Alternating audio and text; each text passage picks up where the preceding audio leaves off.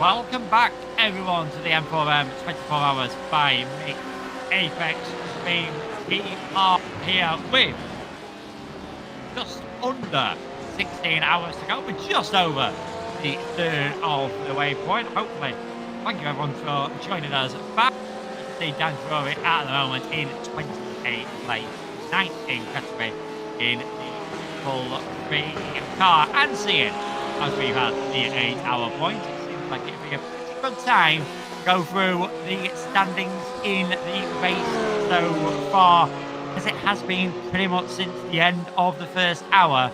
M4EM by JWR are leading very comfortably in the Proto 1 category at the moment, doing an absolutely sterling job. Brad Philpott, and it was Luca driving that car as well. You can see about a 3-minute gap at the moment ahead of Missed Apex Predators, the only other car that are on the lead lap in that category. Lion GP, Fenster.com with Dennis Funheim behind the wheel at the moment, currently third place in that one. In Proto 2, it is the 588, the ST Racing with Driven Escape car with Lucas Fester currently behind the wheel, leading in that category. Our earlier leaders, 666 PRC X car, are now in second position. Angry Breather Racing Red, who took pole position in that category, they are still hanging in there as well. They are still also within about a minute of the lead of this race, so doing a very good job as well.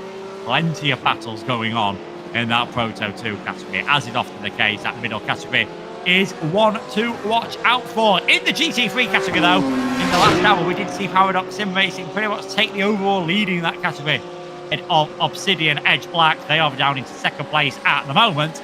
Get Closer Racing currently in third place. Get Closer did get too close to Obsidian Edge Black earlier on. They're recovering from that one and doing a very good job as well. The second Paradox Sim Racing car there in fourth place with Akos Sensisky behind the wheel. Could we see that team take a 1-2 in that category? It's going to be plenty of work to do so if we are to get that. And that is the end of the results. We've still got 40 out of the 43 cars running, which I was saying earlier on to Nick's fan, as that is an absolutely fantastic achievement and just shows the commitment of all these drivers in this race. I don't think we've had anyone quit unless it absolutely happened.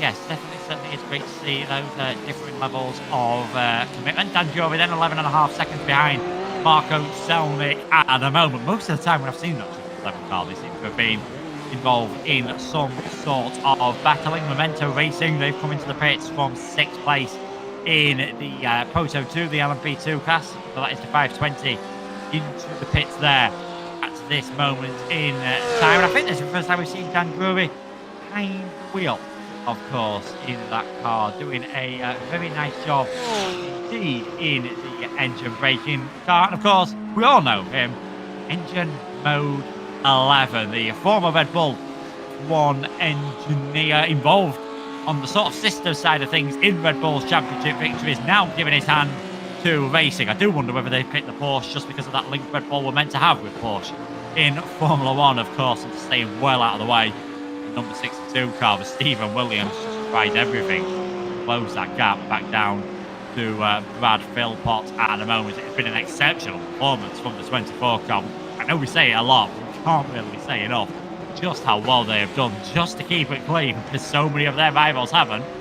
That is the first battle in endurance racing. If you can keep it clean, chances are you're going to end up with a very good result by the end.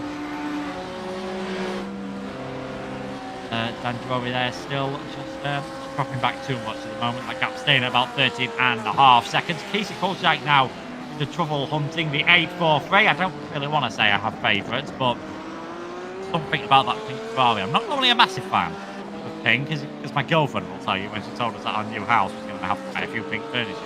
Well, full gave a very disapproving look. But certainly on that Ferrari, just seems to be working out quite nicely indeed. And Dan Drury doing a very good job in the Porsche, keeping that gap at about 1 minute 30 seconds to Casey Kolchak at the moment. Sounds like a big gap. 15 minutes 52 seconds though. Things could definitely change with that one. We've had an update from race control how the incidents were looking at this moment in time, and to be honest, not looking too terrible. We said most of the teams are going to end up with some penalties at this point. Strip the dip Lion GP and Matt Turnip all in penalty range. iBack Sim Racing, the number 15 GT3 car, not too far off getting a penalty. Neither is the 420, but still a lot of cars with a very low amount of penalties. And that includes our race leaders of less than 10 at the moment. So, performance that Brad has put in, the performance that Lucas has put in, the performance that Danny, I'm sure, will be putting in later on. If they can go through this race without any penalties whatsoever, I think that'd be an absolutely astounding achievement. See Brad Philpott at the moment, 3 minutes 7 seconds now.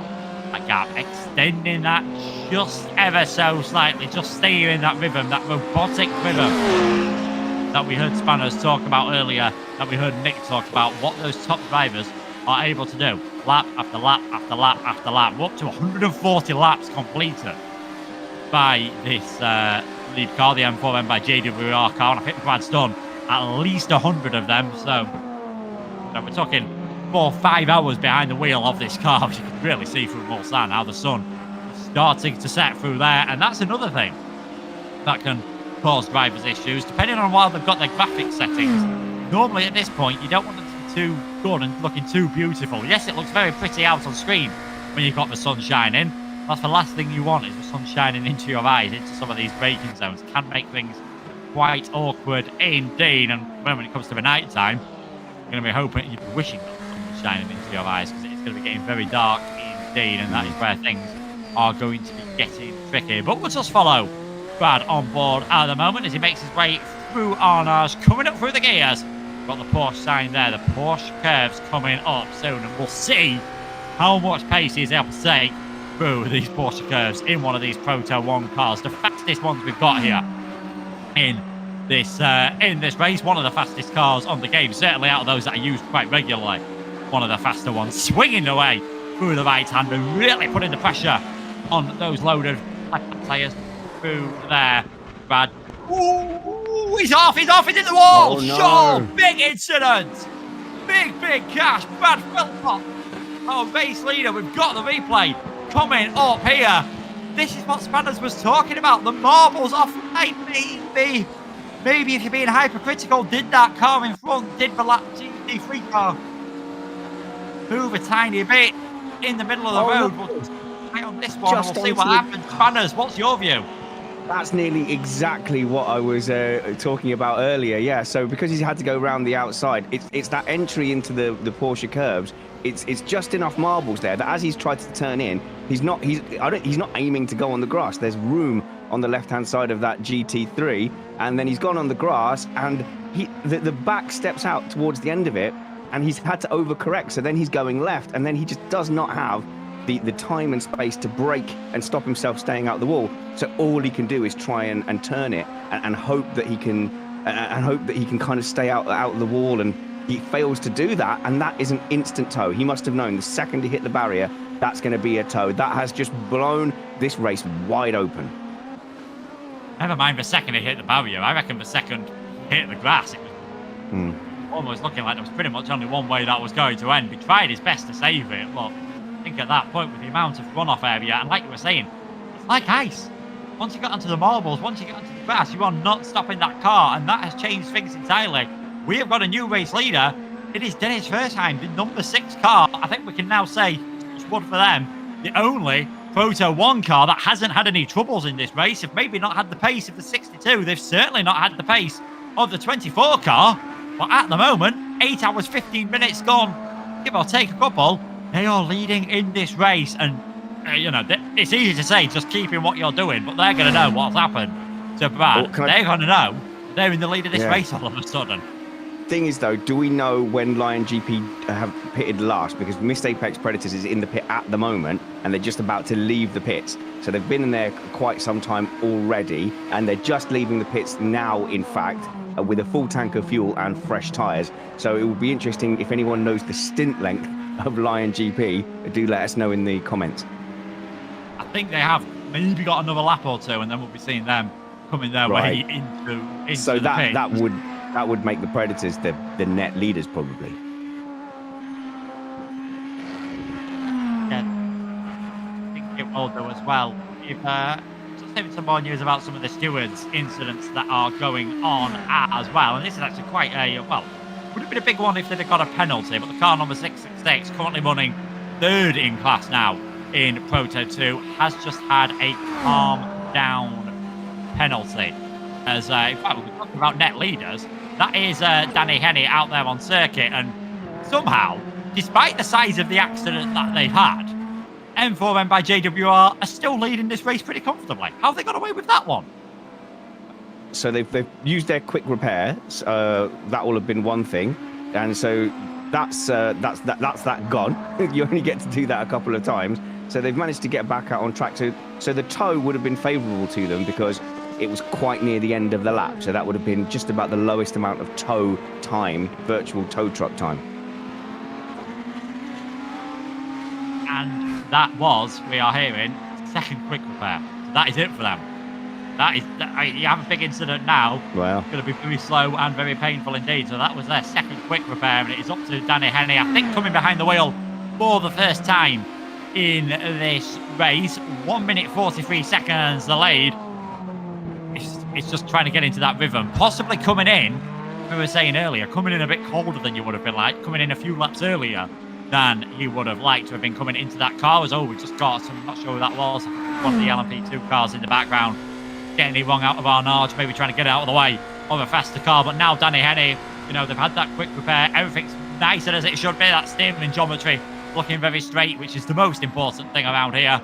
Just wait and see what he can do. We'll see what sort of rhythm they can get into. But this is endurance racing, and that will have just given the number 6 for 62 and everyone else in Proto 1 that little bit of a boost. Just because they've been dominating the race so far, it's certainly not over yet, and you never know what could happen. And it looks like at the moment, Dennis Verheim has got a little bit of a pace, advantage. Leave it a couple more laps, see how that turns over, but certainly the gap is starting to come down. It's at about the 1 minute 40 point at the moment. I don't think Verheim, though, is too long away from the pit stops. 43 seconds ahead of Stephen Williams. So if the number 6 car is showing some good pace, it's going to be one to watch. Whether the 6 and 62, how close they're going to be out on track later on. I feel like I'm not anti-Lion GP. Just want to point out that, obviously they've got an empty tank of fuel if they're just about to pit, so that does make a little bit of difference on the tyres. And Henny's just warming up, and I think that the second lap out is your fastest lap for quite a bit of time on a stint, with the tyres being nice and grippy. And then as the fuel load comes down, then it sort of starts to naturally come down as well. Just saying, with that 666 PRC pass SRT, that got a penalty for causing an unfair collision. It also lost its rear wing in that, but my replay isn't showing the incident that led to it. However, given that they came out very quickly and with no damage, then it looks like they've had to use a fast repair as well. So I'm curious as to, maybe that's their last chance too. So that LMP2 category isn't over yet either. No, and what that has done is that's promoted the 21 car back into the podium slot in the Proto 2 category as well. So the Sim Racing Collective now with Josh Millington behind the wheel, and we can see there that's just them heading out of the pit lane there, being 666, very nice and repaired. So yeah, interesting scenes going on here. Joey Lipponen now behind the wheel. They've had that calm down penalty, only 7 seconds off a podium, and a massive 3 minutes 10 seconds ahead of Liam Whittingham, the 570 British American racing car. Again, going a bit more British rather than American with the livery of that British racing green car. We'll see what Jerry Lipponen do, whether they can get onto the back of Josh Millington and give us a proper battle for a podium position here. And that's the other thing, you have the incidents, all of a sudden your stint plan goes out to the window. All of a sudden you need Sam's spreadsheet to work out where you're going to be and how you've got to adjust things. Very interesting indeed once you have all of those strategies. We're just following Liam Whittingham around at the moment. Another one of these cars in Proto 2 that is sort of in that no man's land. It's just sort of got to keep up their own rhythm, keep things nice and clean. 3 minutes behind the car in front of them. 1 minute 27 behind John McClintock in the 520. Currently running in 6th place. A reminder of the different categories we've got going on here. Proto 1 is all the BMW LMDh cars with the hybrid power system.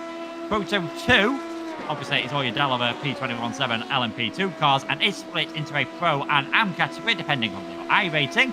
AM is anyone less than 3,000, which still, even if you're in at around 2.5 to 3,000 point, let's face it, you're pretty solid at this game. And then you've got the GT3 category, only category that has a mix of cars. BMW is doing very well in that at the moment, and that is also split into Pro or AM, depending on your iRating. So I'd say everyone who's been driving as quick as they are and as consistently are at the moment, say it's amateur by name, certainly not amateur by nature. They're doing a fantastic performance at this moment in time as Jerry Lickman. Not everyone is. Oh, come on. There's been some terrible driving out there. Let's not pretend. Let's name names. No, I'm joking. But look, there's definitely room, I think, for the AM category, and I think that just, there is a kind of a trying amateur category that I'm happy to put myself in, where you go, I will never have the skill to be up there competing in the top splits of the popular categories. But what I will do is I will go about my business seriously. I will practice. I will take it seriously. And I think that's the definition of a good amateur. Yeah, I think I'd definitely be a trying amateur. If you're trying for the best of my teammates, I think watching me going around and certainly be in the slower end of the category.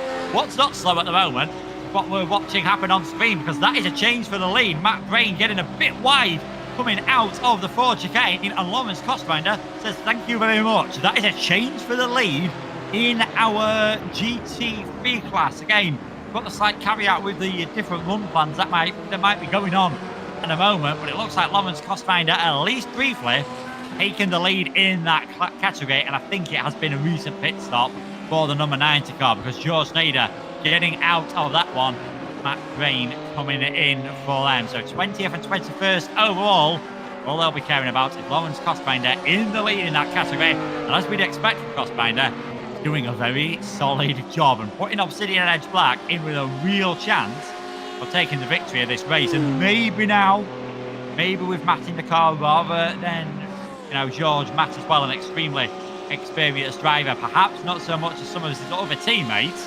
Maybe this is the opportunity for Lawrence to see if he can build a bit of a gap. But doing that around here with all the slipstreaming, easier said than done, especially between two identical cars and two, what look on the face of it, very evenly matched teams.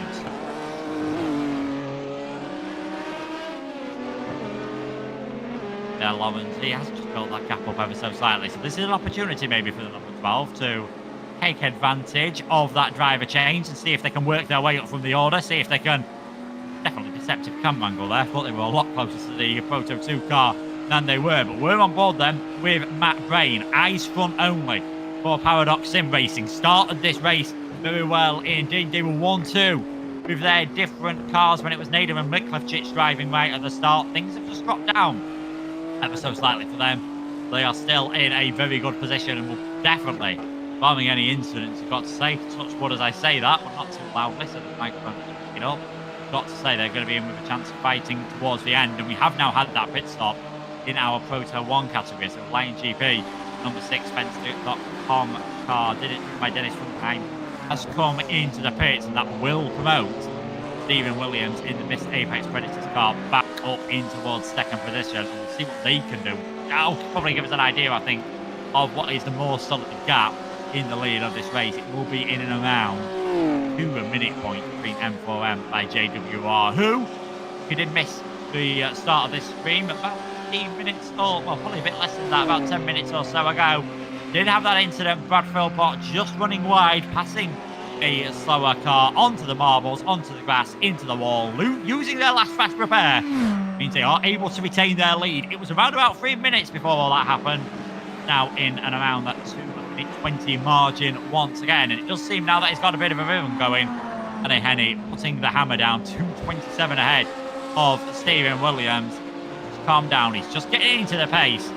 Maybe we're going to see some fantastic performances once again from these guys, but that's got to give everyone else hope. If you've seen the leaders make, a mistake, yes, there was a car that they were lapping at the same time, so you can't say it was a completely 100% unforced error, but they're going to be in that situation later on with no fast repairs, with 16 hours near enough to go. Probably not the best place to be in, but I'd imagine most teams at the moment haven't got too many fast repairs going, to be honest. Only having 2 in a 24-hour race does seem a bit harsh, but then again, some would argue Some would argue you should have Yeah. none in the 24-hour race.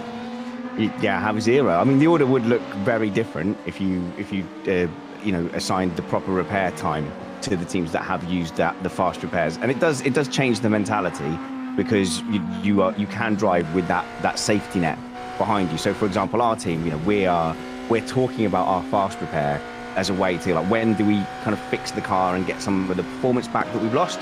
And at the moment, we're edging the repair by triple stinting the tyres. So if you don't change your tyres, the pit service time, instead of spending time changing your tyres, they spend time fixing the optional repairs. So, the more you can chunk out of that, the more of the performance you lose. So we're losing a bit on the end of the straights at the moment. But we're using it like that. Like, if that gets too bad, we can do our fast repair and kind of reset. I think for some of the faster drivers, they go, that's in my back pocket. If I bin it, if I completely, end up in the wall, then I'm going to get rescued. So it's not that bad. It's just a tow, and then you're straight back out. So it can change that mindset. So you could argue that if you didn't have that fast repair, you'd have to drive in a more cautious way. You'd have to be in the back of your mind saying, if I hit a wall, this could be my team out for 20 minutes of repairs in the sim, which is that's still quite generous. The flip side, and the reason why from an organizational point of view you go, let's do quick repairs, is because in reality everyone has lives. And do you want to sit for another 12 hours when you've been put half an hour behind, or do you want another chance to kind of stay in the action? And speaking of action, the GT3s look like there's a possible overtake, with Obsidian Black having another move into the second of the two main chicanes down the back of the straight, and that is Lauren's Cost Winder around the outside. That's a difficult overtake to pull off, but that seems to have stuck and landed very, very nicely.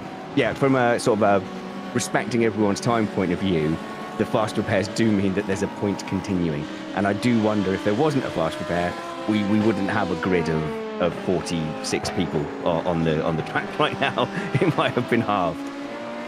Yeah, certainly. And I just wonder whether you might have a bit of, I hate to bring you some bad news while we were watching that. We did see a replay of your car, the 117, just having to take some evasive action. The big Ferrari having a bit of a moment coming through Indianapolis. Daniel Cook having to get out of the way. He tapped the wall. It was at a nice angle to hit the wall. Let's be honest, at that speed, it's never really too nice.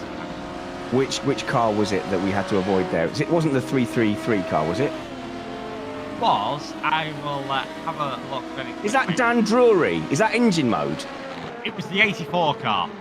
Oh, okay. Oh, yeah, the 843 car. That's not Dan's fault, unfortunately. We might have got away with that though. Hit the wall pretty side on, so hopefully that'll be minimal damage. But then again, we've got, oh my goodness, what is that 843 car doing? It seems to have absolutely no grip. Maybe it's carrying a bit of damage, but that car looks undrivable at the moment. That was the pink Ferrari you were talking about decorating your bathroom like, wasn't it? Well, that's decorating the house. So I'm probably just there to say that looks fine and nod, play along, which is probably the only reason I'll be allowed to do any sim racing and sim commentary, by nodding and playing along, to be perfectly honest. Yeah. It work out pretty well. But yeah, I think you've got away with that one there. And it is, sometimes you just need that little bit of good fortune, the angle you hit the wall. If you can hit it sort of side on, you're not bending the wheel or bending any suspension geometry, you're in a nice sort of situation. So maybe your toolbox racing just sort of getting away with that one there. So we can see the 117. I mean, we were saying, we talked about this. It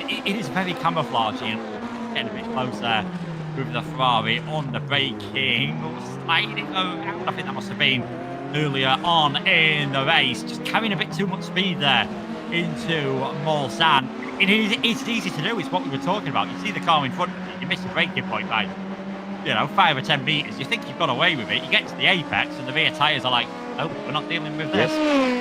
I have been that soldier. So I'm just getting some inside scoop from the leading car still. So from the M4EM 24 car by JWR. And yeah, they're not happy. They do feel like the GT3 perhaps didn't maybe stick to its racing line. It did look like the GT3 took a little bit of a jink outwards, even though there was room. It's hard, when a car hits the curb and sort of takes a little jink out, you don't know what that car is going to do. It's like when a car is kind of sliding off. Is it going to hold its brakes or is it going to slide off the track? So you have to make a decision. But yeah, they are feeling a little aggrieved at that, and they are painfully aware as well that that is their second quick repair used now. Yeah, I was going to say, it certainly did look as a GT3 car. Maybe, like you said, just hit the curve, that forced it a bit more to the middle of the road. We've already talked about netcode and different things. It's got a bit more margin than you would in real life, and fortunately for Brad, hit the marbles, hit the grass, driving on ice, spins it round. But all things considered, they are still in the lead of the race. Have used their final fast repair. Hours, 30 minutes to go, and they're just building that lead up once more. The M4EM by JWR car, you can see, still on the 2 minutes 27 in the head of Steve Williams, and making a bit of an easier job getting through GT3 traffic this time around, getting past our sole Lamborghini in the field there, the number 6 car. It's great to see people trying these different cars. I mean, a lot of people have gone for Ferrari and BMW, there's quite a few Porsches. It's nice to see different cars in the field, and I suppose if you're the only car that's there, only Lamborghini in the field, if you have a bad race, you can be like, well, we've hit the one car. It's an easy excuse. No racing drivers will be easy excuse. The BMW looked absolutely massive. So yeah, my team, my Toolbox Racing, overtook a BMW, and I thought the BMW was going to eat it. It looked that big. But yeah, as they so that was race control there in our ears. I didn't just stop talking for no reason, but that's driver 777 is getting a drive-through penalty for causing an avoidable incident. And this is it though, Luke. Everyone's starting to get maybe a little bit tired. Everyone's starting to feel it, and certainly like family pressures, people are getting yelled at. Why didn't you do more to help today? Why were you playing pretend race cars? Well, I did everything. And it's a fair point. You should go and make sure you check in with your family between stints, just so they know you still exist. But a lot of pressures, a lot of tiredness is slipping in, and dare I say, the odd person has probably poured a gin, Luke. I'm not judging, I'm just saying we're in the sherry hour and things are getting wild. Yeah, I mean, judging by from what I'm hearing, thankfully you guys aren't picking it up since having a fucking party. The house is back. They're really enjoying their Saturday evening. Maybe they're watching this and realising what a fun race it is. Where would you rather be at the moment, the M4EM? By 24 Hours by Miss Apex podcast, and that 7-7, yes, 777. We did hear it got the penalty. That was for moving off its line whilst the number 24 car was lapping it. So that did go to race control. They've got obviously more angles than what we can see on stream, and it has been determined that was an error by Marco Selnick, and he is going to have to come down the pits at an incredibly slow speed. Will retain that 27th place. Stewards have adjudged that to be a drive-through penalty. And I think that's one of the things what has happened. I mean, fair play to you, Fanders, for spotting it. That like tiny little bit of a jink went over to one side, and unfortunately for them, that is going to be a drive-through penalty for them, and they're not taking it this time. They're going for a normal pit stop. That will drop them down the order. Luke, I'm not going to lie to you. It wasn't my eagle-eyed commentary vision. Yeah, I'm in a WhatsApp group with people yelling a lot, and actually we're having a very fierce argument amongst ourselves, amongst the Missed Apex podcast group, about what happened there. And I think no one's blaming the prototype car with Philpott driving, but if you look at the GT3, I initially thought that it was like maybe they'd hit some of the inside or got on the marbles or something, and then got thrown to the outside. But it does look like it was just an active choice to take like the normal racing line into that first right-hander, and they sort of suddenly did that. So if you're the car behind you, there's almost like an unwritten contract through there, and through certain corners where if you're being overtaken, you stay to the right. And I think it was the suddenness of the move out to the left, maybe just a slight lack of awareness. And I'm not judging because I don't know what it's like to gauge that closing speed between the hybrids and the GT3, but also in the mirrors of the GT3, that hybrid would have appeared around a blind corner as well. So a very difficult situation for everyone, and frustrating from the lead for sure. We're going to find out just how frustrating, because he has joined us in the commentary box. He's the man who's helped his team into the lead in this category, and must have been wondering what could have happened as he slid backwards towards the wall. It is Philpott. Thankfully, Brad, at least from your point of view, you guys are still in the lead, but using up both your fast repairs at this point in the race, certainly not ideal. Yeah, oh no, he's come to the commentary box to yell at me as well. No, not at all. We have used our fast repairs a bit early. So yeah, we were hoping to have a totally clean race, as I'm sure everyone has. And it's the first incident we had with Luca was just, you know, an unfortunate cold tyre marbles issue. Whatever, we can get away with that. The incident I just had, I've been going for hours and hours, and I hope my neighbours aren't stood out the front of their houses, because I've got my simulator room windows open and I have been shouting and swearing at so many cars. We've essentially found ourselves in situations, and this isn't the fault necessarily of the other drivers that I'm talking about. I'm not going to point to anyone in particular, because a lot of people in this race aren't necessarily super experienced at endurance races. Yeah. There have been a lot of situations where a half lift from the car that's being lapped would cost both cars essentially nothing, but instead we get defended against and we lose 6 or 7 seconds in a section. And we kind of accepted that, and we accepted that no problem, we'll just only lap the GT cars in the acceptable standard places. But we do have to do it in those places, otherwise we'll lose 30 seconds of that. And the incident that happened to me was just one of those where the way you overtake GT cars around the outside of that right-hander in the Porsche curves is by having an overspeed and committing to the outside.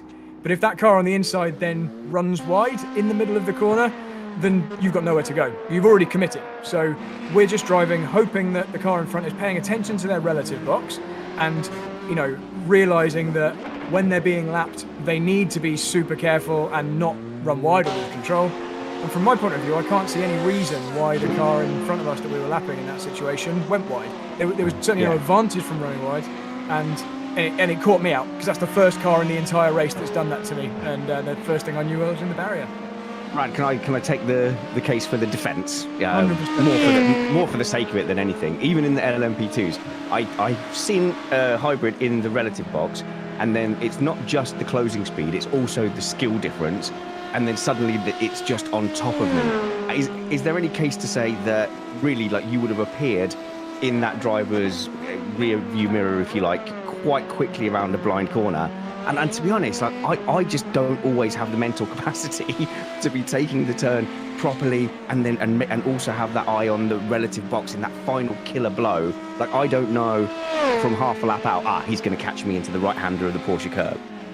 Yeah, and that's a fair point, and that's why I've been judging every single lapping scenario based on the experience level of the driver in front and the team they're driving for. So I don't treat every car the same. I'm planning my lapping move several corners before we actually arrive at the next car based on who they are. So I have a relative box up showing me their license level and their iRating. And the team, driver and iRating of the car that I was passing there, I definitely thought I could trust. I thought I could trust to just hold a tight normal line. So that's why that caught me out. And yeah, essentially, if we're having to plan, if we're accepting in the faster classes that we're going to lose a lot of time every lap. I was losing 6 or 7 seconds per lap in my last stint, just, waiting for a safe place to pass people. Yeah. And we kind of accept that, we hope that there's some give and take. So we're doing that, and all we're asking for is that the car that's being lapped has a cursory glance at the relative box and sees, the overall race leader. They know they're going to be caught by 4 or 5 seconds in a particular section. So just be aware that that's happening, and in that situation we were talking about here, this specific one that I was in, the other driver wasn't doing anything else. There was no other car around them. Maybe it was a genuine mistake, or maybe they'd argue the case that no, that's always their line. But if it is, it's not the right one. Yeah, very frustrating. Yeah. Sorry, Luke. It is sort of that thing that you always say, if you're in a slower class car, be predictable. Don't take a different line that maybe the others aren't expecting. If you're having a battle, though, you can definitely take a different line, as Ollie Newcomb sends it up the inside of Kevin Holland, down the inside of the first of the Porsche curves. Take a bow, sir.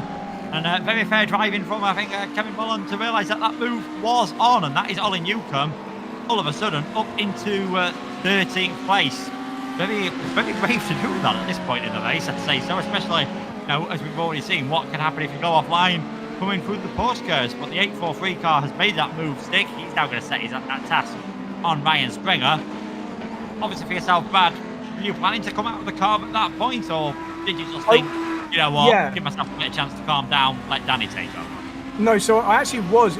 We're very, very fortunate in that incident happened one lap before I was due to pit. So it was almost on plan. And we were also very close to the pit entrance. We were only a 1 minute tow from the pit. So in real terms, if we had unlimited fast repairs, that really wouldn't be the end of the world. The main problem that my accident there has caused us is we now have absolutely no more get out of jail free cards for the rest of the race. And poor Danny, who, let me tell you a story about Danny Henney, who's driving the car right now. He's just driven to a different town during this race to buy a new VR cable because his VR cable failed just before he was about to get in the car the first time. So that's why I did an early second stint anyway. He got back, got it set up, he's now driving, and the poor guy going in cold, having not driven for hours and hours, is having to drive knowing that if he crashes, our race is over. So that's really the main issue, rather than the time loss, which was probably a minute and a half. Brad, just speak to us for a second about the decision as a race organizer to have 2 fast repairs, because you could have no fast repairs and be brutal. You could have infinite fast repairs and say binning it doesn't matter. Yeah, there's definitely a balance to be struck. So I am kind of all for having no fast repairs. So in this race, we would have been out of the race long ago, if that's the case.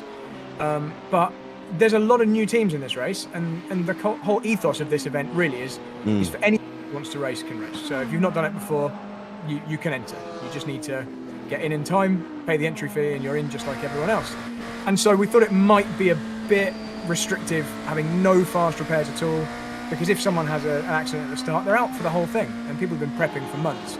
So I thought two was probably the right balance. It means you've got to be careful, but you're not going to have your day ruined, because a crash still loses you a lot of time, even if you get a fast repair. So yeah, that was the idea. How do you think it's gone with that as the limit? Well, yeah. Our only question was, how much does it change the attitude of the drivers, knowing that they have got that to rescue them in their back pocket? So for our team, we're using it. We've kind of been picking up lots of little bits of damage, and we've been trying to slowly chew down on about 6 minutes of optional repairs. So for us, it's like, well, because we're very slow and pedestrian, we're like, well, when can we treat ourselves to a new undamaged car? And that's when we're going to use our first fast repair, I think, rather than hopefully, for our first catastrophic bin into the wall. But I don't know, from an amateur point of view, I think we would have lost a third of the field to life if there'd been no fast repairs, because they go, well, to be honest, I was already sacrificing quite a bit of family time, and I'm not going to sit here 3 hours behind.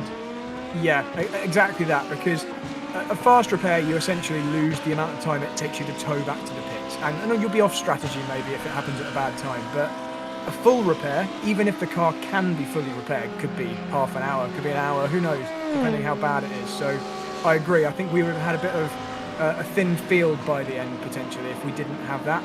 And, it's not completely unrealistic that you could now go for the next 15 hours and just be really, really careful. The tricky part is when you feel like you've already been being really careful and you've still come a couple of times. So hopefully now we're, certainly in our team, we're all of the attitude of just stroke this home now for 15 or whatever hours it is. 15 hours and 18 minutes remaining. Because we're definitely not going to win if we crash again. So that's our race. You guys are doing quite well, aren't you? Your team. Oh, my toolbox racing. I think so. It's okay. I mean, look, when we're on track, we've been lapped by the people leading the class, but we can be sort of holding your own, and we don't feel like we're completely out of place. But our complete plan. Seventh in your class. Is that right? No, I don't think. Yeah, you are. You're seventh in the AM class. Yes.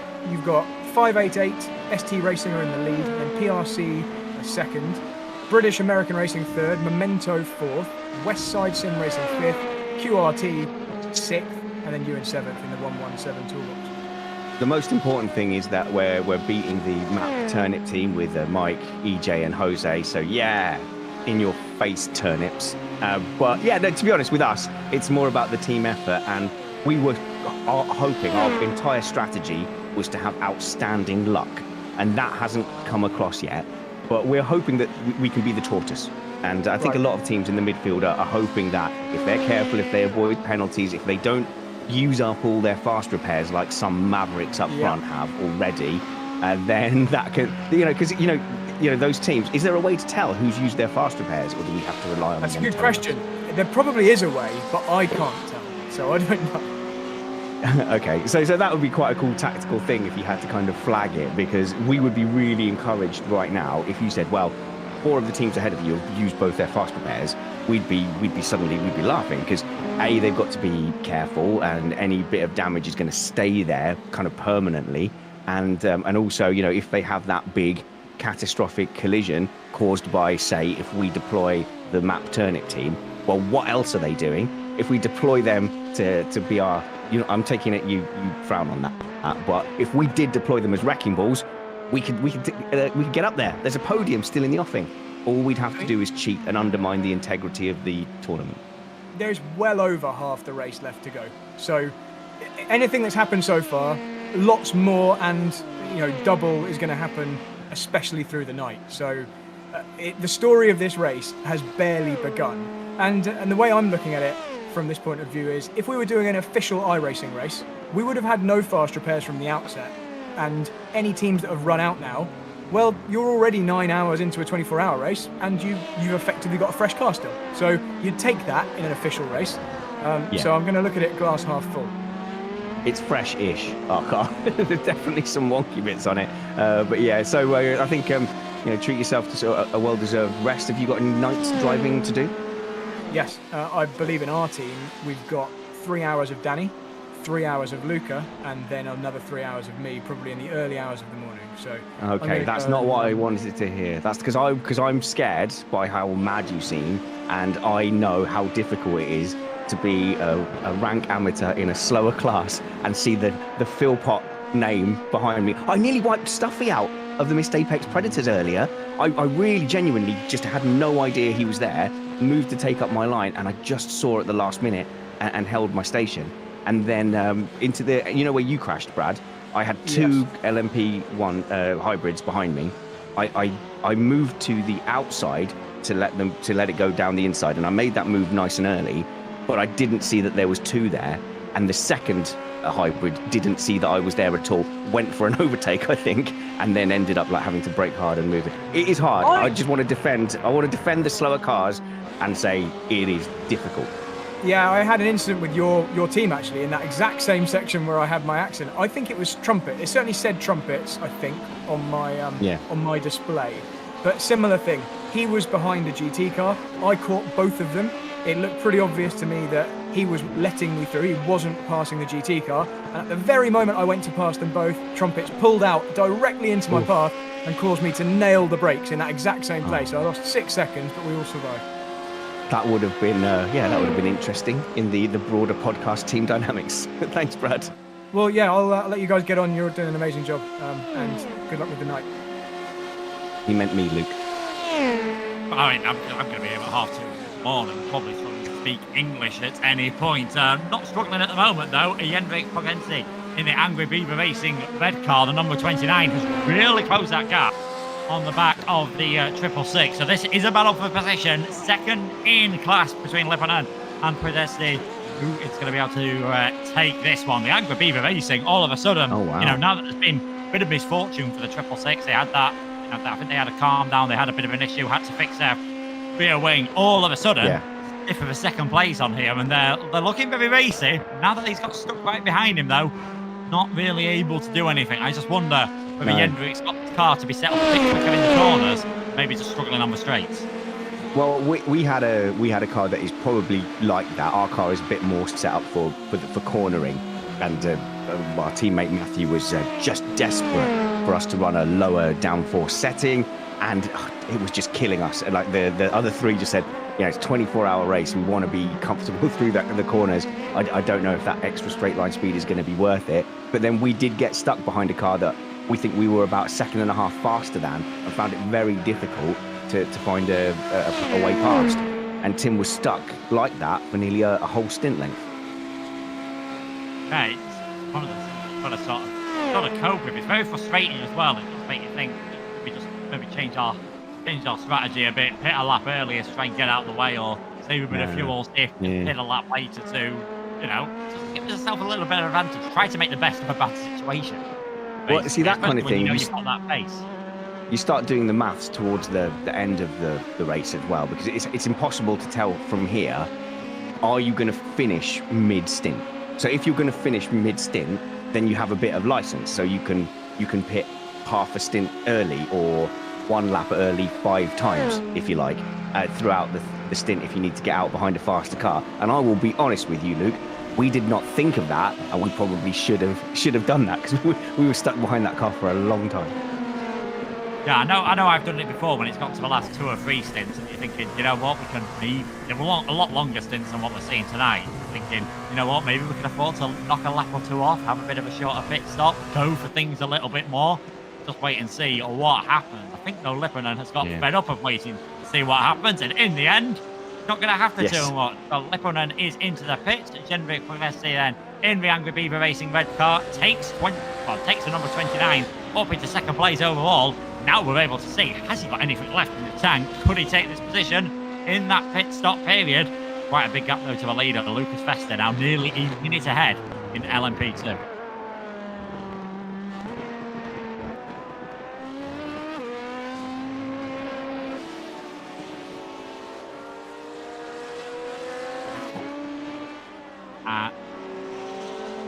And we have, we've got some, listen to number 29 car driving our way along. We have got someone else joining us. Commentary box. They'll be coming along for the next few hours or so, and that is Yuka. How are you doing? Hi, can you guys hear me? I can hear you loud and clear. How are you doing? I'm good. I actually just popped downstairs to get a drink. And then in my earphones, I could hear you guys introduce me. I was like, I had to run all the way back up the stairs because I'm the consummate professional.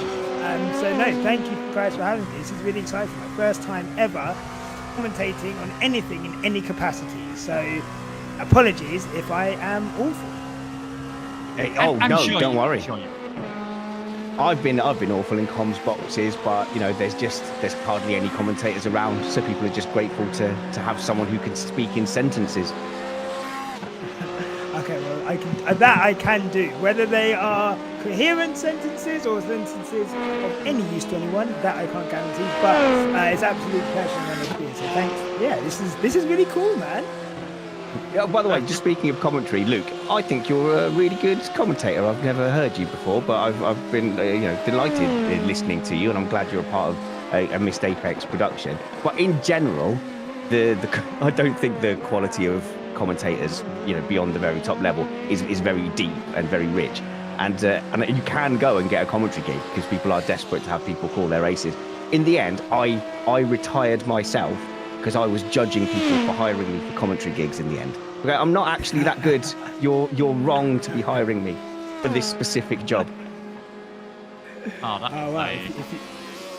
If you're letting the jobs go, then I'll go and hoover them all up. Then that's absolutely guarantee. Someone like you with your Mike Smith ability could go and get commentary gigs. I guarantee it. Oh, thank you. How's this event going then? Like, are you guys happy with how it's going? Like, I can see I've been watching for like the last 20 minutes or so. There's been a bit of action. I heard you guys talking about the fact that it's only 9 hours in, I think. So, it's still a long way to go. But how's it going as an event?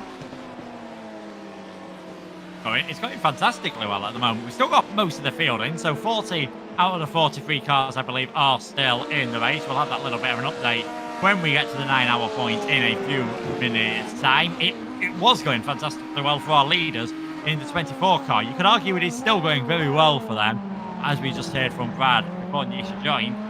Still there, fast repairs. Clearly still some frustration from Brad's point of view. The 777 did get a drive-through penalty for that one. Yeah, it's been very interesting, and what an introduction to commentary, doing it in a night race. I mean, I've got to agree with what Spanner said. I think my first commentary is still on YouTube. It sounds like I'm underwater during the entire thing, and no one complained, and everyone kept me on. So yeah, you're doing well. I tried to get some showreel footage of my commentary time, right? And I went back and I looked at old YouTube videos, and I went, "This is all trash." And I was getting paid at the time, like quite well, and I was like, "They were idiots for They were idiots for hiring me. No, it's definitely a hard skill. But welcome to the booth. I think that the key takeaway for me at the moment is the battle at the front suddenly coming to life. And I think those M4EM guys, Brad, Danny, Luca, especially. I'm not trying to sort of speak ill of Luca, but he's a very, very quick young man. And just like all pointlessly young people, their kind of risk-reward ratio is very different to, you know, our Cardigan racing team. We should have called it Cardigan Racing. You know, at the back where we're going, oh yeah, the tortoise always beats the hare, except it doesn't. And then, but those guys are going to be thinking lap time, pace, let's go. And I don't think, as sensible as they want to be, I don't think they can rein that instinct in. They're going to go fast, they're going to drive well, but it only takes a moment now for them to lose a rear end, to struggle to pass a GT3 car, and they're in the wall, and it's not over, but they will drop significantly down that hybrid leaderboard. Certainly. They've just got to be a little bit more careful now. It's like you said, with the more experienced drivers, they've been in that situation where they've had the accidents, they've had the crashes, they felt a bit embarrassed. They're less likely to do it again. Someone a bit younger like Luca, yes, he's got fantastic pace, might not be in that same situation, but then there's the flip side to this, and I'd be interested to hear what you think on this, Yisha. You know, would you tell Luca just to take it a bit easy, because then they're not driving naturally, and sometimes then you might be more keen to make a mistake because they're having to think about it. Well, look, honestly, I'm going to be honest with you. I don't know which way to go on that. It's, for me, this is like, probably, I have watched some endurance racing, but even just hearing you talk Spanish whilst I was kind of behind the scenes about your setup and how your setup kind of made sure that, you know, you didn't have enough top line, straight line speed to overtake someone. So even like the setup issues I hadn't even considered, let alone the driving style issues. So I guess, you know, for me, I'd probably say just drive how you feel comfortable, and I guess work around that, how that would kind of impact on your race. Because once you start to drive in a different style, maybe that's where mistakes might creep in. Maybe you know, some lack of concentration or whatever. You know, you don't go as fast as you could do. So I would always say just drive to your natural driving style. Anders, would you agree with that?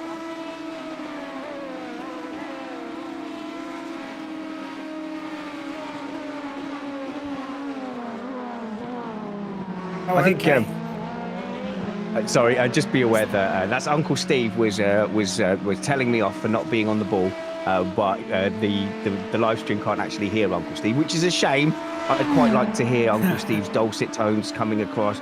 Oh, you guys are all idiots. Back in 1874, we used to podcast using a can and a string, and we sounded better than you idiots. And I think that would make good broadcasting. But yeah, so when it comes to setups, that was a perfect Uncle Steve impression. When it comes to setups, really, like I don't want to lose it. I don't want that random moment where just the rear steps out and it goes. And I know, you know, the setup that Matt wanted. I just suddenly I felt like I'm gonna touch the throttle and it's gonna go. I'm gonna let the team down and I'm going to be sad. And I think I would probably give up position or two just to be able to kind of enjoy the racing, which is for me why I prefer in iRacing doing the fixed setups. If it's a fixed setup series, I'm much happier because I didn't join the iRacing service and I don't put all the time in it to be a sim engineer. Like, I don't want to play virtual mechanic. I've got no interest in doing that. So I'd love it if everyone just could have the same setup, but oh my goodness, some people spend hours and hours and hours tinkering endlessly with their setups. Yeah, it's always been a feature. I'm sort of along the same theme. I'd love to be able to spend the time going through all these different setups and doing these fantastic things that people do, but sometimes it is nice to just jump into a fixed setup base. Quite often on iRacing, setups are quite nice on the fixed setup. They are quite stable. It's an interesting point you made. Fastest setup in a one lap certainly will not be the fastest setup over an entire race. It's good sometimes to have that stability, and if it gives you that little bit more confidence so you can push harder, your days.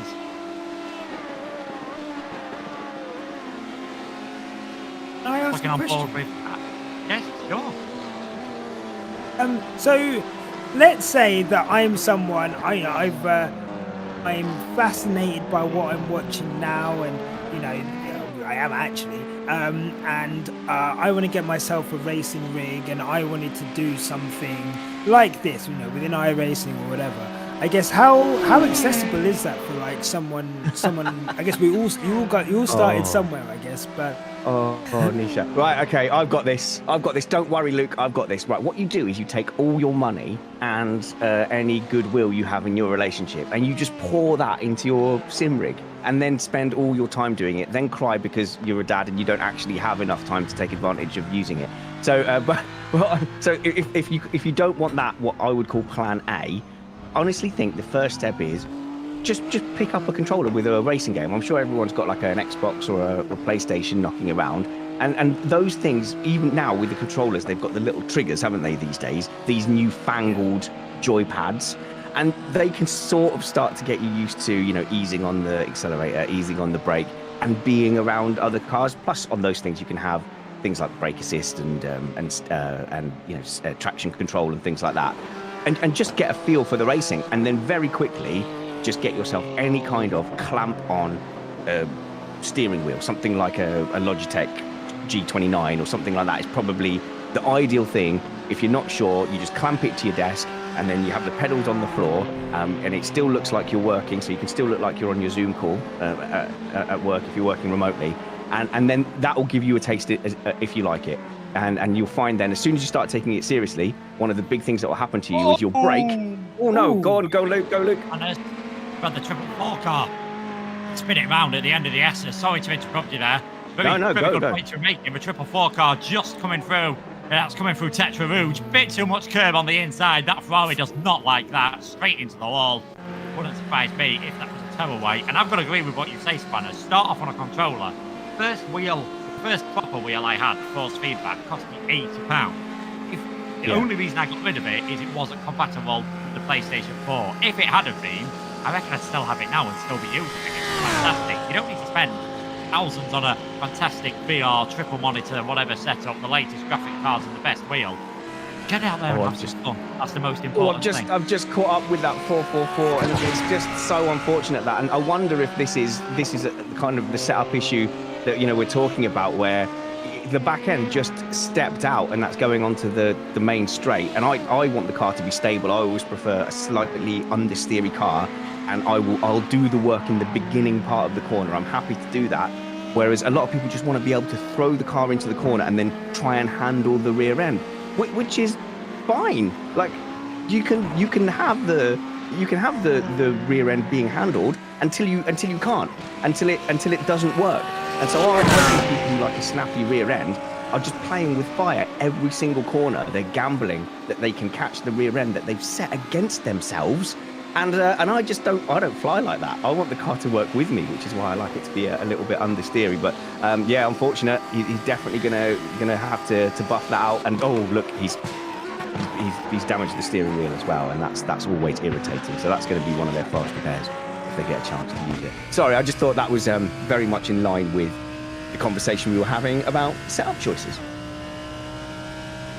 Yeah, people have always got to make those setup choices. We are now into the 10th hour here of the Mr. Apex, or the M4EM 24-hour by Mr. Apex iRating here at Le Mans. And as you can see, it is still the M4EM team leading, but a much reduced lead after the incident for Brad Philpott earlier on. 1 minute 46 seconds now, the gap between them and the number 6 car. Missed Apex Predators there I think those two have actually swapped round after the pit stop period in the Proto 2 category. It is still the 588 that is leading in that one for most of the last hour or two. It's been the 666 that is behind them, but now it's the 29. We saw that move being done in the pit stop phase, with that one still things incredibly close in that category. You can see all those lead 3 cars on the same lap as each other, and with 15 hours to go, you never know what could happen. We've already heard how losing all your fast repairs can cost yourself, and I'm very surprised that Triple 4 is able to continue. The Paradox Sim Racing car is now back into the lead in GT3, the number 90 in the lead in that one. Obsidian Edge Black currently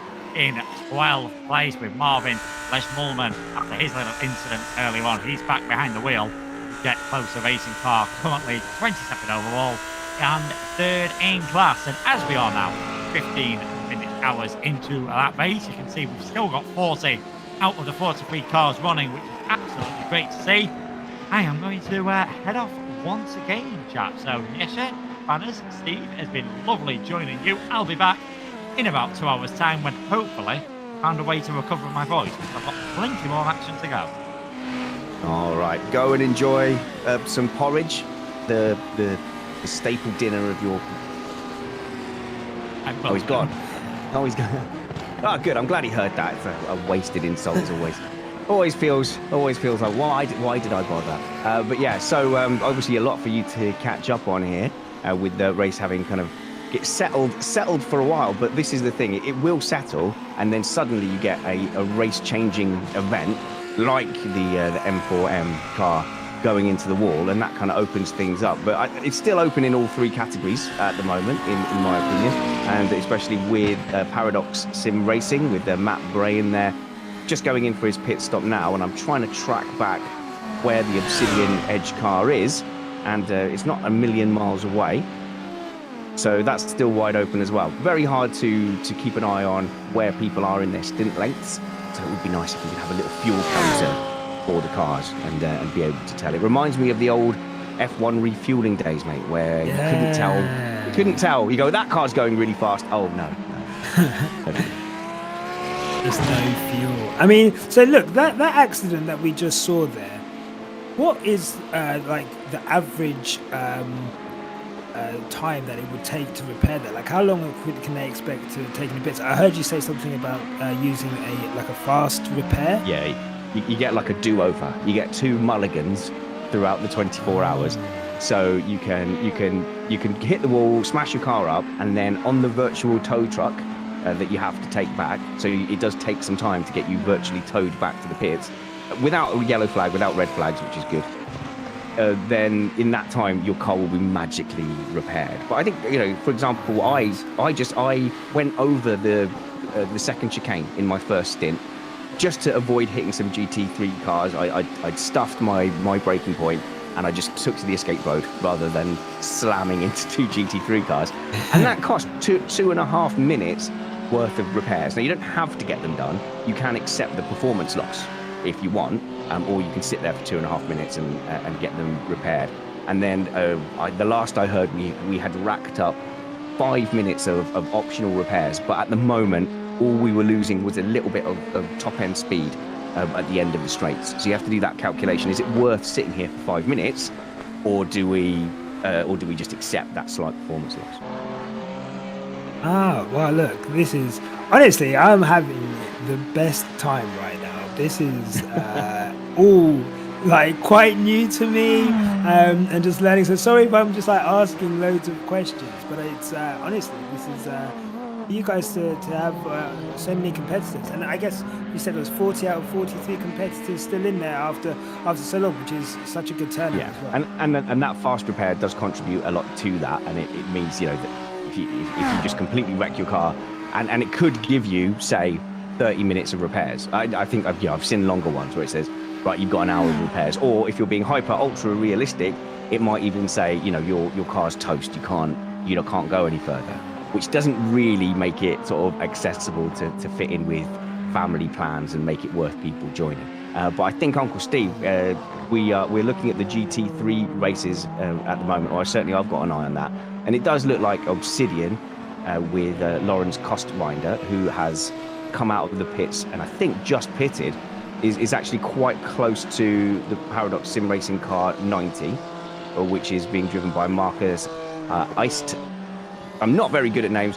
Eistletner, I believe, and Eistletner is in the BMW and is being chased by Lauren Costwinder, also in a BMW. Now I'm trying to get a sense of the relative pages. I hope you can see this battle as well, Nisha, because it does look like the Lawrence Costwinder car from behind has got a significant pace advantage at the moment of a couple of seconds. So we're going to see, hopefully, a little bit of on-track racing at the moment. And even though endurance racing isn't about cars swapping, you know, despite what Formula One is trying to teach us at the moment, you don't need constant overtakes to make it. But we are going to see, I think, a bit of a race for the lead of the GT3 cars here. So this is the one to keep an eye on, and I'm going to sit on board with the number 12 car of Lawrence Costwinder.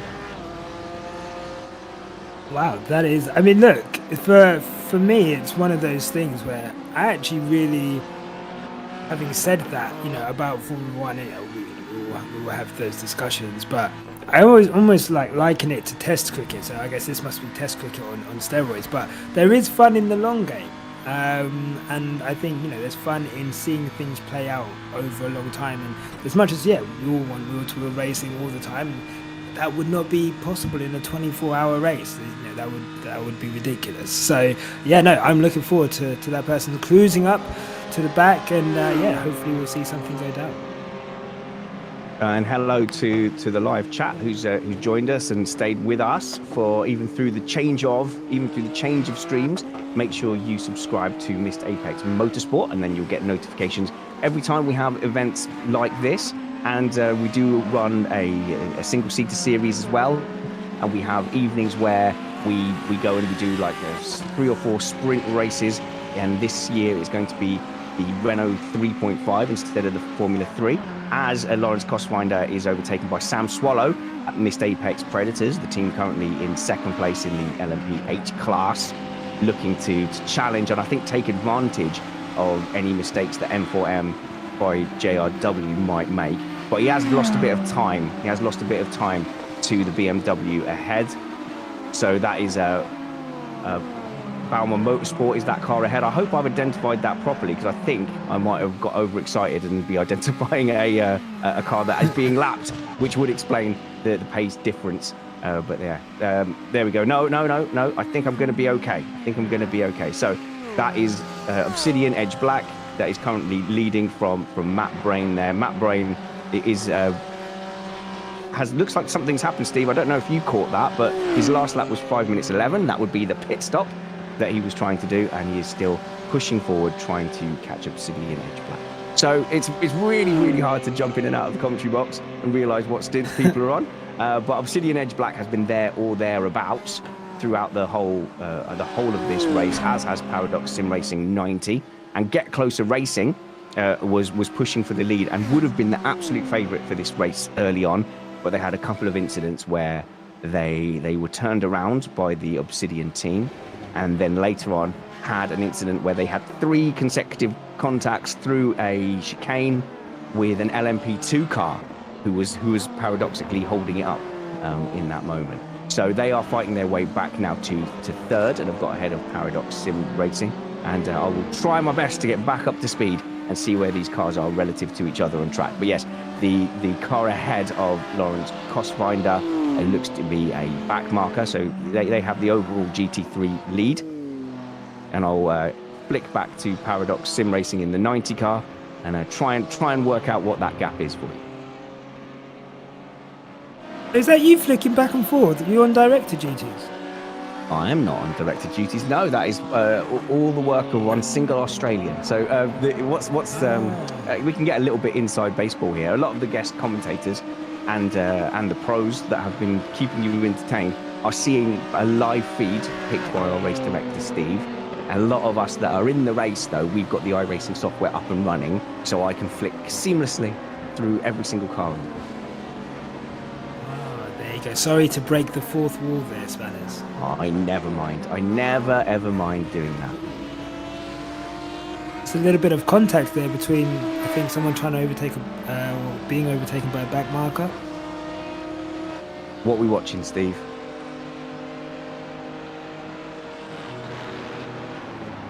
Yeah, so you can tell what the viewers are seeing, whereas I'm jumping around like a madman. Yeah, so that is Matt Brain in Paradox Sim Racing 90, and that they have been consistently out near the front. They were leading the GT3 class early on, and then they seemed to drop back and didn't get involved in that Obsidian versus Get Closer Racing battle. But yeah, now they're within 22 seconds of the race lead, so that could still go either way. So they're 23 seconds. They are on the same lap, I believe. So we've got the top 5, the top 4, 1, 2, 3, 4, 5, the top 5 in that GT3 class are all on the same lap, which is very, very close racing for a 24-hour race. It's a lot more spread out, I think, if we look at the LMP2s, it's only a handful. Yeah. And obviously at the top, I think there is 3 cars on the same lap, but the leader is 2 minutes and 44 seconds out. So unless we're looking at a potential pit stop situation, that gap of 21 seconds ish, 21.8, yeah, that could if they can close it, that could set up to be quite a spicy little battle. Yeah, and it looks likely. I mean, you have to look at the lap times and say, well, what are they generally doing? So, Matt Bryan's last lap time there was 57, but they were in traffic. And if you look forward down the road and try and look at not ST Racing, Obsidian Edge Black, their last lap was a 53. So the gap kind of accelerated out at that point. But it's really hard to pick apart because you can lose so much time trying not to crash into a faster car. And I have a lot of sympathy for the GT3s because they just have to deal with like idiots like us in the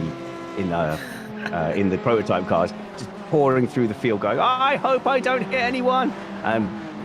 Well, it's very, very difficult. And I'm very aware that as I come through that field, if I see a car with 2 numbers instead of 3, that car is definitely going to be a better overall driver than me, yet I'm hurtling past them.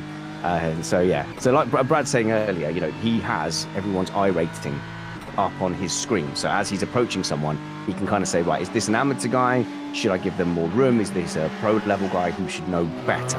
And so, but I just go by the fact that 2 digits means it's pro level, so higher iRating, and 3 digits, like I've got, means you're an out-and-out amateur.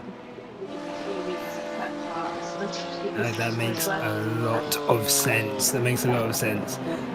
So how long have you been iRacing for then? Oh, ages. Do you know what? The real secret to not spending money in iRacing is to make sure that you never go to Brad Philpott's house and test out his rig. So that was 8 years ago, I think, when I first stepped into his rig and I went, oh, this is my whole personality now. Now then, in the background, that is not my television in the background. That is the television of Caterham racer and regular Missed Apex endurance racer. It's the fantastic James Wingfield. Hello, James.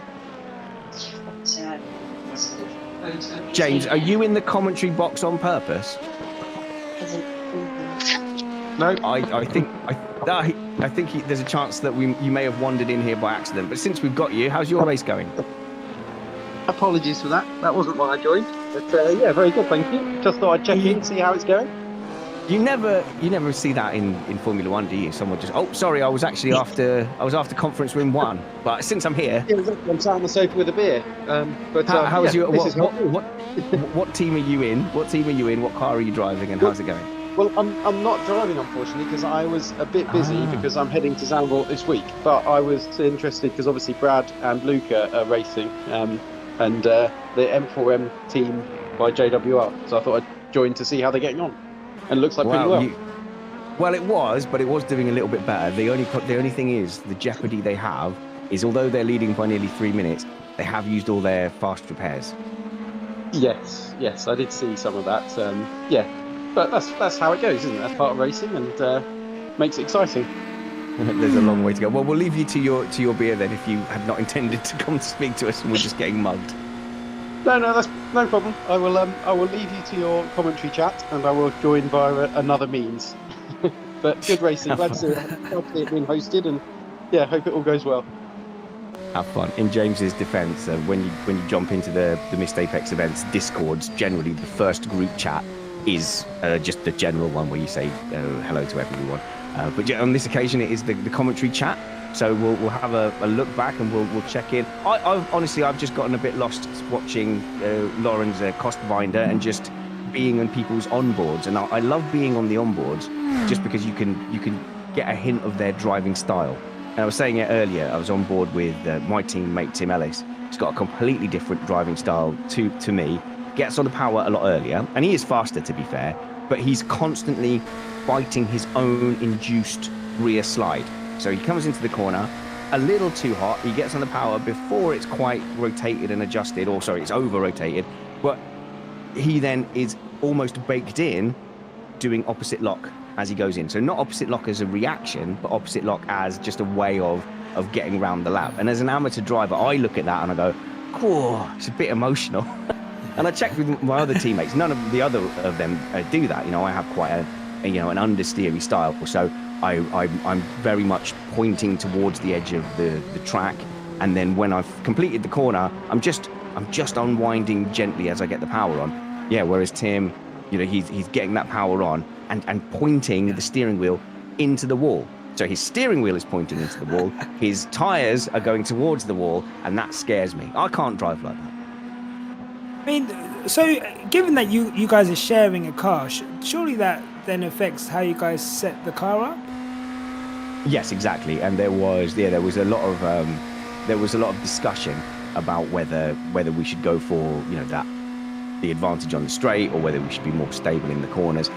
But yeah, in a team where you've got mixed driving styles, people are always going to go, right, let's just get a stable car that's neutral. And to be honest, if we had maybe the reason Tim can do that and try and encourage the back end out is because it is a little bit understeery. So he's not necessarily wanting a car where the rear is constantly stepping out on him, because he's kind of doing that for the car despite a slightly understeery setup. Well, and it's quite interesting, like hearing about driving styles. You know, my only kind of experience of hearing about driving styles is in Formula One, I guess. You know, you hear about Max Verstappen wanting like a really over front point-endy car. I remember Alex Albon saying, you know, he loves a front end car, but Max's was just like he was driving in a different formula. Like the sensitivity was dialed all the way up to the top, and you see other drivers who much prefer, you know, a rear end which they can kind of like wrestle with. So it's quite cool to see that, you know, we all have our own different personality styles, and I guess, you know, we all have our own driving styles. I guess when we get behind the wheel of a car, that makes us go as fast as we can. Well, I've turned my attention up to the hybrid class, because these guys have been quite spread out over the last how many hours has this been now? Over the last several hours. But in the top 3 positions, we do have Missed Apex Predators. It looks like they're being hunted down a little bit here by Lion GP. At the moment, I think Sam Swallow has had a faster lap, so that gap did just pop out. But they're within 5 seconds of each other. So we've got Dennis Bruchheim, who is in the Lion GP car, and he is sporting that white and green livery, predominantly white with green trim. And he's chasing down Sam Swallow, who's in a team with the likes of Stuffy, a team that Alex Van Gien would typically be in. Kyle Power is in that team as well. And at the moment, I would still bet that Sam Swallow's pace would be enough to hold on to this. But I am watching that gap as it just dips below 5 seconds, I think, for the first time.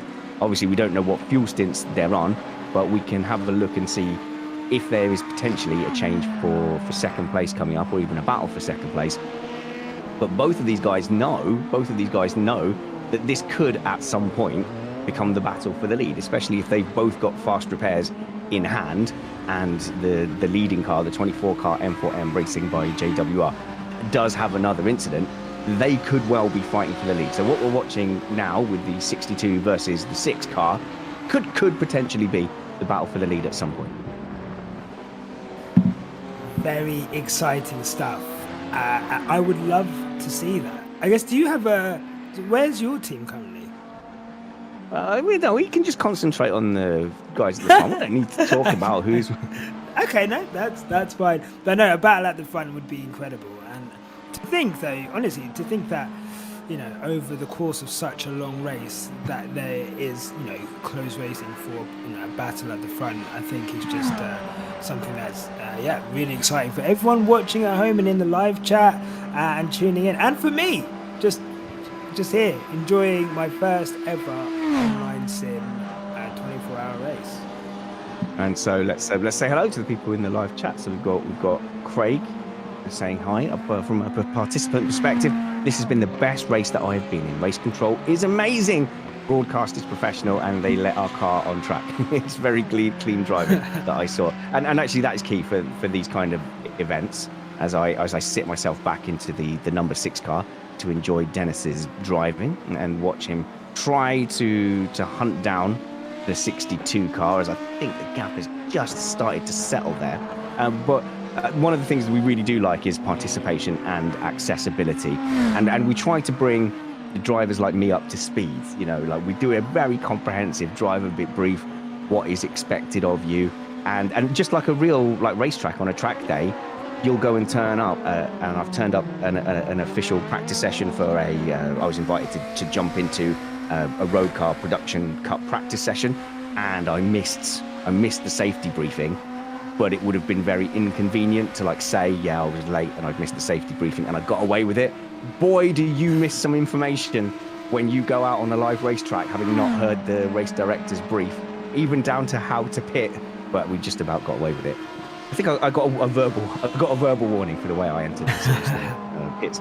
But yeah, so like we do a comprehensive brief. We do work hard in the practices to make sure that, you know, anything we identify, we go, oh hey, just if you didn't know, like really in that part of the track, we'd expect you to stay right to be overtaken by one of the LMP2 cars. So that accessibility thing from Craig saying, oh, we'd let you be on track. You know, we welcome people on track of all abilities and try and bring people up to speed. And like any hobby, it's meant to be fun. But if you're going to go for a hobby properly, like podcasting, for example, as we're familiar with, it certainly started off as a hobby. Now it's a grind. No, the more seriously you take it, the more fun you get out of it, the more benefit. So yeah, I think our philosophy here at Missed Apex is all ability levels welcome, but don't be a turnip, don't ram people off, take it seriously, and there is an element of like suspending disbelief, isn't there? So you kind of go, it's not a pretend race car on a sim, I am at Le Mans, which is a lot easier in VR.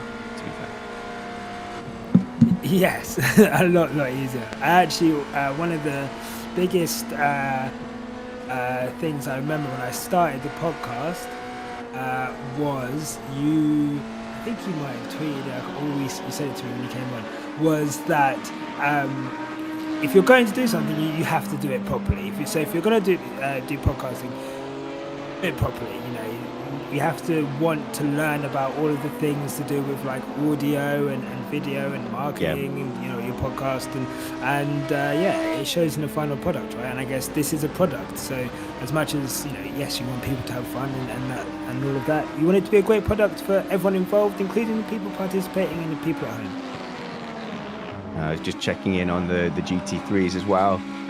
Obsidian Racing, Obsidian Edge Black is still trucking along, and I don't know if there's actually much of a threat coming up from behind. So at the moment, it does look like Lauren Kostwinder, and I was watching his onboard, so it's no surprise. Lawrence Kostwinder is driving at a very competitive pace and seems to be metronomic in that pace and cutting through the traffic as well.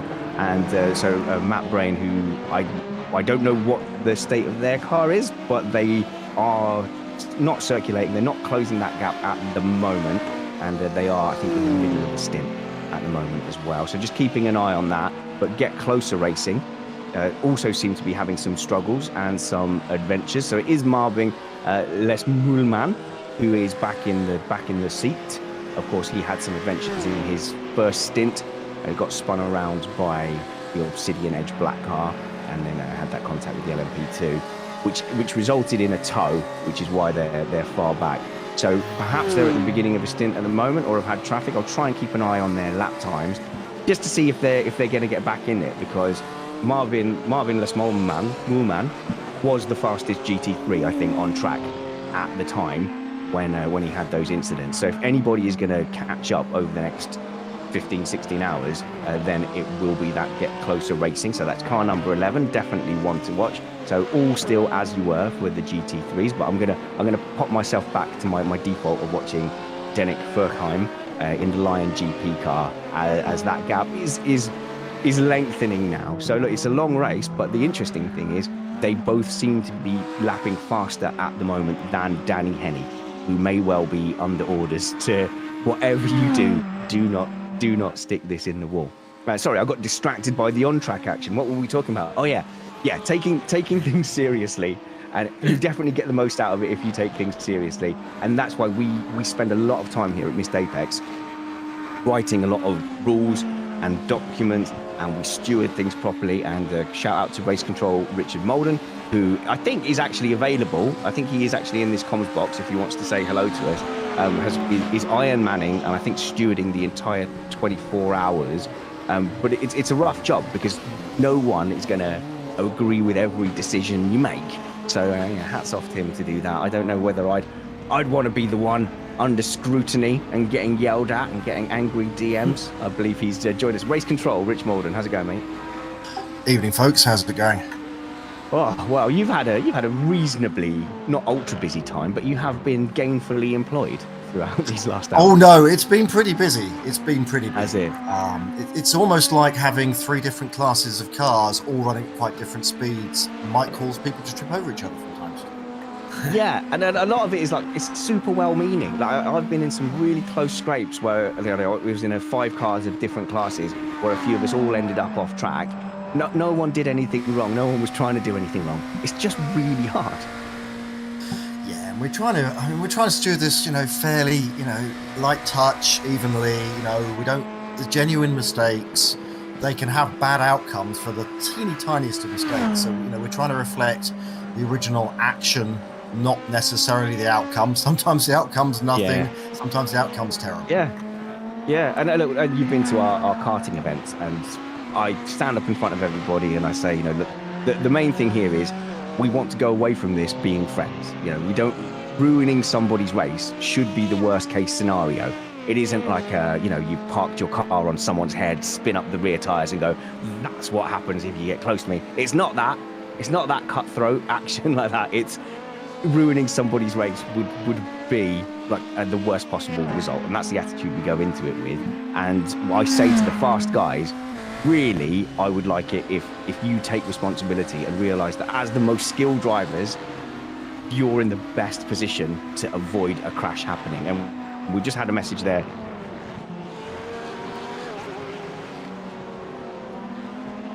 Excuse me, they're just being informed of a driver change, and that Danny Henney is at M4EM. I believe Danny was actually doing the previous stint as well. So I think that's Danny Henney continuing to drive the #1 car. I think he's been in the car since that accident. But what I say to the drivers is, the good drivers is, you're the ones who have the most ability to avoid an accident. And Devon has said in the YouTube live chat, hi Devon, I enjoyed my stint. The faster guys are really respectful. And I think on the whole, race control, the faster guys have taken the responsibility for trying to avoid the crash. Yeah, absolutely.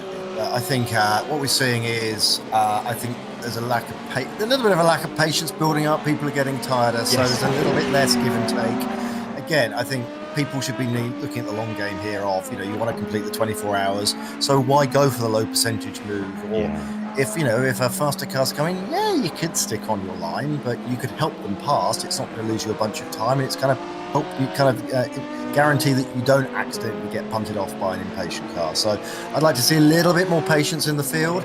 I think there's going to be less and less patience as the night goes on, but that'll thin out the field, I guess, and there'll be less overtaking. So are you finding that as people get tired, and I think we're entering the Sherry zone, like undoubtedly the main difference between this and the real Le Mans is that there will be a few drivers here who are several drinks in on a Saturday night. Not judging, I'm just saying that will increase the likelihood of you being employed. And holiday Saturday as well. Possibly, although you should never. You should obviously never drink and sim drive, but I'm sure there's some of that going on. But no. Right now, because I am hoping to get off for a little bit of a nap at some point during the night. And I think I'm not going to be able to go to sleep with just the sound of millions of drivers shouting blue flags ringing in my ears. Yeah, and our race director is chuckling in the background because he wakes up. He's an Australian man, so he wakes up early in his morning to generally to do a live broadcast featuring roughly 50 drunk Englishmen and the odd Aussie and American. So no, but to me, to be honest, like Rich, the sim racing we run is generally in the evening, and people do kind of treat it as, that's the end of the day.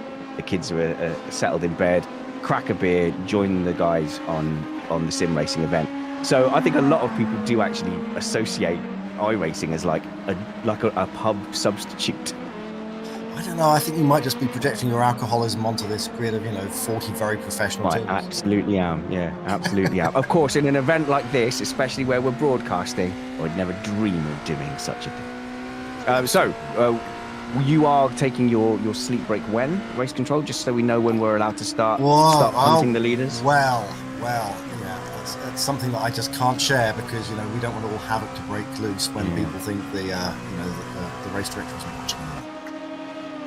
No, absolutely. And Race Control will let you get away. Thank you very much. And I apologise because I didn't realise how busy you were.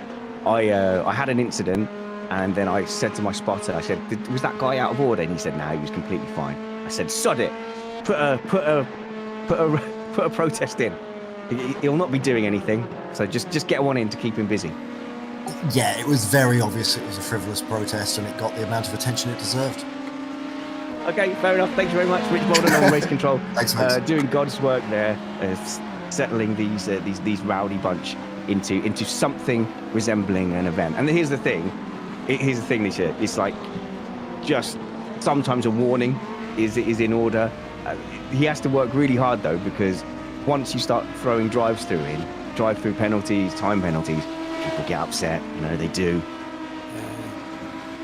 I mean, I can imagine. And to be fair, earlier we were watching, and I was watching a gaggle of cars around 4 deep going into a chicane. I think different classes amongst them, people trying to get through, and that must be nightmare to drive through, but to officiate, I do not envy that job at all. Oh no! Sorry to interrupt you. Sam Swallow from Missed Apex Predators has jumped into the car, and I think that was Sam Swallow must have made a pit stop because they're now a minute behind, and it was Sam driving, so perhaps they've had a pit, but he's had a moment there where he's gone off, just managed avoiding hitting the wall, which might be crucial later on.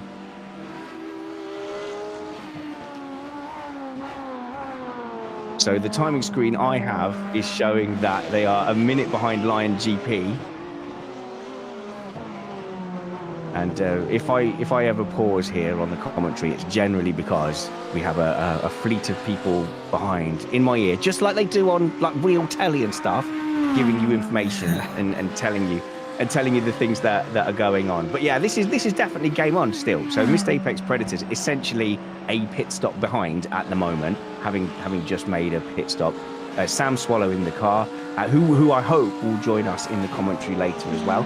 So it's great to have a variety of voices entertaining you through the night, as we are now getting into. I would say this is nearly officially night. We're in the dusk. I've got a stint at 11 o'clock, so I will not see the sunlight again on track. 11 o'clock I've got. They've stitched me right up. Yeah. Double stint at 11. A double stint. So you're doing this, and then you're doing another stint at 11 as well. No. So no, not in commentary. The commentary's just thrown in for free. I'm just plugging the gaps. Like I said to you, I'm not a commentator, but I'll happily sit on the mic and chat to everyone. Thanks to anybody whoever sits and consumes Missed Apex podcast content. I'm not doing anything different or special. I'm in my shed. Probably would have been in my shed anyway. So thanks for keeping me company. But yeah, I've got an 11 p.m. stint, and they're about 40 minutes, the stints. So I'll be in there for maybe until 12:40, and then I've got a double stint off, and then I go back in again, probably around 3, I guess.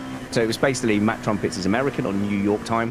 So somebody's got to do the night shift. And normally I try and make sure we've got an Australian on our team because it really does help. But this time there isn't one, so I just said, right, it's my event. I will make sure if Missed Apex is supporting it, the least I can do is be driving through the night. So me and Matt are gonna do that through the night, and then I'll desperately try and grab some sleep for a busy Grand Prix Sunday of being on things like Missed Apex and The Ringer, often the #1 podcast episode in the US charts with little spanners on it. I'd love to say I'm not. Yeah. Considering I'd love to say I'm not bragging, but I literally was. Yeah, that sounded like bragging. No, 100%. I'm so proud of that. And, a lot of people will criticize some of the newer podcasts that have come out because they're aimed at different audiences. And that's the beauty of podcasting. You you can have a niche. I don't know what our niche is, but we seem to have found it. Obviously, quick stop is, I would say, quite Lewis Hamilton centric at times. I would say. A little bit, yeah. At times you can be, for sure. But the thing is, the ringer came in and unashamedly was like, well, yeah, we're talking to a newer audience. We're talking to DTS fans who've been converted, and hopefully at the beginning of a lifelong journey of loving and enjoying motorsport. And I love kind of going in there and going from the useful idiot who asks experts questions to being somebody who's been around a little bit, and I think I have the correct level of knowledge for someone who's newer to Formula One. So I'm not going to sit there and try and drown you in technical knowledge, but I can remind you of the time in 1995 where Olivier Panis won and only 5 cars finished. And back in those days, back in the olden days, it was only 6 teams that scored points. So that's the kind of, it's more like sit under the tree with Uncle Spanners and I'll fill in some colour and some context. Yeah, no, I'm super proud of that podcast and the impression it's made. My podcast head on. Yeah, of course you can. What is it about, obviously with all the new podcasts that came out, what is it about, I guess, the ringer that I guess stands out? Because I feel like a lot of podcasts, especially the new ones, I've seen how do we target them. But I guess what makes your podcast so popular with everyone? Oh, what the ringer or my one or my mistake? The ringer one, both, but the ringer one as it's number 1 in the US charts. So honestly, it's yeah. So obviously, like Missed Apex, we waffle on, we do get into a lot of depth, but I think the main thing is its accessibility with the ringer. It is a level that is pitched to the specific audience that it wants, and it's done in an entertaining way that doesn't waste any breath, it doesn't waste any time. It gets to the heart of what people are thinking. It's full-on water cooler stuff, and I think that's why it's become so popular. But as we look ahead, looking at the times, my kind of hopes that I was trying to manifest a scenario where Missed Apex Predators and Lion GP were hunting down M4M at the front of the grid, but honestly, Danny Henny seems to have really settled down, buckled down, and is now putting in just fantastic lap times, and that gap is increasing now. So it had sort of come down to about 140, I think, at one point, or certainly in the 140s. The gap is now sitting at 1 minute 53, which in itself isn't a big gap for a 24-hour race, especially when you say a pit stop either way is about a minute. So you can pretty much add or minus a minute either way and say, well, what would it look like if they needed to pit now? What would it look like if they needed to tow now? What would it look like if they dinged a GT3 and lost a bit of front aero? What would that look like? And so you can easily see that things going their way as Danny Henny is flashing his lights furiously at Sam Watley, who's brilliant at spreadsheets, but at the moment not so good at getting out of the way of Danny Henny. So yeah, Danny's been held up by Sam Watley for some time now, and will get down the inside. I don't think that would have been deliberate by Sam. He'll have been going about his business. He's got no desire or motivation to hold people up, but that's Danny off ahead and into the distance. And Sam himself overtakes a GT3 car and the Angry Beaver. That's the Angry Beaver with the half white, half gold livery there. And ST Racing with Josh DeCanter, that's in the LMP2. Where are they sitting? ST Racing are the class leaders still, with Angry Beaver Racing in the LMP2. A nice step and a half behind them too. So that looks like a very competently driven and in the rhythm Danny Henny in his M4EM YJWR green liveried prototype hybrid, and marking his authority. But I think it's a flimsy authority, because one mistake from these guys, one more incident in the wall, and they are going to have to pay the full price of a repair. Yeah. And look, I when I came on, I think within about 5 or 7 minutes, someone had put it in the wall, kind of dropping it in a chicane. So, these things really can come out of nowhere. And I guess that's the intrigue of something like this. You really are, obviously you're watching guys putting in lap after lap. The consistency is incredible, considering, the technical skill needed to drive some of these cars. But it can all go wrong, and I guess that is definitely part of the appeal, which I'm really enjoying. Yeah, it's nothing's happening. Jeopardy, everything's changed. Kind of like the Monaco Grand Prix. Yeah. Oh, don't talk to me. No, do you know what? I'm not gonna get triggered because I just obviously listened to the commentary and there was a slightly exciting period, wasn't there? There was a slightly exciting period at the end of Q3, and everyone's talking about as if that makes up for the shocking decision to keep having do you know what? I'm not going to go down that. I'm not going to go down that road. But if it's completely dull as dishwater tomorrow and nothing happens as it usually happens, then I'll just turn to everyone and say, well, I hope you enjoyed your 30 seconds of fun yesterday that apparently completely justifies this happening predictably every single year. But that's a rant for another day. We're not here. This is not my personal soapbox at all. But whilst I have been ranting, I have also been looking at the GT3s and checking in with them. So Beef in the live chat has said ST Racing for the win, and that is the leader of the LMP2 class as well. So that is, but I'm looking at the 90 car, Paradox Sim Racing, now leading. Obsidian Black, who was leading the last time we checked in, is currently behind. There doesn't look to be anything suspicious or ominous about that. So perhaps that is simply to do with their stint length. So they're turning into the first section at the moment, whereas Paradox Sim Racing is making its way down to the first of the two main chicanes down that long back straight. So they're probably most likely swapping places when it comes to pits. So there's very much game on there for Paradox Sim Racing and Obsidian. And I'm just having a little look at where is Get Closer Racing, who were leading, and they're a fair chunk behind. They're on the same lap, if you like, but they are currently just coming through the Porsche curves. So that whole category is still wide open. You're getting some love in the chat from Silky Ogiers, I believe, who just screams your name Silky with a purple heart. You can't just employ people to come in and say, I love you. No, look, we have some of, just like Mr. Apex, we've got some really cool listeners, and it's I did not think that anyone would follow me in here when I said I would. Obviously, I just didn't know we had any sim racing fans that would want to listen to me be upstaged by you on the commentaries. But thank you, Silky. I really appreciate that. That's not true. I didn't actually know I was coming in here to be lead comms. Someone was like, "Oh, just jump in," and normally I can supplement a commentator. I had no idea that I was actually going to be calling the race.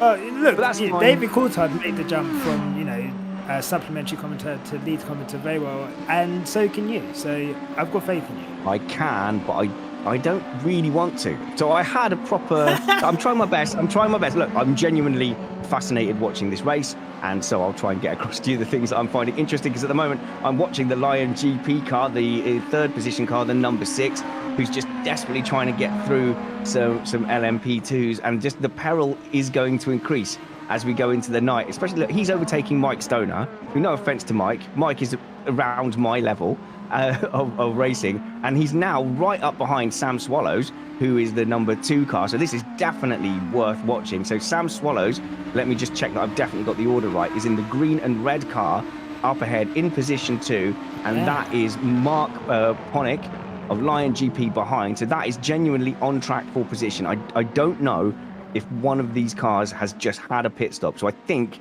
Mr. Apex Predators might have just had a pit stop, and that's closed. No, that's the other way around. So Lion GP would have just had a pit stop and put themselves behind. So on net, I guess that puts Lion GP still ahead because they'll be running there with heavier fuel. But we're going to see some racing as they make their way past Ben Cooper. No, that's not right. Who's that in that GT3 car that they just passed? I went the wrong way on my little arrows thing. That's Ryan Stringer in Strip the Drip, who gets out of the way. But here we go. Yeah, there's a big run here from Lion GP coming down towards the first of the 2 big chicanes. Not close enough to make a move. It would have been silly to make a lunge there. It's all about setting yourself up for the exit.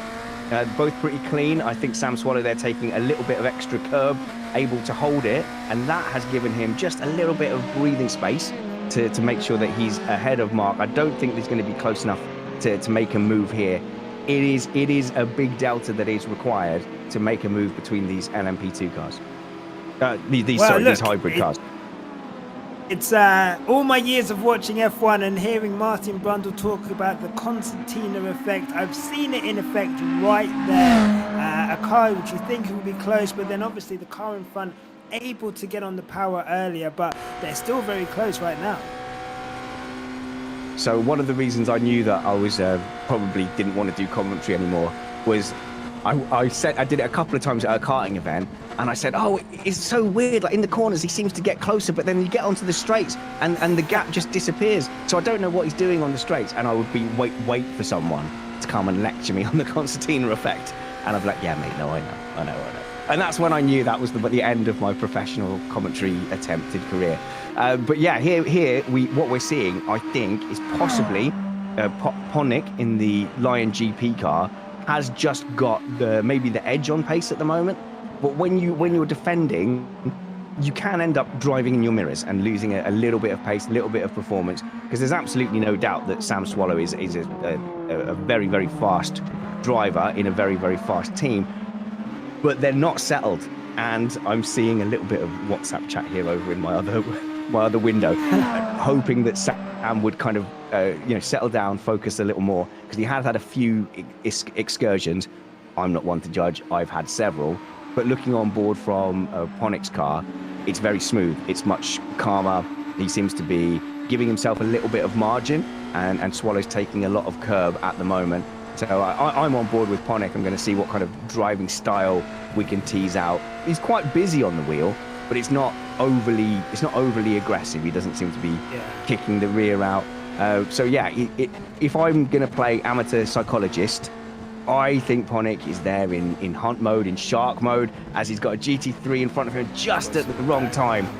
We've got Cataldi there, who, no offense to Daniel, Daniel's in my kind of league of driver, very much in the amateur league of driving, and that's definitely held him up. So we might get a little bit of a pause in that chase. But that's one of the big skills here. One of the big skills is making your way through traffic, and I'm awful at overtaking the GT3s. Awful. I mean, to be fair, I'm just really grateful to have had this period and to see that in effect. You know, the kind of closing up, the harrying. You've got to say, good defending from Sam Swallow in that instance. You know, he didn't panic, he didn't make any mistakes, and he was able to get through the traffic to a point where we had a gap which was around 0.6, 0.7, and is now, I think, 2.4 seconds. Well, it's now. opened up. He's managed. He's had a bit of luck there. Look, he's got past those two GT3s that are battling each other on the straight. And when does Ponick catch them? Right in the middle of the chicane, just when he wants to be getting on the power. It might be a minimal penalty for him, but yeah, he's had to lift there. He's had to lift right at the beginning of the straight.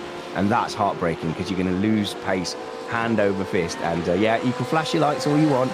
That's not going to get you back. It's not going to get you back the horsepower down the straight.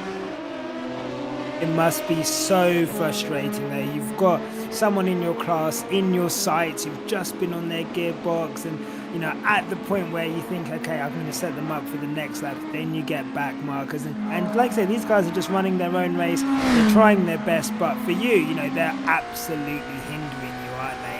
And it must be so frustrating for Mark. But given the pace he had earlier, I'm quite confident that hopefully, we should be able to see that battle up close and personal again.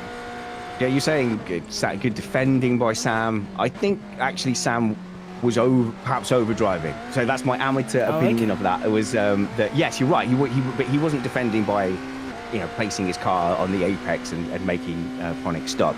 He was going, right, I need to get away and break a gap, and he's done that by taking a little bit of extra curb, trying to go for like out and out pace and cut through the traffic, and a bit of a slice of luck with those GT3s there as well. All things being equal here, I do think we're going to see basically part two. So I think it's a stay of execution for Sam. He's going to have to do some real defending, which he was doing. But my fear, if I was Sam's teammate, is saying, how hard are you fighting? What are you risking? What are you putting on the line to keep Ponick behind you when perhaps you're on different strategies? sorry, on slightly different stint lengths. Beef in the we got beef in the chat room. Beef says sitting in the slipstream to save fuel also seems like a valid strategy as well. So yeah, so they all want to extend. Oh my goodness, there's a bit of trouble here for Ponic, and this is exactly where Philpott had problem with the GT3 car. He went for it round the outside with a GT3 car that had moved to the outside from the inside of the first Porsche Curves right-hander, but Ponic just decides to lift off completely, allow that situation to play out, but the price of doing that is losing quite a bit of time, and so that's another bit of a gift for Sam there.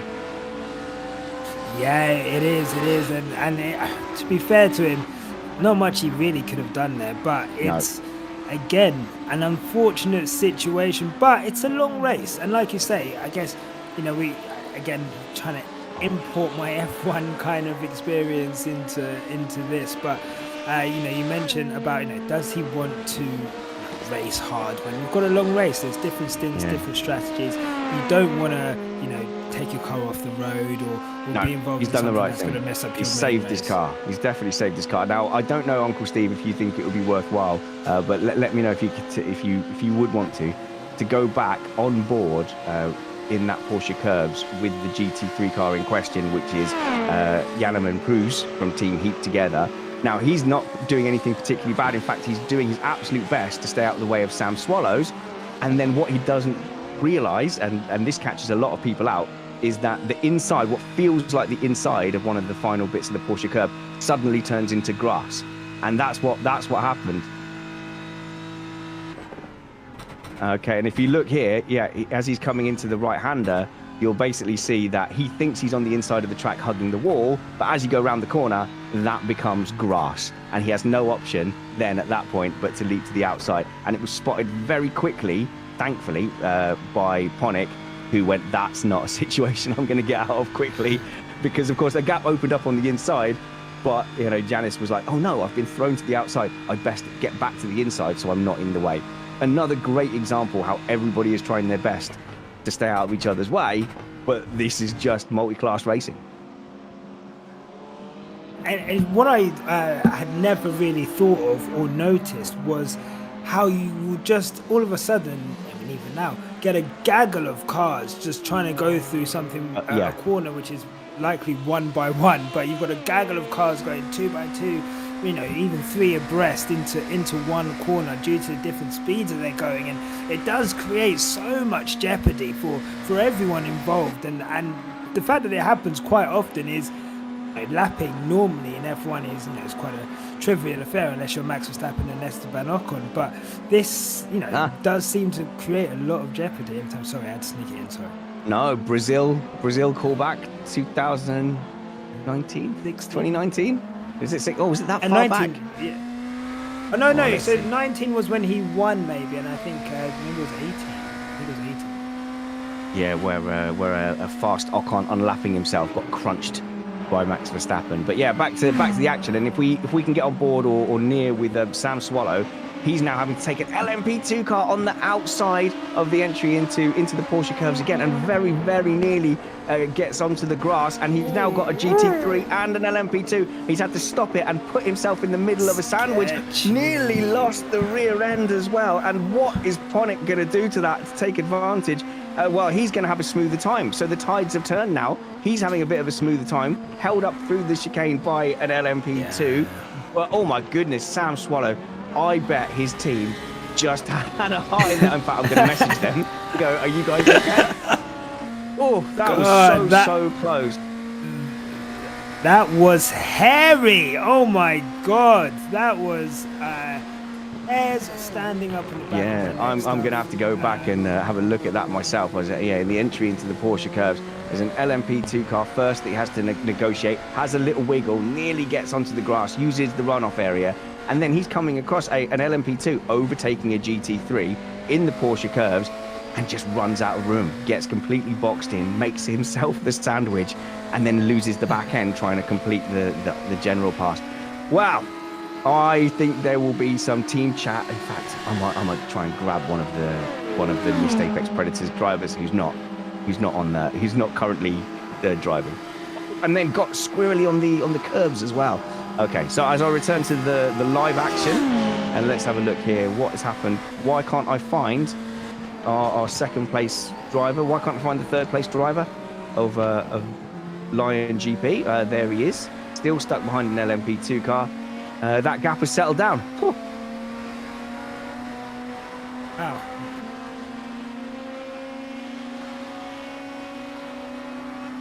Cool. Yeah. So we've got race control on the case. He's going to see if we can find out what the heart rate monitors are saying on the Missed Apex Predators non-drivers. It must have been hearts in my. I'm here and I've got no affiliation to either team, and I was honestly, I was jumping out of my chair looking at that. That was heavy. Yeah, it was, and the gap is settling down to, it's about 2 seconds again. I still think that Ponic's got the pace to come and close that gap up again, and maybe we can have round 3. And there was someone's messaging me about lap times.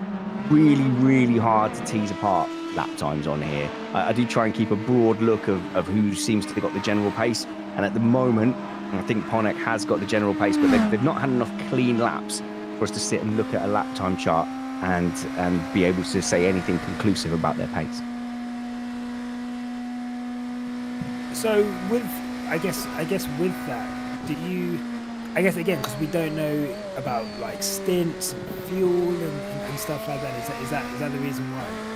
So it's fairly simple with the fuel and the tyres. So every stop you're going to fill up with fuel, and I don't think people are short fueling. I suppose when you get to the end, if you've only got 4 laps worth of time left at the end, you might decide, okay, we're only going to half fuel. If you really want to do that maths, do you really want to do the maths to be able to say, right, there's only 4 laps left, so we'll only put in 9.3 litres instead of 19 and then chug out on the last lap and look stupid? Maybe not.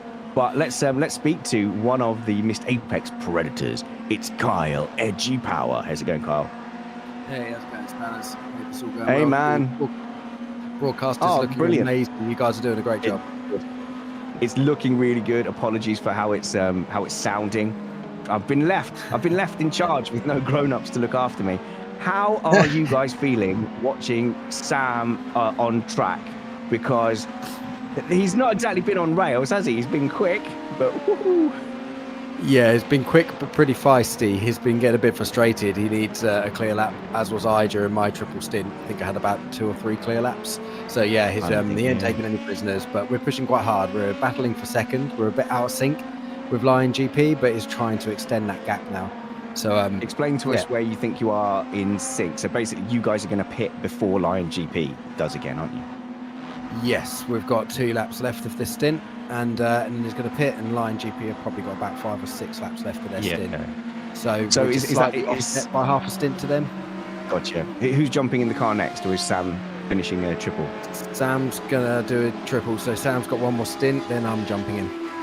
Okay, and what do you say to him, like, through the traffic at the moment? Because he did get a bit of luck, which kind of, Lion GP got held up. But then there was a moment on the last lap where I imagine your hearts were all in your mouths as he tried to get through 2 LMP2s and a GT3, all having their own race, all having their own battles. And then suddenly Sam appeared there, and I don't know how he stayed on track, to be honest. Yeah, I actually missed that. I was downstairs and I just see Alex Van Gene posting our group chat like, whoa, Sam. So I absolutely belted back upstairs thinking a crash had just happened. But it was very close. It was very, very close. Go back and watch that. He's been really feisty, but he's being mega quick and he's really good. He just want to get him a couple of clear laps to calm him down a bit maybe, but he'll be good. And I believe he's going to come in and join you in the commentary box later once he's finished his stint. Oh, he'd be absolutely welcome to. So we've got yourself, you got Scott Stuffy Tuffy, the streamer, and Sam Swallows. Is that your complete team? Who else is in your team? No, we've got Alex Drillsma as well, and Stephen Williams. Williams. Of course, yeah. Right, yeah, of course. Drillsma did a great first stint. Oh, incredible! Alex Drillsma's been a complete hero, like amazing. Like, unfortunately, he had a bit of a VR glitch, which is nothing nobody can do about that, and we'd end up losing 6 minutes at an over 5 minute tow. Oh no! Otherwise, we would have been miles in the lead. We would have been way out front. So, Jules did an amazing job. He was probably the quickest car out there. And also there was an early incident where you had to avoid a spinning GT3 car as well, which it was unfortunate. But yeah, it escaped without any damage there. So look, it looks. Can I ask a personal question? And if it's personal, don't feel like you have to answer. How many fast repairs have you got left? We have one fast repair remaining. So you've used a fast repair. Yeah, but annoying. It's not from like a driver mistake or a crash. It was from that VR glitch where he basically his VR cut out, went blank, so we had to pull over on straight, and it just clouted the wall a little bit. So we chose to use it. So it's annoying, but so we've still got one in reserve. I believe probably the top guys, probably the M4EM guys. I bet they've got no fast repairs. You're correct. Two big ops. It's a correct bet. It's a correct bet. They have used both their ops, their fast repairs. If I had to bet, and if I had to bet, and I don't want to disrespect Danny Henney, who's amazingly quick, and so is Luca, I would bet on them hitting a wall before you or Stuffy or Stephen Williams. Maybe I would also bet, if that was looking like a risk, of Brad coming in and just removing them from the car and taking over and finishing the race on his own. Because he's an absolute machine. Okay, last question, Carl. Can you win? Yes, of course we can win. Anything can happen. We're not even halfway. We're like 2 hours away from halfway. So there's been loads of misfortune. We've got that fast repair in our pocket. So, and then, as we set out into the night in these endurance races, most of them get decided through the night. People are tired. People make mistakes. So, it could be me. I could go out there and put it in the wall.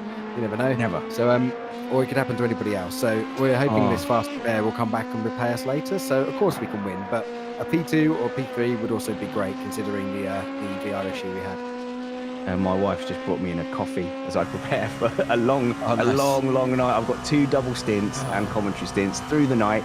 So definitely going to have to coffee up, and I've got a reclining chair to sleep in. I have been told under no circumstances am I to go upstairs and try and have a nap upstairs and disturb everyone.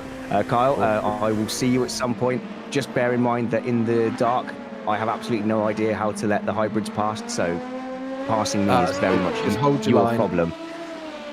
Hold your line and we'll find a way past. I can't stress that enough. Hold my line, crash into car. Got it. Right. Have a good one, Carl. Good luck. Nice one. Keep up the great work. Thanks, man. See you. Bye-bye. Very, very nice young man is that Kyle Power. I love Kyle. He's one of my favourite panelists. There is a big battle going on right now between Ben Cooper and Kieran Sharp, who have been going hammer and tongs whilst you guys have been talking. Oh, you should have yelled at me. Okay, Ben Cooper and Kieran Sharp, and that is in the LMP2s? Yes, I think so. I think there's a move being lined up right now. He's in the slipstream. Can he make it work? He's pulled out, but I don't think he's got that speed differential to make it work. I'm on board watching Ben Cooper now, and so he's in front and leading Kieran Sharp at the moment from the Sim Racing Collective 99. Very good spot there. So they're fighting for the overall LM2 class podium. So this is very great for the class to have a podium battle here at this stage, to be so close on track. But once again, though, we say the delta you need is very high. So it's incredibly difficult to find a passing place. But Kieran Sharp does look to be on it. Look, he's closing the gap in the corners, but then it gets further away in the straights. Nearly fell for it. That's the... this is definitely the one to watch at the moment. And actually, Luke was talking to me earlier about the graphics settings and what it looks like from a driver point of view. So in your commitment that you've made to me, your promise to get into sim racing, the next step, once you've got fed up of your desk clamp and looking at things through your monitor, your next step will be probably to get like a reclining race chair, like the play seat, as they get really close together through the Porsche curves, and that the car in the lead there, Ben Cooper, just slightly a little bit wiggly. That's a good commentary term. Getting a little wiggly, and that gives Kieran momentum at the wrong place, really, because this isn't, if you're going to get a run on someone, this isn't the right place to go, as the battle comes to a natural end as Ben Cooper goes into the pits and robs us. Oh, and nearly, did he mean to go into the pits? So he's gone into the pits there. He's cut the corner and he's really taken a lot of. I'd say that is more risk than you need to take going into the pits. So there's a snake that goes into the pits, and I don't go full racing line. I go motorway. You know, like I go like middle of the lane, make sure I make it. But you know, Ben's probably a better driver than me. Yeah, but that. Go for it then. Yeah, like really went for it in the pit lane. You don't want to crash in the pit lane. That can cost world champion. Why? Why did you do that? Why have I haunted you with that memory of 2007? But no, that was really cool seeing that that battle up close and personal.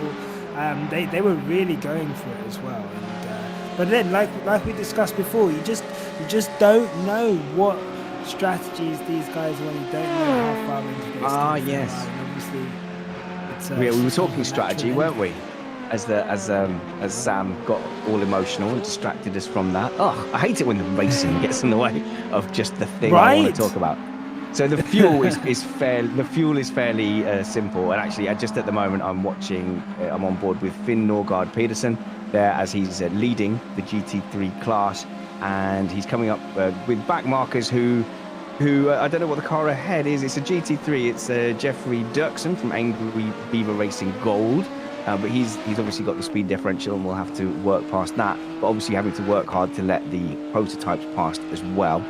So there's a couple of things here that I needed to note. So noting that the graphics is something that we were talking about, but we'd never finished our strategy. So pretty much every lap you're going to just fill up the tank and go out and race.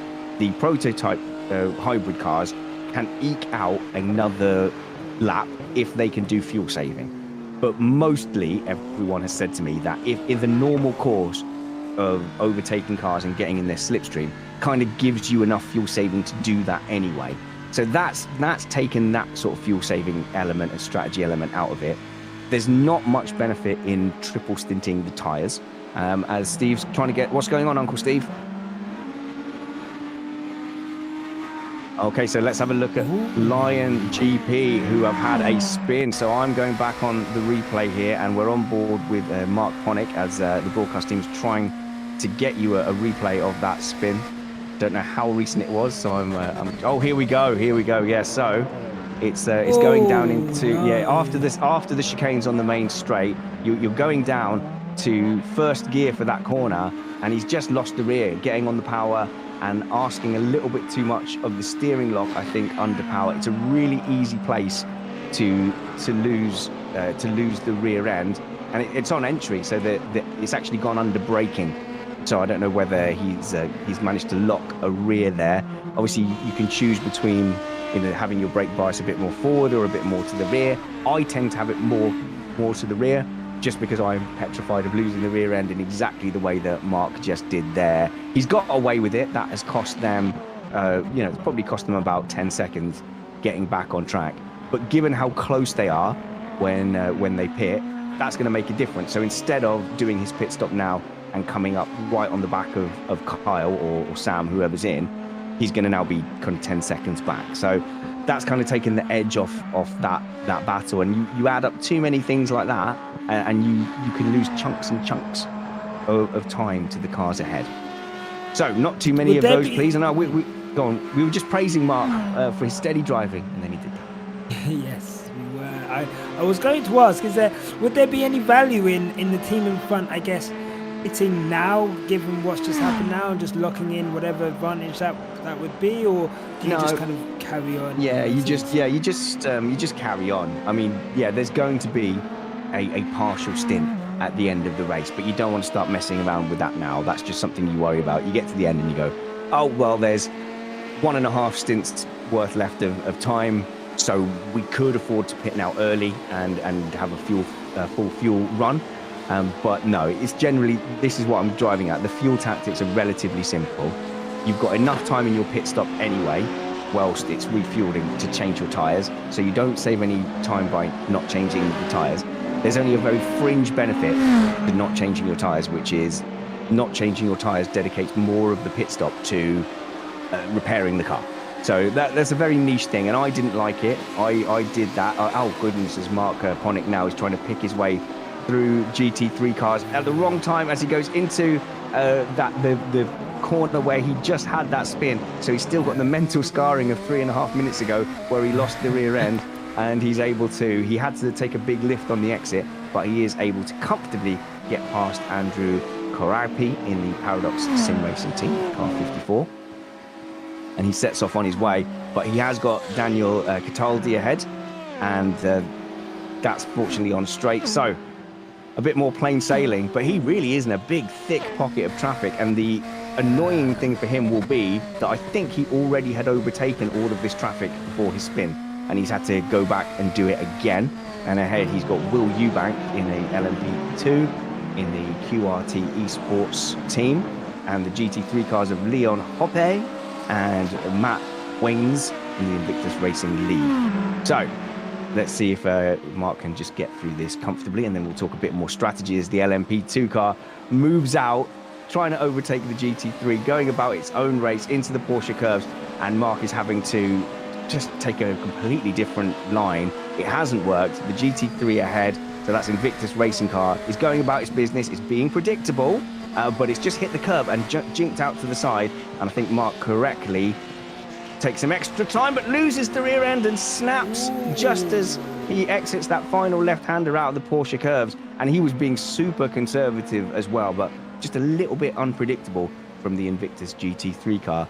And he is through, but all of that will be costing him lap time as the temperatures drop here at the Le Mans circuit, which will definitely make a difference to how the tyres react. So I think definitely as the temperatures drop, if you do want to triple stint your cars to get some repair time, you're probably not even going to feel it. But there's just generally no benefit to running the cars. Even in the heat earlier, I double stinted a set and it only used about 20% wear, but I did find the rears were overheating a little bit quickly. Hopefully that's not going to be an issue into the night. And I think we can officially say we're in a night race now. We are in 100% in a night race. I feel like I've kind of come in at a time when it was pretty bright when I at least it was dusk, but it was dusk. Yeah, it is dusk. But now it's absolutely we are enveloped but in darkness with only the lights from the headlamps. Only the headlamps giving us light, and it's definitely added a completely different perspective to this race.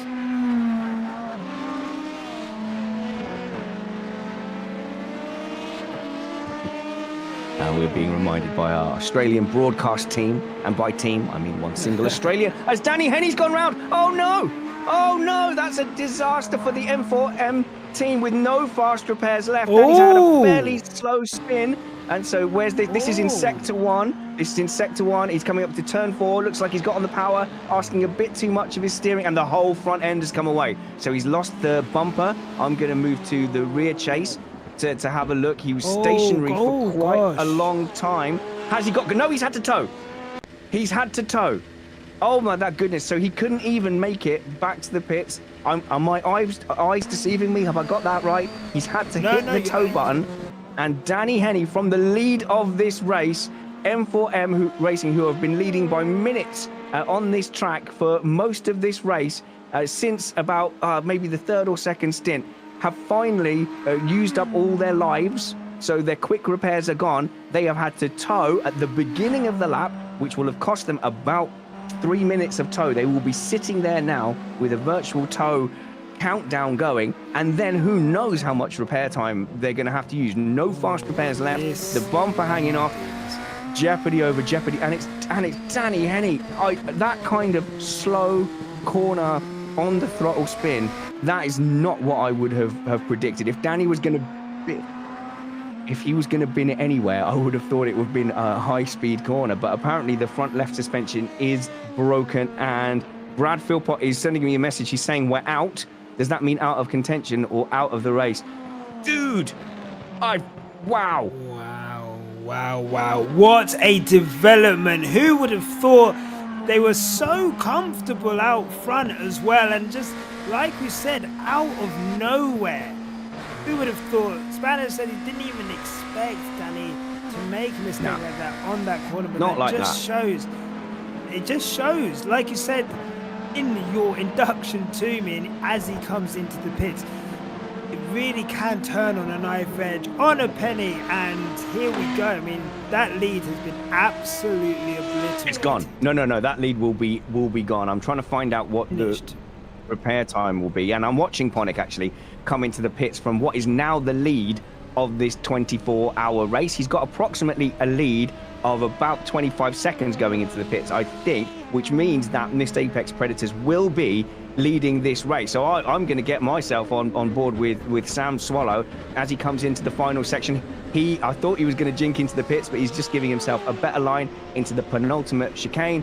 Tight left over the curb, right onto the home straight, and you are watching Sam Swallow, Missed Apex Predators, taking the lead of this Grand Prix, of this 24-hour race, and that is something that we predicted a while back. We said one more mistake from the M4M team, and the teams fighting behind were fighting for the lead. They wouldn't have known it at the time, but that battle they were having is for the lead, and now Lion GP is going to look back and rue that series of mistakes, that spin, that being held up by traffic, as Sam Swallow is actually held up by the same GT3 car. I think that's the Invictus Blue car that was holding up Lion GP. All of those little mistakes from Mark, who was driving otherwise smoothly and brilliantly, has now cost them the virtual lead of this race. And so he's going to come out of the pits, and I'm going to, at a guess, he's going to be 30 seconds down the road, when the equivalent 2 stints ago, they were level at this point in the swapping exchanges of stints. So really big, really a good race from Missed Apex Predators, sticking with it through the early off they had past the GT3 car and that technical virtual reality failure that they had. Oh wow, that has blown that wide open. I mean, honestly, I got like my heart started skipping a beat at that point when that happened. I just actually had flicked to see how they were getting on, expecting to see a Danny Henney in cruise control, and we still got no official word apart from that it's the front left suspension that has gone.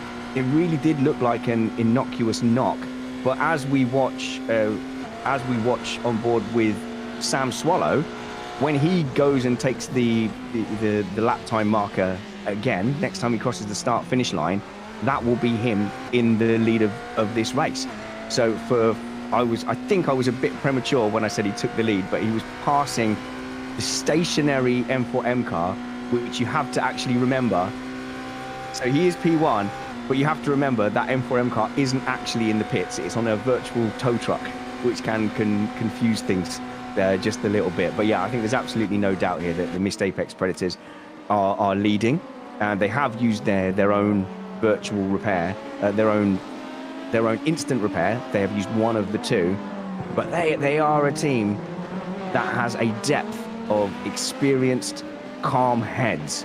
And will those calm heads start flapping a little bit now they know they're winning? Does that make a difference? Was this the team that Kyle drives for? Yeah. Yeah, so I mean, look, you asked him when he came on, do you guys think you can win? And he mentioned about the quick fix, the quick fixes, I'm calling them, but that's not what they're called. Fast repairs. He did fast repairs. Thank you. I was so close. He mentioned the fast repairs, and he said, we can definitely win this. And within 5 minutes of him saying that, everything just changed and turned on a head. And this is what it gets like. Okay, I've got some I've got information coming in my ear. What do we know, Steve? You should just come and talk to us, Steve. As Sam Swallow gets past Invictus Racing Blue, who seems to be featuring heavily. It's because they did a pit stop and dropped back behind that GT3. And so I'm watching Mark Ponick now trying to claw back some of the disadvantage that they've built up. So they've now had a pit stop, and they are 25 seconds down the road.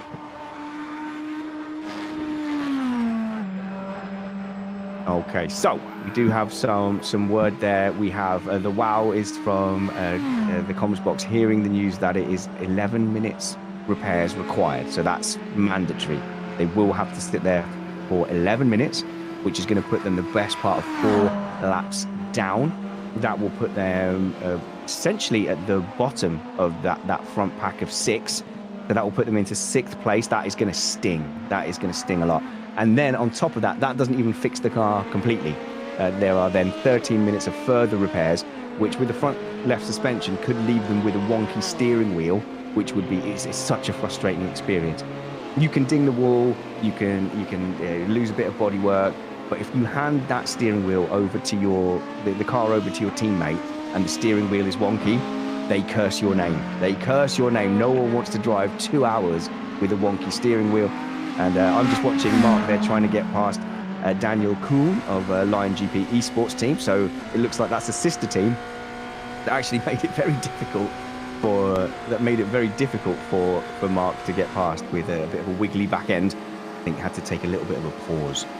Oh, so unlucky, so unlucky. And we've got Danny in the live chat. If you're in the live chat and you're ready to speak to us, you can come and speak to us. But he's just typed in the live chat, such a stupid spin. I wasn't even pushing. And that's what I was saying to you. It was so weird. That's not how I see Danny Henney ever crash out of a race. It's normally contact with another car, to be fair. But just leaving an... So we've got... Ooh.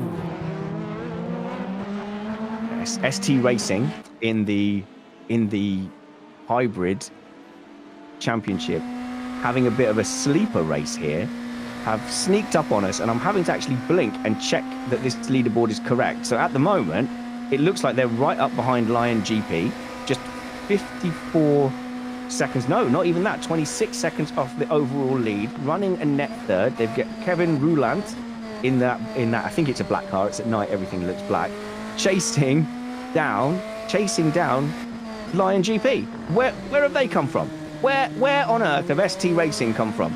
How dare they? It's rude. And he's taking an overtaking maneuver as they head down towards, I think it's heading down towards the Porsche curves. So it's that left jink. He's got the inside line. This is going to make it difficult for both people, but there's no more overlap. And Mark has very sensibly, I think, just dropped back there and slotted in behind. I'm having to keep blinking at the scoreboard to check that this is correct. I would imagine that they are towards the end of their stint, the ST Racing guys, because we have seen Mark Ponick and Missed Apex Predators pit recently. So I won't be surprised to see ST Racing peel off into the pits either this lap or the next lap. But that means that there are 3 teams still very much in contention. So that puts them a net maybe a minute behind. But look at the pace. Look how quickly he's gapped Ponick. He's gone. Yeah, that low fuel is going to be helping, but even so, they are on a mission. They are in this race. It is only going to take a few repairs, and remember, there's still a long time to go. So even though Missed Apex Predators have only used 1 fast repair, they don't necessarily have to smash into a wall to use it. You know, they could dink a front left, suspension, and it be drivable but annoying, and they decide to use their fast repair, and then from then on, any damage they do get is time in the pit stop.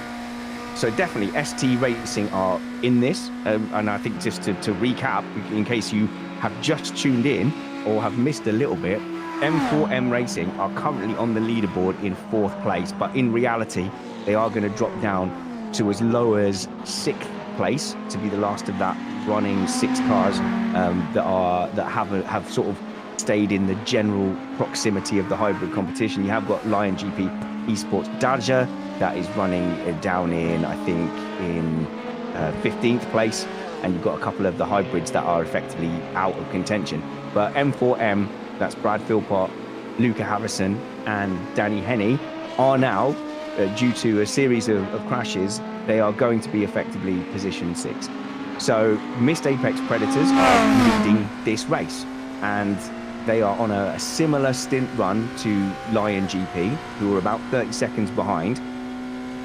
Missed Apex Predators are going to pit first, which will probably put Lion GP in the effective lead on track. But ST Racing have also just had a stealth build. And while we've all been worrying about those front two, they've come in towards the end of a stint, we think, and have basically popped into second place on track and are running very well. So that is Kevin Rowland with ST Racing, in association, I assume, with Recropped.com from their name, doing an amazing job. So we have, I would say, 3 genuine contenders now for the lead. But given how quickly that all turns around, we can't dismiss EBAC Sim Racing Team in 4th place either, who are only 2 minutes and 43 seconds down the road.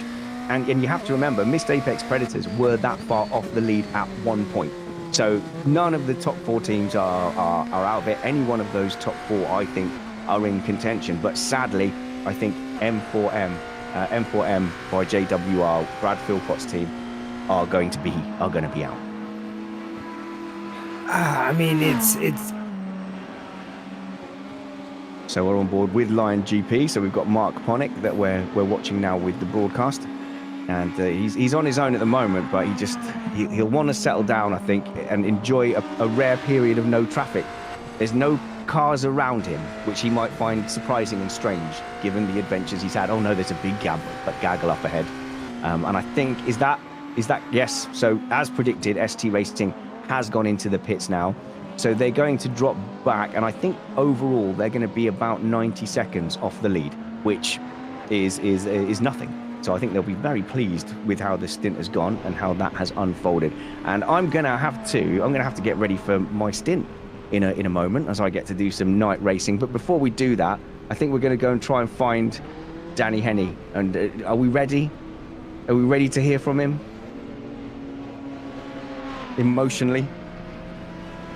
I'm going to cry with him. I think that's what I'm going to do.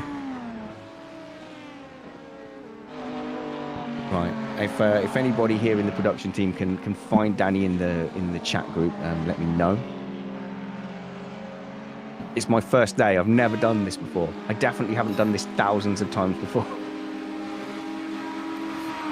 I was just going to say that what is really kind of fascinating to me about this is, of course, you have to be quick, and whenever I've watched motorsport, it's been about being quick, and obviously there is some preservation when it comes to the tires, I guess, and obviously it goes without saying that you have to keep, keep the car intact. But what I'm really learning is that just keeping it out of the wall. I feel bad because Danny's in here now. Danny Henney, don't feel bad. Right, are you okay? How are things? The first thing I said when I saw that spin coming out of turn 4, I said that is not a Danny Henney crash. If he's going to crash, it's normally into another car or in a high-speed corner. That is not what you do. What on earth happened? Oh, it was such a stupid spin. I've just said to Brad and Luke, I can't believe, if I was going to crash, at least go out in Indianapolis or something in style. But I just had this most pathetic bounce over the curb, and then obviously went to the right, and I tried to straighten it up, and worst thing is, it was like 20 mile an hour, and it's totaled the front left. But yeah, I'm all right now. I've finished smashing up the living room, so I've calmed down a little bit, but just got it. No. But yeah. So it turns out you're losing 24 minutes, and your team's decided to take the optional repairs. That does move you not even down to a solid 6, but I think you're actually going to come down below a lot of the LMP2 cars and probably come out a net 13th. That makes you feel better. We said we might as well carry on if the car can be fixed. You never know what's going to happen. I mean, we're not even halfway through yet. So it is good, and it's a shame that we had to use the fast repairs earlier. Luca had the kiss with the barrier, and we thought it better to use it then just in case. But yeah, we'll give it another go. You never know what might happen. Everyone can get tagged by a back marker or something, and it's quite close out there. But yeah, personally, just a bit gutting. Does it help? So if we were going to put a percentage, we were only about 80%. We were just, watching the gap, just pulling a bit here, pulling a bit there, fuel saving. So yeah, it is gutting. But to be fair to everyone on track, they've been really good. I got no complaints. There's been a few tight positions, I'd say, but But yeah, unfortunately not one of the errors I usually make. So, but I must admit, for you Spanners, it's not as bad as when Greg crashed me out the F3 Championship and cost me that. It's not quite on that scale. When you collided with Greg, a fault of which we cannot determine. But yeah, so does it help at all that... Oh no, it was Greg's fault, fully, I remember. Does it help at all that your teammates used up the fast repairs and had a crash first? Because at least that kind of spreads out the blame a little bit. It helps a little bit, yeah, that they've both crashed. To be fair, Brad's actually been really good. I expected him to drive to my house and come and give me a telling off, but he's been really good. And Luca, obviously we've all had a bit of a smash, but yeah, a little bit frustrating because we was trying to keep the fast repairs for the big ones, and Brad obviously had a big one, and we had to use it as a strategic one with Luca. But yeah, at least we've all crashed. I can't be in my own. I can't be told off and be the only one.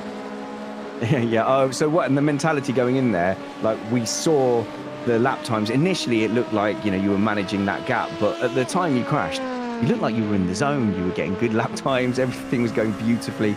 And I'm not trying to rub it in, but you looked unstoppable and like nothing could go wrong. How much were the fast repairs being gone weighing on your mind as a team? Not a lot, to be fair. I weren't even thinking about crashing, obviously. But yeah, not a lot. We were just, and you're right, I literally just said to Brad, I'm enjoying this. I prefer the night. I've really enjoyed the night running. I'd got one stint left after this, and I've just said, I'm quite happy to do a few more if you want. I'd kind of, as you said, I'd kind of got in the zone. It was nice. Everything was clicking. The braking was going nicely. The acceleration till that curb. So, yeah, a shame, but we'll see what we can do. At least we get the chance to chuck caution to the wind now and just absolutely go hell for leather and see where we can come back. And this is what I was saying at the beginning, when the plan A goes wrong, you can still set yourself targets. You can still, now you can go for fastest laps. You can kind of compete amongst yourselves and chew through. And you can enjoy some more time in the commentary box. I think you should come and keep some of our commentators company if you get some time. Yeah, of course we will. Always enjoyable to come and chat with yourselves. But yeah, got to determine if we still try and do the 11 lap run. I think we might abandon that and just go for 10 lap bonsais and absolutely go hell for leather and see how far we get up there. But yeah, always good to come and chat with yourselves. It's interesting. Yeah, especially as things start to heat up and you can give us a real perspective, because at the moment it's a four-way scrap. Again, I'm not rubbing it in, but it is, I think, a genuine four-way scrap between the Predators, Lion GP, ST Racing, and eBack there with still an outside shot. But the missed Apex Predators, they've got so many cool heads that I think they're the favourites at the moment. Do you know what hurts even more, Spanners? That's my old team. Brad's actually poached me from the Predators to come and race with him, so it's like, it's a double whammy. I'm out with Brad and I'm looking at my old team leading the way, so yeah, that does hurt a little bit. But fingers crossed they do really well. All a good bunch of guys, and obviously, who doesn't love Kyle? So yeah, hopefully they all do really well. But we are hoping that they all come together as well. We're a bit of a close battle. We're hoping they get into a bit of a scrum and crash each other out. Yeah. Oh, you did mean that. So at first I thought you did mean crash each other out. Then I thought you meant the grown-up way. And no, you confirmed. You do hope they all wipe each other out. It's possible. Of course. Anything can happen. We're racers. We want them to get together, have a bit of wheel banging, see them on the side of the track, back in the pits, and then you never know. We could be back in the fray come the end of the race. Have a good night. See you through the night, and keep out of the wall, Danny. Have a good one. Thank you. See you later, guys. I didn't mean that as the insult. It sort of came out of Anisha, you say things now. It did sound like that. It did, didn't it? I think that's what my heart felt, and it came out. And that just, I have to own that. There's some close racing going on here actually, between Kieran Sharp and Ben Cooper. Well, and even behind that actually, Jess Javine, is that how you spell it? How you pronounce it? I don't know. I just say it with confidence and quickly. But yeah, it's like a nice little three-way battle going on here. They'll be going hammer and tongs through the circuit, and yeah, it's really man. There is drama throughout the field, and for my first commentating experience, I've thoroughly enjoyed just all the thrills and sorry, Danny, spills. But it's been great. That's I all think right, mate. Danny's It's a shame you he's gone. can't. I was going to say it's a shame you can't have a goal because it is the Porsche curves are absolutely brilliant, especially in the night. You turn in, you can't even see the curb that you're aiming for to turn the car in, so you kind of turn in with blind faith, hoping that it's going to stick, and before you know it, you're running a bit of a wall to death on the outside, and then you flat, especially in the Proto one anyway, you flat through most of it, and then you pop out the other side, and occasionally there'll be a GT3 in the middle of the road you've got to try and slam the anchors on and avoid. But yeah, it's really good. It's really adrenaline pumping. It's a shame we can't get you in the car to have a blast. I would not be very good at all. I will stick to the talking if you don't mind. But especially seeing big cars trying to race each other and go through traffic at the same time. That, as someone who's not got the best spatial awareness at the best of times, I walk into things, I fall up the stairs. Trying to navigate my way through traffic whilst overtaking someone feels like a bit too much for me. But these guys are doing an incredible job at it. We'll leave you there, Danny, as we concentrate on this LMP2 battle that Nisha's identified. So we've got Ben Cooper there chasing down Kieran Sharp. Kieran Sharp in the Sim Racing Collective in an overall third.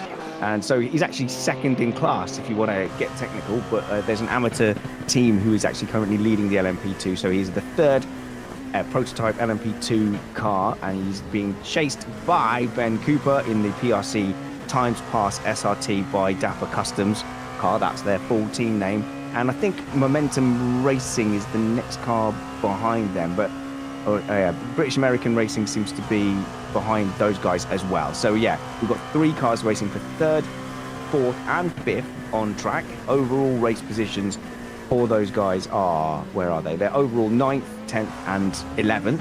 So what we've got here actually is, if you look up the road a little bit to Lucas Foster in ST Racing, he is in the amateur class of the LMP2, so the second fastest overall class, and he is 7th. So a net 7th for an amateur class LMP2.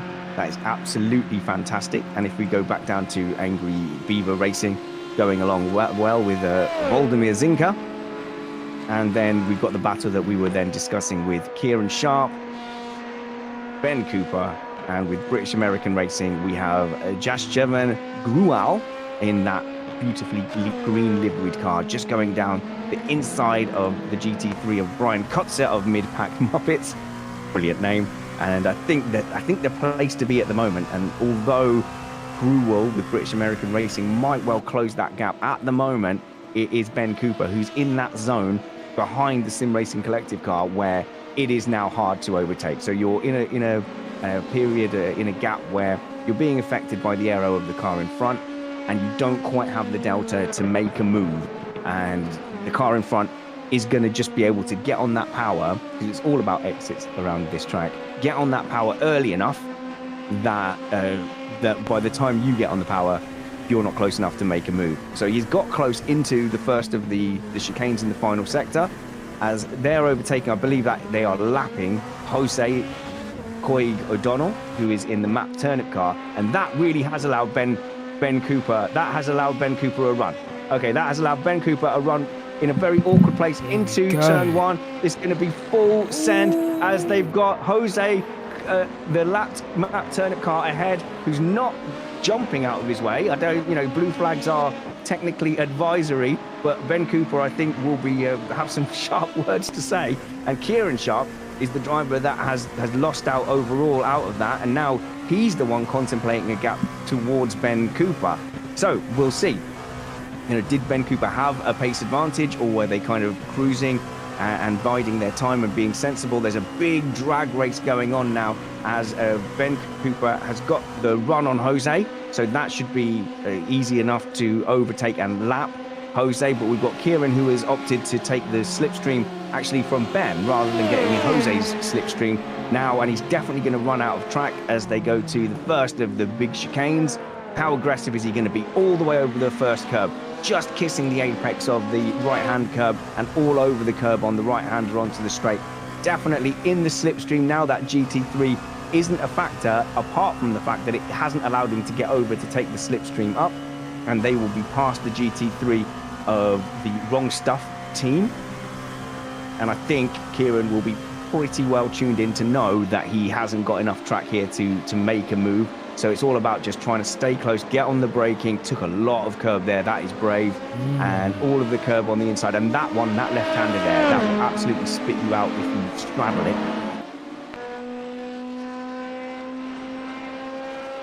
And again, yeah, so now they're heading to a corner where, yeah, you definitely don't want to send it down here, and you're on the brakes for a long time. As you get to the curb, you hit the brakes, and you're increasing the pressure as you go down, and just here you start to lift off the brake into first gear, and you pin it. But that small gap to the car in front is an eternity that car has to get on the power, and you don't.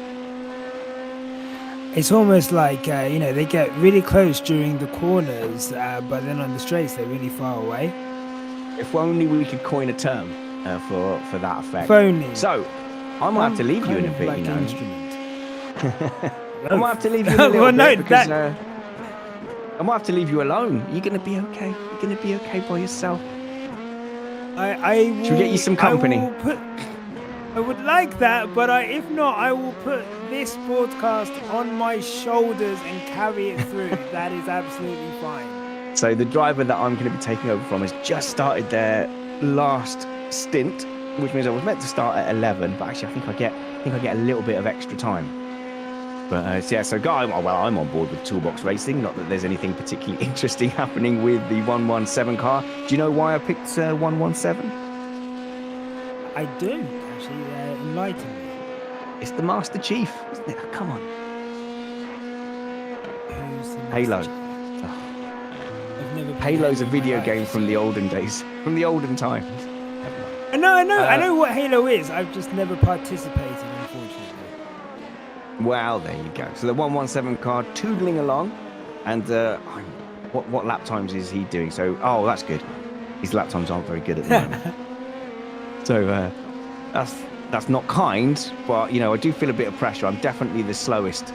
Okay, so he's doing regular 38s, 37s. I think if I can go around doing 39s, I'll be happy. But that does put me at the slow end of the LMP2 grid. Not like disgustingly slow, but definitely like I'm not gonna be the guy qualifying. So, are you?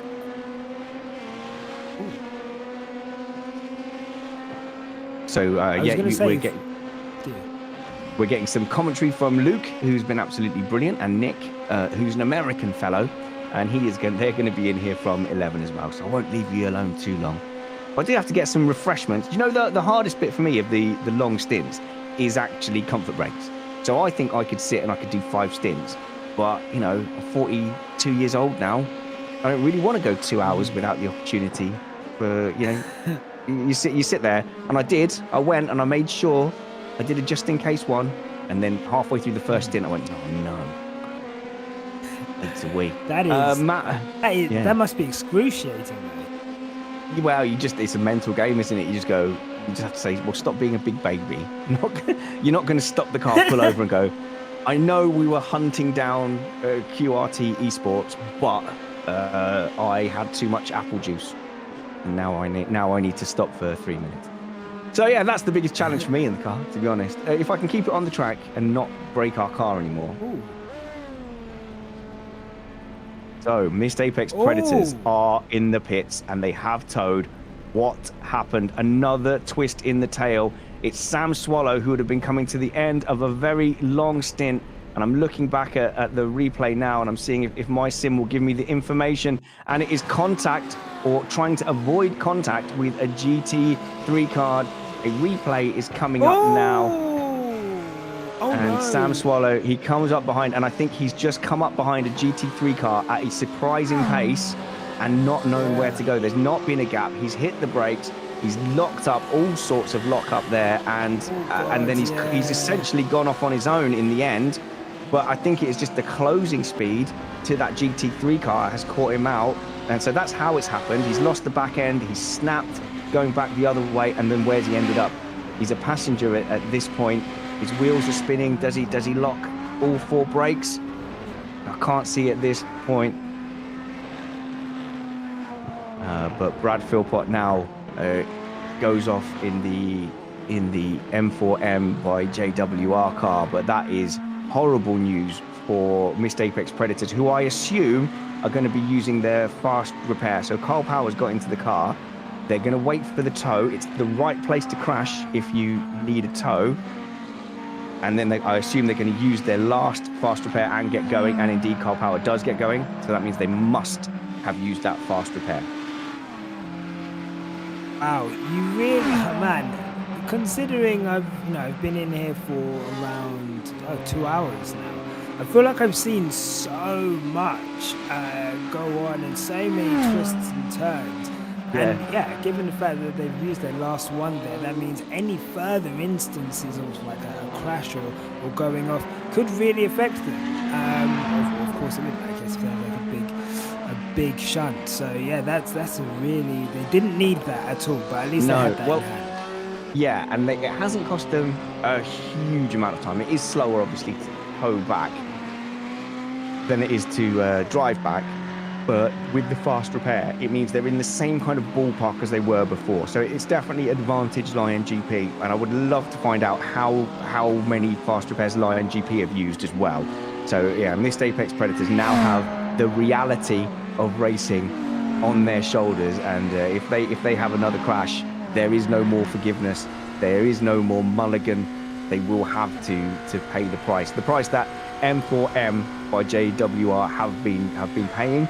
24 minutes of repairs come to an end, and they have, as predicted, come out. Oh, well, they've come out in 6th place overall, so it's not as doom-mongery as I was predicting, but it is 6. It is showing us 6 laps down on my board, and the up-to-date board from Race Control is telling me that they are 5 laps down.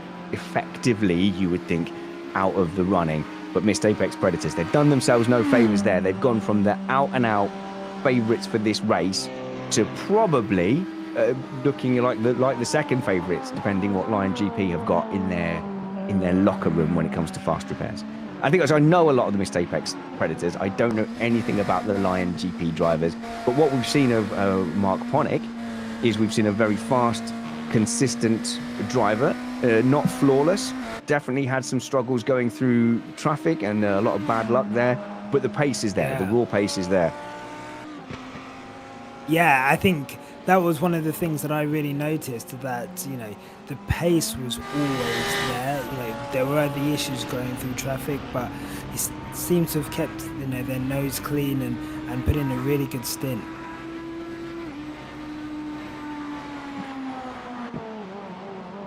Okay, so we are getting, and this is the sad part of sitting and waiting for a repair.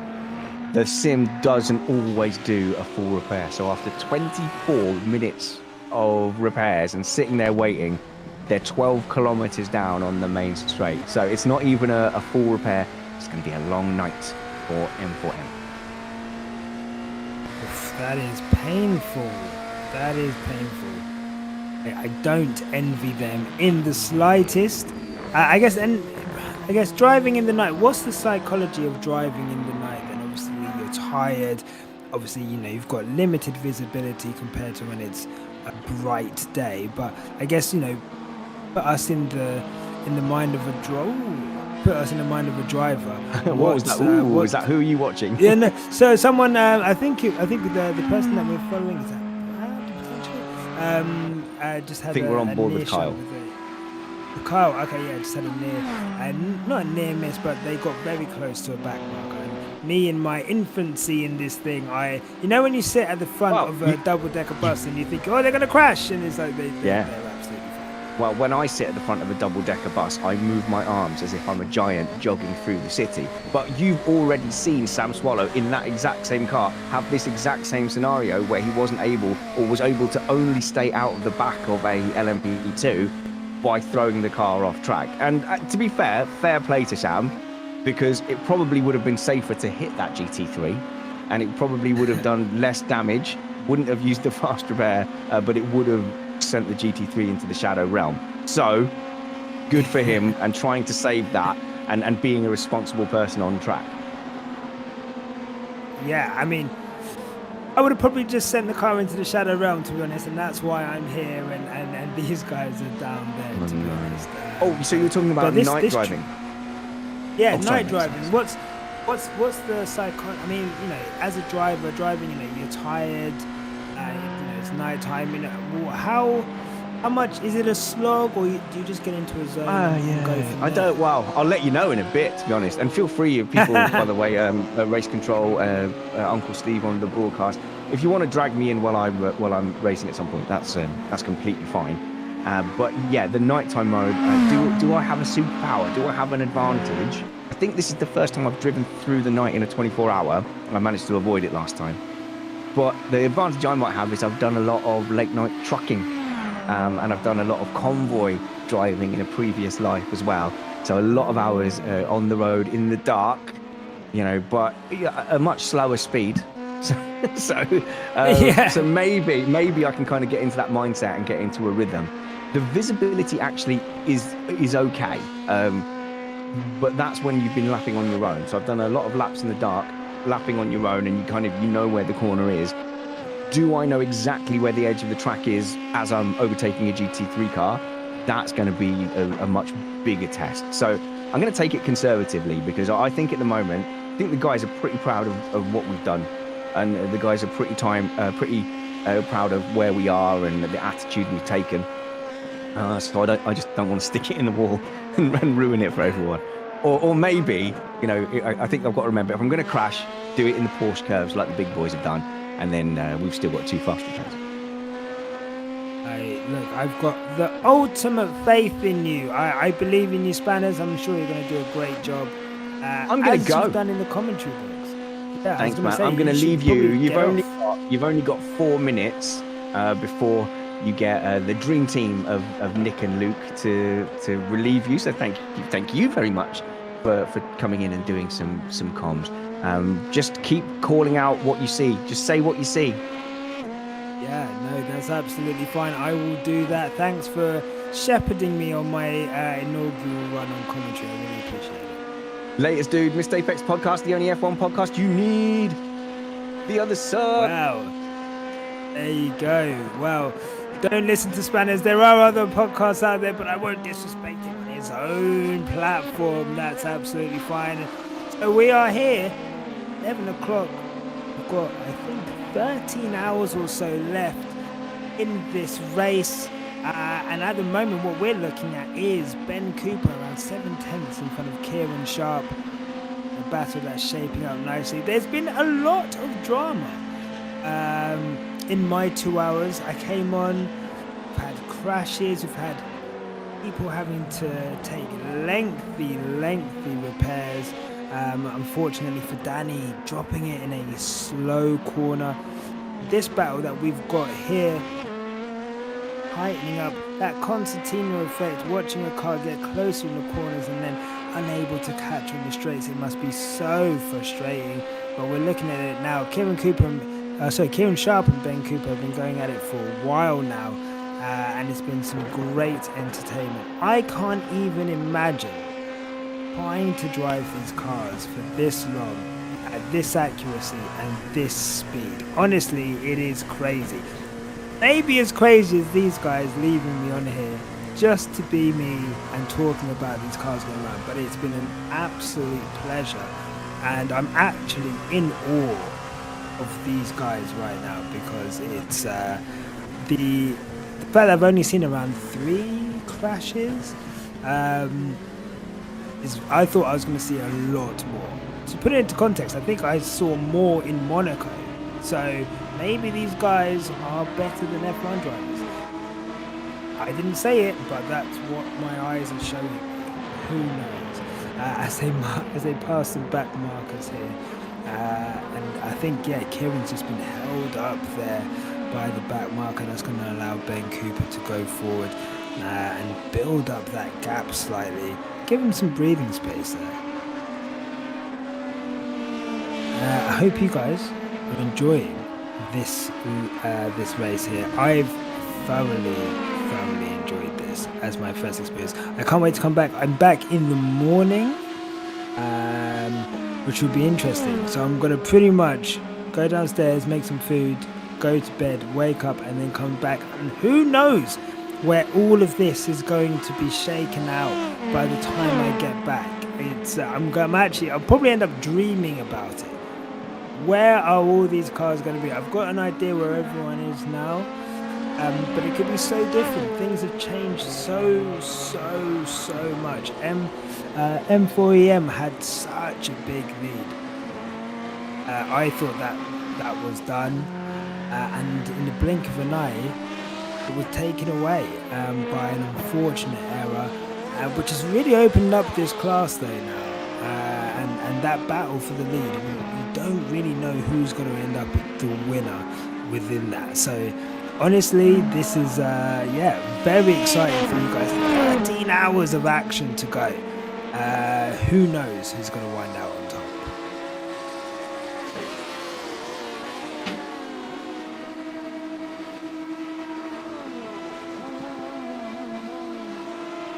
Hello, everyone.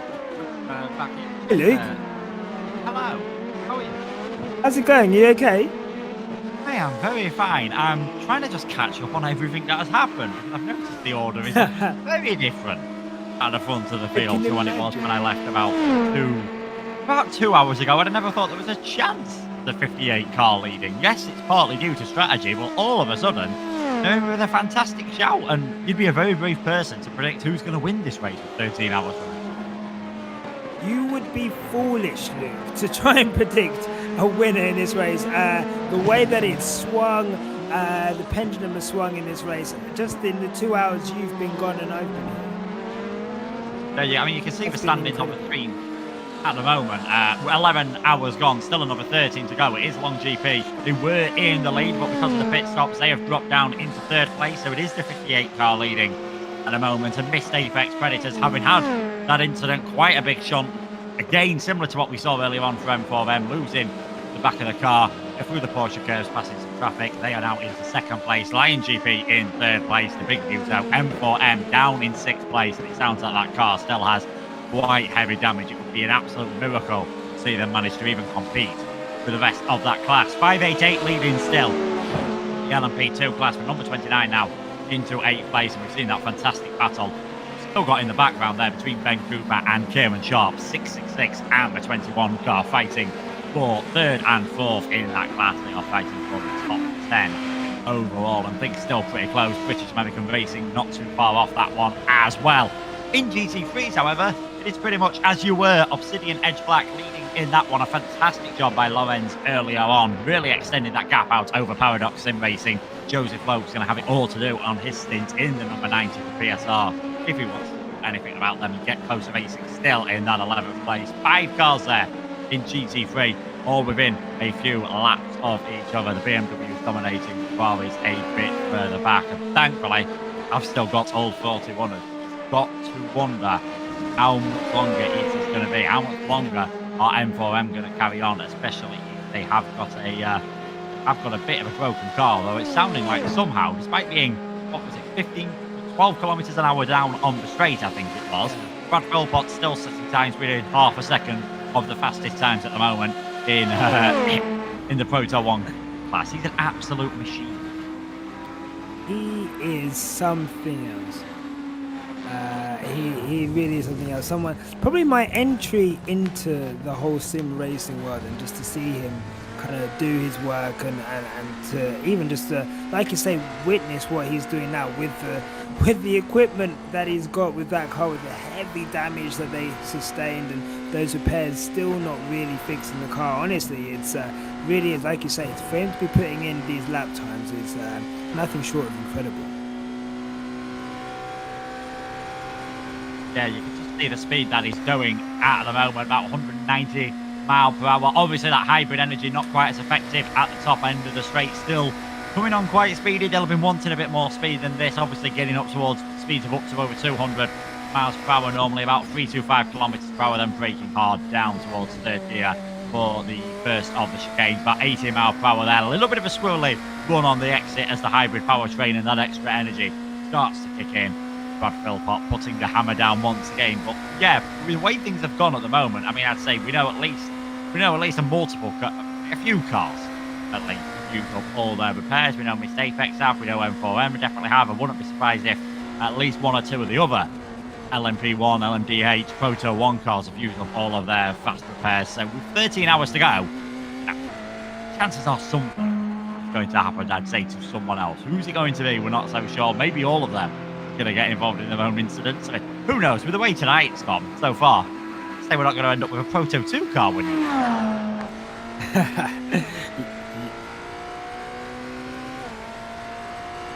See on board now the car that is currently in third place, and I'd say one that is actually, the way the strategies are working out at the moment, it's probably got as good of a chance as anyone else in that top three taking the victory, and it is Dodi Ferdi back in the number 6 Reliant GP, finds the car there.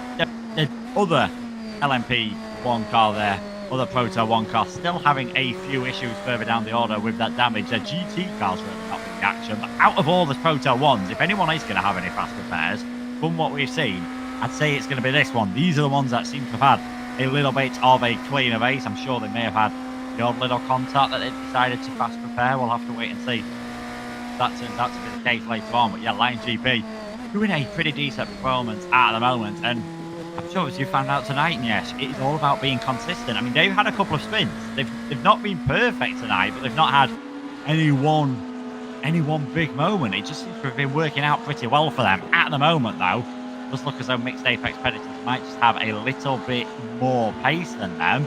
They're keeping it out of the wall. I mean, the chances of a podium are looking extremely good indeed.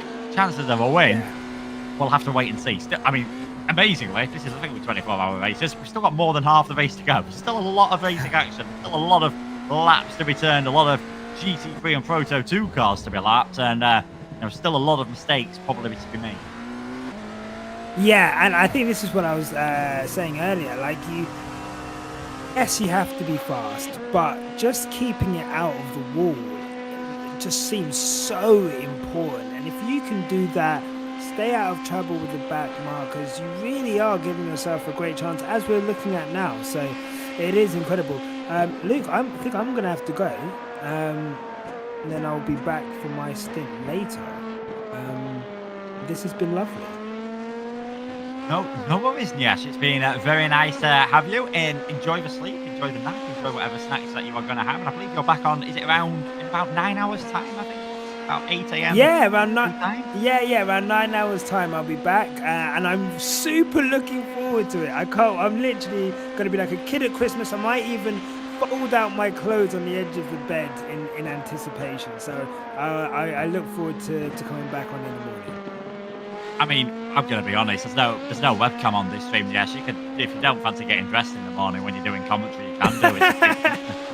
I mean, I'm going to be honest, I am dressed now. That is an image no one else wants in their head. But yeah, you do you. Enjoy yourself, yes, and take care, and we'll see you tomorrow. See you soon. No, thank you guys. Take care. Thank you so much.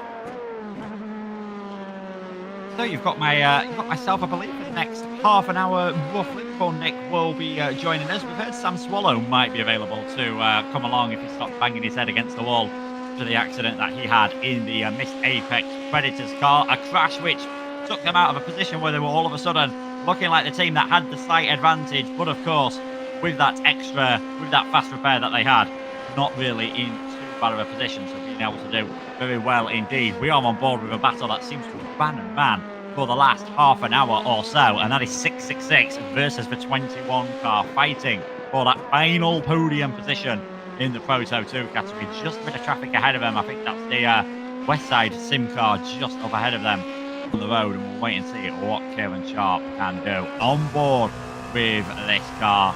You see that dashboard lighting up at the moment, distracting the driver as they are heading their way along into the Porsche curves. And like I said, like we were saying from banners earlier on, it's not too bad, the lighting. Once you're into it, you can sort of get used to things. Talk about threading the needle there.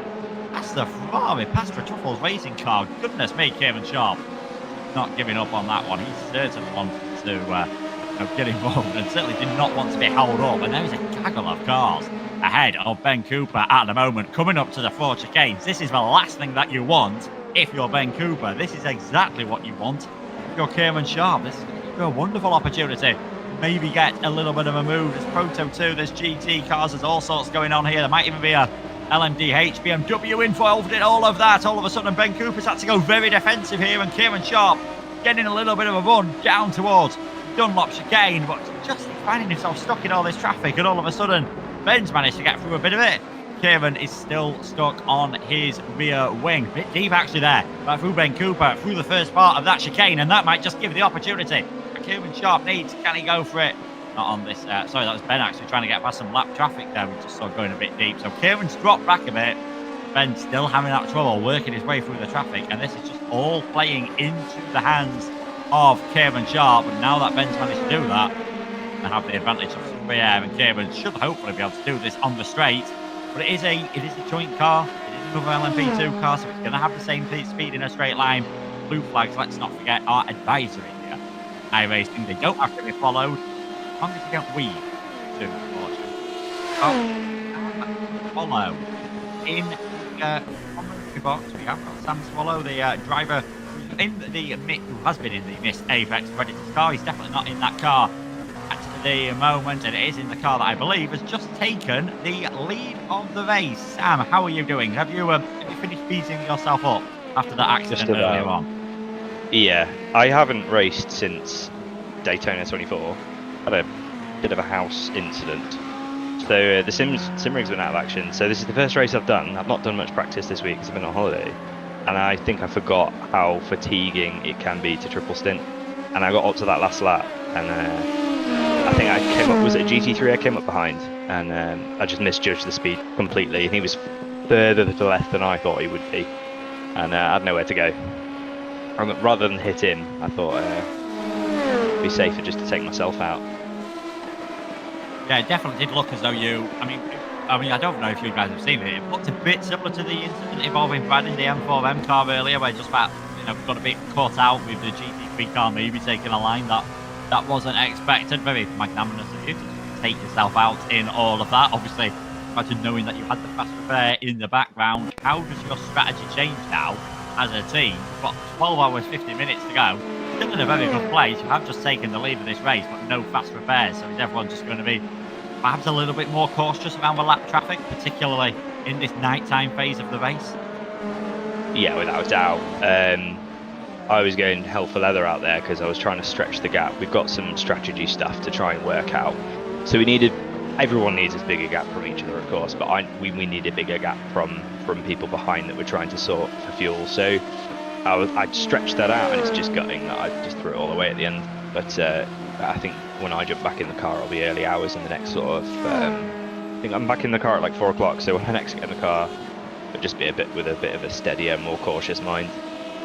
And how is rather than just going for gaps?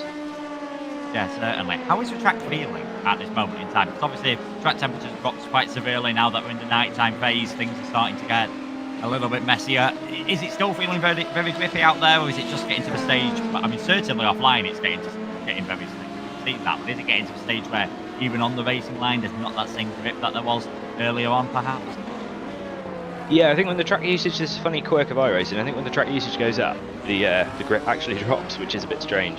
But online it's pretty grippy, and through the Porsche curves it's lovely, it's so nice, but because it's so dark you can't see the chunks of tyre and tyre compound on the side of the road. So as soon as you go offline, it's dark, you can't see it. The first thing you know is you've lost grip, and that's sometimes what's been happening when I've been overtaking some of the back markers and caught myself out a little bit, because you do things instinctively, don't you? You're trying to, I don't know, say somebody's in your way, you pull out, and then there's no grip. It's a bit of a shocker sometimes. It's so dark you can't see.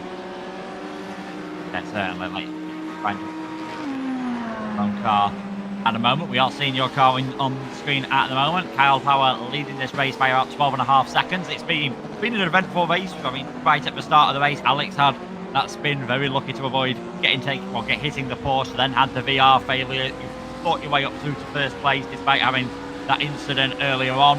How would you say your race has gone so far? And obviously, it's not been as clean as you would have liked, but at the end of the day, you are still in a very good position.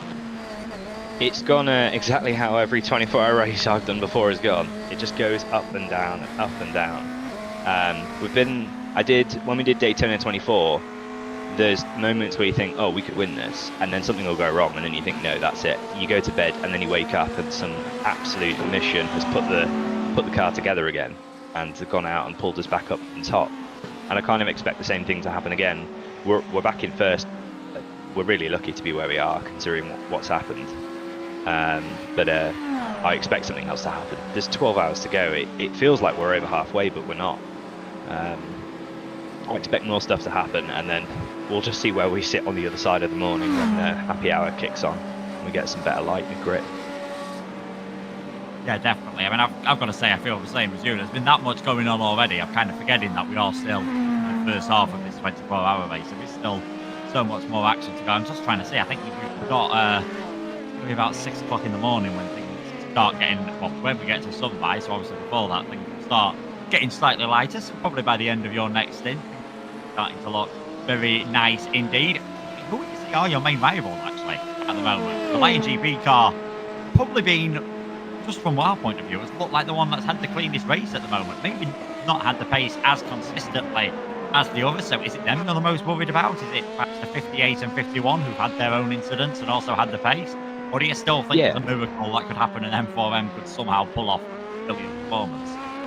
I mean, you saw what happened at the start of the race. Brad came from, what, 5th, 6th, all the way through to 1st. So he might look like 6 laps down, but 6 laps over 12 plus hours is possible, I think. Yeah, I think our main rivals probably Lion GP. We're back and forth with them. And the thing is, when you go into your stint, you don't know who you're going to come up against. They might change driver.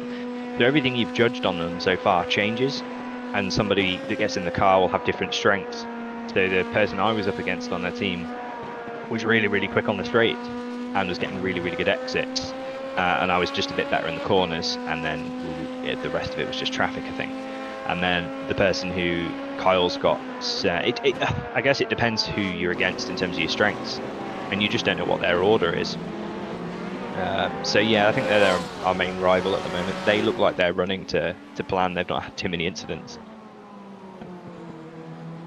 Yeah, I think certainly. I think everyone else in the LMDh had some sort of major drama that we've caught. We don't know whether they've used any of their fast repairs just to fix a little bit of minor damage, which is always an interesting point. Do you use your fast repairs earlier on, or do you try and save them for a big shunt which might never come, and then think, what, we've been driving around with a broken car for a few hours for no reason whatsoever? But things are definitely looking pretty good for you at the moment, and it's amazing. I didn't think I'd be saying this when I came back to the commentary box when I left earlier on, but with 12 hours 45 remaining, we have got the top 3 cars in the overall race, all separated by about 40 seconds at the moment. It's Apex Predators number 62 with Kyle Power leading this one at the moment. Jody Ferdy, who are we on board with in 2nd position, just briefly getting back within 10 seconds off the race lead. Absolutely clouds in the curve at the exit of the Ford chicane. That is certainly not the way you want to be taking that one. And Joost de Canter back in the car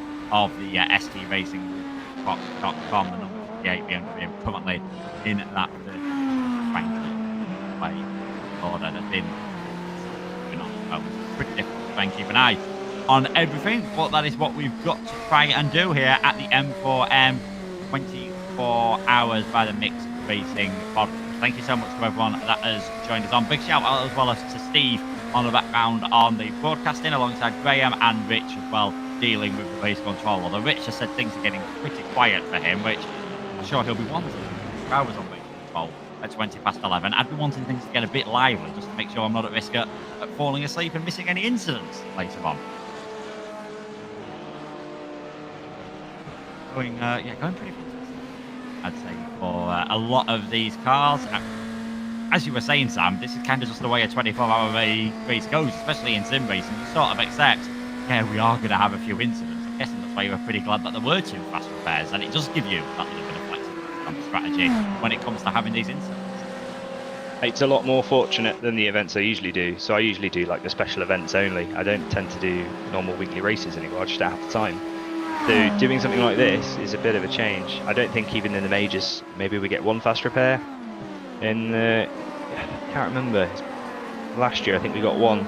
But in, I don't know, the normal Daytona 24s, the Sebring, I don't remember ever getting a fast repair. So this has been really, really lucky. So I just seen a yellow flag in front of Kyle and just got really nervous. Yeah, it's I'm very glad. Otherwise, we'd be out of the race, and a couple of other people would too. And at least the race isn't boring; it keeps it going. And I'm glad everyone's still on the same lap, to be honest. Yeah, definitely. And I mean, I'm going to be honest. When I first heard, there was going to be a couple of fast repairs, I was a bit skeptical. But thinking about things, it just allows for people to stay in the race a bit longer, especially where you've got that bit more of a mix of abilities. Shall we say here, a bit more of a wider mix than you definitely have in the special events or any other races. So yeah, just certainly a little bit of different strategy as well about when you take the fast repair, which is a bit of an interesting one. It doesn't look like that yellow flag affected Kyle too much. He has got that gap back above 10 seconds on Dodie Fendi, so a very decent job indeed. And talking about gaps going up, Ben Cooper has managed to stretch his gap ahead of Kieran Sharp at the moment, and this is the first real time since we've been watching this battle over the last few laps that Ben Cooper got over him. Now 1.5 seconds ahead of Kieran Sharp. Briefly, British American racing car of Yashavin Prevel, the 570, looks as though he was closing up as well, but that gap was got down to about 9.5 seconds. Well, gone up to about 10 seconds. It was about 8 seconds not too long ago. We talked about obviously traffic, probably played that part in your incident, catching yourself out. How have you found the traffic generally so far? Because we have found mixed reports from different drivers about how compliant some of the slower cars have been. How's your experience been? Honestly, I think this is the hardest I've ever had traffic. In the special events, I've not had it this hard. And I was saying this to the chaps earlier, I think it's largely due to the big mix of skill. But the element of it is really, really cool. I like the Pro-Am feature. You don't get that in normal iRacing events. And so you've almost got like gentlemen day-to-day drivers. I'm one of those. Like I'm pretty much an amateur comparison to, like, for example, I don't know, there's people like Brad who do this day-to-day. But the mix of skills, honestly, it's the hardest I've ever had it. I've never had to think so much in between traffic. And because the field is so widespread, every couple of seconds you're coming up against traffic, and that's why you might have seen I was getting a bit agitated. There was no breathing space, even though it's such a big track and there's so many straights. It's quite, that's why I was so mentally knackered more than anything. Yeah, definitely. And like you said, it is surprising just how much it takes out of you mentally in a long race like this, particularly at this time of night. You've done an after shift, I suppose we could call it, earlier on. You've then got onto the night shift. How do you make sure that you're at tip-top condition for this? Don't drink alcohol, which is what I normally do during these events. I haven't had enough practice to relax that much.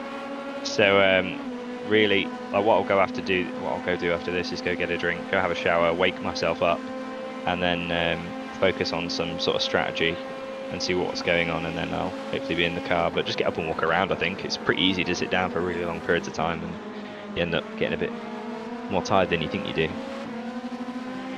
Yeah, definitely. I think don't drink and drive there. Probably a very good message that we can end this interview on. So thank you for joining us, Sam. We'll let you head off and have your shower and have a nice little relaxing break before your next stint in the car. From number 62, Missed Apex Predators, our current race leaders, Sam Swallow. Cheers. See you later.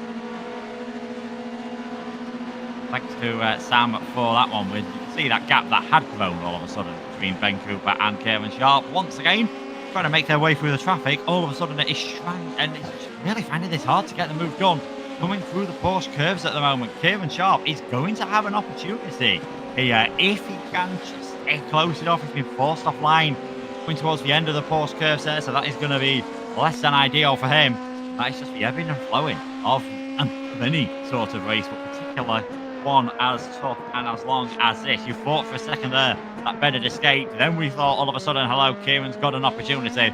Straight away, Kieran drops slightly further back, 0.8 of a second, losing out a tiny bit in the dirty air and on those marbles that Sam were talking about. And very interesting how he was mentioning, now that we're at the night time, not as easy to see where that racing line is. You can only pretty much feel where the racing line is, but by the time you feel that you're off it, probably a tiny bit too late. And that is why we are seeing a few of these perhaps lazy spins, lazy running off, which looks, admittedly, for those from the outside, I mean, I've not done any racing anywhere near the level these guys are at.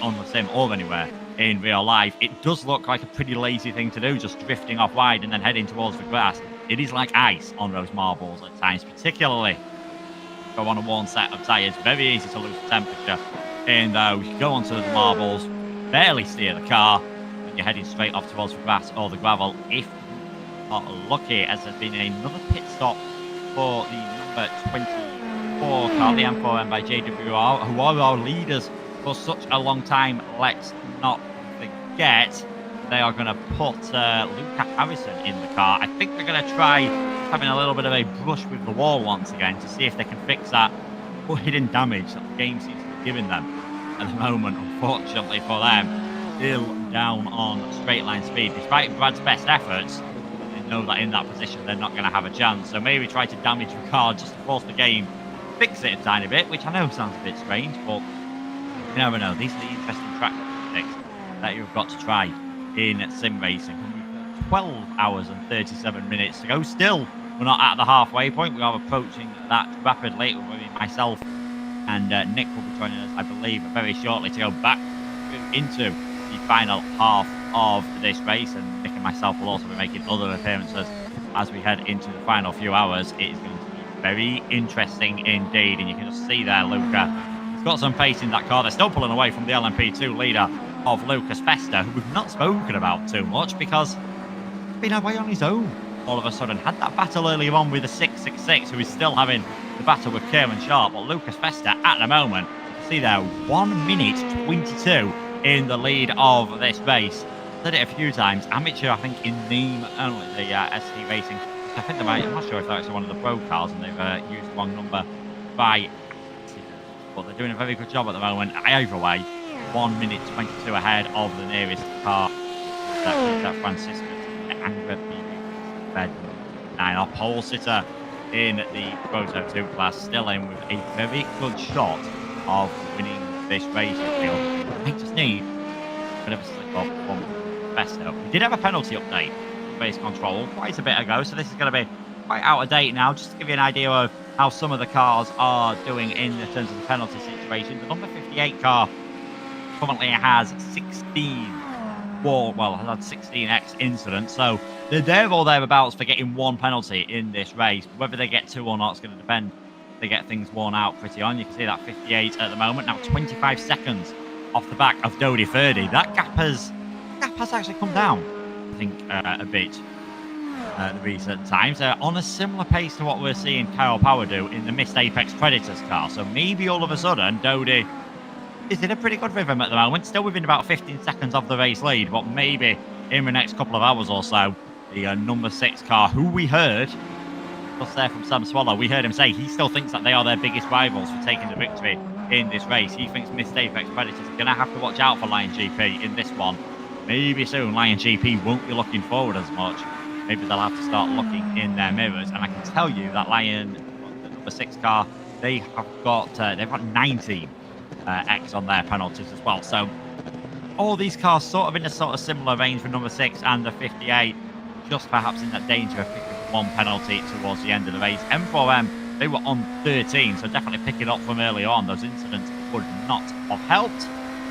On the bottom of the screen, and you saw it on your timing chart as well.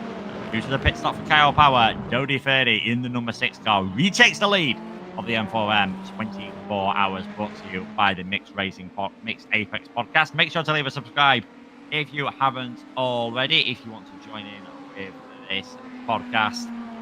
At a moment, very interesting, very different to how we were looking just a few hours ago. Now Dodi in that number 1 position again. He needs to sort of make hay while the sun shines. On those lighter fuel load, can he do whatever he can? Close up back of Kyle Power in after that pit stop period is gone. Kyle has position for now.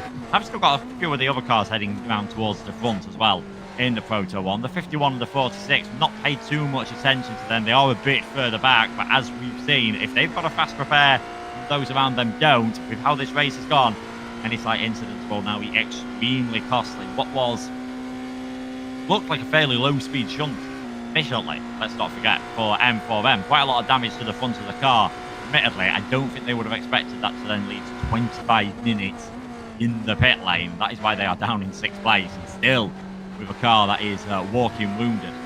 It is fair to say any chance of them taking the victory, this one's going to rely on them somehow getting that car fixed and hoping and praying, not a nice thing to say, but hoping and praying that there are some other issues with those cars ahead. Even the talents that are in that car are not going to be able to, in consideration, 5 or 6 laps on the car ahead of them. I am certain of that one. So we can tell you that, yeah, things are very well at the moment. It for Dodie Birdie, 27 seconds in the lead of this one. 588 still leading in the Proto 2 class at the moment, keeping that gap constant at about 1 minute 21, and I think it's still the number 12 car. We'll see it come up on the left-hand side of the screen very shortly to see who is going to be leading. And in fact, no, because it's Sim actually back in the lead of that one, now by 1 minute 3 seconds, I think, in and around the pit stop periods for those cars. Things will be balancing out in of that one. So, since it was myself and Nick last time, not a lot has really changed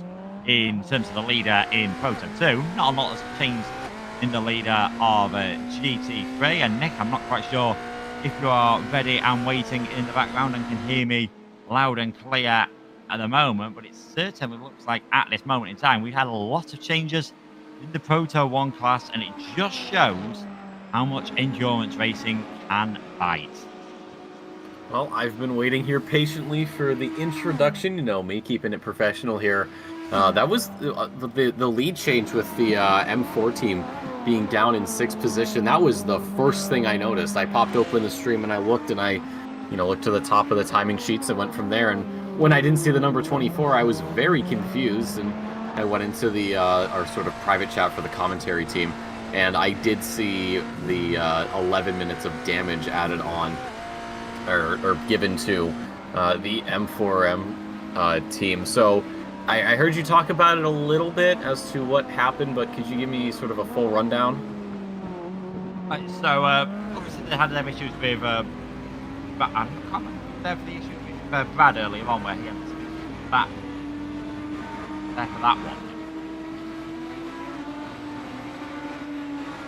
Brad had an issue with the back marker that used up their final of the fast repairs, and then Danny, once he took over the car, looked as though he was in a good rhythm. Once it got to the nighttime stage, coming out of the Dunlop chicane, the car just had what looked like a bit of an innocuous spin, sent it towards the barriers. Not a lot of runoff there on the inside, and just a bit of a shame, obviously, for M4EM. And we have got one of their drivers in the chat now. It is Mr. Brad Philpott. Brad, Lucas doing what he can with that car, but it definitely sounds as though you've still got some issues going on in the background. Yeah, so we went out just to see. We hoped that doing all the optional repairs would give us a fresh car, so we could at least push through the night and just see what happens. Unfortunately, even going qualifying mode, we could only really just match the guys at the front, or maybe be a second off, which isn't really going to help us. We're just going to fall further back. So we have a plan. Sometimes iRating doesn't repair your car completely, as it hasn't done with us. But if you break it in a different way, it kind of this sounds strange, but sometimes it repairs it better, or like over the top. So we have a driver that's going to try and hit the wall in a kind of different way in a moment to then repair the car again to see if it'll fix it. But we've been waiting for a spot where there aren't any other cars around. In the last couple of laps, Lucas had other cars near him, and he didn't want to get in their way or inconvenience them or bounce on the track in front of anyone. So he should be going pretty hard into a barrier soon, which I appreciate sounds unrealistic, but these are the tools that we have to play with iRacing. Since even if you wait for the full repair and all the optionals, it hasn't repaired it properly. We're going to try again. So there we go. So there we go. So he's gone into Mulsanne corner.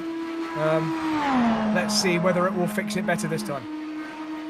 I mean, I've heard of slapping your TV remote to make it work. I didn't think smacking your, six-figure car into a barrier to fix its problems is really on the list of things I would expect to happen. He's back in the pits, though, so... Yeah, so he's now towing. We've got a 3-minute tow, and we'll then see how long the repairs are from this. They're probably going to be half an hour. I mean, maybe more, maybe an hour. But hopefully by the end of that, iRacing will have actually repaired the car rather than giving us the shed that it tried to give us the last time. Well, hopefully it does get. To be honest, you know, no one, although we all want to keep going, we don't want to give up or anything, nobody's really going to enjoy driving a car which isn't really fast enough. It's such a strange thing to hear on my end. Like, I've never been in a situation where that was a possibility, where that was a strategy, quote unquote, if you want to say that. So this is all. It's certainly not a strategy we wanted to employ. No, not at all. Of course, no one ever wants to deliberately, wreck their race car to make sure the car is repaired. I get it's a sim, but that just sounds ridiculous. Well, really, if you wait for the optional repairs, it should give you a full repair. And if it can't be fully repaired, it should tell you that. It should say you're toast, like it sometimes does in other sprint series. But yeah, I went out and gave it my best shot. I went and did a full stint with the damaged car. I think we were lapping as still one of the fastest of the Proto ones, but we were risking a lot, and we discussed in the team, and really it's not fair for us to be we were having to make risky overtakes on GT cars in order to nearly match the rest of the cars in our class, and it's not really sustainable. Well, it was quite good fun.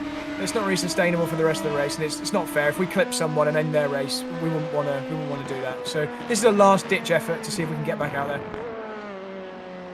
I mean, when you had the accident, give Luke a bit of a target of how much repairs he had to cause for the car? Is that part of the game, or do you really have to completely wreck the car for iRacing to hopefully fix the car?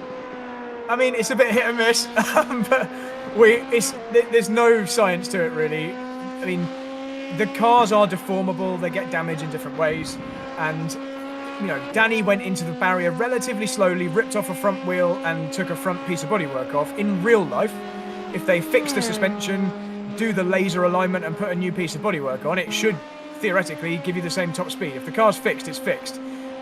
Whereas ours definitely wasn't. It obviously had some residual bendiness to the front end, so maybe ripping the front off again like he did flat out into Mulsanne corner might then give us a properly fresh front end this time. Well, here's hoping that is the case, so you guys can get back out there and challenge for position. You've just been passed by one of the Proto 2 drivers there, the PT Racing team, in the number 588. So I really don't know what else to say because I'm still digesting the whole wall thing. So we've just had an update from the driver in the car. Lucas says we've got an hour and 10 minutes of repairs, so we'll go and have a beer. We've got 48 minutes of required, and the rest is optional. So I guess we'll let it do all that, and then try again in about an hour and a half. Well, it certainly sounds like they just hit you up. I heard the little ding there. So, I mean, I would do the same thing at that point. Hour and 10 minutes, I'm going to go up, grab a Guinness, just kick back and let the pit crew do the work. Yep, I'm going to go do that right now. So thanks for all the effort again, guys. The broadcast is awesome, and we're all loving it, and I will be watching even if we don't get to carry on the race. Thank you, Brad. It's unfortunate, but hopefully you get back out there. Thank you, guys. So besides this incident, Luke, is there any other big moments I've missed? I see Lion GP's in the lead, which is good for them because Miss Apex has appeared to have dropped a little bit off the pace.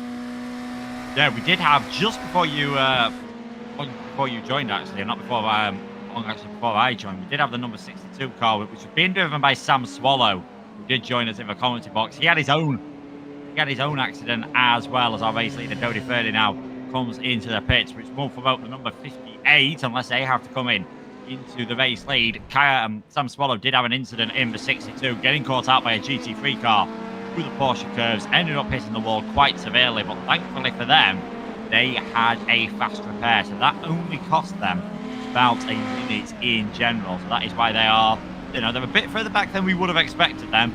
They are certainly still in the hunt, and definitely in the hunt. We have a change for the overall lead of this race with 12 hours, 23 minutes remaining.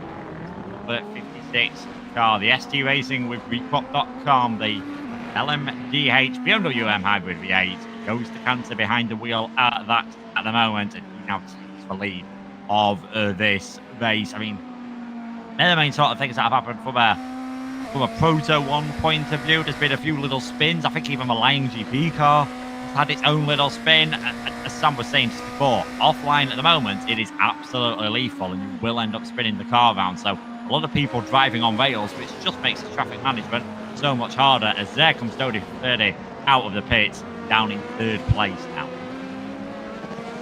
All right, so there's been a lot of developments, which is exciting, of course, because last time I checked, we were just running hot laps and we were, just at the sort of just before sunset. Now it's in the night. Obviously, I'm sure these amazing viewers at home have been watching these cars dart around in the dark with only those headlights and taillights to give any sort of illumination. And of course, some of these lampposts as well, and whatever is at the start-finish straight. Have we had any drivers that have been having issues with braking and entering the turns as the darkness has fallen? Not particularly, I'd say, just because of the darkness. I say we've had a few cars just, get things along on the way into the braking zone. A bit like what we were seeing beforehand, to be honest. A few cars, maybe blocking up rear tyres, perhaps, as well, sending the car spinning around that way, going to brake on the turning. But yeah, no real major issues at the moment, which I don't think we really expected, just because of how professional and how good everyone is. Everyone's been dealing with it fairly well. Maybe once the fatigue starts to set in a tiny bit more, starts to see the problems coming in. But at the moment, does not seem to be an issue, as I've just realised there, again, BMW is such an imposing car when you see it behind the LMP2. Really now getting that sort of an idea of just how much bigger than the Dallara that new prototype car really is. Just making his way through the field is Dodi 30, and he knows he's got to get through this traffic as smoothly and as quickly as possible. Gaining a little bit of a slipstream here could be very helpful indeed. Not close enough to send one down the inside of the 666 car, who, let's not forget, is still having their own battle with the 21. Those two have been really fighting hard all race long. I think it's calmed down now just because of pit stops. I think it has calmed down ever so slightly, so that gap has built a tiny bit. Dodi 30 is able to make their way through very comfortably indeed. 18 seconds now behind Kyle Power, putting them about 40 seconds off the lead of this race, but they will retake that lead once all of the pit stop periods have come back out. And hey, the situation we're in at the moment, the number 51, the IBAC car, we've not spoken about too much since the lead of this race. They're within about 2 minutes of the race lead, so that's definitely a very achievable gap in the next 12 hours. Absolutely. Looking at an important stat to look at, though, is lap time. If they're lagging behind their sort of average compared to the other teams, then yeah, they might be 2 minutes off the lead, but that doesn't really mean much when you can't catch up.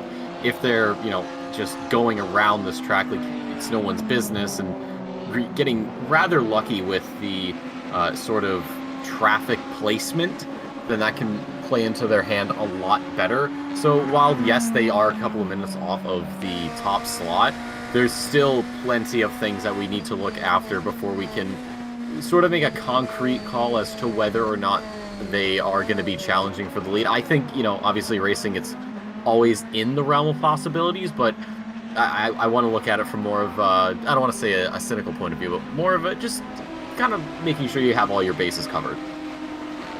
Yeah, I'd say a more realistic point of here we might be seeing some of the lap times cars are doing at the moment, just to give us a bit of an idea of the pace that they are setting. I mean, you can see on that last lap or two, Dodi 30 has lost a bit of time in all the traffic.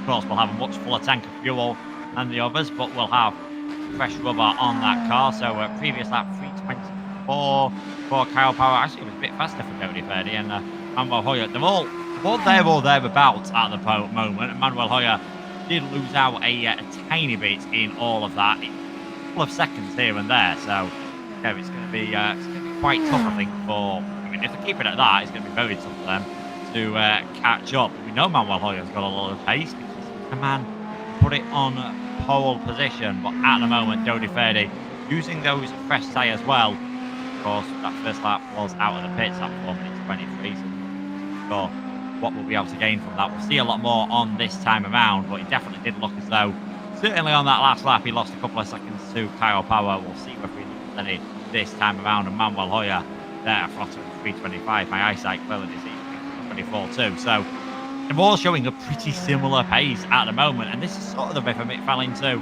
We were last on air, Nick, that everyone was just gaining, half a second here, losing half a second there, and the gaps were remaining fairly constant. It seems to be staying that way at the moment. It's amazing how, no matter which drivers you put it in, they always seem to be equally matched with the other drivers that are in the opposition. And that's just how it works in these races. It's gonna have those moments where people are gaining, where they're making passes, where they're maybe having to get bopped a little bit. But then you have moments like this where, and earlier on in the broadcast, where it's just lapping and nothing's really happening. You're trying, you're looking at the delta and you're saying, okay, well, I'm gaining that time here, but then I'm losing time elsewhere. And it just sort of, you do a little bit of quick math and you realize, oh, I'm not gaining any time whatsoever. So, yeah, I'm kind of sad, of course, that I missed some of the action, some of the changes, the gaining, of course. But that's just sort of the nature of racing. And it's important to just make sure you don't let that deter you. You don't want that to ruin your race just because you see that you aren't gaining time ahead or behind. You're just out there doing your thing. And it's just one of those aspects of endurance racing that is, as I've dubbed a few other things, a sort of trial by fire. Yeah, I think everyone is just trying a few different things at the moment, as I think evidenced by the fact that M4EM decided the best tactic to fix their car was to slam it into the wall at Mulsanne, and it was only on the replay when it came on that. I did not realise from the initial onboard just how much they bounced back onto the circuit. They somehow ended up on the inside of the braking zone for Mulsanne after hitting the wall, obviously on the exit of that corner, so bounced back onto the circuit quite a lot, and I think that's why they made sure that when they did that, there were no cars around them. Right, 3:25.8 for Kyle Power on the previous lap, 3:24.8 for Dodi Ferdi, so he's managed to knock a second out of that gap. It will be a while before we see what Manuel Hoyer can do, but certainly those fresh tyres doing very well for Dodi Ferdi. Flying GP car might be in third place at the moment with 12 hours 16 minutes to go, but they are definitely in a fantastic chance of taking the victory in this race, as is the 58 car, as is the 62. It looks like it will be those three drivers or those three teams on the podium. We'll have to wait and see, though, in about 12 hours time, which one of those will be taking the top step. See whether Manuel Hoyer's time dates in the next few seconds or so. Dodi Ferdi negotiating his way through the traffic quite nicely. It must be such a nice relief for yourself when you're in these faster cars and you realise you're going to catch them up in a straight. A, you can get a little bit of slipstream. B, you can just fly past without having to worry too much about have they seen me in the mirrors, where they're going to move, are they going to brake a bit earlier and catch me out. Nice and straightforward slipstream on the straight. Just one stress that you could have clearly do without, and we're not going to see what lap time Manuel Hoyer is going to do because he's coming into the pits. Yeah, I think the way that the Proto 1 drivers are, like you said, it's great just being able to blow by people, and you got to worry about, are they going to outbrake themselves? Am I going to get caught off guard? But then you also say, oh, well, what happens when they run into the GT cars? How much different does that become? How does it feel from a GT's perspective? How does it feel from a Proto 2's perspective? I'm sure from Proto 2 to GP or GT, it's the same as we're seeing with Proto 1 to Proto 2. But then for GT, it's almost like you're a sitting duck, like you're just you got the pit limiter on, and these guys are just flying by you, just one after another. Of course, you want to get these guys around you on a straight line of the track, but other times that's not possible. You have to go through some corners, and you can have a little bit of scares here and there when it does come to corners. As we continue with Kyle Power, I believe, was navigating one of the back markers, or at the very least is catching up to one. He will be opening up the gap still to Hoyer, who went in not too long ago. You got Decanter there, 17.1 seconds ahead, and then you've got Ferdi just about 20 behind. I was looking at the lap times for Power, Ferdi, and Hoyer, and Hoyer actually had a 1.6 second lap time advantage. Meanwhile, Ferdi had a 1 second advantage over Power. So it's 0.6 of a second. When you look at the gaps, it doesn't seem all too much like the three of them would come together. But if they were to just stick on the pace and keep going the way they had been, I feel like we could have seen Power and Ferdy start to come to blows. Meanwhile, Hoyer just is in the background, just waiting. And obviously Hoyer went into the pit lane, so we don't truly know. He'll get shuffled around in the field, of course, before he comes back out. We've got some more drivers coming into the pit lanes as well, as we approach just about halfway through this race, and we still got plenty of more action to come, as I've been saying. But yeah, no, I would have loved to have seen those three guys sort of coming together later on. I mean, hopefully we do see it at some point, of course. It would be a great show to have these front-running teams. It is unfortunate that we don't have the M4M team is in contention right now because of the damages, and like Brad told us earlier, he'll be at least an hour, if not a bit more, before he can get he and his team can get back into the swing of things. But yeah, it's been really intriguing to watch Power and Ferdy and just seeing the lap times they're putting in. Yeah, and just seeing that fluctuation between all of them. The 58 car came into the pits from the race lead, so that's Joost de Kanter now. Has remained behind the wheel of that one, but he's around 1 minute 10 off the lead at the moment. He's still staying in the pit lane, so quite a long pit stop for that Proto 1 car, the 51. They came into the pits. It did have Manuel Hoyer behind the wheel of that one, but now they have changed to, I believe it's Raymond now, behind the wheel of that one, so we'll see what he can do in his period. Dodie Ferdy still in second place. Kyle Power back into the lead for missed Apex Predators. That gap again up and above 20 seconds when it did briefly drop down. I think we've had a swap for the lead as well in the GT3 class during that all the pit stop periods that have been going on, with number 12 car in 19th place overall. The Obsidian car now leading in that class again, fighting along with Paradox Sim Racing, and that seems to be another one that, as you can see, the gap 4 seconds at the moment between Norgard Pedersen and Matt Brain. This would not surprise me if we're on to the final lap of the race and these two cars are fighting on track. Just when you think one's getting away, multiple times I thought the number 12 was breaking away. Number 90 just seems to be able to close back up again. Yep, and that's the beauty of this long format, especially even the beauty of these GT cars. And you look at both of them, you look at Brain, you look at Norgard Pedersen. They're both in the M4, so it's equal machinery, but it's got to be that slight setup difference that both teams are running with, and that has been something all the drivers can really play with. You do see Brain in the background at it now. It does have some faster cars approaching. We'll have to let them by. For Pedersen, he may not be as fortunate if it gets timed incorrectly. As you can see, yep, there they are, just getting past the other BMW. Still 4.6 seconds, which for Brain is very good, because that means he hasn't had to lift pretty much at all. He's been able to keep that gap consistent, and if he gets very lucky, then his opponent Pedersen might also be, or might also, excuse me, we'll have to lose time to let those faster drivers through as we head up towards the Porsche curves. Yeah, definitely. So is Pedersen just going to be caught out in all of that? One gap's gone up just above 5 seconds. Very briefly there we are seeing where Joost de Kanter has come out. They've had an extremely long stop in that number 58. So I wonder if they had some damage somewhere and they decided, you know what, this might be the stop to fix it, because how long have they spent? They were well ahead of the IBAC car. They've dropped about a lap in that pit stop period, about a lap behind missed Apex Predators car. So yeah, very long pit stop for the number 58 car. Has that taken them out of contention, or have they now got a car that is going to do exactly what they wanted to do for the next 12 hours, 9 minutes and 15 seconds, as long as putting it in the wall? These are the questions that are asked in endurance racing and other battles that are going on the field. 16th place at the moment, so that is 10th and 11th in class. Juan van Rensburg in the El Slow-Mo's car, just half a second behind the Destino Motorsports car for that top 10 in class.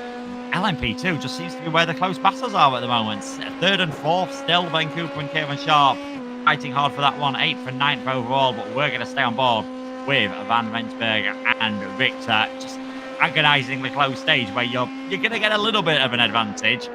Certainly not one enough to make a massive difference, and it's just letting cars get in between them. So this could be an opportunity for Victor. Oh, Victor skipped the chicane, actually. I did wonder why the gap's changed. No, of everything what I was saying, Victor's cut the chicane. Surely that is going to have to be a bit of a slowdown, and this is going to be Van Rensburg's opportunity. It might be, and you see Van Rensburg is on the left side, just out of shot, and there it is.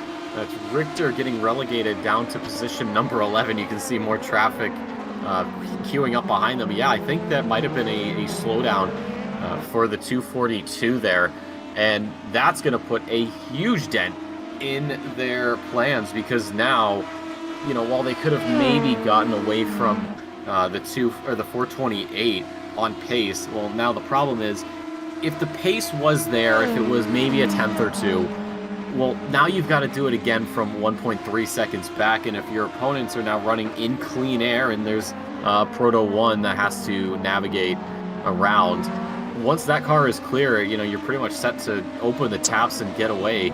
So for Richter, that's going to be just a monumental task. I think he just spun. I think someone in the background just spun. Yeah, I think it might have been Richter. I don't know if he was bumped or what happened there.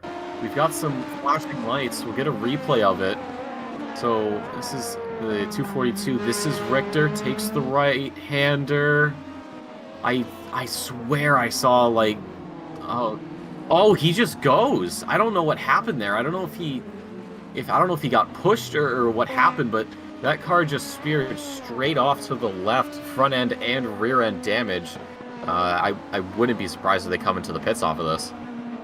It looked like to me that he just got caught out ever so slightly by the closing speed that he had on the Proto 1 cars, who were taking it steady. Didn't want to cause any incidents, of course. Locks up the rears, tries to turn to avoid contact. Very nearly collects a GT3 car as he comes back out onto the circuit. Yeah, not ideal whatsoever, and that is Richter going to have to come into the pits. Thankfully, hasn't had to tow it.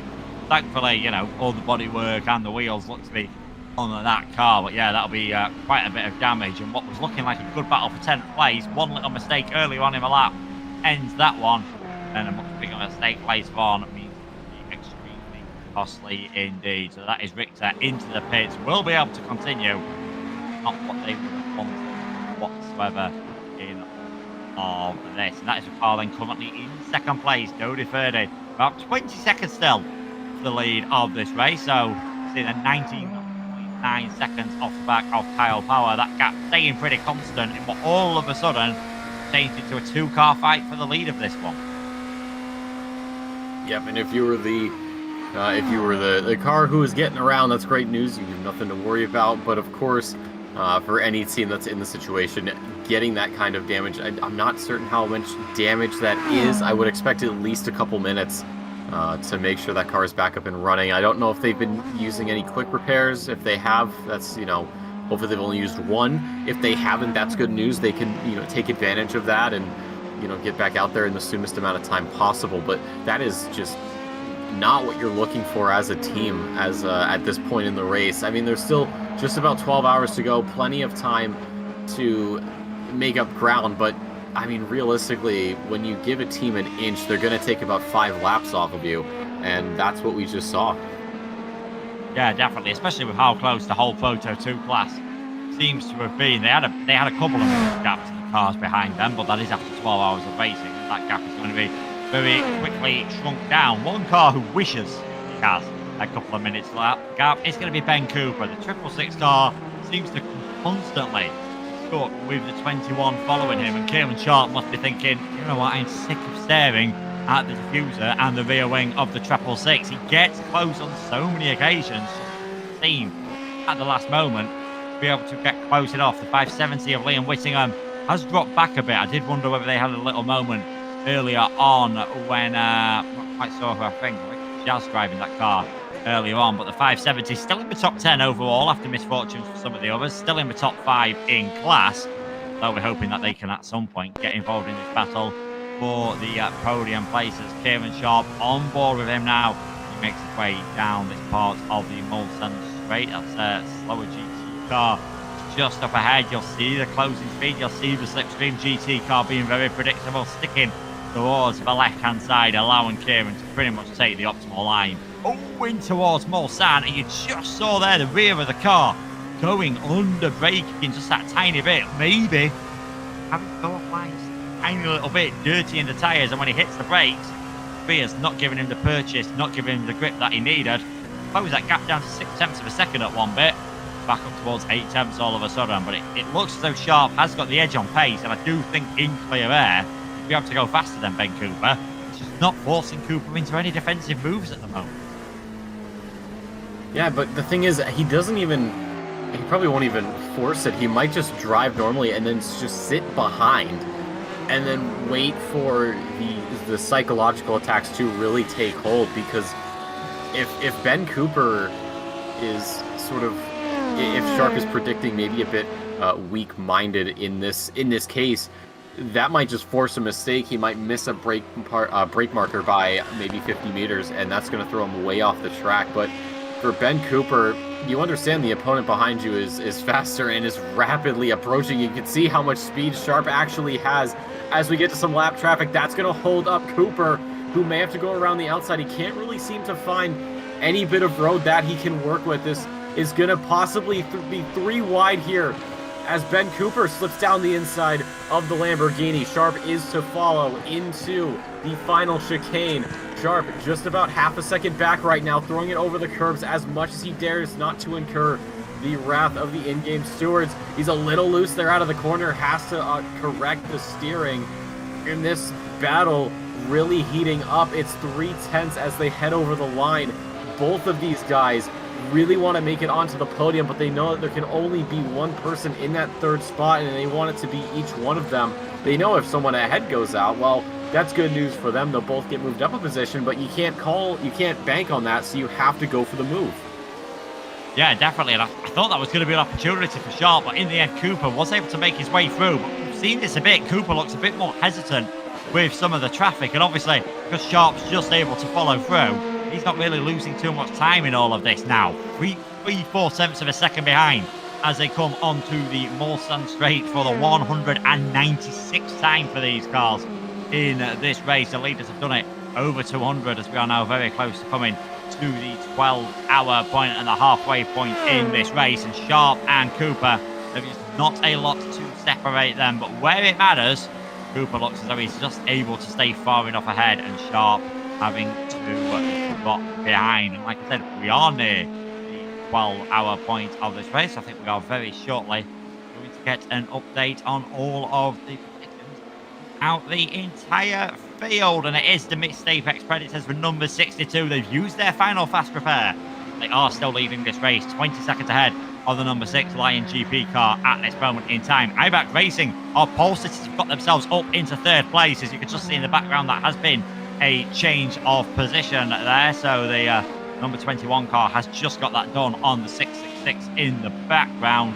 That is a swap around for 8th and 9th overall. That 21 into 3rd place for now. The 588 still leading in the Proto 2 category.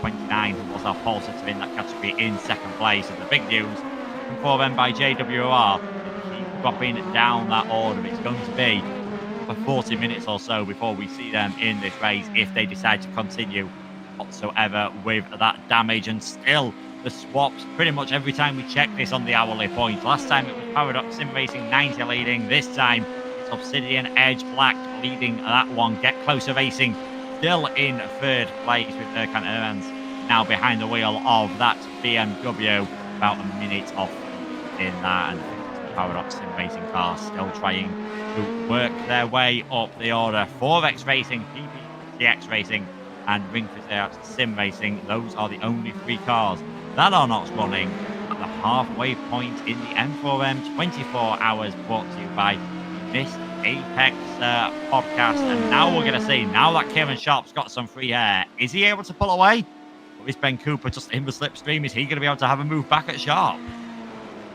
Well, I think we'll just have to wait and see, really. It's only a couple of tenths between them, of course.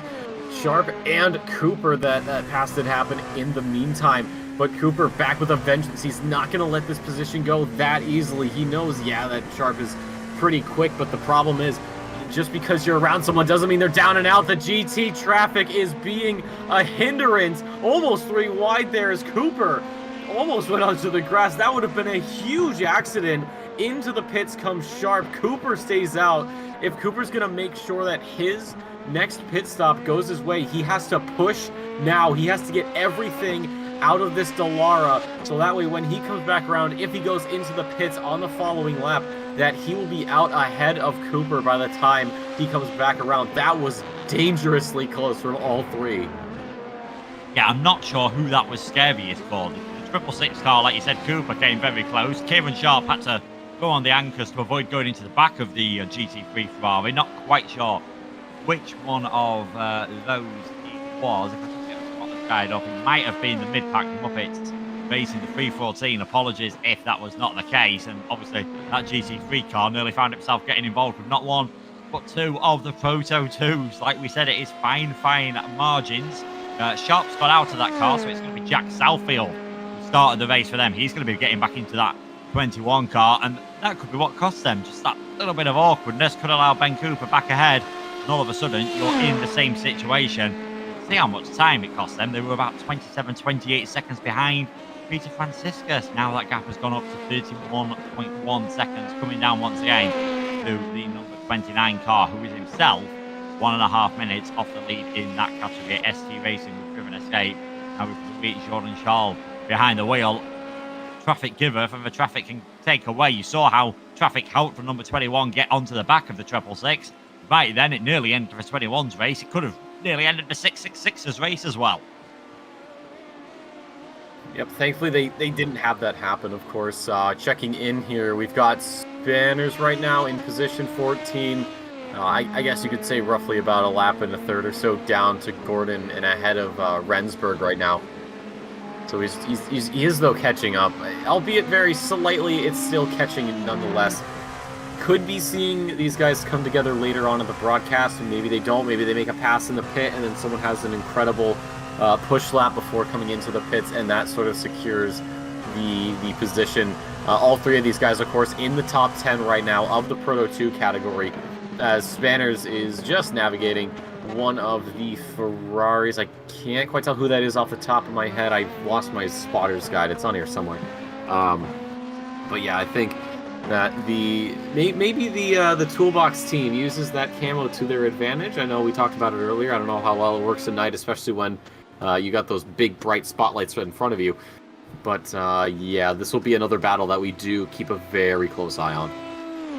Yeah, it seems like earlier on when it was a Matt Trumpet behind the wheel, I'm sure they had about a 2-minute gap to the car in front and a 2-minute gap to the car behind there. I think it's a slightly different car this time. Richard Gordon, the QRT Esports car, earlier on was fighting for the top 5 and now finds himself down in 8th place after their own shenanigans. It just shows how things can change. And talking of changing, there has been a change in the lead of this race. We have seen the Missed Apex Predators car come into the pit, and I believe that was a short stint for one of their drivers. I think we've seen a driver change once again. Kyle Power is out of that one, and it's now Stephen Williams in the car there. So maybe just going for shorter stints in this night phase, and that allows Dodi Ferdi to now have a 38-minute lead.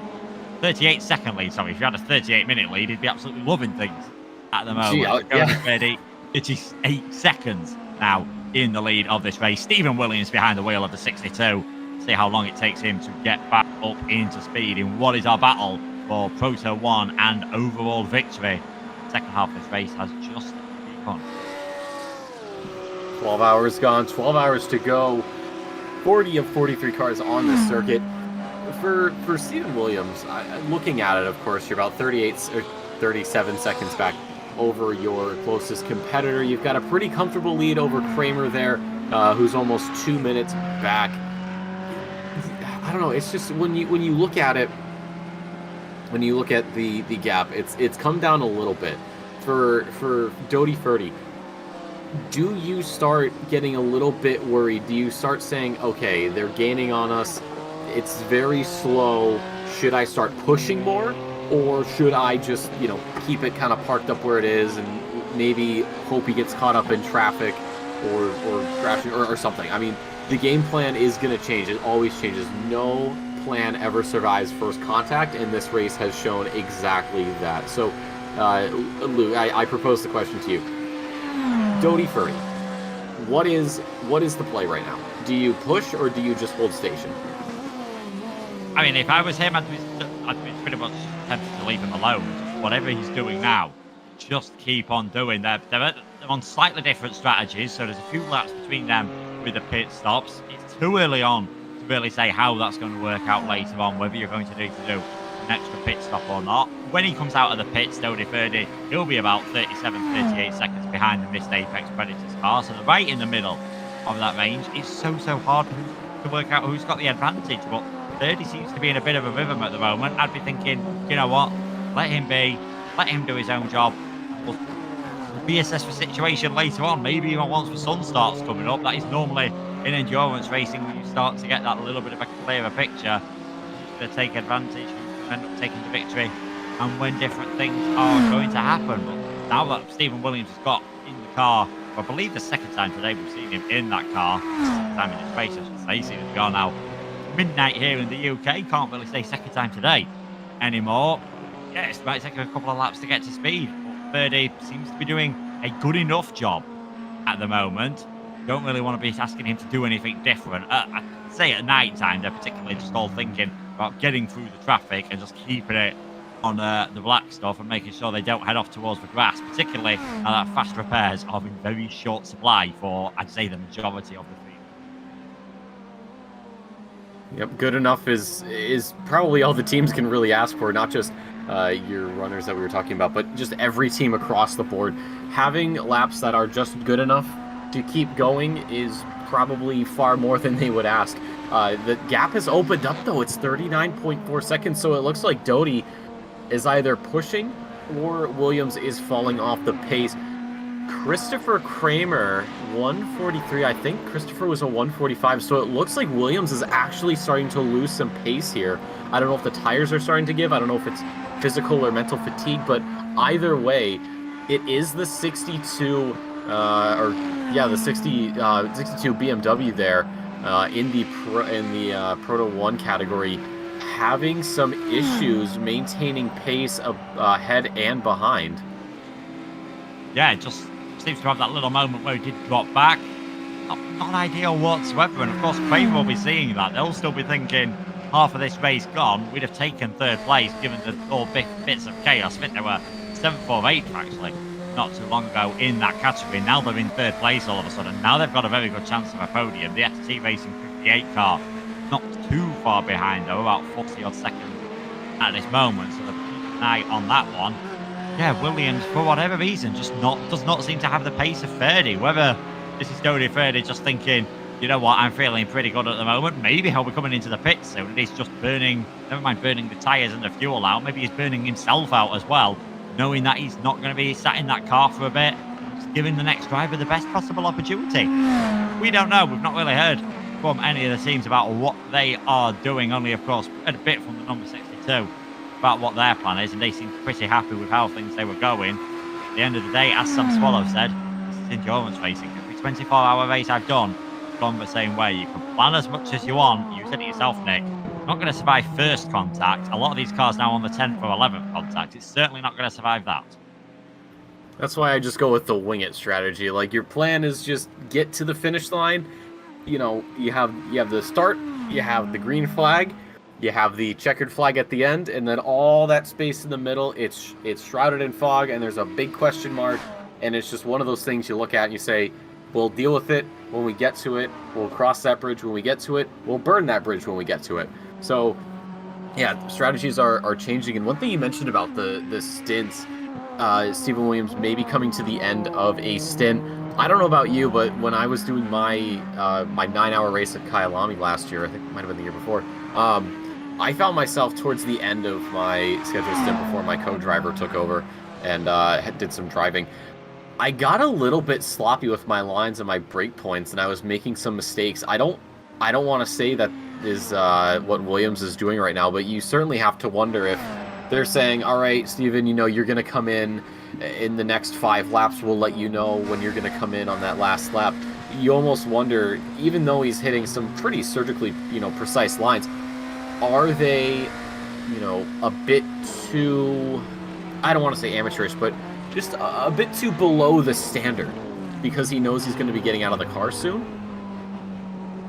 I mean, if anything, he seems to have stepped it up all of a sudden, perhaps listening to us and using it to motivate him. He's got back within 40 seconds of 30, back over 1 minute 40 ahead of Christopher Kramer. And I sort of find a similar thing towards the end of my stints, that my laps are either turning to absolutely fantastic all of a sudden, or I'm going to start making those mistakes, because if you know you're coming out, if you know you're going to have new tyres on the car, there's no point leaving your tyres at, any sort of percentage. You want to be wrecking them towards the end of that stint. And I think at the moment we're still in a situation, maybe just for grip, it's starting to switch over to what's becoming a bit of a problem even online. It's been a problem off the racing line for the last few hours to bit, but Turkey's probably still not feeling too bad. And I think if anything, this is Williams just trying to get into that little bit of a rhythm again, not panic too much.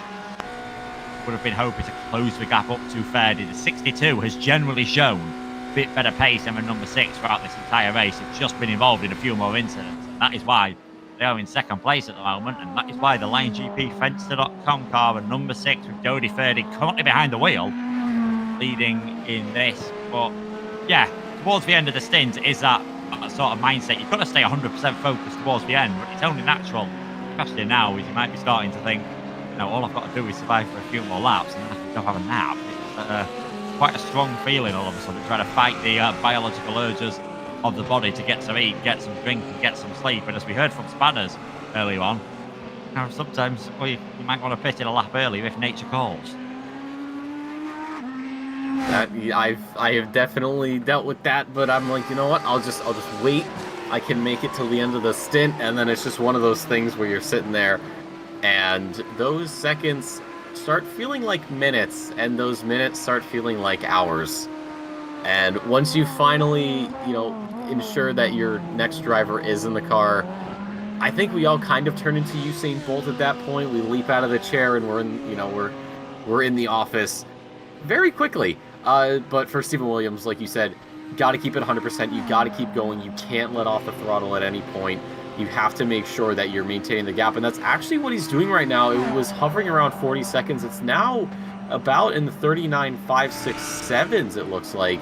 Although Christopher Kramer has slowly been gaining. It's about a 1 minute 40-second gap at the moment, and it's dipping below that, of course, as it does just now. But Williams really isn't in a lot of trouble. I think they could reasonably pit right now and get the next driver in and still be ahead of the 51. Yeah, they have definitely got that margin at the moment. And an interesting one that I was just about to mention, and Steve must have been able to read my mind, after the pit stop period, Jack Southfield has come out comfortably ahead of David Brown. So Southfield's put in some really good laps earlier on before the pit stop from the treble 6 car. So they are now down in 4th place. Is the PRC SLT car by Dapper Crossstems. 6.1 seconds off the back of Jack Southfield. I've got a 3-second gap over Liam Whittingham, so definitely seems to be extending quite a bit over the British American racing car. I wonder if they're another team that every pit stop is just taking a bit more time to try and fix the car and try to get rid of any damage. And at some point, if the Lion GP car comes in from the race lead, and that's going to allow missed Apex Predators with Stephen Williams to retake the lead of the race again. At some point, it just gets to that moment where you decide, right, we're not fixing things anymore because it's just not worth it. Yeah, it's. I don't want to call it a sunk cost fallacy, but you are right. At some point, you have to look at the car and say, okay, what in this can we just leave broken? What in this car can we say, you know what, it's not going to be getting fixed up anytime soon, and if we try to fix it, if we try to get a new part on, it's just going to hinder us further. It's a question that every team at some point will have to sort of grapple with and come to terms with. And again, on the point of plans and how they change, that's another thing that will constantly change every single time these teams have to run it.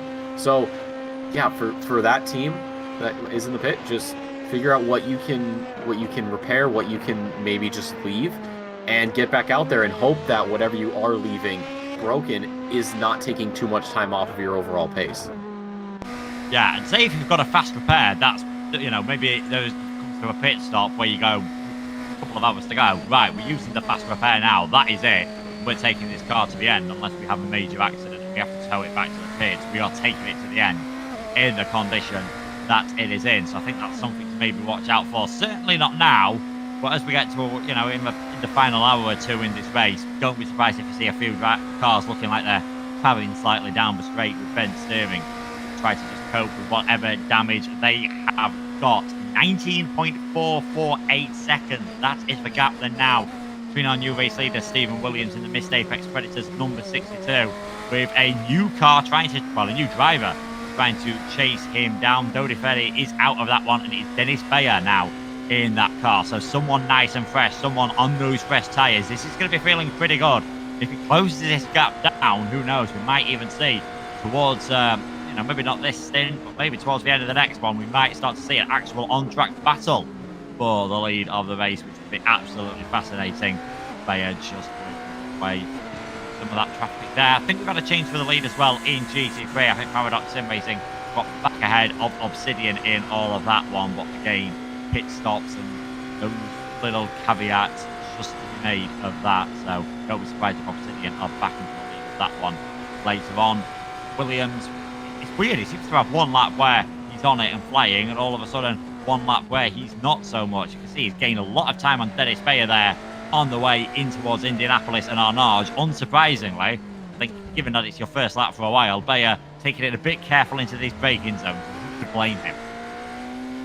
Yeah, absolutely correct. And, you know, being on a fresh set of tires too also has to make sure they're up to temperature. We're in the night. It's a little bit colder than it was earlier on in the broadcast. So these tires take maybe a little bit of extra time, maybe an extra lap, depending on who you are, to come up to operating temperature and pressure as well. That's another thing that teams have had to adjust prior to pit stops, is there is the ability for the driver, and I'm going to also assume the team, to adjust tire pressures and any other small things like that before the pit stop.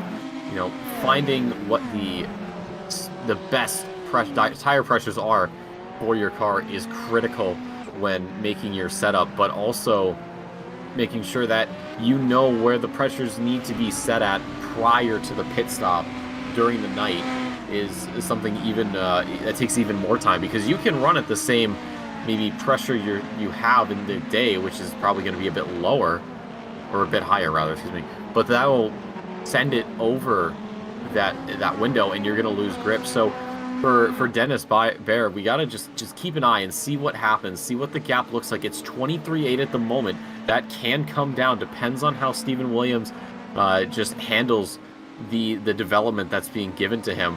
It's a significant gap, of course, at least for right now, but in due time it could be coming down, it could be growing, or if Williams decides to go into the pits, that'll give the Lion GP team the lead of this race. We got 22.9 seconds, so it is coming down a little bit. Yeah, just dropping a tiny little bit there, I think, as Williams was negotiating some of the traffic. Tyre pressures, just one of the things that you can adjust. It's a pretty common one. Well, I mean, it is a common one across all cars here on iRacing that can get changed in the pits. You do have to put new tyres on, of course, to adjust your tyre pressures, but we are seeing new tyres on for most of the cars, unless they are trying something different like toolbox racing. Most of the cars are taking new tyres in every stop, and we're probably at the point of the race now where the cars are running with their highest pressures that they will have when the tyres are cold, of course. Track temperatures will be at one of their lowest points, running with a bit more pressure in the tyres just to get them to the optimum operating temperature and operating pressure. And then when the sun starts coming out, take a little bit of air out. Not too much. Yes, you'll have a bigger contact, but slightly slower in a straight line, and you'll just start overheating the tyres. And we know how finicky and how awkward iRacing can be once the tyres have overheated. And just look at a car that, you know, only about half an hour, 40 minutes ago was leading this race. Joost de Kanter in the number 58 ST Racing with Freepop.com car, all of a sudden finding themselves 45 seconds off the podium. I think they must have definitely done some fix or something in the pit lane, but they don't have to worry about any cars behind them, and now they're just going to go all-out attack. And it was interesting to hear that from, I think it was Danny, when he was talking about the incident that he had. Some of these cars that have had issues, thinking, you know what, let's just have some fun. Let's not bother fuel saving anymore. Let's drive the absolute pants off this thing and just see where it gets us towards the end. And that might not be a bad tactic. No, that might be the tactic that they need to get ahead in this race. Yeah, that's what I think. I think to just whatever it is that whatever hand they're being dealt right now, they may have to stick with that for the race. And who knows, that could work out beautifully. That could work out beautifully. Also, of course, if you're going a bit too fast, we've already seen one little slight mistake, one lock up, one braking 5 meters too late, one getting too close to a GT3 or a Proto 2 car as you're making the overtake, could easily end you in the barriers. Talking of overtaking and battling, Pruis in the heat together car. He's 4 seconds ahead of what we are watching on screen at the moment. Triple five, Victor's Racing League Blue car with Ryan Reeder. Got Lukas Kwasnik all over the back of him in the Ibex Sim Racing GT3 car. 0.6 of a second, the gap between these two. Porsche versus Ferrari. See one of these famous insurance names comes out on top in this battle. I'm more interested in the Ford versus Ferrari, but I will certainly take these two. I mean, the storied history both of these manufacturers have, not just here in Endurance Series, but just pretty much every facet of motorsport imaginable. It's been a blast with them, of course, Formula One being Ferrari's thing. Maybe not recently, of course, but in years past, it has been incredible. There's the headlight flash. It's almost like, we actually have one of the, I believe that was one of the Proto 2 cars that was coming through. And for Lucas, that is just a pass and a back marker. No big deal there. Still has almost a 4-minute deficit to overcome over Reeder. And then Ollie Newcomb, it has a minute and a half or so. So these three guys, quite the distance between them. There's, I'd say maybe a one postcode between Newcomb and Kwasnik, and I would say maybe a couple of states between Reeder and Kwasnik. Yeah, and I think what that it did briefly show up as actually being a battle between Reeder and Kwasnik, but that'll give Lukas some confidence because he's just overtaken Ryan Reeder. It didn't look as though Reeder, really let him by. He probably just accepted that that's the situation that has happened. So he's pulled the overtake on the car that's ahead of him. The problem for him is he's got to go round another lap to try and catch himself back up as Reeder just getting well out of the way there. So Kwasnik having some good pace all of a sudden in the IBAC Sim Racing team, who I believe actually had an issue before this race even started on the formation lap. They had their problem, and they also had a collision with another car. They had a collision with their teammate car in the one, the IBAC Sim Racing Team LMDh car, which is currently being driven down pit lane by Christopher Kramer. Storm 3rd position. He'll be able to retain that 3rd place when he comes out, or will the SD Racing car take that provisional podium slot? And Reeder, despite the fact that he's dropped off the back of Lukas Kwasnik, catching up quite a lot to the 814 Team Heat Together car, so we could still see 14th, 15th and 16th extremely close together, even though only 2 of them are really going to be in a battle for position. Well, it doesn't matter. Maybe somehow, some way, those 2 behind actually sort of push each other in some weird sort of way, and they actually catch up with the Team 4 Racing Ferrari there in the 444 for position 13. But for right now, no, this is really where we can stay as that is one of the Proto 2 cars or Proto 1 cars coming through. But yeah, 4 seconds between 32nd and 33rd, and then it's just a smidge under 15 seconds up the grid. And you talked about it earlier, unlapping oneself from the car that's ahead of them. You said, the task of getting around that car and then having to do it again. I always see a moment like that and say, well, if I'm fast enough to get around someone that I'm a lap down who is a position in front of me overall, that's a huge boost of confidence, because that shows, hey, I have the ability to get this overtake done legit on track.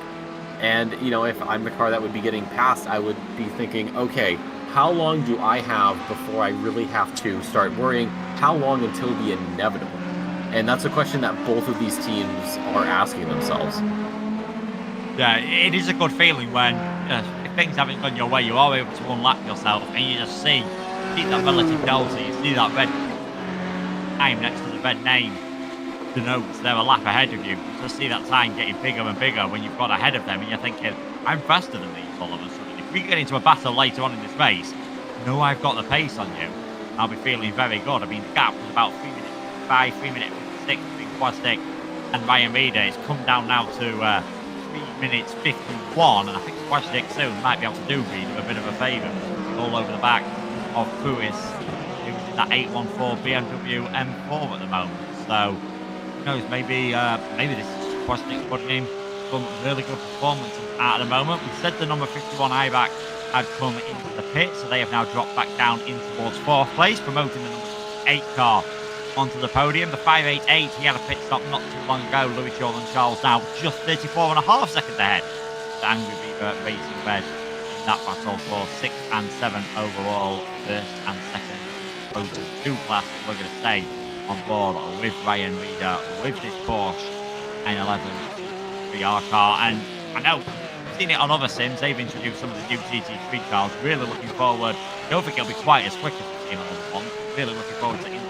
If we get them, new Porsche Evolution. They've got a new one of that, new Ferrari 296 as well, the GT3 cars. I was never a massive GT3 fan driving them before I did it on iRating. All of a sudden, I'd probably say they're my favourite category of cars to drive. I have a soft spot for the GT3s, of course, being an ACC vet myself. We do have the new Lamborghini, the new Ferrari, and the new Porsche. The meta currently favors the Italian manufacturers. I think the Ferrari has the slight edge over the Lamborghini. A lot of people are running it, but the Porsche, of course, is just always going to be a solid option. A little tricky at times to drive, but once you've got that horse tamed, you can really start galloping up the road and catching some opponents, making some really solid moves. And for Ryan Reeder, that's exactly what he's doing. We rejoin. We just checked back in here with Daniel Kuhn there in position 30, 12th in class, 30th overall, 7.1 seconds behind the mid-pack Muppets there in the Ferrari 488.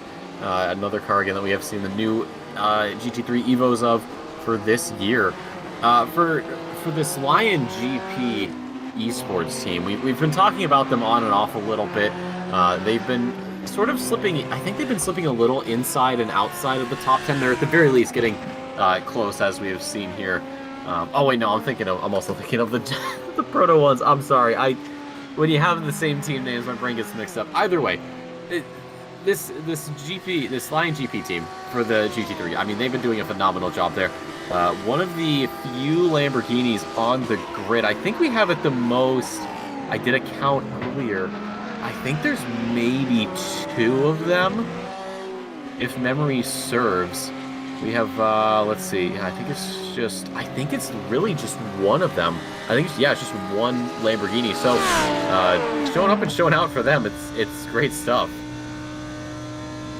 Yeah, I mean, you can tell pretty much what the meta is by the cars, by seeing which ones are popular. We've got quite a few BMWs at the front of the field. Quite, the majority of the pack are in the Ferraris. We've got a few Porsches as well. One Lamborghini, and I mean, some of the other cars maybe made last-minute changes.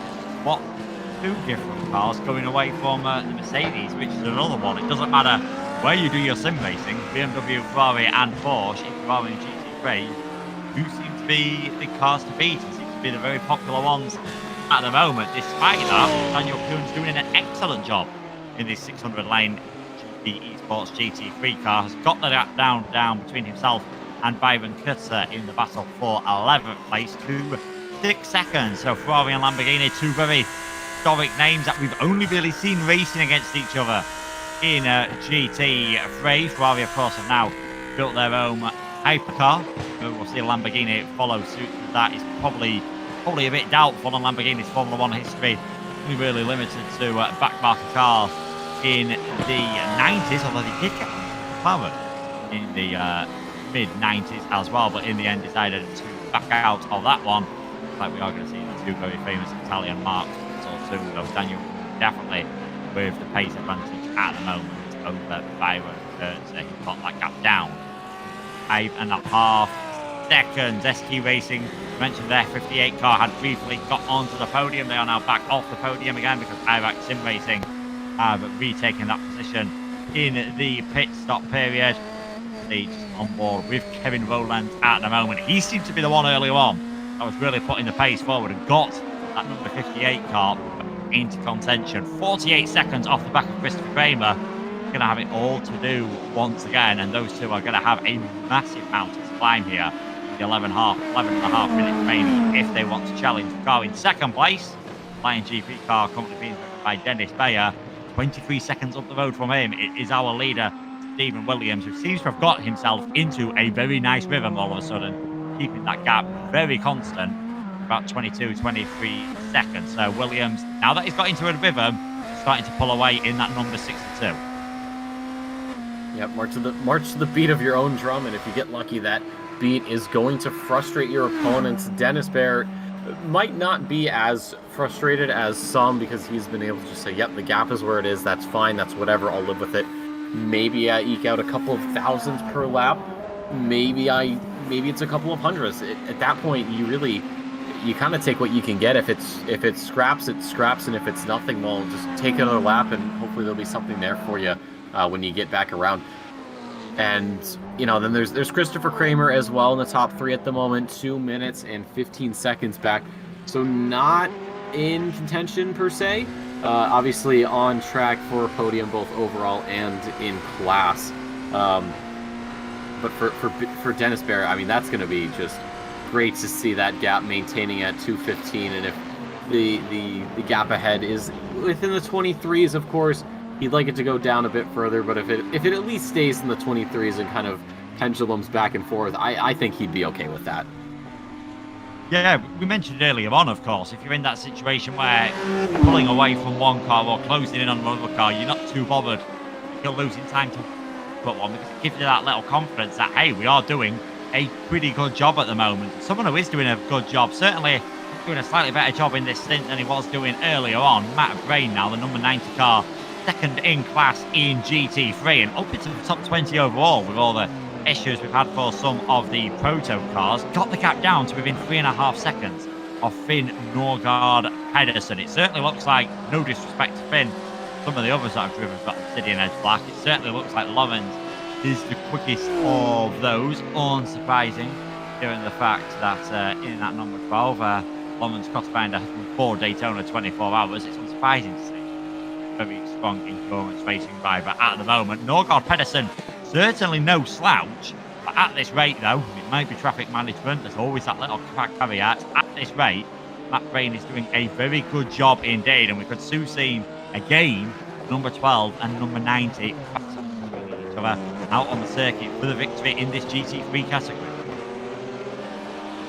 Yep, just the achievements of this Paradox Racing team, like you said, multiple Daytona 24-hour wins under the belts of some. I mean, that's an achievement in and of itself. Just to win one of them, I mean, that's incredible to even do, especially over that same sort of time period.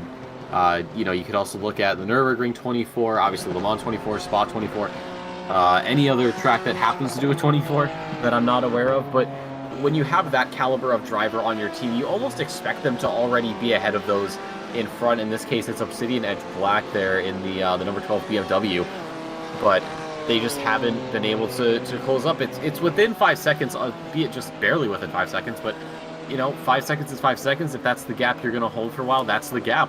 And that's just the story we've had with a lot of these teams. Some are just maintaining, but for this second in GT and 19th overall in for Paradox Sim 90, I feel like they should be a lot closer.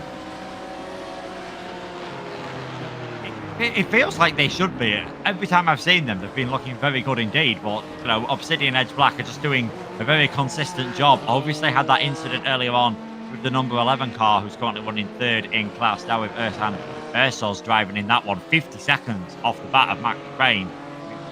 That's we'll say, to make the maths a bit easier, we'll say they're a minute off the lead of this race. They've only got to gain 5 or 6 seconds every hour. They're right back into a chance of taking the victory in this one. So GT3 certainly still very open there. And Matt Brain, I think that's going to be a slowdown. Definitely ran very wide there. And you can see that gap just climbed all of a sudden. 7.8 seconds. He's done all that hard work, closing the gap down. One slight little mistake.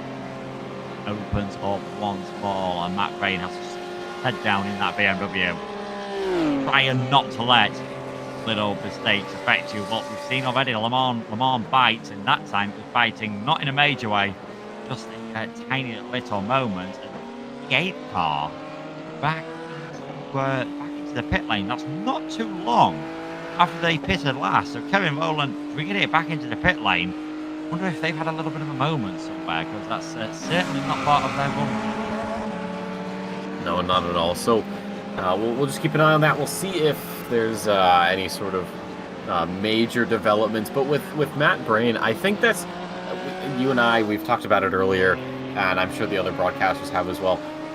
The feeling of impatience with drivers. You know, maybe Matt's getting a little bit annoyed at the fact that despite everything, that gap has stayed at 5 seconds, and has said, you know what, I'm just gonna maybe get a little bit adventurous here and see if I can make up some time.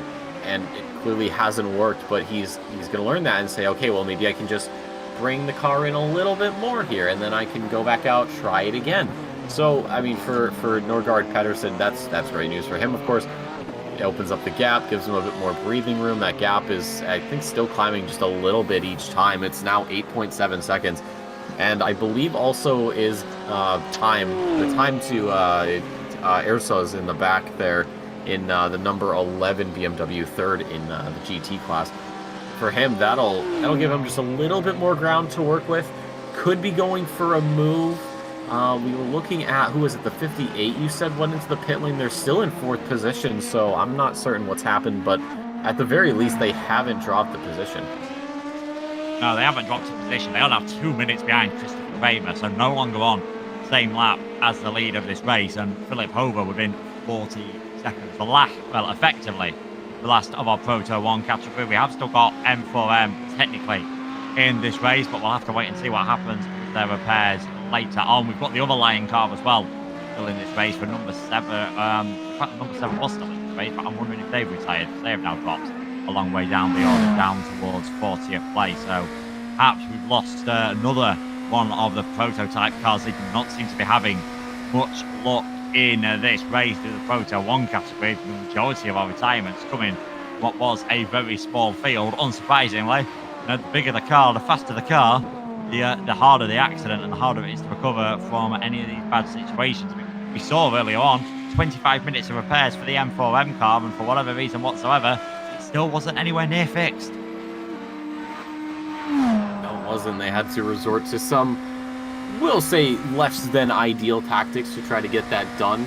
I've lost a bit of a track of time. I forget how long ago that was, but at the very least, you know, a nice, well, not a nice break, but a break from the action. Not in the way they would have wanted, of course. They would want at least everyone else to have a little bit of a break and have one person driving, but unfortunately it's all team that has to step away and let the mechanics do their thing. Other gaps that we're working with right now, Royland there 2 minutes from Kramer, and Hoover there as well in 5th position is 40 seconds back. That's another gap we're seeing slowly just go up and down the slider a little bit. Yeah, that's how it is. Dennis Beaver here for Lion GP from Fencer.com is still chasing down Stephen Williams, 20.7 seconds compared to the 2:15 from Kramer. Interesting. Yeah, that gap has fluctuated. Let's not forget, after the pit stops, it was just less than 20 seconds. Stephen Williams got it all in and around the 25-second mark. All of a sudden, Dennis Bayer, now that he's got those fresher tyres, maybe Stephen Williams' tyres just starting to get past their sell-by dates, probably not too far away from Missed Apex Predators coming into the pit lane. All of a sudden, Dennis Bayer starting to show some good pace once more. Doesn't have to focus too much on the cars behind it. He just gets past one of the engine braking or the braking engine. Of course, not really too sure. Not much difference between the two of them, but Stephen Williams doing an okay job in the lead of this race, but Dennis Bayer all of a sudden put the hammer down. Is Bayer starting to smell blood in the number 6 Lion GP car, which I'd been in that second group of Proto 1s earlier on. Yes, they've had some spins, but they've not had any major accidents to note, and it is putting them in a fantastic position at this moment in time. I mean, at this point in the race, driving along, I almost think you're probably a bit glad that there's some traffic getting involved. It just keeps you awake. It just keeps the sort of staves off the monotony that can happen sometimes. Yes, you want to keep it a rhythm and you don't want too many distractions, but especially European-based drivers probably starting to get a bit tired now, and this is where if any fatigue mistakes are going to start happening next hour or two, I think we could see some pretty daft injuries. Hopefully not be surprising. Yeah, the one thing I've done when I've had that sort of monotony kind of hit is if I have to pass a back marker, I just pretend that I'm making a pass for position, because, you know, the race directors can't get in my head. They don't know what's going on over there. I can be like, oh wow, what a pass, incredible for the lead, as I sit down in 30th position. But you know, it's just, like you said, it just breaks up the monotony. Yeah, there's traffic. Yeah, it's annoying, but you're moving around somebody. It's, you know, it's obviously not the person in front of you, unless your Kodazur here right now is you're actually on the back of Kuhn for position 11 here in the GT class and 29th overall. But it's, again, for everyone else, just a nice change of pace, just a nice time to see somebody else on your screen that isn't behind you or chasing you down.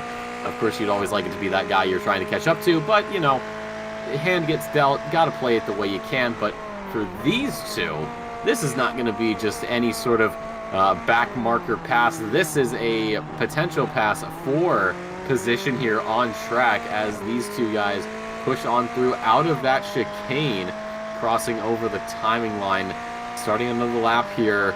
Just about 11 hours and 15 minutes to go. And despite the gap going down to about 4/10, it's picked back up to almost, actually over 3/4 of a second. And also, really quick for you, Luke, the difference between braking engine and engine braking. Engine braking is an orange rear with a black front, and braking engine is a black rear with an orange front. So I thought that would just be a nice little bit of information to pass your way as you were trying to figure that out. I knew they were very similar colours, and I think, yeah, don't be surprised if I still end up getting that wrong at some point. Thankfully, I have still got my spotter's guide, but who knows, I might end up getting to end up using it. As there comes our new race leader, the Lion GP car, taking advantage of Missed Apex Predator's car. They were fighting their way through ahead of Kurtzer and Kuhn, and it was Kuhn who actually made the overtake, I think, a couple of laps ago, getting that car up into 11th in class, 29th overall, getting the power of the slipstream, which is allowing Kurtzer to stay away. Bayer doesn't care about that. All he cares about that gap is that gap back to Stephen Williams. 43.6 seconds. Yes, he's got less fuel at the moment. He's going to have worse rubber, and that might give Williams the advantage as the laps start ticking away. 217 laps done so far. Still 11 hours, 16 minutes to go. We're still not really any closer to knowing who's going to end up taking the victory in this category. We're still not really close to knowing who's going to take the victory in GT3 either. The gap has gone up slightly, I think, to about 15 seconds. But in Proto 2, and I'm aware earlier on we said things were looking very good for M4EM. See how quickly it has gone wrong for them. In Proto 2, the 588 car, 6th place overall. iRating with Driven Escape. Doing a very good job at the moment. They've got that gap now to 1 minute 40 ahead of Peter Franciscus. What I think during our last stint we said this looks like, you know, Proto 2 looks like being closest battle for the lead. Just shows you how quickly things can change, because Louis Jordan Charles and the rest of that team really grabbed this opportunity and are doing fantastically well now. 6th place overall. Oh, absolutely they did. They wasted no time getting around, getting to that sort of clean air, and have taken full advantage of that. Like you said, it's a minute 40 back to the Angry Beavers red car. So, you know, and the only traffic they're really dealing with is some GT cars. And as you saw the camera pan, you had the one behind. And as far as I'm concerned, there's not really too much ahead of them. And that's very good news because, as I say that, there's, I believe, one of the Ferraris in the background, or in the foreground, rather. They can just get around that pretty quickly, and those guys behind are eventually going to come up on this lap traffic. But the thing is, they will be having some of the Proto 1 guys come through soon-ish. Of course, not, it depends on the relative gaps. But for Jordan Charles and company, this is a beautiful, beautiful bit of events to sort of be a part of. and having that ability to just open up, get around this slower traffic, of course, pick them up as you come through these faster sections, so that way you don't have to really get off of the throttle. It's through those twisty sections where you lose the most time, but for right now, this team is sitting rather comfortably at the top of Proto 2, 6th overall, so incredible stuff from them. The M4M guys still in the pit lane. They are way down the grid. I believe that was, what, 26th position? Yeah, it was definitely, they were mixing it in with GT3s, weren't they? So even if they get back out on track, what they're really going to get out of it, other than having just that little bit of fun, I think it's clear that ever since they had the accident with Danny, unfortunately, having that what looked like a fairly innocuous spin, to be honest, didn't look as though he lit up the rear tyres just for car deciding to over-rotate, sending him towards the wall. Big damage. Obviously did not get fixed properly, and then Luca with a very interesting thing that you can definitely only do on a racing sim. They're getting more realistic, but I'm fairly sure if you tried that in real life, you're going to be A, going to the hospital, and B, getting your driving license revoked. Yeah, Luca Harrison there. Is that them back out onto the circuit? In fact, it is. Yeah, Luca Harrison now back out onto the track in the number 24 car, the M4M by JWR. They're back out onto the circuit. We're not sure how it is doing. We did have a few of their drivers pop into the YouTube chat earlier on, and Brad, of course, keeps popping into the commentary every now and then. But they're great to see. They are back out onto the circuit, and don't be surprised, given the tactics that they're going for, if the car's fixed, I think we're going to be seeing some purple lap times and fastest laps going away, which is still currently being held, I believe. Brad in. Well, you got to think about the gap that they have to overcome. 5th position overall and in the Proto 1 class, 217 laps, and I believe the 24 is, I think it was, what, 190 laps? I had just missed it.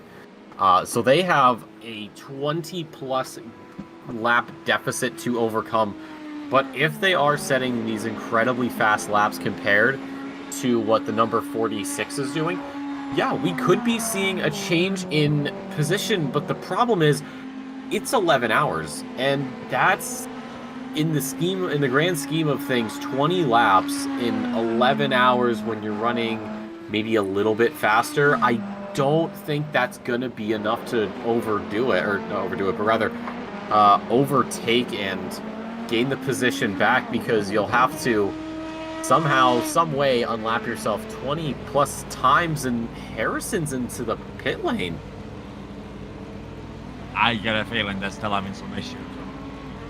I hope I'm wrong, but it would not surprise me if this ends up being a game over. And in fact, yeah, we're getting it confirmed. They have 20 kilometers per hour and on the straight, so this is going to be it. This is the end for M4M by JWR. Such a shame to see what was looking like an absolutely fantastic performance for the first few hours in this race, getting caught up with some back markers, having their own little accident. That has led that M4M are going to have to retire from this one. I think officially, as their car disappears there, I think officially becoming our 5th retirement in this race. Still very good going for nearly 13 hours of racing to only have the 5 retirements. We're down to just 5 runners in our Proto 1 category. It's good news if you're in a Proto 2 car, because obviously means you're going to be spending a lot less time looking in your mirrors than you thought you were doing at the start of the day. I agree. Across the board, it's never fun having to pull out of a race like this, especially when you put in all of that time and dedication to get to where you are. And it all goes away of an accident, and then you get the car repaired, you come back out, and you realize we are missing a whole chunk of speed. It's just not going to be worth it. So, you know, it's sort of a sad hat removal for us here in the booth, especially for what I would say is the sort of sponsor's car pulling out of the event. But that's just how the cookie crumbles for that team.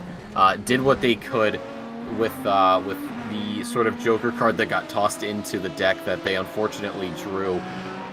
But yeah, that's just how it ends for there. That's where their story ends.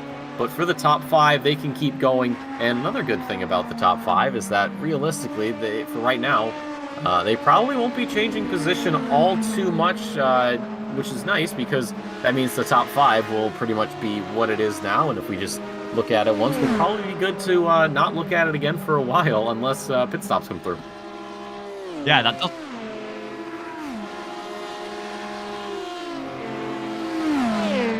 That does seem to be where you are having the changes at the moment. It's just in the pit stops between the number 6 and the 62. Also probably now between the 58 and the 46. WSE Motorsport, they're about half a minute behind the ST Racing car at the moment, as we're still seeing Stephen Williams make their way through the traffic.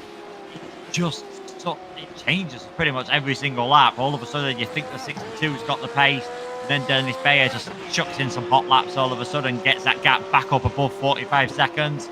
It all seems to be, unsurprisingly, if you've got the freshest tyres, it seems to be the one that is in a very nice position all of a sudden. But Stephen Williams getting fully balked by one of the LMP2 cars here. Not a lot you can really do at that part of the circuit. It's really all about on the exit of the corners. You can see once this hybrid power kicks in, that is where the BMWs make up their time, and that is where Stephen Williams is able to put another lap onto another car and just continue in his hunt to try and get the victory in this race. Just over 11 hours to go in this one. 6:62:51. Those are your top three at the moment, separated 46 seconds between first and second. As you can see, 1 minute 25 back from Stephen Williams, a car who, after M4M retired, we thought was going to win. They've had their own issue with using up their fast repairs and having to try and recover from that one. And I know they won't do, because Danny said it himself. He was getting some great support. I hope Danny doesn't feel too tough. Yes, he was, the crash that probably stopped the M4M from having this chance in this race. But at the end of the day, his teammates had been involved in incidents and that had used up the fast repairs. If he'd have had that crash on a stint earlier on, who knows? He might have got away with it, not quite scot-free, but only losing about a minute. It's fine margins, and it's just a bit of, obviously he's made a mistake. It's just a little bit of bad luck that when he's made that mistake, fortunately for him, fast repairs have already been used up and he didn't have a chance to have a bit of a gimme and a mulligan and go again. Yep, and hopefully all of these other teams avoid similar fates here. One thing I wanted to touch on, Luke, when you talked about the overtakes in the pits, it's only a temporary overtake. You have someone that comes in, does their pit stop, the driver behind gets around them, and then that same driver that got around will have to eventually come in and pit. And the thing that's really, really difficult about being that chasing car after you get around someone who is pitting is you then have to find a way somehow to open up the gap enough to where you don't have that undercut actually take effect on you. I'm not certain how long it takes to get from the start of pit lane to the end of pit lane on top of whatever you're making or whatever time you're having to give up because of the tire change, and maybe there's fuel load as well. So calculating all of this is something that will take practice. It's important for these drivers going in to time how long it takes to get from one end of the pit lane to the other. I have not had the chance to calculate it here at Le Mans, I'll be completely honest with you. A question I do have coming from ACC is, when it comes to fuel, is that done simultaneously with tires, or is it separate? Because in ACC, it's at the same time. So a 30-second stop is 30 seconds for tires and fuel. Is that the same thing here in iRacing? It is. It is done simultaneously, and I'm sure someone in the chat will be able to correct me if I'm wrong. I'm fairly sure that is only a recent addition. Fairly sure not too long ago it was done separately, which obviously then is a completely different ball game when it comes to the strategy, because your pit stops are quite a bit longer. But I'm 99% sure that now, just do them at the same time. It just makes things a little bit slower when it comes to your repairs, which is why we've seen some cars choose not to take tyres, just put the fuel in, be able to knock a bit of time off those optional repairs. You're losing about a minute in the pit lane in the Proto 1 category at the moment. We can see Dennis Bayer was about 45 seconds ahead of Stephen Williams. He's now just under 15 seconds behind, and I think in that overall stint, Bayer has had the advantage over Williams, because earlier on that gap was up and around the 20-second point before Williams did his pit stop. So yeah, definitely things have worked out very well for them. Lucas Fester, he's had a pit stop, and he's in the situation you want to be in pitted and still come out 40 seconds ahead of Peter Franciscus, having a very nice race at the moment, just working his way through some of the GT traffic. Too bothered about that, just trying to keep his head, keep his cool. He knows they are in an absolutely fantastic place of getting the victory here. But yeah, it does do it simultaneously, which I sort of miss, unless I've completely made it up, but it always did it simultaneously. But I swear it used to do it at a different time, which did just add that little bit of an element for strategy. This way probably means we get to see a bit more flat out racing though, because you're thinking, well, if I've got to refuel the car, I might as well chuck some fresh rubber on as well. Yep, and the plus side of coming out ahead of the driver behind that is chasing you when you get through your pit stop is that you know they're going to pit again. They're going to pit before, or they're going to have to pit after you, so they're going to lose more time. So despite everything they've gained, it's going to be all for naught, because eventually, you know, someone's going to come on the radio and say, hey, you've got maybe a lap and a half of fuel remaining. You've got to come in now. Hey, these tires are starting to fall off immensely. You've got to come in now. So for those teams, well, it's a little dicey there for a second. For those teams in such a position, you have to look ahead. Think, are we going to catch these guys at all? Will we ever be in a position to overtake that position? Or do we just say, all right, the only person we should really be worrying about is the car behind? Yeah, certainly. If you're not in that position, if you are the 62 or the 6 car, probably not too far away from thinking, right, how's this going to fall with the pit stops? Is it going to fall, let's say if you're the 62, you're going to think, is it going to fall into the situation where we're in now, where we're going to be leading, going into the final few minutes? Or is Dennis Bayer going to be the car that's leading, and we've got to either go like crazy, potentially add a pit stop on and ruin your race, or we've got to save a bit of fuel, hope that we can manage to hang the car out, but knowing that you've only got 17 seconds to do so. So it's going to be very tight. I'm sure they'll have worked out what the ideal stint lengths are, and I'm sure they've gone completely out of the window with their first pit stop that they do the fast repair on. It means to be seen who's going to end up having the advantage at the moment. It certainly looks like, though, over the last stint, Bayer just had a little bit more pace than Stephen Williams, and maybe we'll get to see on-track battling between them. Christopher Kramer now within a, just over a minute off the back of Dennis Bayer, but he also has to come into the pit soon. I've seen the 6 car come into the pit. The Pure SE Motorsport car currently being driven by Philip Hover, making his way into pit lane 5th in that class. Yeah, it is always intriguing, and I'm sure they will have someone at the moment trying to work out how their stints are going to look towards the end of the race. It's nice to have that plan in place, even if you're 99% sure it's going to go out of the window or something. And, you know, for these drivers, the ability to say, all right, this plan is no longer useful, time to get rid of it. You know, maybe you have another plan already set up. Maybe you just say, you know what, we ball, we wing it. We don't take it too harshly. We just sort of deal with whatever this race throws at us. For Kramer, of course, hovering around the 1:08 section right now. Does that change up how they attack this circuit? For Bayer up to Williams, it's 16:1, just a little bit above, a little bit below every sort of passing update. You know, do you just take into account those changes and then start, you know, formulating the plan off of that? Or again, is it just wing it? So these are questions that teams will have to be asking themselves, along with the cars around them, the other teams that might be in contention for their position. In the top 5, of course, are the 5 remaining LMP1 cars. The others have dropped out for various reasons. But for these 5, I mean, they could be set in stone.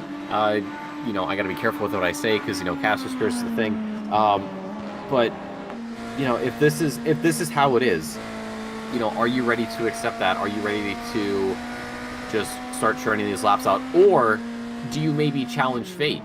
Do you take a look at what the universe is saying and go, I don't believe you, I'm going to go and do my thing? Yeah, I mean, at the end of the day, they're in control. They're telling those 4 wheels which direction to go. They're putting the throttle down. They're going on the brakes. see how this one goes. It did look, though, on that lap, Stephen Williams just had a slightly better lap than Dennis Bayer and has been able to extend that gap as we have come to the end of our 13-hour of racing here at the M4EM 24 hours by Mixed Apex. We'll hopefully be able to show you what the running order is like at the moment. I mean, you can see what is happening at the lead of this race. Stephen Williams now 17 seconds ahead of Dennis Bayer, just taking everything, I think, out of the last little bit of tyres. And the teams, they're professional. They will have multiple plans. I mean, we've seen it in real motor racing. How many times have teams said, you know, we're on to plan C, and you're thinking, oh, what happened to plan B? All of a sudden, things have really gone that badly wrong. It is just the simulation saying what at that moment in time is the strategy. But at the moment then, as we've had 13 hours of racing, just over 10 hours, 7 minutes and 50 seconds remaining. It is Mixed Apex Predators in the lead then of this race overall, and in the lead Proto 1 category, Lion GP are in that 06 car. They are currently in second place. The Iraq Sim Racing team is in third place. They are just making their way down the pit lane now, but they have got a big enough gap to stay in that third place. In Proto 2, it is going to be ST Racing leading in that one, as you can see just showing up on their screen now. About 37 seconds ahead of the Angra Beaving Racing Red squad with Peter Franciscus in their car. They've done well to get back into this fight. Are they going to be able to get into the battle for the lead? 21 of the 666 were battling tooth and nail for what seemed like an entire hour since the driver changed, as though Jack Southfield has had the advantage over David Brown. 21 car now fairly comfortable in third place ahead of the 666, and the 570 car rounding out our top 5 in Proto 2, and also rounding out the top 10 overall. Memento Racing, Westside Sim Racing, QRT Esports, Toolbox Racing, L Slowmos and Matt Turnip all still in this race. They'll all be hoping they still have a chance of getting some fantastic results indeed, and quite a lot. LMP2 cars actually coming into pits this time around. It is Paradox Sim Racing leading then at the moment, with Matt Crane behind the wheel. Lovens Codbinder in the charge of the Obsidian Edge black car, so don't be surprised. Nürburgring 24 hours winner, Daytona 24 hours winner, sorry, puts that car back into the lead. Get Closer Racing still in third place, and Andrew Crafty in the 52 PSR car still in fourth position there. Angry Beaver Racing Gold. Ferrari, the lead Ferrari in the GT3 category, 22 car, currently 22nd overall. And you can just see the big news from this part of the race then. M4EM by JWR. They tried something different. It has not worked. They've still got the damage on that car, so they are out of the running. Their own race, the M4EM 24 hours. The car that led the majority of the first stint, not taking any part in this one. Neither will 7, the 8, 13, or the 9 cars, all out with their own respective issues. It has been a fascinating race so far. I'm sure as the conditions change, it's just going to get that little bit more fascinating. Still plenty of action, still plenty of racing to go. Dennis Bayer proving that he's got plenty of pace in that car, getting that gap back below 15-second margin. Not only 15 below, but 2 minutes above on the 51 of the of Hauer there. That's that for Ebach. That's been another story that has been slowly being written out on the pages of this book that we've all, I think we've all been enjoying a little bit of story time. I know I certainly do. You talk about changing conditions, Luke. I always wonder, do the heavens open up at some point, or do we stick with dry conditions? Well, for now, we're going to be sticking with dry. I mean, I'd love iRacing to... I'd have absolutely loved it if iRacing said, you know what, we're doing the weather update the day before the 24-hour race, because that would just cause absolute carnage for everyone. And it wouldn't surprise me with their own special events if that's what they end up doing. If they say, you know what, you've done all this practice, we're going to add a little bit of weather towards that. It'd be cruel, but it'd certainly be fascinating. But thankfully for all these drivers, that is one thing that they don't have to contend with. It is going to be dry towards the end. That's not going to say it might not be a bit more overcast in the morning than it was in the first stages of the well, actually at this start of the race, which seems like a long time ago now. It was 13 and a bit hours ago. It was quite overcast, then got extremely sunny. In the end, obviously that just leads to track temperatures getting a bit high. If we get overcast conditions again, it could be a very frenetic end towards this race. But the sun not due to rise for another 5 hours or so it's going to be complete darkness for now. But yeah, it's the one thing I think everyone's looking forward to on this game. Certainly, I can't wait to see what iRacing could do. If they can get the physics right in the wet weather, that's going to be absolutely fascinating to see, and see what different kind of wet tyres, intermediate tyres they might bring for the different cars. Absolutely brilliant. That gap's still hovering around 15 seconds, obviously, as things are just changing in the traffic between Williams and Bayer. But the 06 car, certainly at the moment, seems to be in a pretty good position. If I'd want to be either one of these two, I think I'd want to be the Lion GP squad at the moment. Yes, they've not got the track position, just seem to have that little bit of edge of the pace, and who knows, might be enough in the next hour or so to give themselves a pit stop advantage. And keep in mind, Luke, when you talked about the overcast, that's when we saw the fastest times of this race. Not in the bright direct sunlight, but when the clouds sort of blocked a little bit of the heat from coming through. So I think once the sun does come back up in about 5 hours, I think we should be seeing those faster times approaching. If the clouds come in as well, then I think we'll be sort of right back to where we are, or where we were. Oh! Dennis Bear, what a save from him!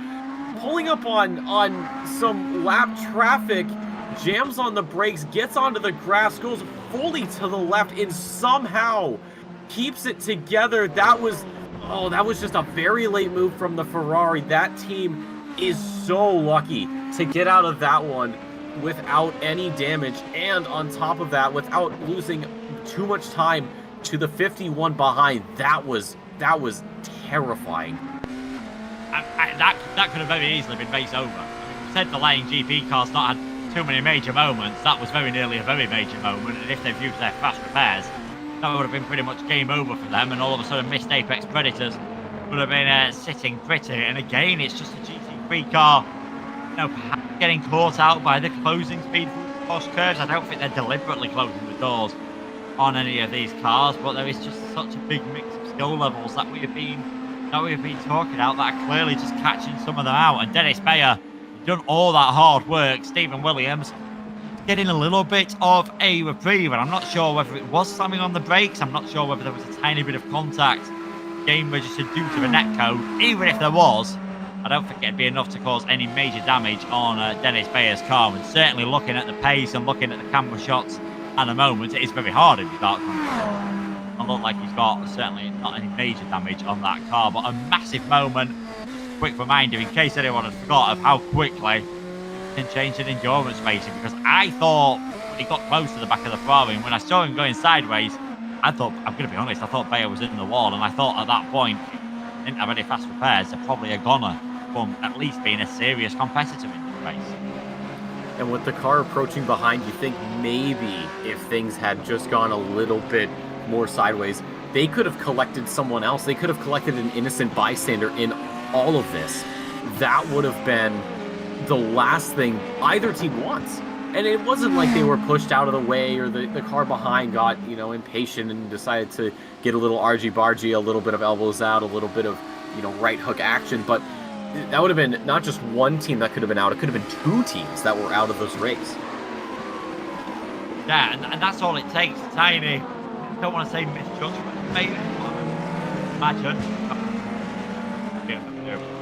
cars behind the back of you, or maybe again. And I think it is just the closest getting caught out. Obviously, because nowhere near the level of downfall these prototype cars have got, and compared with the short runs that comes thanks to that V8 and the hybrid powertrain, closing the gap quite severely. But Bayer seems to be on top of things all of a sudden. That gap now staying pretty constant at 20 seconds. Has recovered from it. I think we can say that was just a bit of a warning to that team, a shot across the bows. They've definitely recovered from it now. 29 car pitting in Proto 2 class. That is 7th overall, second in class. It should still come out ahead of Jack Southfield in the Sim Racing collective car, unless it is a particularly slow pit stop. And if so, battle for second and third on our hands there. Big moment there for Bayer, getting away with one through the Porsche curves this time around. You can see even on the Proto 2 cars, they're able to close up, just having to get on the brakes The gap extends by another 2 or 3 seconds. It's so, I mean, I hate to say it, so much of endurance racing, as we can say. Sometimes it's decided by that little bit of luck of where you catch the cars, and you do have a little bit of an incident. A lot of skill involved in Dennis Bayer holding that car, but I think even he'd end up admitting there's a tiny bit of good fortune that the car didn't end up, spinning back across the track, and like you said, getting collected by other cars that had been coming through on site. Yep, and it's sort of a wake-up call to that team that says, hey, you're running in second place, you're doing a very good job. You still have about 11 hours to go. Don't think for a moment that you are in the clear. Do not think that you're out of the woods. You may find yourself in a part of the woods where there are no trees around, but the thing is, you have to keep going forward, and eventually that tree line's going to show up, and it might show up sooner rather than later. And for Bear and the rest of the Lion GP Fenster.com team, that was their wake-up call to say, hey, you're not close to done. Don't even think about it. That GT3 car could have messed things up, and thankfully it didn't. That's always what you want. You never want races to be messed up like that, but it's just a little reminder. Just a little reminder for this team, and they've managed it very well. I'm sure Dennis may have had a bit of a code brown there momentarily, but it hasn't seemed to have slowed him down at all. Yeah, definitely getting back onto the pace, 22.7 in this one, and I don't think we're too far away from Stephen Williams needing to come into the pits in our Proto 1 leader and our overall leader. We know that car's got no fast repairs. Of course, we don't know whether Dennis Bayer had any fast repairs. At that point of the circuit, it's only about a minute now. They would have had them, would have still been able to maintain second place. Ifs and buts and all that. In the end, it doesn't matter. They won't be wanting to speculate too much. Those just wanting to get straight back into the rhythm as we go on board then at the night here at the Circuit de la Sarre. 38 corners, 8.5 miles, about 13 and a bit kilometres. One of the fastest, one of the fiercer racetracks, and these cars tearing through the forest. And over to 100 miles per hour, whether it's in the real world, whether it's in the virtual world, skill that is required. That's a superb job at this moment in time. What that has also done, nearly allowed Manuel Hoyer, who's now driving for the IRAC team, to get back underneath that 2-minute margin. And I think it's always like one of those targets. Yes, it's still a bit of a gap, but 1 minute 59 looks way more better than 2 minute 1 seconds, even though it's only 2 seconds gap. Just getting it underneath that 2 minutes does make yourself feel very good indeed.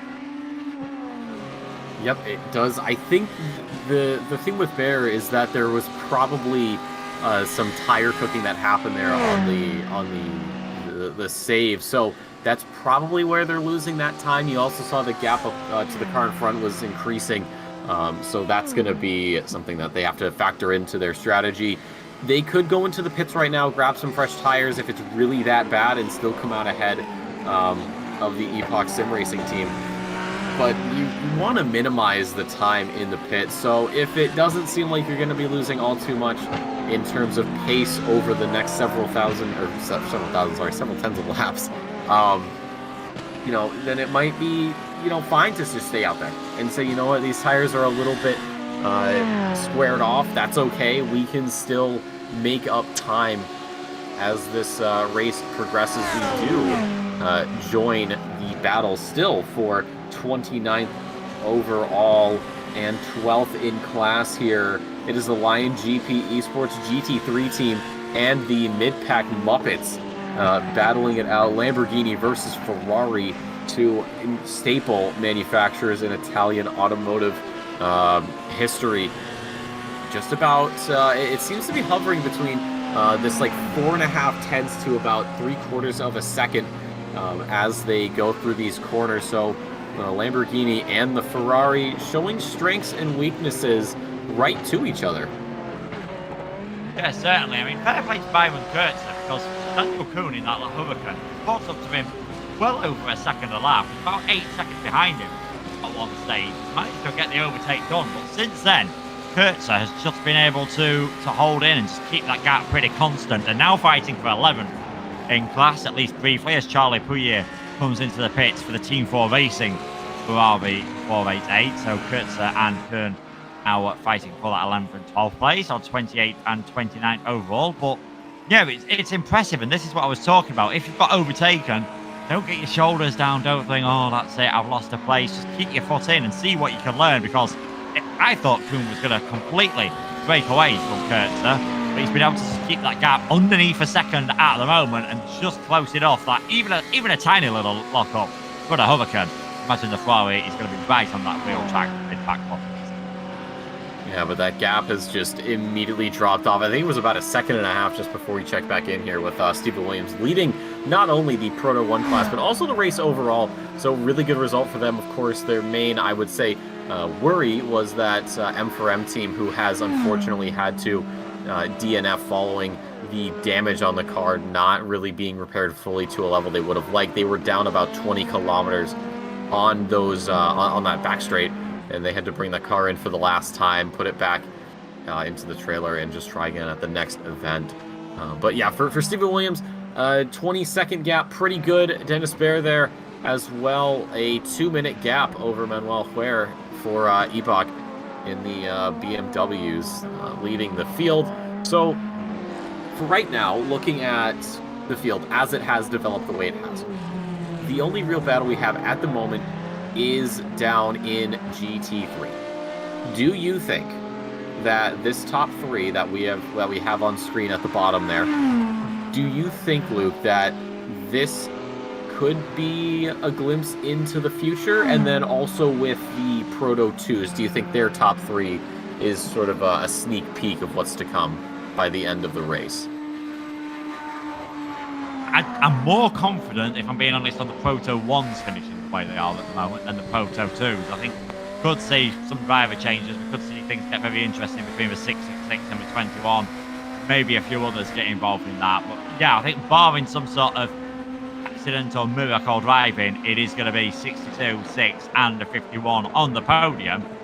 Probably the 62 and the 6 as your top two cars, but what order they are going to be, I am not daring to predict at the moment. Williams has lost quite a bit of time in the traffic there. We're nearly back at what the gap was before Bayer had his moment. So to around 17.5 seconds, not ideal at all. Are we going to be seeing Williams come into the pits sooner rather than later? Like you said, in GT3, I don't want to predict it because it seems to be, when Lawrence is in the car, Corey Mayer in that number 12, they seem to be the team to beat. When it's some of his teammates, depending on who's in the Paradox Sim 90, they seem to be the team to beat all of a sudden. It is very unpredictable in that class. Doesn't seem to be having too much on-track action. A bit like the changes for the lead we're seeing here in the overall race. It all seems to be having in the pit stops, and that is something that happens in endurance racing. But I think those stop strategies will converge at the end of the race. We're sort of at that bloom that has happened where you've just had 1 or 2 less laps at the moment. Probably the strategy is all over the place. They'll all start to converge as they realise towards the end of the race. Knock a lap off the stint there. We can maybe add a lap here and there. And everything sort of just gets itself to normal. But Dennis Bayer, I think seeing that gap has come down, started to put the hammer down a bit more because he's also pulling away from Manuel Hoyer, getting that gap up to 2 minutes 4 seconds. Bayer, a man on a mission for the Lion GP car, coming in second place.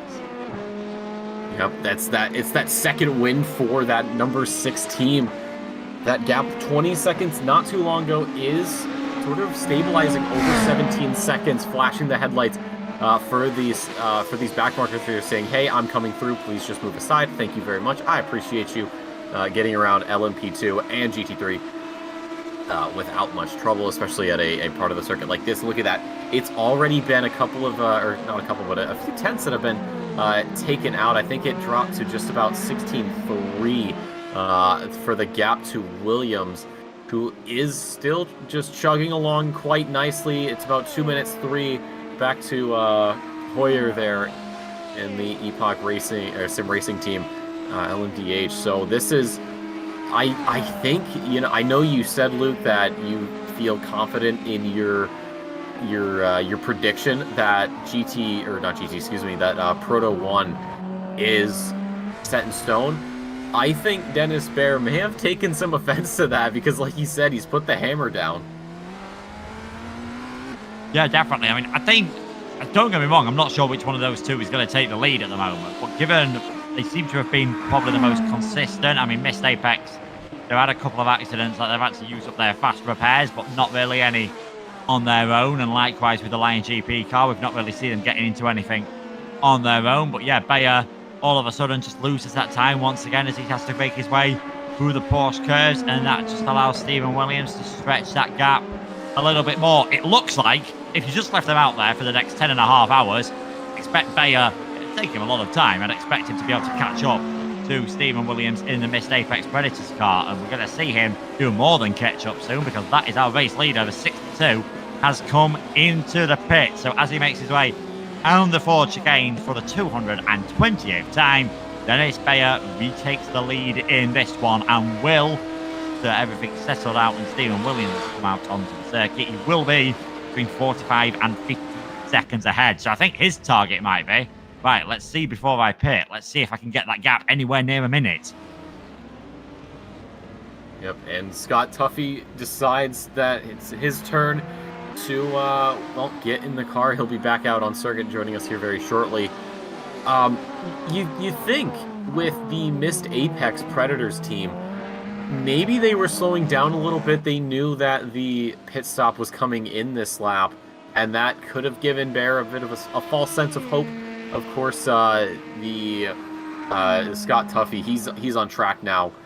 He'll be getting back up to speed. That gap right now to third place is a minute 19 and slowly dropping down. Or sorry, minute 18 rather. I apologize for that. So for Lion GP, you have the lead. How do you open up that gap? How do you make sure that you aren't undercut by the 52 squad or 62 squad? Sorry. You know, what does the strategy become? Is it even possible? Let's answer that question first. Is it possible to open up the gap right now to where a pit stop does not put you back behind the 62? At this moment, I don't think they have got the pace to do that. They're not looking too bad. I think Scott Tuffy might just be able to make it that little bit harder. We'll have to wait and see what he can do. But no, it does not look like Daniel Vaya has the pace. Has that pace to be able to get himself that one gap. We'll wait and see. All it takes is one little mistake and he'll be right up there. Then again, all it takes is one little mistake from Vaya. Scott Tuffy might find himself leading this race once again in the number 62. It is all about these fine margins. I mean, they're at a point in the race now where conditions, can we afford to push that little bit harder? Do we want to save anything, or are we just going to go flat out? Right, at this point, let's deal with everything as it comes later on. There is Scott Tuffy in second place, 47.5 seconds behind Dennis Bayer. That gap staying pretty constant around that, just ever so slightly there. It's bad recovery, pretty much what I say from everyone in the Proto 1 class now. They've kept their foot in it, and they're not in too bad of a situation. It's still a long way to go.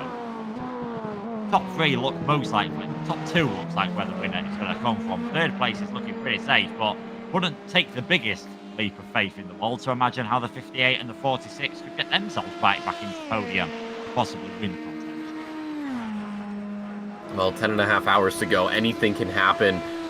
So with Dennis Baer now,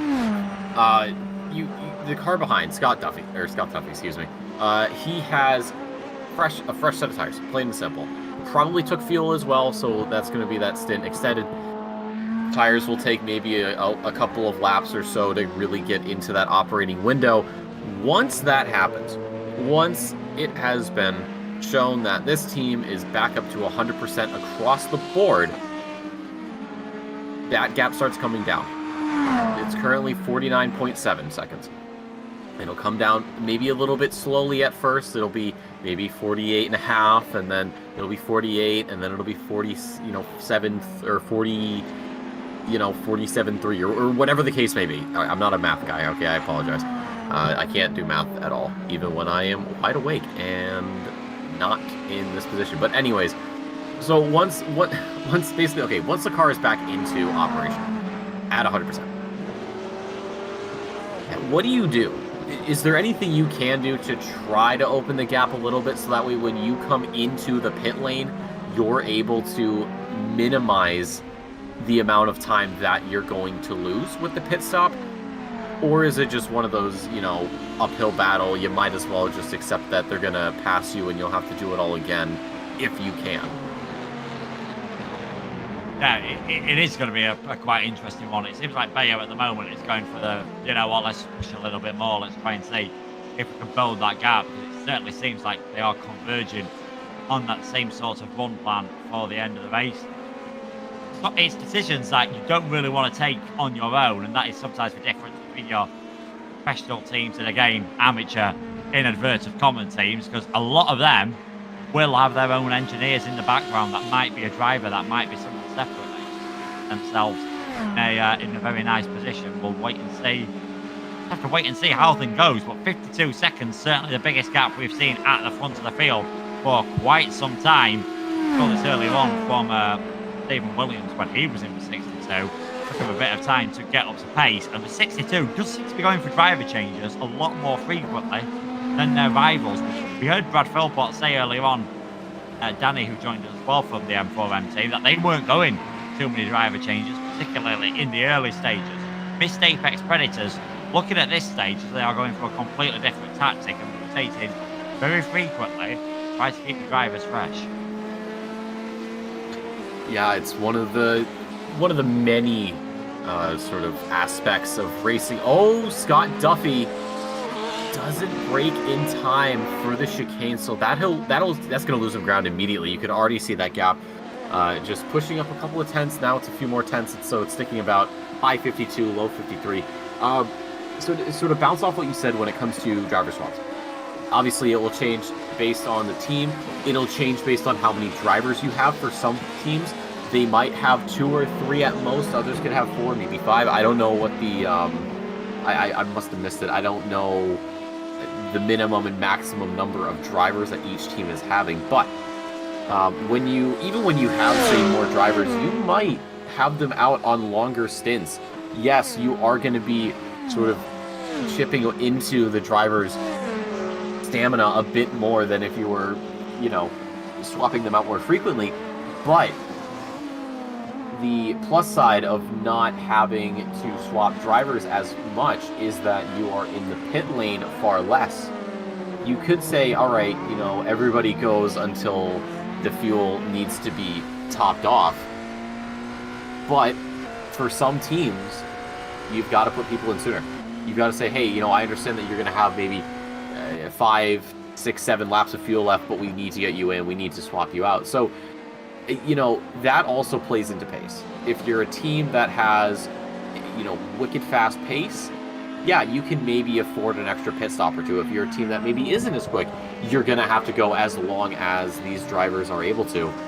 And that can cause some problems because it's just that loss of focus that we've been talking about, it seems like so many times in this broadcast. Yeah, definitely. And let's not forget, trying to just make things a little bit more relaxed, as that's got Tuffy coming back into the pit lane. What on earth has happened there? Is this for a drive-through penalty? I wonder. But yeah, Scott Tuffy making his way back down the pit lane. They have only just come into the pits.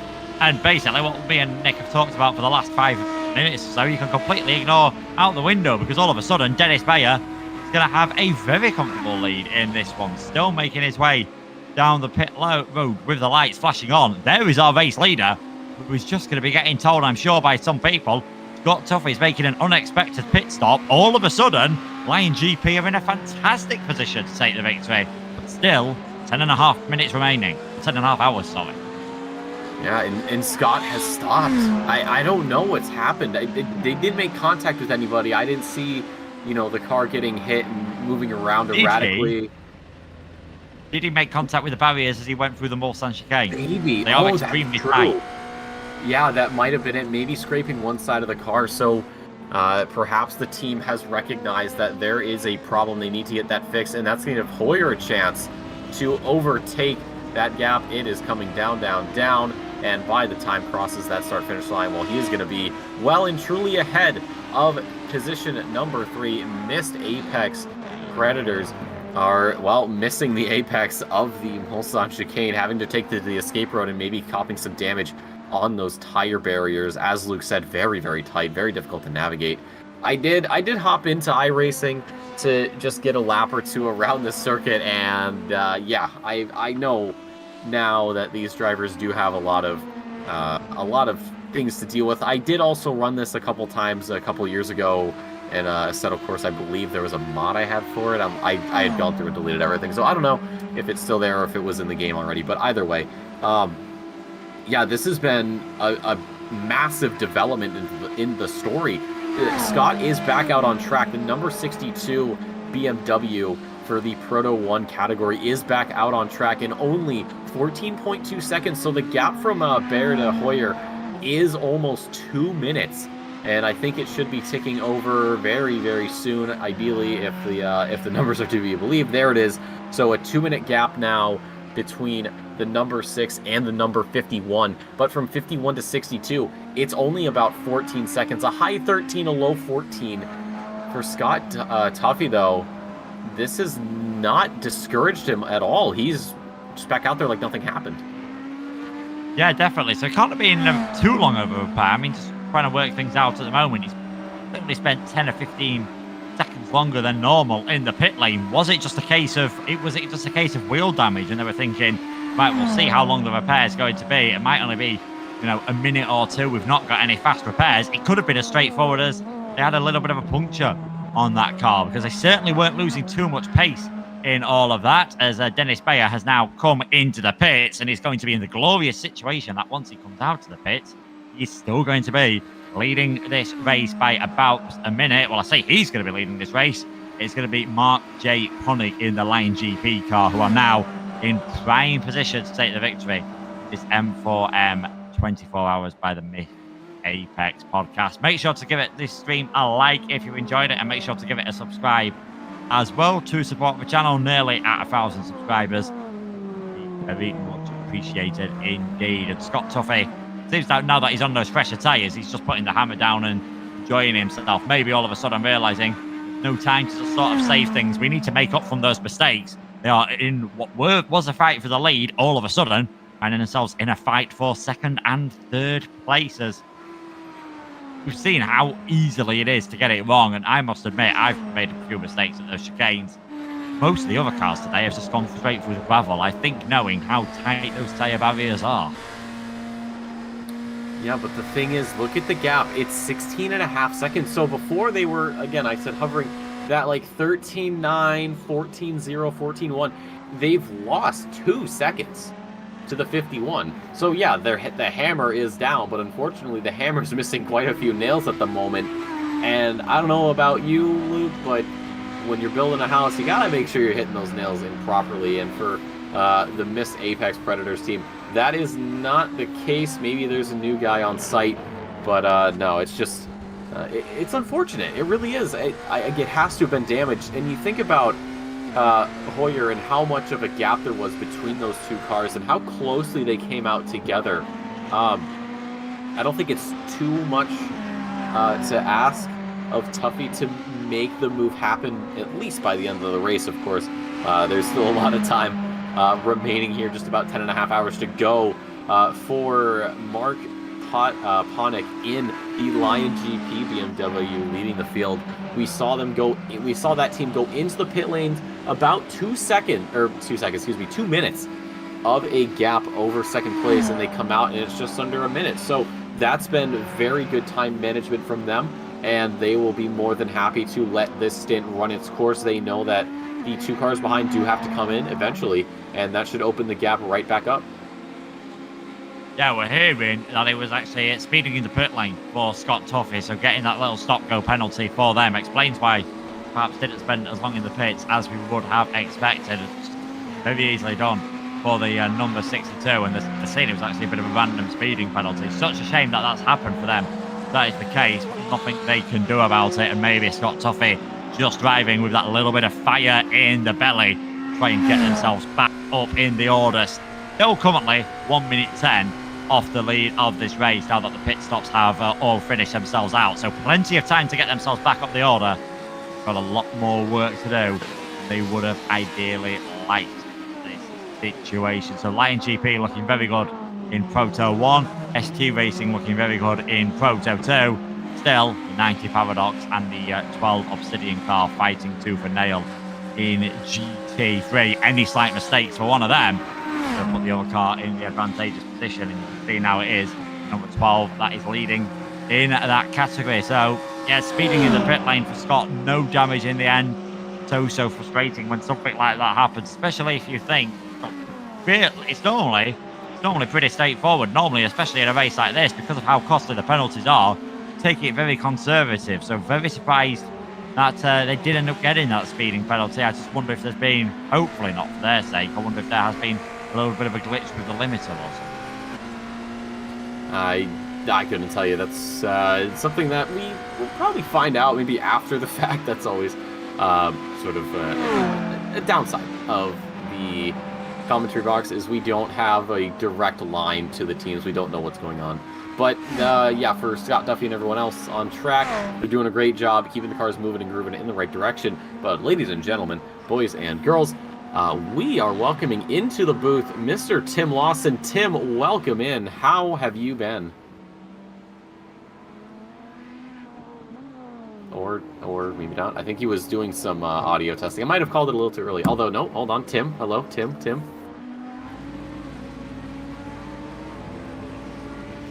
Are you on push to talk?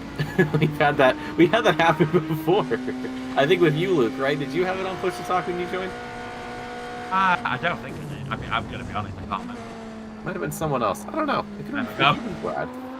Could have been Brad. I don't know. Either way, Tim Lawson is here in the booth. I might have called it a little too early. My apologies, Tim.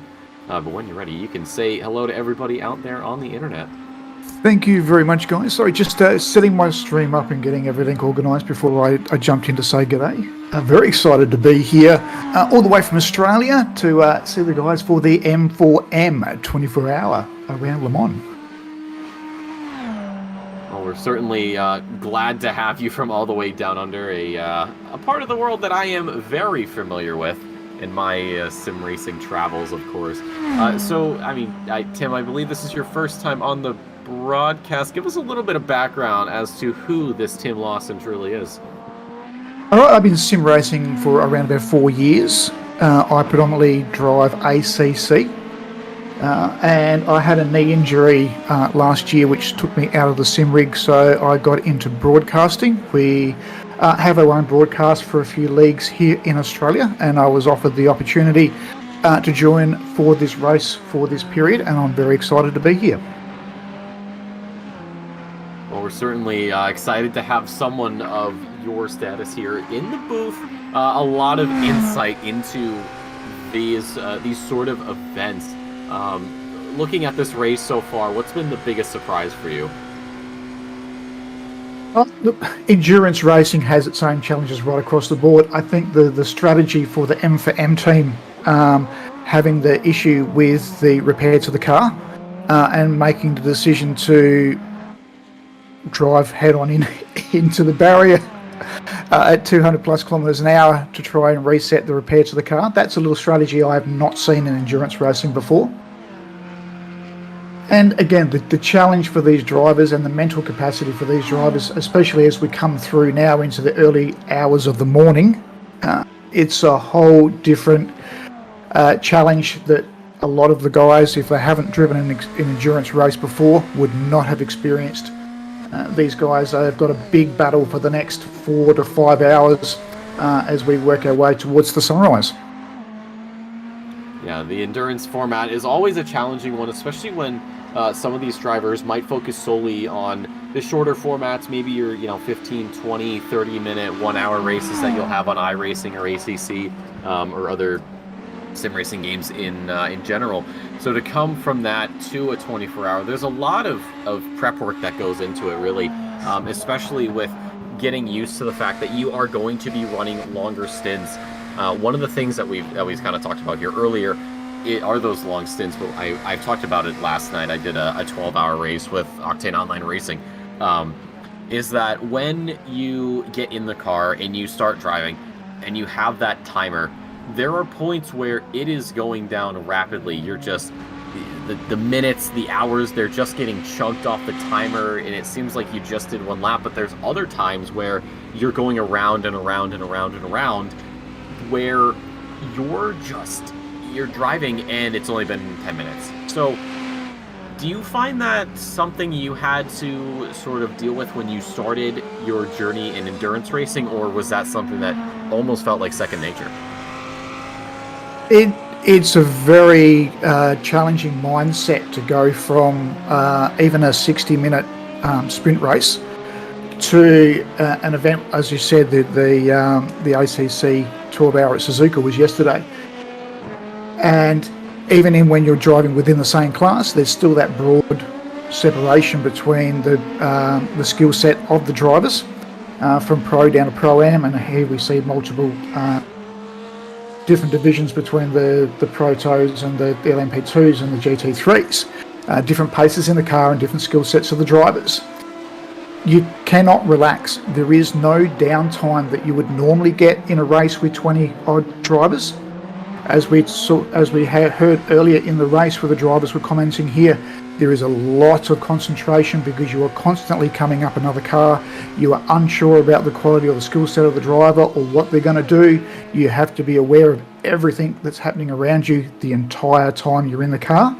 It's very, very exhausting, and it is something that you don't expect it, and you can't prepare for it until you've actually experienced endurance racing. And I wanna pass that question off to you as well, Luke. Have you had the same similar challenges if you've done endurance racing? Yeah, definitely it is. Like you said, it's that completely different mindset. Firstly, you're not on your own in all of this. Normally, at the end of the, we talk about motivation before, but at the end, it is normally just you in the car and you are responsible for what happens. Just having those teammates driving in the same car, knowing that I wasn't going to be able to have the setup quite how I wanted to be, just giving each other that encouragement as well. And it's just that completely different mindset. I mean, I remember doing one, qualified on pole, had quite a hefty shunt at 130R, dropped right down towards the back of the field, and we were just like, right, let's roll our sleeves up and just see what comes from this race. Whereas if you're in a 60-minute race, the crash that we've had, it would have been a straight way. There was no way we were coming back from it. So it is a very different mindset with what you've got to get, and it's accepting that you're going to make those mistakes. In a 1 hour race, you're thinking, let's just keep things nice and clean. In a race this long, you're thinking, well, mostly stay clean. If I do make a mistake, it's about how quickly can we recover from it. Yeah, like Tim said, it is a very different mindset indeed. So I think we'll let Tim head off now and just try and finish getting everything set up on his end. We'll be seeing you, Tim, I believe, just over in about 40-45 minutes time, I believe. Beautiful. Thank you, guys. Enjoy. Great broadcast so far, and look forward to coming back very, very soon. Absolutely, of course, Tim. Good luck out there, bud. So as we rejoin the race here, Manuel Hoyer has gone into the pit lane for a pit stop. That has given Scott Tuffy second place back. He is just about 58.5 seconds behind our leaders, Mark J. Ponick. So that's good news for him. So, I mean, I don't think it was too far off to think that Tuffy could have gotten back around Hoyer if the pit stop wasn't happening.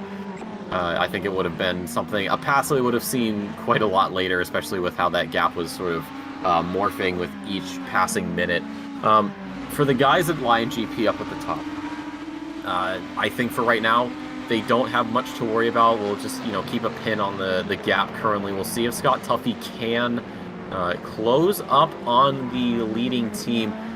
He is quite I'd say quite a dangerous driver in terms of, well, just straight up speed.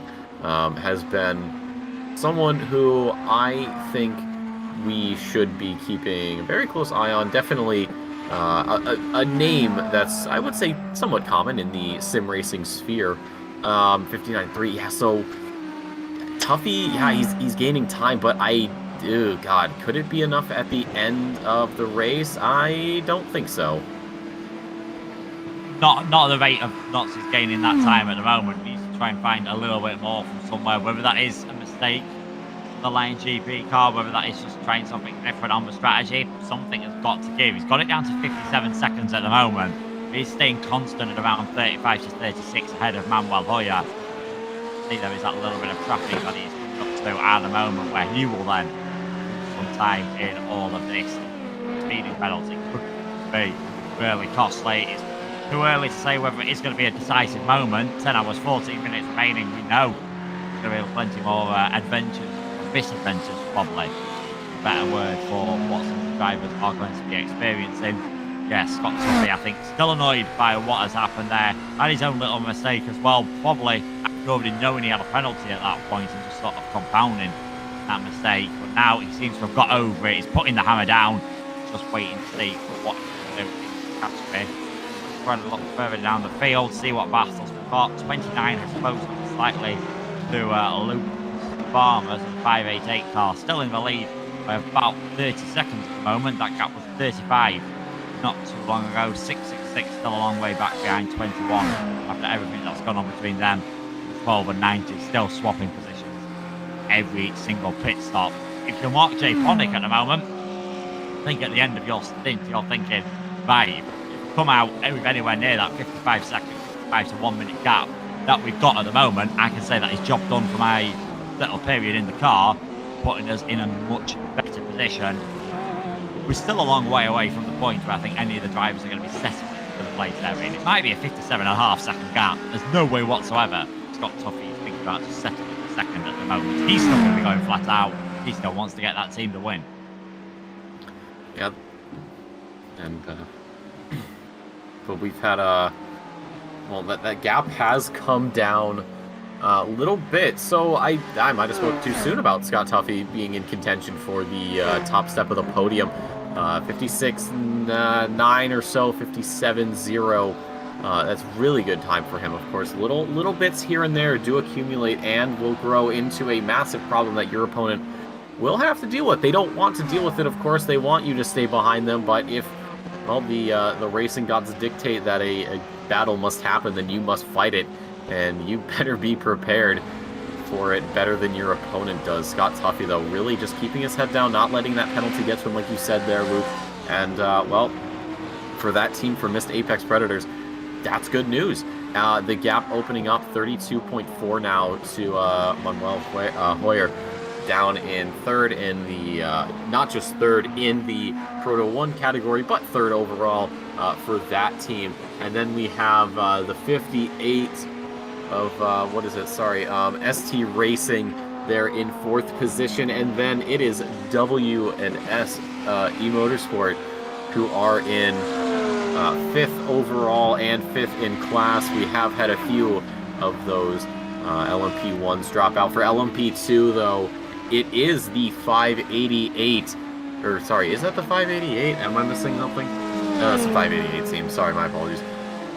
The 588 ST Racing is ahead of everybody in the Proto 2 category. It's Angry Beaver Red who are second place in that, and then it's the Sim Racing Collective who are third in their class. And then for the GTs, I just missed it too. Unfortunately, my timing is just terrible.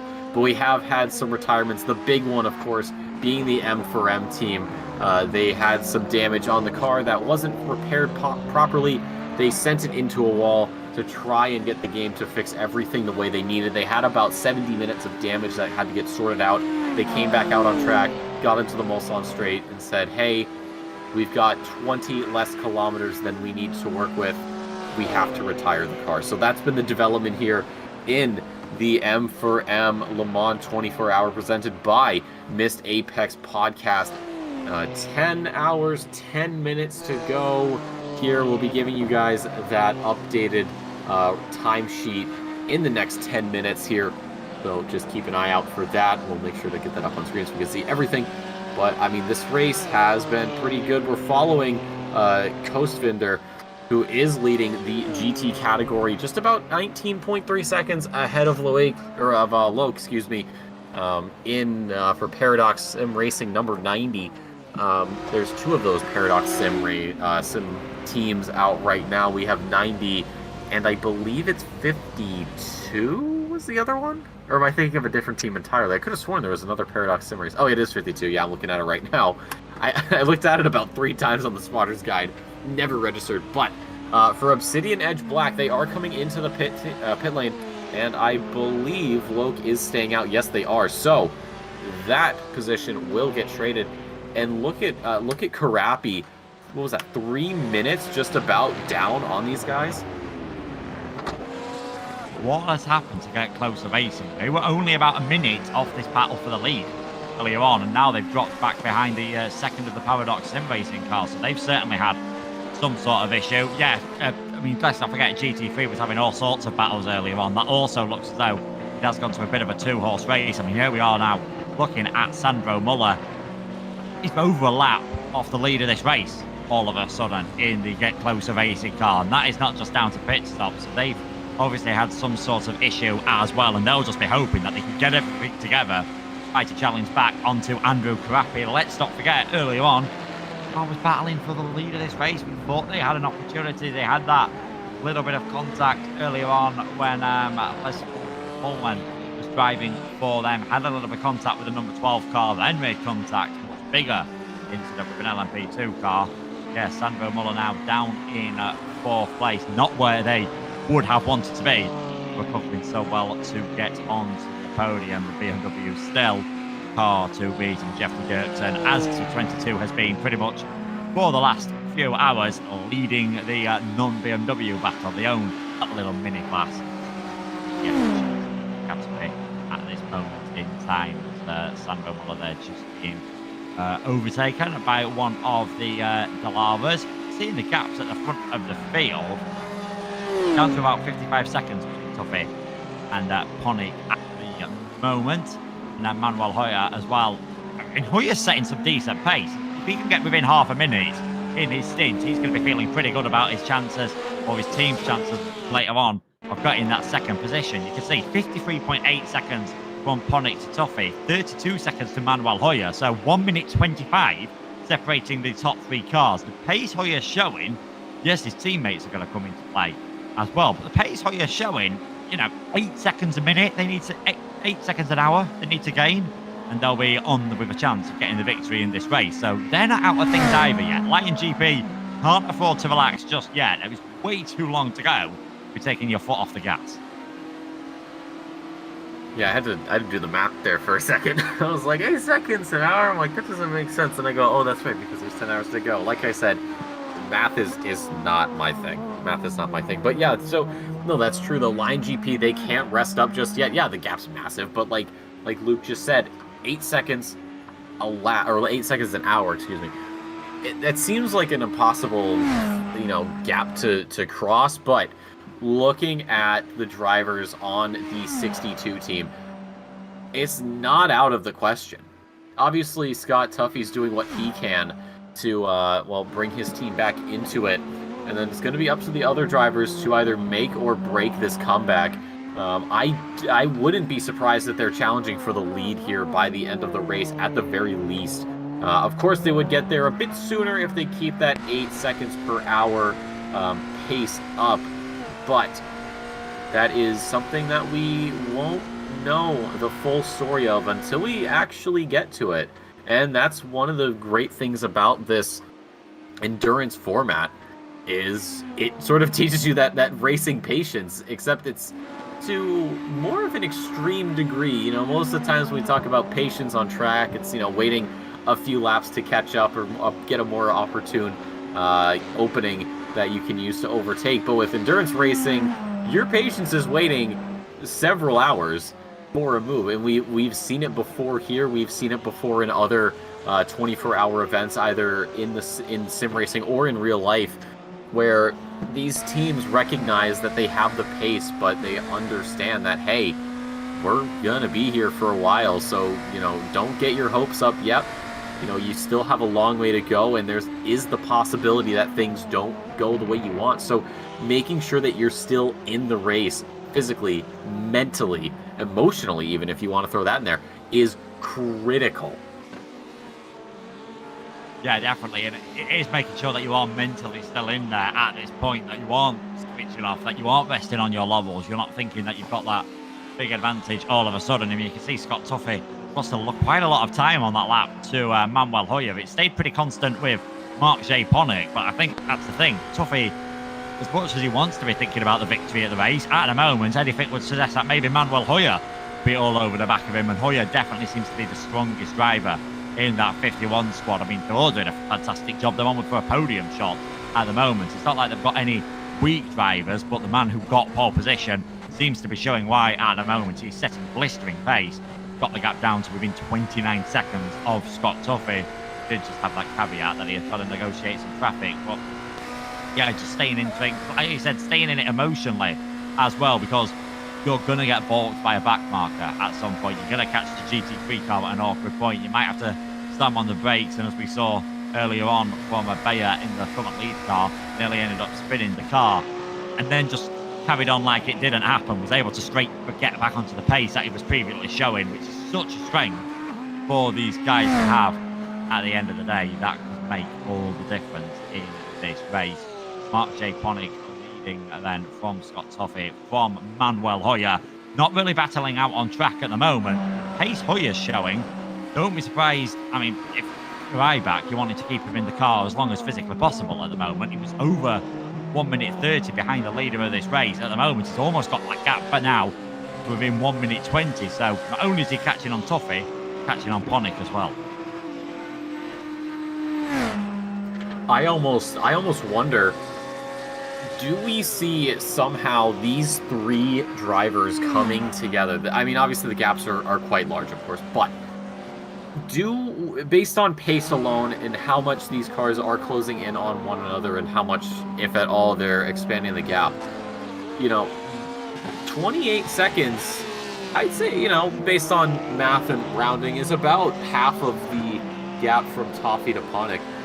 And if it does come down to it and all three of these drivers are battling for the lead right next to each other, how do they actually go about dealing with all of that?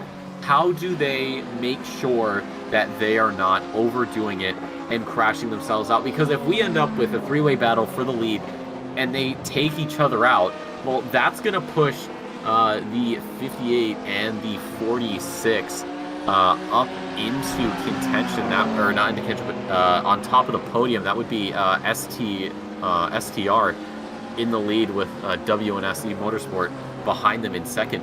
I would love to see the three-way battle, but it's sort of down to the drivers to, I would say, indirectly cooperate with each other.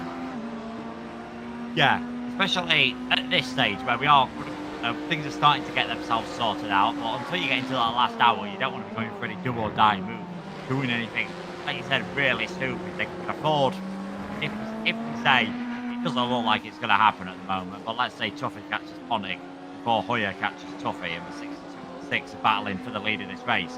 You don't want to be fighting too hard between each other and doing anything silly and causing themselves any sort of problems at the moment.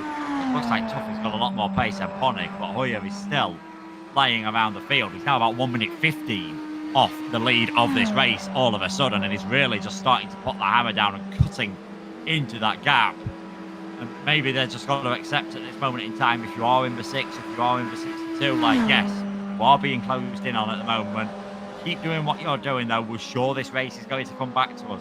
We've seen it so many times where it's looked like one car is going to have a big advantage, it's going to catch up, and then for whatever reason, all the pendulum has just swung the other way. You're not going to have any perfect racing here in a 24-hour race. Nothing's going to go brilliantly right for you all the time. At the moment, things have gone right for Lion GP more often than anyone else in the first 14 hours, and that is why they're leading. That can change in an instant. Yep, and the gaps you can see, they're just about, they're even in the sense that Manuel Hoyer is about half of the gap that Tuffy has to Ponick, and they're coming down at roughly the same rate. So yeah, we could be seeing this three-way fight for the lead in the M4EM 24 Hours of Le Mans, presented by Missed Apex Podcast. Ladies and gentlemen, we have just passed under the 10-hour mark here in this great race. A little bit over halfway done with the with things here, so we'll take a moment to take a look at the most recent time standings here for this race. It has been a whole story of surprises, because at the top of the field, it's the Lion GP team, currently being captained by Ponic there. Missed Apex Predators and iBox Sim Racing round out that top three. We did have the M4EM team unfortunately have to back out of this race due to the damage they sustained, and the fact that despite all of the repairs done, cost them 20 kilometers per hour overall. ST Racing and W&SE Motorsport are in the top 5 of what is 5 remaining LMP1 cars. Looking at the LMP2 standings, it's ST Racing with Driven Escape with Lucas Fester in the driver's seat, the 588. They're on top of the Proto 2 category. Angry Beaver Racing Red is position number 2, and it's the 666 of PRC, driven by David Brown, who is sitting there on the final step of the podium for that category. It's Sim Racing Collective and British American Racing are rounding out that top 5. You can see the rest of the Proto 2 category as we glance our eyes down the timing sheets. And then we get to the GT category. It's PSR number 90 by Joseph Loke leading that category. Obsidian Edge Black and Get Closer Racing. Get Closer Racing hasn't been getting closer. They've been getting a little bit further away from where they would want to be, but time will hopefully be on their side as they round out the the final step of the podium. It's the sister car of Paradox Sim Racing number 52 and Angry Beavers Racing Gold, one of the other sister teams in this competition, 4th and 5th for those teams respectively. You have the rest of the GT category below them. Engine Braking and Braking Engine are keeping each other pretty company. And as you head down, you do have the teams that have unfortunately bowed out.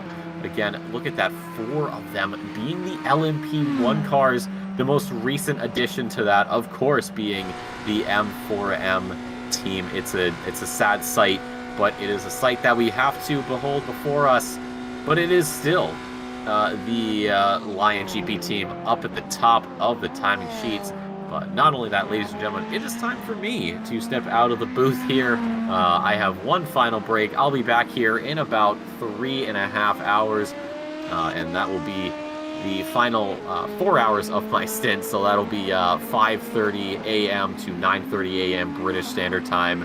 And if you do a little bit of conversion, that's going to be 12:30 a.m. Eastern to 4:30 a.m. Eastern. So I'm going to go take a shower, get some food, and run to the store really quick and grab a couple of Red Bulls so I can make it through this final part of my stint. Luke, you've been incredible as always. Shout outs to Steve, of course, for making the cameras be all fancy. And, of course, to Graham, who is doing his best as well. Tim Lawson, I think, will be joining us again here in the booth momentarily. But, yes, that's going to do it for me for right now. Remember to like and subscribe, all of that, close to 1,000 subscribers. And if you haven't already, make sure you go and you like the first part of this broadcast. And while you're at it, why not hit up the third one as well, just so you got all your bases covered. But yes, Luke, thank you, of course. I'll be seeing you a bit later on, or probably not, probably right towards the end of my stint. But yes, thank you guys for having me. I appreciate it. I am not done yet. Thank you so much for Nick for joining us. As he said, we'll be seeing him, I believe, after Tim's stint later on, leaving us in a very interesting position whatsoever. As we said, the gaps are just starting to come down at the front of the field. It only seems like about 20 minutes ago we were seeing that the number 6 car can't afford to rest. They can't afford to rest on their levels and need to keep pushing. That is not more true than it is right now. The gap less than 50 seconds all of a sudden between the 62 and the number 6 car. The 62's got to push like crazy. They've got the 2051 car being 20 seconds all of a sudden. What we are looking at here, I just wonder if they've had a bit of an issue as well. The Paradox Sim Racing 52 car with ACOS Sensor in 5th place all of a sudden in their category. They were 4th when we did the hourly update, and when we had a look at the GT battles about 20 or 25 minutes ago, we're in 3rd position. So all of a sudden we've got a Ferrari in the top 4 in the GT3 category, which I don't think has happened since the start of the race. And you can see what a good performance Angry Beaver Racing Gold have put in, because ahead of the nearest comparable car, yes, balance of performance is meant to be working well GT3s, but you can see that the BMW probably the car to be in. That Ferrari is 3 minutes ahead, well, 3 seconds ahead of a BMW and 3 minutes ahead of the nearest Ferrari. So Robert Wahoras in that number 22 car at the moment. They were in 22nd for quite a long time. work that one out, but they are now up into 21st place. I'm very happy in a champion on a set of course, a Competizione is Roberts, and not too surprising to see he is putting in a fantastic performance, but he's going to have to continue to do so because Santazzi will be closing in rapidly, I'm sure, in that for Paradox Sim Racing as they try to get themselves back up the order. The start of the race, when it was Nader and Miklavcic in the 90 and the 52 respectively, they were running 1-2. A 1-2 looks like a very long shot for this car. We might see number 90 car manage to take the victory in this race, but they're going to have to work their way past the number 12 when it comes to the pit stop periods and different stints that everyone is going for at the moment. Just trying to see how the gaps are looking at the moment. 4.5 seconds. That gap is extending, so not really putting them under any pressure, getting overtaken by the LMD, one of the Proto one cars, I should say. On board then with Leon Hopp. We saw the grid finder racing Ferrari. Quite a lot of action earlier on. They're just sort of in a land of their own at this moment in time, doing quite nicely indeed in what is only 7th place in a class for Leon Hopp at the moment, about 40 seconds behind another one of the M4M cars, the only remaining M4M car. And if you were watching the start of this race, if you were watching pretty much up until about 2 or 3 hours ago, you might be thinking, well, no, because you've got one of the Proto 1 cars that's running away with this race. Not quite so much. Luca had a tiny little incident to use the fast repair. Brad had a much bigger incident, but they still had a fast repair to use. Meant by the time that we saw Danny spin out of turn number 1 from the lead of this race and used all their fast repairs. The car didn't get repaired properly after 25 minutes. They had another crash to try and force the game into repairing the car. 1 hour later, the car's still not fixed, and they are out of this one. Such a shame for them. They are not able to. They're not able to continue in this. That is the way that sim racing can bite at times. Jack Southfield now. Again, trying to get onto the back of the 666 car. Now, this has been a fantastic stint by Southfield. Let's not forget at one bit, they were right on the back, well, they were all over the back of this 666. Managed to make the move stick. Now done an extra pit stop compared to the 666. And are nearly back into making that pit stop up. So Southfield clearly been pushing very hard, clearly going for a bit more of an aggressive strategy than what we've seen from David Brown. He seems to be reaping his rewards at the moment as we go on board, just coming up towards Tetra Rouge, nearly going into the back of the BMW. It's not going to be an optimal line through there. Him just losing that little bit of time. But Jack Southfield, the 21 car, I'd stay looking very good for a podium.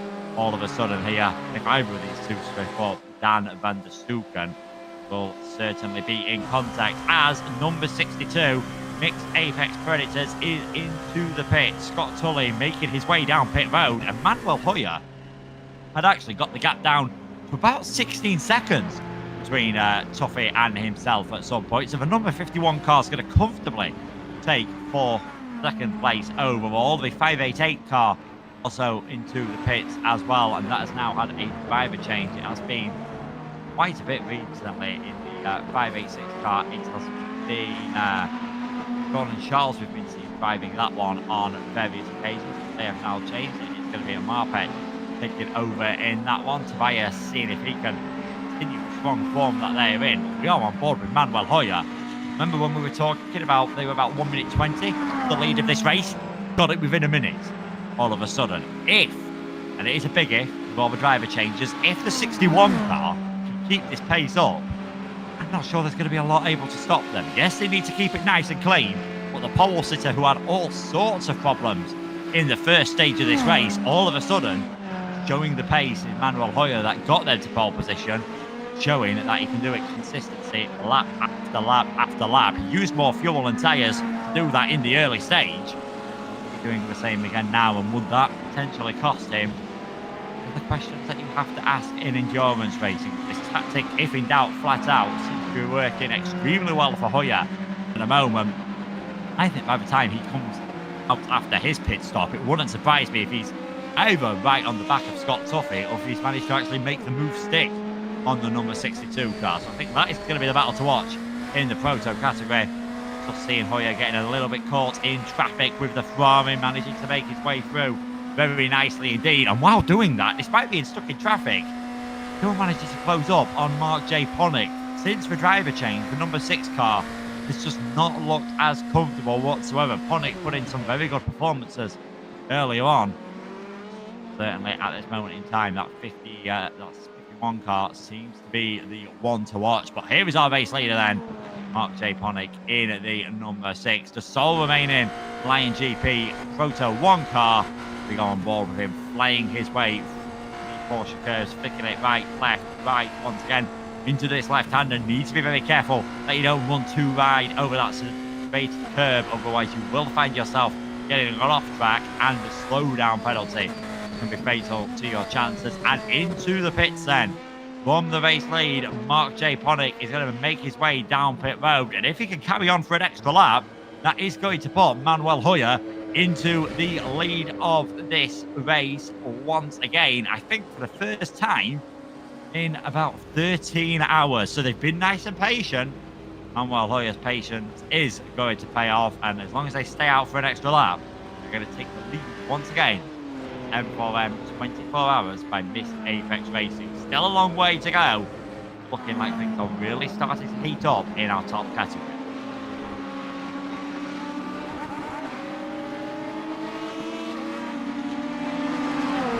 Just sort of see the confidence that Hoyer's got at the moment. He's throwing the car through the traffic. Everything just seems to be opening up for him. Everything just seems to be working out very well. He's pulled out a gap on Tuffy as well, despite having the fresh tyres, which not ordinarily you would think if you've got fresh tyres, you are going to be the car to be. You are going to be in a absolutely superb position. That doesn't seem to be the way things are going at the moment. You normally need a lap or two to get them up to temperature. There we go then. Manuel Hoyer takes the lead of this race. He'll be about 10 to 15 seconds in the lead by the time things have settled out with Ponick. How much longer can he go? And is he doing enough to make sure that he can challenge Scott Toffee as well? So that is sort of the focus area, if you will, in our Proto 1 class at the moment. The sheer pace that the 51 car seems to be able to show. Too hard. If he pushes too much out of the tyres, if he's taking too much out of the fuel tank, which means he's going to have to do an extra stop compared to everyone else at the end of this race. Let's not forget, it was a long time ago. If we go back 13 and a half hours, nearly 14 hours to after the first stint of this race, Manuel Hoyer was only able to do 10 laps, whereas Philpott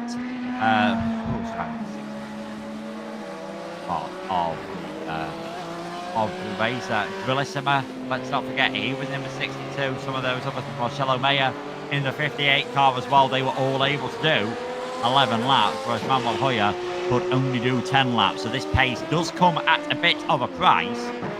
He's pulling 2 or 3 laps on some of the cars around him. I think that is going to be a price worth paying. It's absolutely brilliant to see. This is what we were talking about. This is the nighttime phase. This it can make, when it makes a real difference to sorting out this stage of the race. Always at the nighttime is when you start to see things settle and certain cars become the favourites. And certainly since we saw the 24 running away with things before their incidents and their retirements, I'd say this is the most dominant any one of these Proto 1 cars has looked. Manuel Hoyer driving the wheels off this thing. Going to be good enough in 9 hours 45 time. 8 the victory. 4 pit stops happening then in a Proto 2 Westside Sim Racing.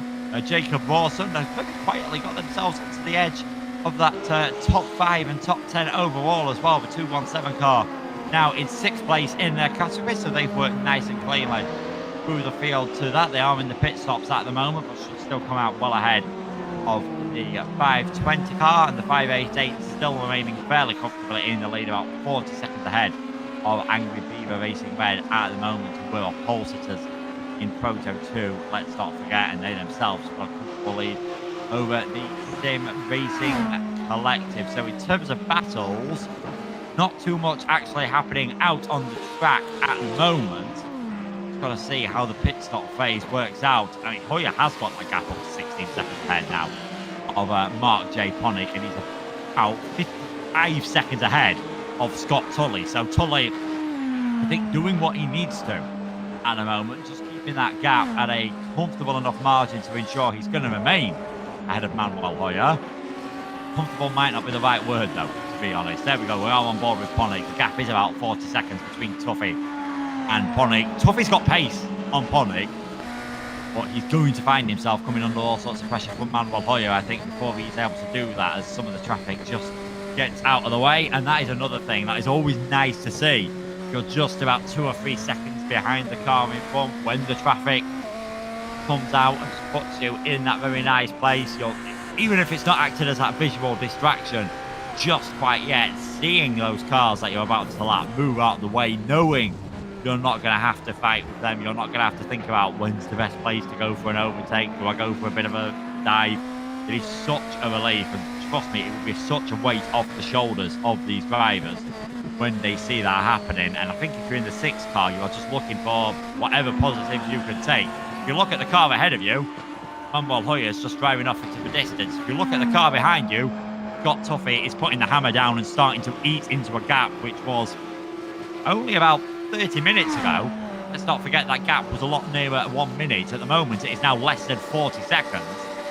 Does not look like the number 6 car has the answer, I think, at the moment. The 46 has come into the pits as well as the 570. So still plenty of action. Still not really the wisest move for myself to be making predictions at this point of the race, because you never know what's going to happen in the final 9 hours and 42 minutes.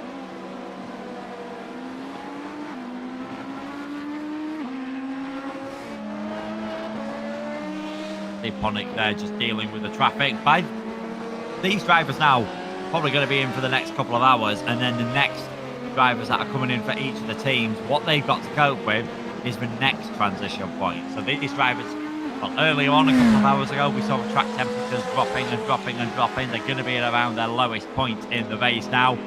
For the European drivers, the point where you're feeling the most tired, you know, depending where you are based in Europe. If you're in Britain and Ireland, 20 past 2 local time here. If you're in Spain, France, Germany, you're at 20 past 3. If you're in Eastern Europe, you're at 20 past 4. Where that circadian rhythm of your body is telling you be asleep right now. You shouldn't be on this game, and that is something that they're all just having to fight with, all just having to try and fight against.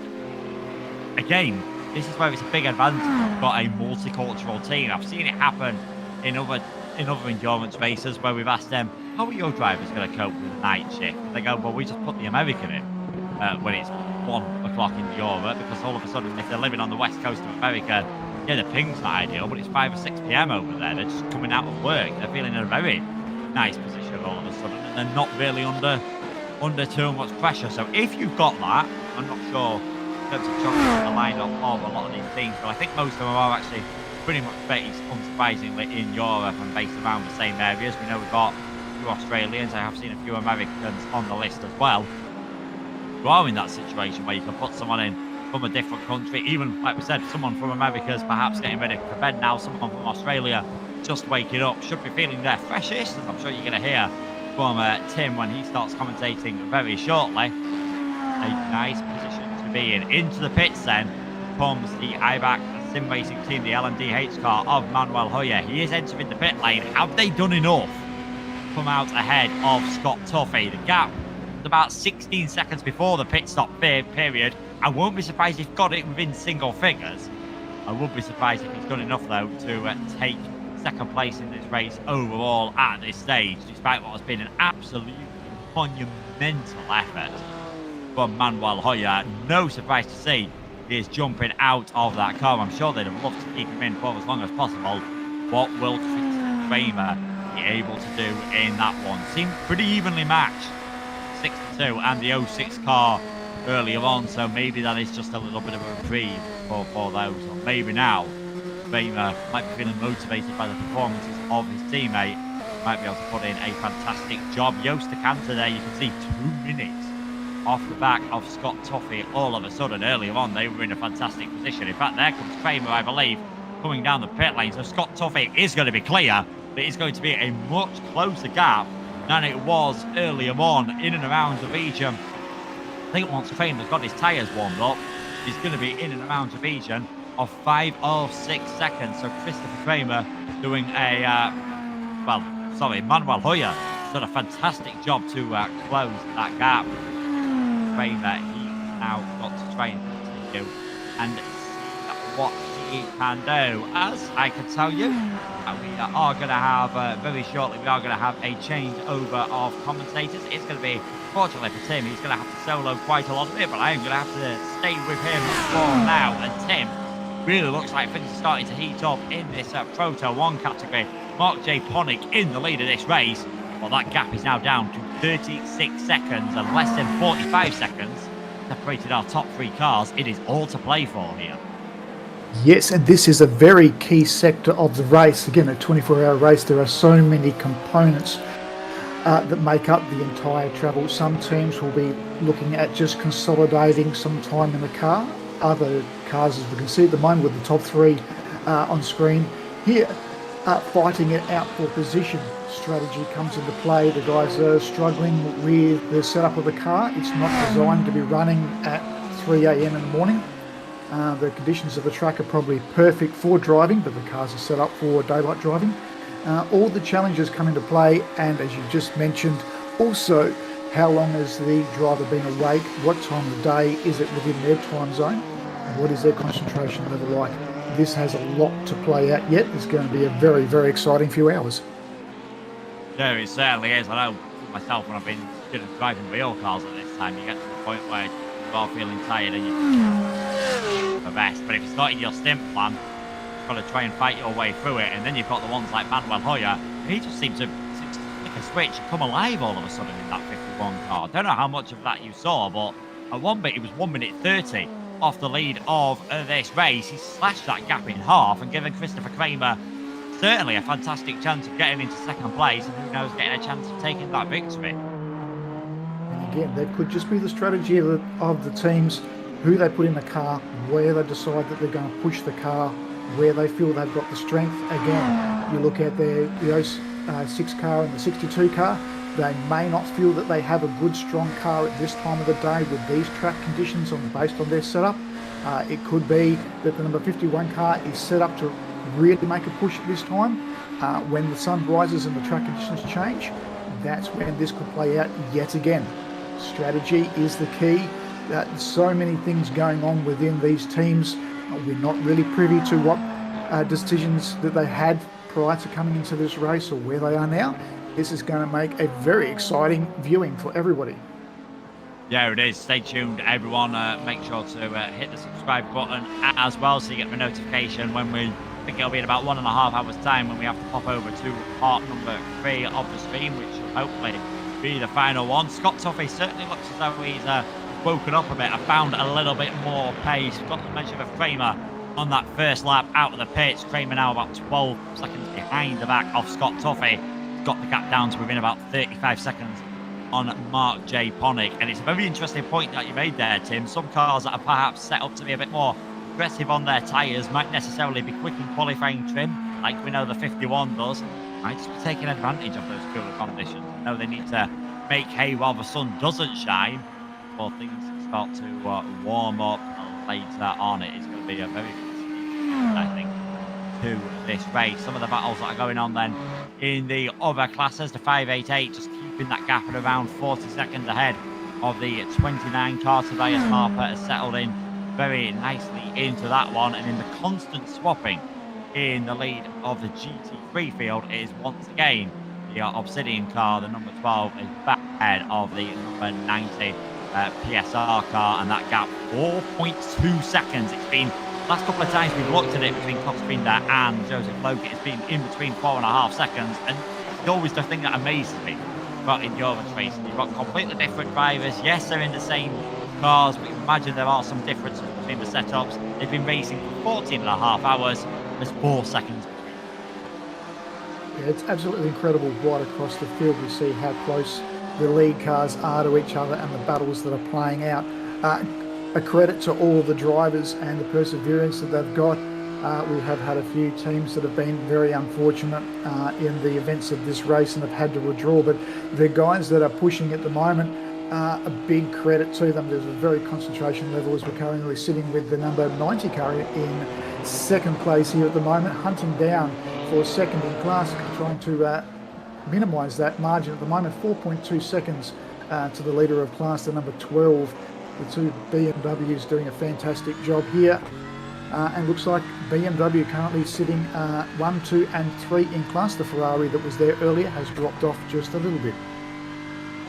Yeah, just we'll wait and see what happens. We'll wait and see whether the 1, 2, 3, 4 in class as well, because the Ferrari's doing pretty well. But no, still that Angry Beaver car just doing a good enough job, and Joseph Lowe is well out of the way of one of the prototypes. Does not want to be another GT3 car on the naughty step, because that just been a little bit of an element that we have seen a few GT3 cars, I don't think deliberately at all, just, you know, running slightly wide at different parts as they're perhaps a bit distracted, looking in the mirrors, hitting a bit too much curb, catches out some faster prototype cars, and that is what led to M4M having their final fast repair, which, you know, obviously then put themselves in a very bad situation when Danny had his little accident. We've seen 2 have an incident as well. They've used their final fast repair, and they're still putting this good form at the moment.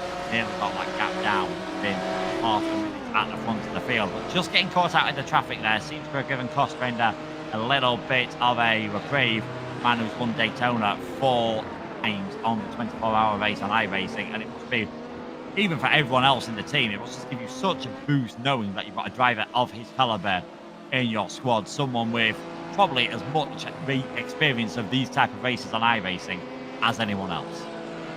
And experience speaks volumes in events like this.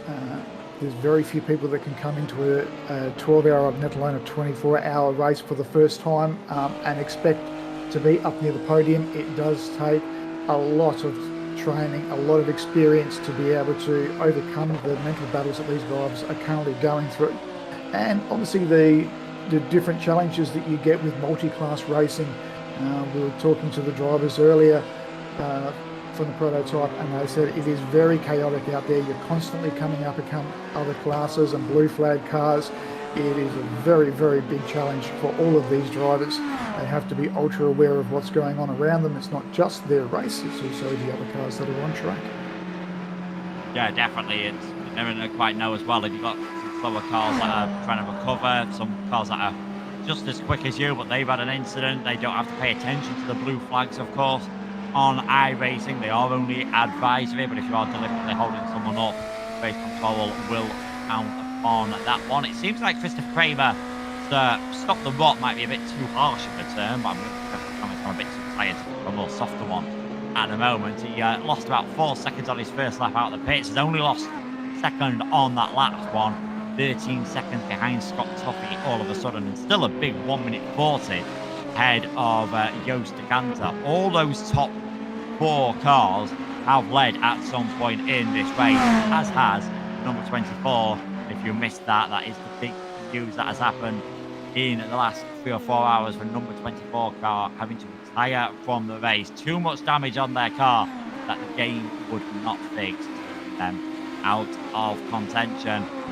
And that's another reason why I think no one can afford to rest on their levels. Yeah, it's all, you can take it nice and easy. You can easily just get caught out in someone else's accident, and all of a sudden you're going to wish you had a little bit of a margin in hand. So it's that fine balance between, you know, not completely lifting your foot off the gas so you become vulnerable to mistakes, not pushing too hard that you're likely to force yourself into a situation that you really don't want to be in. Yes, and that's where the number 58 car is currently sitting at the moment, 1 minute 40 off the back of this lead pack, but they are certainly close enough to strike any small incident from Kramer or Tuffy, and Cantor will be right back into this top 3 for a podium finish. So the guys have to remain their level of focus. They have to maintain the speed in these cars, but it is a balancing act. Let's see how this all rolls out as we ride along with Kramer at the moment, currently sitting in 3rd position, and he has brought that gap down now to 10 seconds behind Tuffy, and it looks like he's finding a little bit more pace at the moment.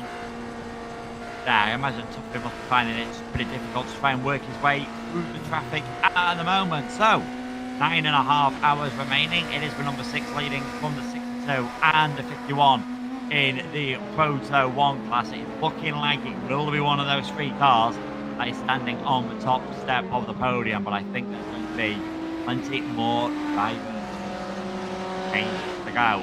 I am going to head off now before my final stage later on. Myself and Andy, at the start of the race, will be covering the end of the race. I'm going to give it more than capable hands for the next couple of hours of Tim Lawson. Take care of yourself, everyone. I'll hand you over to Tim. Thank you very much. Enjoy your rest and good luck for the finish of the race. Guys, you are watching the Missed Apex, well, at the moment the Missed Apex Racing is sitting on the second position. This is the M4EM Le Mans 24-hour for iRating. Next week they'll be racing with the Masters, our Australian counterparts. The teams that I drive with are practicing this afternoon for their attack next weekend. But thank you for having me on board. Very excited to be here, guys. I've got the YouTube chat open, so if there is anyone watching the stream would like to say g'day or ask about what's going on, happy to try and keep in track of that for you too. But we are looking at the battle at the moment for the lead of the prototypes. We've got Pontiac at the moment with 34-second margin over Tuffy, and Tuffy is having to basically focus on what he's doing because Kramer is catching now the margin back down to 7.5 seconds. And again, we think that Kramer, they may have a little bit of advantage in the current track conditions. They seem to be able to find the little extra pace the lead 2 cars don't quite have. As we watch him coming through, we'll give a little flick here and pull out from the slipstream. The guys have done very well at the moment from reports that everyone's monitoring the blue flags and everyone is giving way to the faster cars.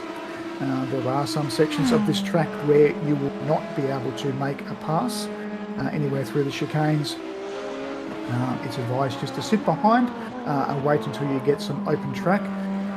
You don't want to ruin your race, or you don't want to get involved in an incident for a car in front of you either. And there is advantage of the Le Mans track. I find that it's one of the easiest tracks to actually get vision at night time. Some of the other tracks, Spa particularly, can be quite inky black, and there are some sections where even the lights on these cars make it difficult to find your turning points, but there's always a good line of vision on this track, and we'll see sometimes when the lead cars will come up upon a GT3 or another car, they will flash their lights to advise that they are a faster car. So when you're sitting in these cars, all you can see behind you is a bright light. You can't determine what car or who is behind you. The quick flash of the lights, they're allowed to do that 3 times to advise them that they will be making an overpass. And it is up to the car making the overtake to actually drive around the car in front of them. They can't expect the car to move off the racing line. Coming through now for another lap as we head into the Dunlop curves. And the margins are staying fairly similar, but we are still closing that margin close to 1 second per lap at the moment. The 51 car clearly has a little bit of pace over the 62 car. Tuffy just basically doing the laps here and trying to maintain that margin from Pontiac in position 1. The 06 car doing a fantastic job.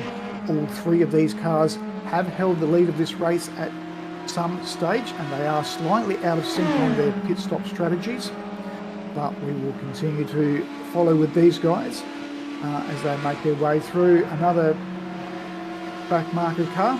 And we'll take a quick look at what's happening in the LMP2s. The 588 car currently leading that with a 1.5. Oh, I think, hang on, I just need to change screen so I can read that clearly. They've got a 1.5 minute margin over the 29 Angry Beavers car. And then the 666 car for the LMP2s is sitting in 3rd position in class. They're currently running 6th, 7th and 8th on track, and they're all on the same lap. And we're currently looking at that margin at the moment. So we're riding on a board with David Brown in the 666.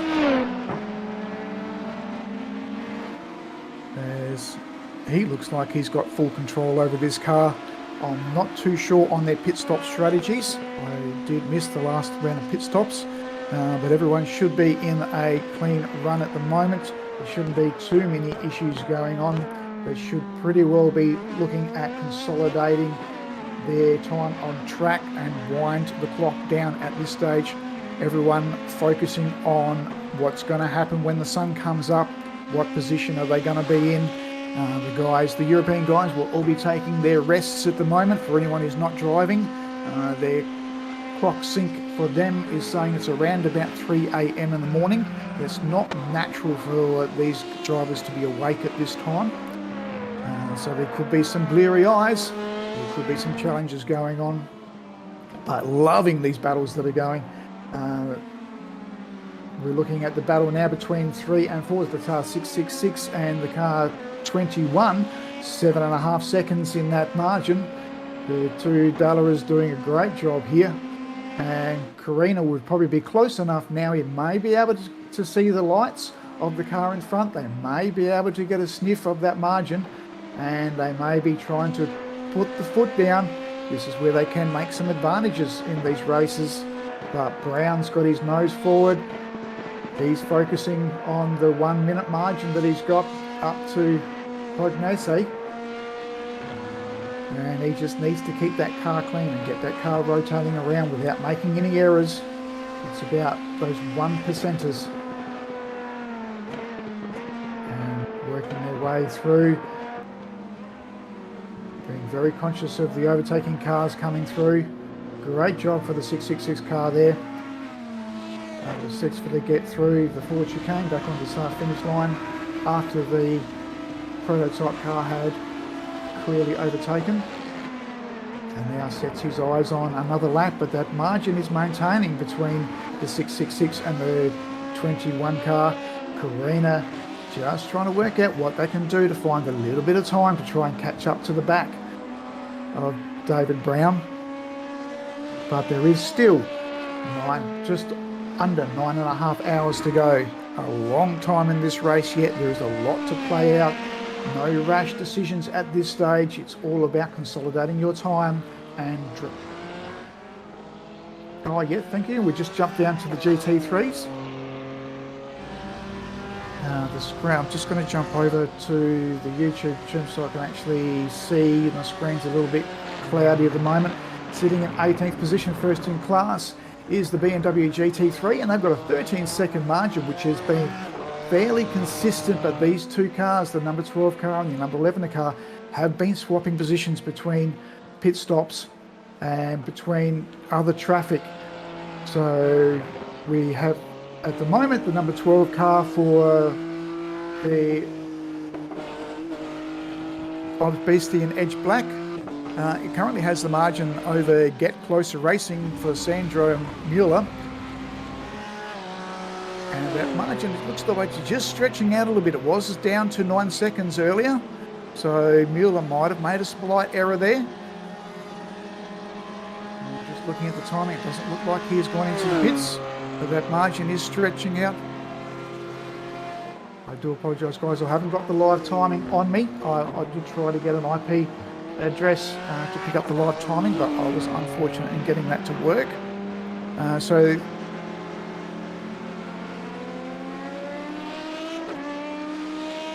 yes, I have got the stream through Discord, but sometimes the screen pixelates a little bit, makes it difficult to read the information. So I'm just keeping across both of the information so I can make sure that I'm getting the right data for the cars. So we can see following at the moment we're sitting with the number 12 BMW for obviously Edge Black, and it would be that the GT3 car for the number 90 has moved into second position at the moment, with the other car having taken the number 11 car taking their pit stop, and they drop back. So, sorry if I'm a little bit out of sync with all this information. I'm just trying to keep up with it all. So we've got sitting with Sandra Mullen out in third position in the number 11 for Get Closer Racing. And they've got a 1.5 minute margin at the moment over 52 car driven by Stazensky in the Paradox Sim Racing BMW. So BMW now 1, 2, 3 and 4 in class. There was a Lamborghini and a Ferrari in the mix earlier, but the BMWs are showing their class at the moment, and they have very, very strong car in the GT3 class. But the guys are having to pay attention. Both the LMP2s and the LMP prototypes are faster cars. They will be getting lapped. Approximately every 7 or 8 laps, they will be expecting to have a car overtake them. And as the cars have spread out around the track, it will be a constant struggle to maintain vision of what's happening in front of you and what's coming up behind you. And again, the LMP cars or the faster cars, they will give a flash of the lights to alert the GT3 car that they are a different car in class. There's nothing worse than sitting in the GT3 car having a battle out with another car. All you can see in your mirrors is the bright lights of the car behind you. You can't make it clear on who it actually is or what's actually behind you. You just have to focus on keeping your front line and keeping your eyes forward. It's up for the faster car behind you to make the overtake, and the guys are doing a great job of that. They are just settling in behind the curves, and then when they get down the straight they will pull out and make the move. The slipstream for these cars is around about 1 to 1.2 seconds. If you're more than 1.2 seconds off the back, the GT3 cars can maybe get an advantage a little bit further back, but you really want to be within about 1 second of the car in front of you to gain a draft. The GT3 cars can take an advantage if they get overtaken before the braking zone. They can get a little draft out of the chicanes and out of the S's to try and gain a little bit of time. You can see here the guys all tuck up as traffic compresses here. We've got the two GT3 cars by the looks of it, and just being overtaken by one of the prototypes.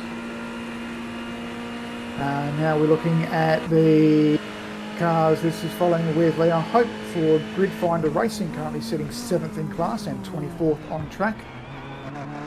And they've got a comfortable margin at the moment for 50 seconds up to the car in front of them and a good half a lap. You can see the flash of the lights there advising that they are a faster car. But again, not looking that they can get too much of a margin down the straight there. And it's all about the slipstreams. The cars now hold their line. The faster car will be looking to move offline.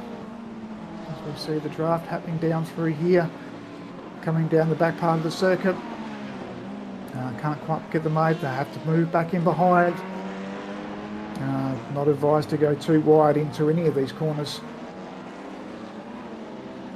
And they're struggling to get the job done at the moment. Look like Leon's got a very, very stable, fast-looking car. And I'm unsure who is currently driving behind at the moment. It's not for position or for... Because for position it would be Robert for the Average Beaver Racing, but he is a good 2 minutes 20 behind. Oh, okay, so we're currently sitting with Kosneski, as we just see some traffic move through. But he looks like he is actually following another GT3 car, and I'm unsure. I'll just find my spotter's guide to try and establish which car he might be following.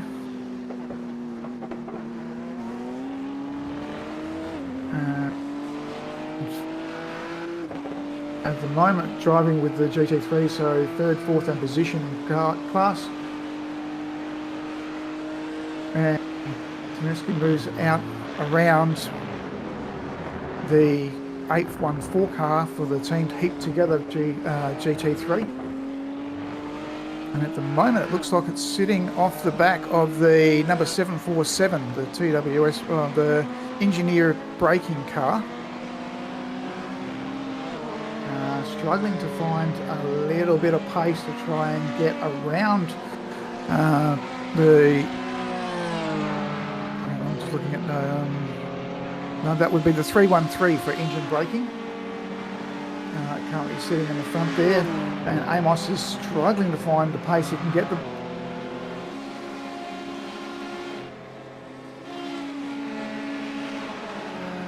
Oh, that's the 812 for Greenfinder. Thank you very much. Sorry about that.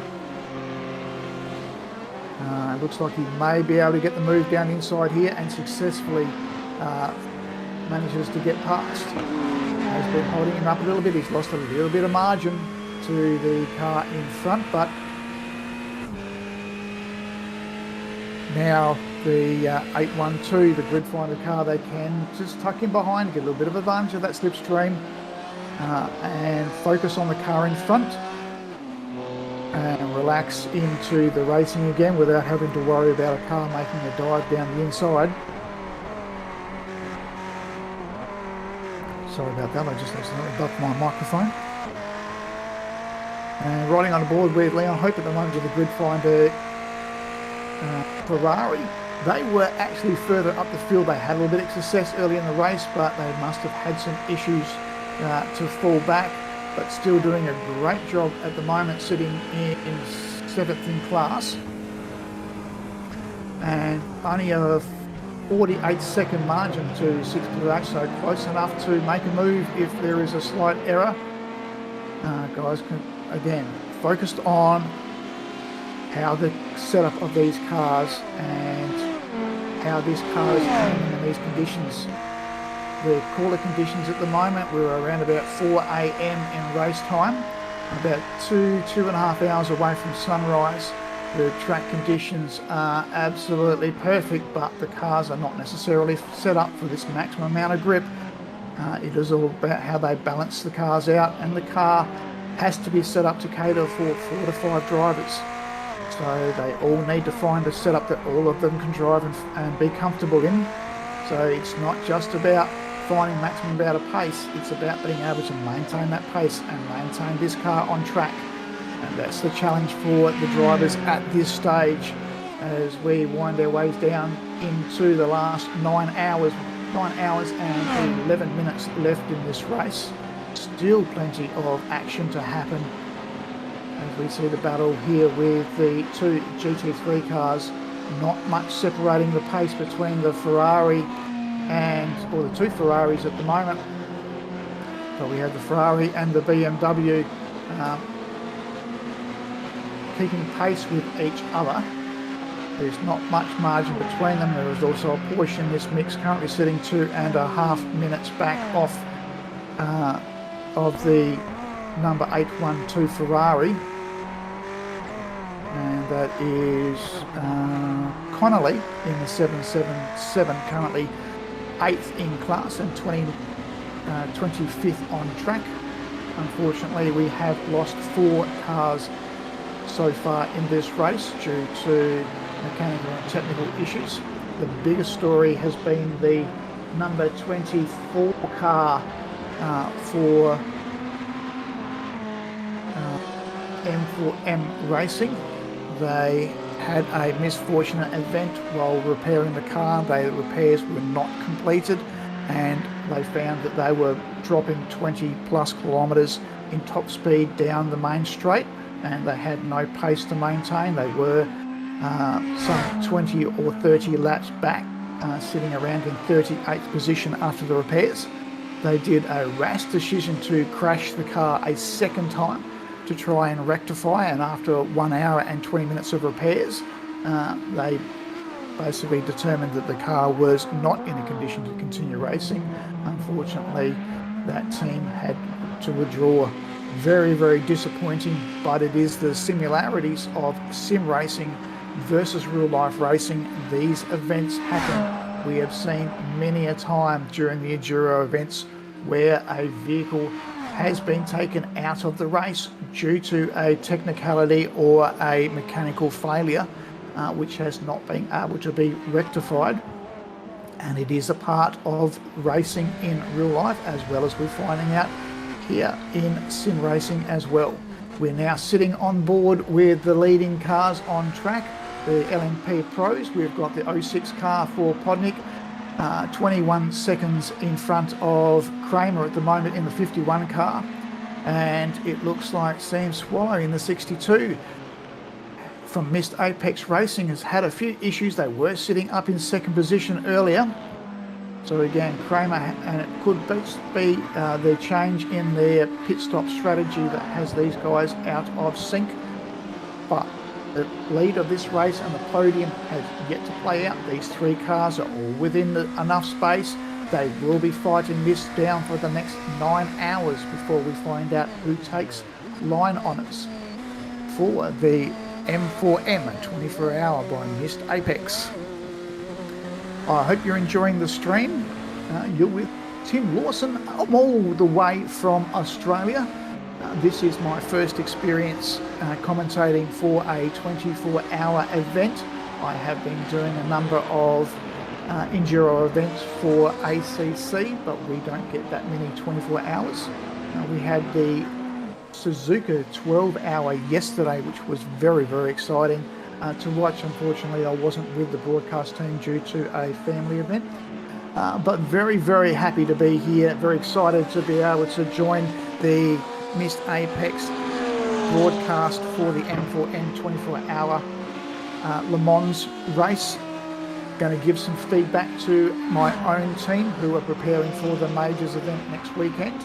I'm very, very excited to be following these guys, and the margins are staying fairly close. It looks like the pit stop strategies have rolled back in, so we are now looking that Kramer at the moment has the 42-second margin over Podniak, who has just coming out of the pits or just entered the pits. And we've also got the Missed Apex Racing of the 62 car currently sitting 18 seconds behind. Again, pit stop strategies are rolling through with these top three cars, which is why we're seeing the changes of lead, but they are all within enough room of each other. The time clock allows for these guys to be fighting it out for the podium of this race. And not only will the podium, they will be taking line honours, being the LMP Pros are a good 5 seconds faster per lap than the LMP2s, and they're almost 25 seconds or 30 seconds faster than the GT3 cars. And again, in this is a great view down the straight. We can see that it don't have that inky blackness. There is still a slight line of vision around this track. It does make it a pleasure to drive at night. There are some tracks that are absolutely horrendous for nighttime vision. You've got a very, very small window for the headlights of the car to try and find your apexes and turn in and braking zones. But I've always enjoyed my time driving around Le Mans. A fantastic racetrack. And just to put into comparison how these drivers are feeling at the moment, for anyone who follows cricket, this is the equivalent to a test match. It is the long game. It's not about the fastest lap.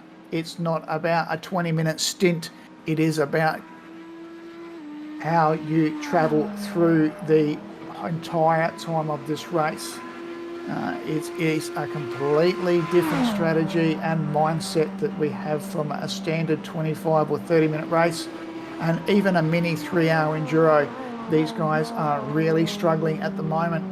They have to contend with the changing track conditions. They have to contend with the multi-class variation of other cars running at other paces around this track. But these three drivers at the moment are the standouts. Podniak doing a great job at the moment to maintain margins in the 06 car, but Swallow is going to try and find some pace. We've seen that he was quite quick earlier on, but we're thinking that maybe the Missed Apex car does not quite have the grip that they would like at this time of the day. They may be hoping for the sunrise to come up a little quicker to try and get some margin back in that car. And again, we're looking here, the number 4, or the 4th in class, the number 58 car driven by Cantor, They're not quite out of this race yet. Only a minute and 1 minute and 40 seconds off the back of third. They are still close enough, if anyone makes a mistake, that they can be looking for a podium. And again, a little bit of back traffic, a couple of minor errors, a slight loose of the tail in these cars. Margins can be gained back up quite quickly. And again, the skill of the drivers, the guys, we could see that Canty here, they could be just rolling off the accelerator, easing it into the corners, using a little less fuel. They could find themselves that half a lap margin, that 3 or 4 second difference in a pit stop. These are all the things that come into play in endurance racing. And we've got Heffer at the moment doing a great job in the 46 car. They're also doing well to maintain that margin. Even though it's 1 minute and 50 seconds, they have been quite consistent in that car, and they should be very happy with how they're performing. But Swallow at the moment, he's going to be trying to find that traction that they appear to be missing. They just have to try and find some pace to get back up into the second position. The margins are quite tight. As we can see, there's only 17 seconds between second and third. Podniak at the moment, probably the standout driver from anyone on track. And again, that could just be the slight changes they've got in the setup for that car. It may just have a little advantage in the braking zone. It may turn out of the apex a little bit better. All depends on how they're taking their preference for the setup of these cars.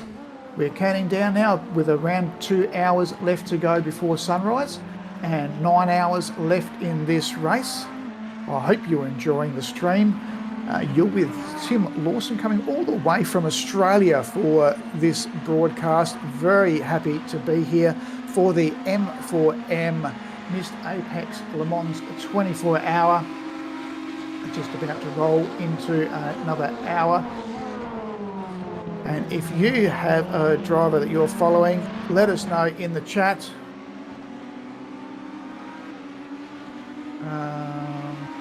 Sorry guys, just taking a quick look at some of the chat.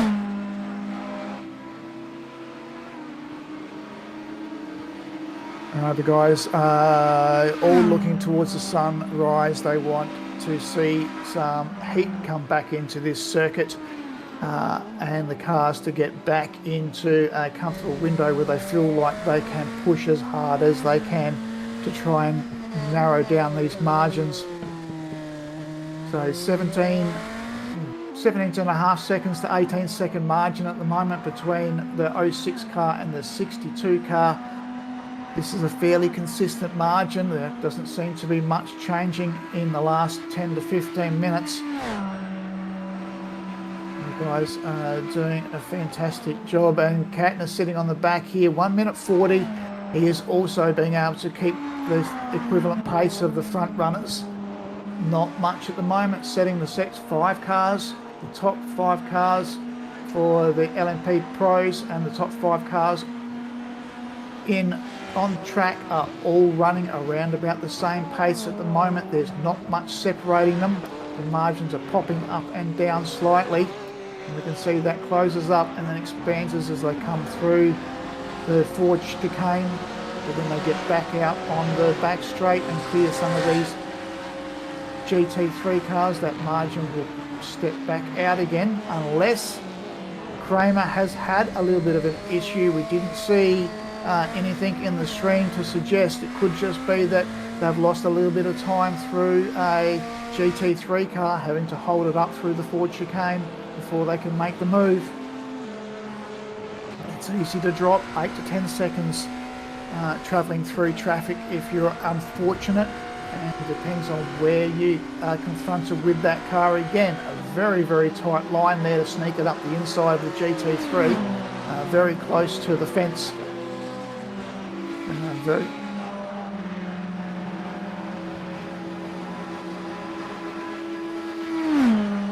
And we're just going through the top of the hour positions now, so we can see the number 51 car is leading at the moment. Oh, sorry, Okay, so we're at the moment the class leader and the race leader is the number 06 car for the Lions GP team. The number second at the moment is the 51 iBike Sim Racing team. And third at the moment on track is Miss Apex Predators 62 car. And fourth is the number 58 car for ST Racing. And fifth in class at the moment, and fifth leading the race is the number 46 WSE Motorsports M4EM car. And then changing down to sixth in class, sixth on track and first in class for the LMP2s is the 588 ST Racing with Driven Escape. Second in class is the 29 Angry Beavers Racing Red. Third in class is the 21 car, the Sim Racing Collective. Fourth in class is the 666 PRC X Pass SRT by Dapper Constructions. And fifth in class, running 10th on track, is the 570 British American Racing LMP2. Take a look at the GT3s at the moment. 18th on track and first in class is the number 12 Obsidian Edge Black. They're currently holding a tight margin over the number 90 Paradox Sim Racing number 90, and the third in class and 20th on track is the number 11 Get Closer Racing. Fourth in class for the GT3s is the number 52, the second of the Paradox Sim Racing cars, and fifth in class is the Angry Beavers Racing Gold, the number 22. And ironically seeing 22nd on track. Unfortunately, we have the four cars, the number 24 car, the 07 car, or five cars now that unfortunately have had to retire. The 24 car for M4EM, the 07 car, and the other three cars, the number 1 car and the number 14 car, all had to retire, unfortunately. Guys, thank you for watching the M4EM Mixed Apex 24 hour at Le Mans. We have less than 9 hours to go. This is not a time to take any rash moves. The guys will be focusing on trying to just get this car around the track and keep it on the black stuff. This is not a time to do anything brash, but the margin between second and third at the moment, the 51 and the 62 car, margin down to 3 seconds. There has been an event for Kramer. He was close to 15 seconds up the road. Swallows obviously now looking at the tail lights. He will be able to just see them in the distance. He needs to get another couple of seconds margin before he'll get any advantage from a slipstream. But we'll stay with this battle at the moment because it looks like Swallow has found some pace in that car after the pit stops. And he has got the blinkers on and running for it. Not something we'd expect at this time of the morning. Normally it's just about getting consolidation and keeping that car going forward. Again, just under 9 hours to go. There's a lot of racing at the moment, and there is still a lot to play out in this race. Guys, if you are watching the stream, stay with us because there is plenty more coming. In around about an hour's time, we'll be taking the change between session 2 and session 3. We will be going offline for around about 30 seconds as we switch over to our final leg. Make sure that you like, subscribe and follow to ensure that you get a notification to know when we are going live and keep up with all of the action. Thank you guys for watching, and I hope you're enjoying the stream. You're with Tim Lawson. I'm coming all the way from down under in Australia. It is very, very chilly here, but for me, it's around about 11:30 in the morning. A lot more comfortable for me than it is for these drivers. In Europe, you're looking at around about 4 a.m. It is very, very tiring for these drivers to be in the car this time of the day. It's not normal to be awake. Some guys would have been awake now for the past 8 or 9 hours outside of their natural sync for sleep pattern. it does have a big drain on their concentration levels. So hats off to all these guys. A few of the teams have the advantage of having American and Australian drivers with them. They can use the drivers from other time zones to eat up this time of the day so that the European drivers can get a rest and stay inside their body clock sync. These are all the challenges that roll out in enduro racing, and 24 hours is a pinnacle of racing, whether it's in real life or on sim racing. If you have not had any involvement in an enduro race with sim racing, you really should consider getting involved. It's a fantastic experience, and you really can't appreciate the extent of work that goes in. And we're looking at the margin now down to 1.6 seconds. Sam Swallow has found some incredible pace at the moment in this car to catch up to the back of Kramer. And we're margin at 2 seconds, just working their way through some GT3 cars. And we've just had someone jump in the chat and saying that for them, it works for them because they are shift worker and they work nights. Yes, I do account for that. I did spend some time working in hotels earlier in my career. It was normal for us to be awake at 6 a.m. in the morning, quite stupid, but it is something that you have to get your body clock attuned to and adjust to. The margin step back out now to 3 seconds between Kramer and Swallow, but the margin is certainly getting tighter. Swallow certainly appears to have found something in this car, because that margin was closer to 20 seconds just 15-20 minutes ago. And again, that there's not much between these cars. They half a second in a corner, one small step out, having to hold up behind a GT3 car, trying to wait for an appropriate time to overtake.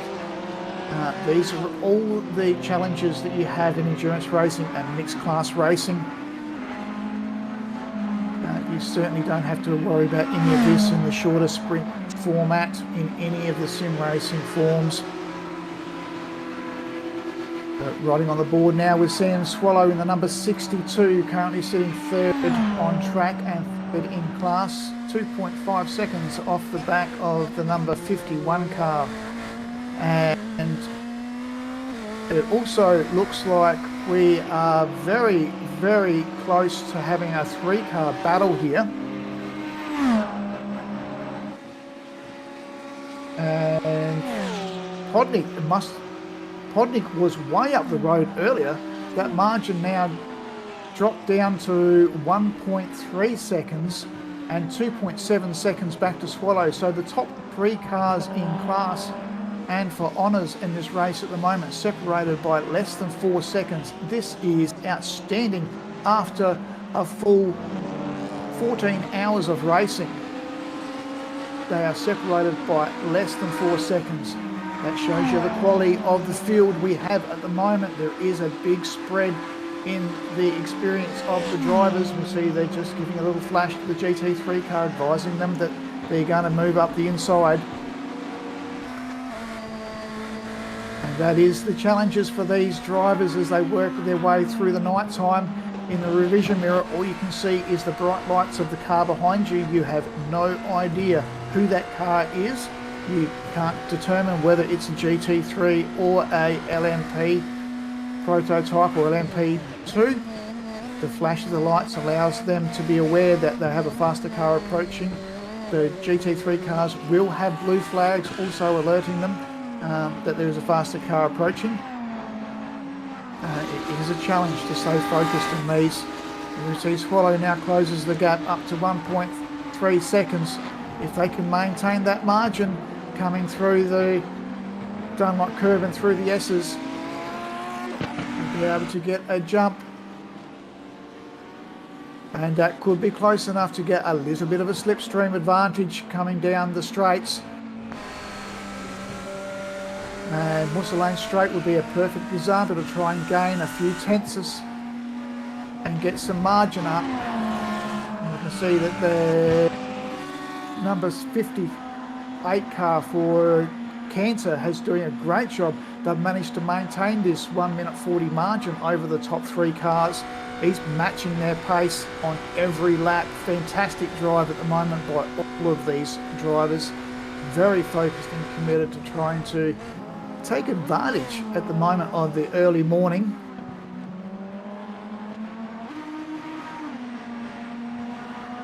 And Kramer has now got into the slipstream of Podniak. Can they take any advantage of this?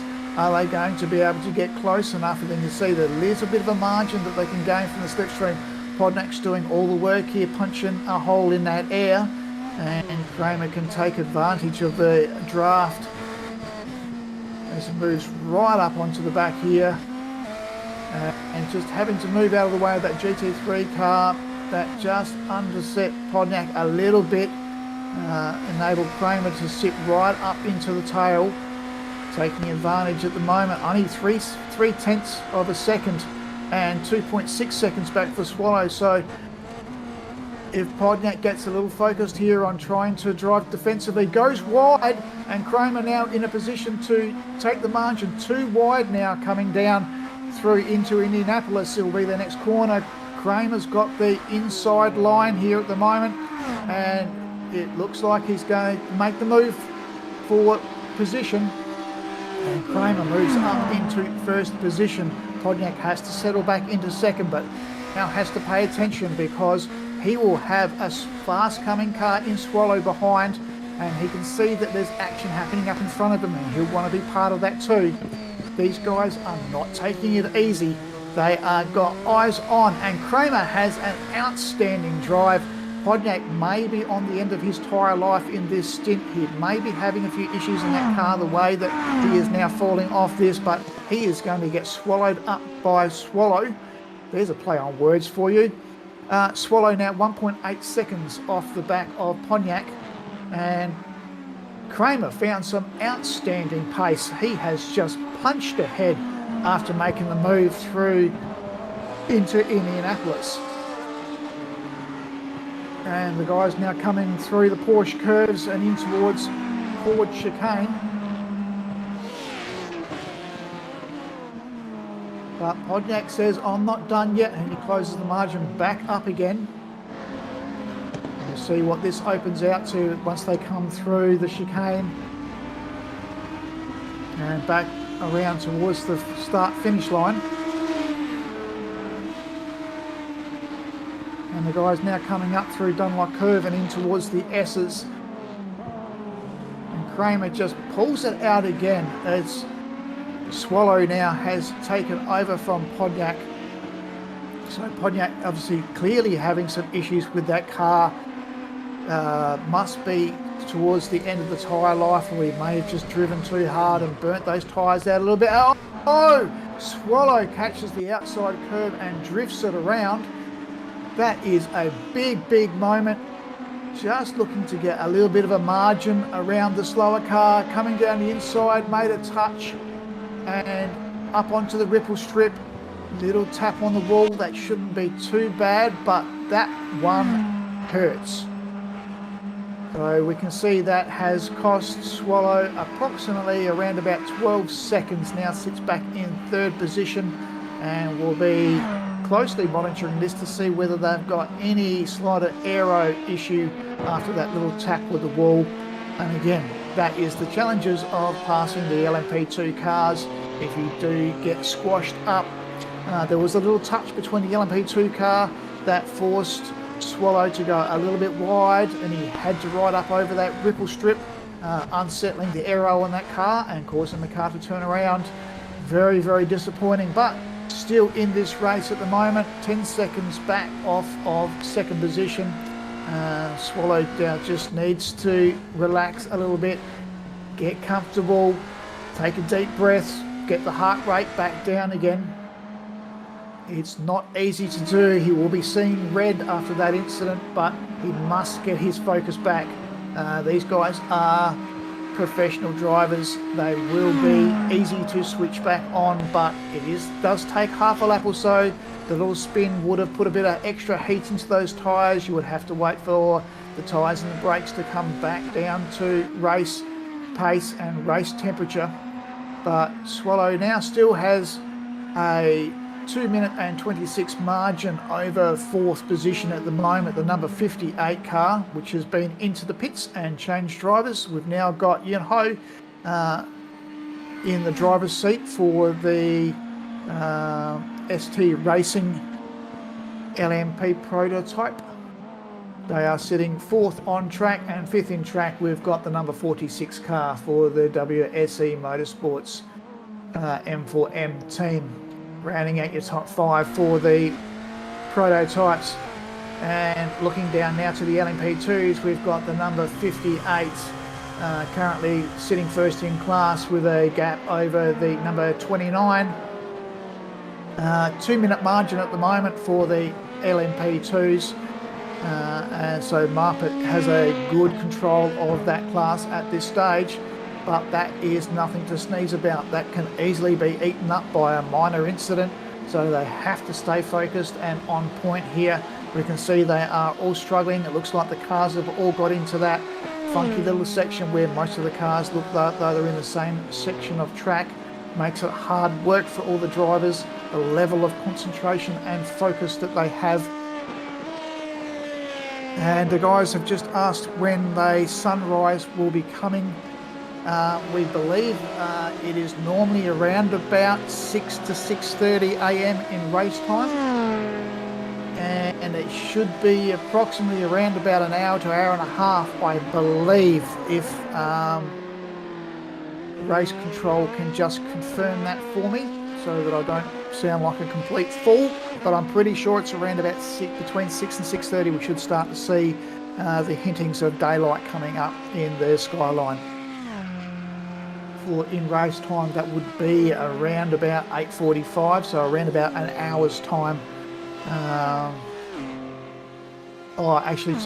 2 hours time we should be starting to see. Towards the end of my stint, we should be seeing the sunrise coming up in the horizon, and that will change the format of this race as the track starts to heat up in the daytime. The cars will change the way that they handle. Now sitting with the number 21 car, currently fourth in class, sitting 5 seconds off the back of a podium at the moment with the number 666 car, driven by Lanyard, sitting in third position.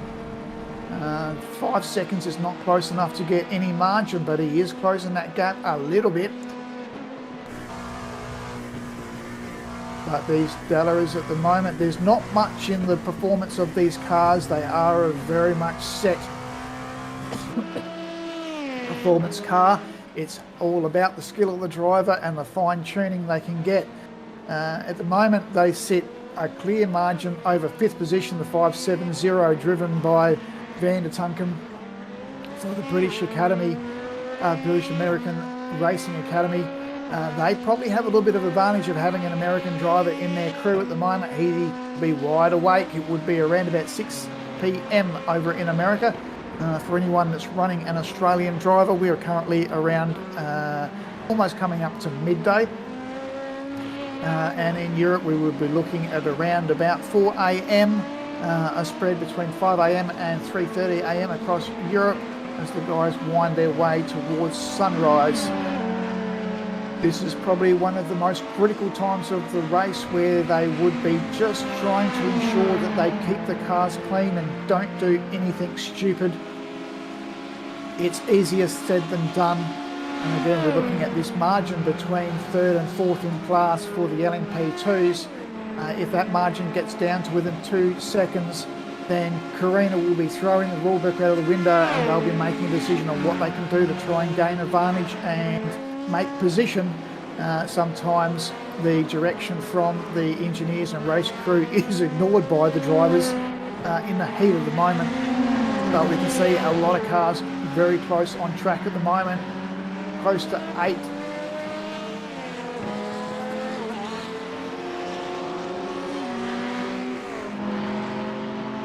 Okay, so at the moment sitting with 117 Spanners.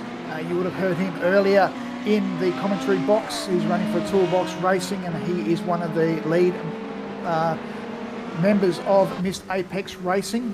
a big part of bringing this event to life and being able to bring it all here for you, for watching. Guys, we hope you are enjoying it. Spanners, I believe, will be back in a commentary position for the closing moments of this race, doing a fantastic job. The amount of work that goes into getting the events like this up and running and onto the screen is a huge, huge effort. At the moment, they're running at 9th in class. They had a few issues early on, but looks like at the moment they have a very, very strong car, sitting with a 1.2 second margin at the moment over the 10th car in class, the 428 for Maris Pretoris for the L Slow-Mos. If anyone hasn't tried to drive any of the prototypes for LMP2s, it is a skill set in its own. If you've only ever driven a GT3 car or a lower class car, it is a big struggle to try and bring yourself together to understand the amount of grip that these cars actually have with their aero packages, the way you can throw the car into the corner and it just sticks.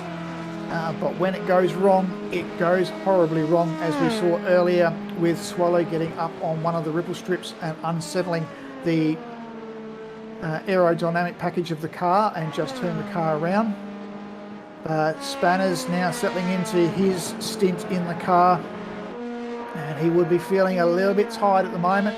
It is a big focus for him to maintain his concentration levels, just working his way through, looks like a Ferrari on the GT3 class, and just car ducking into the pits there. Spanner's coming around through the Ford chicane back onto the start-finish line.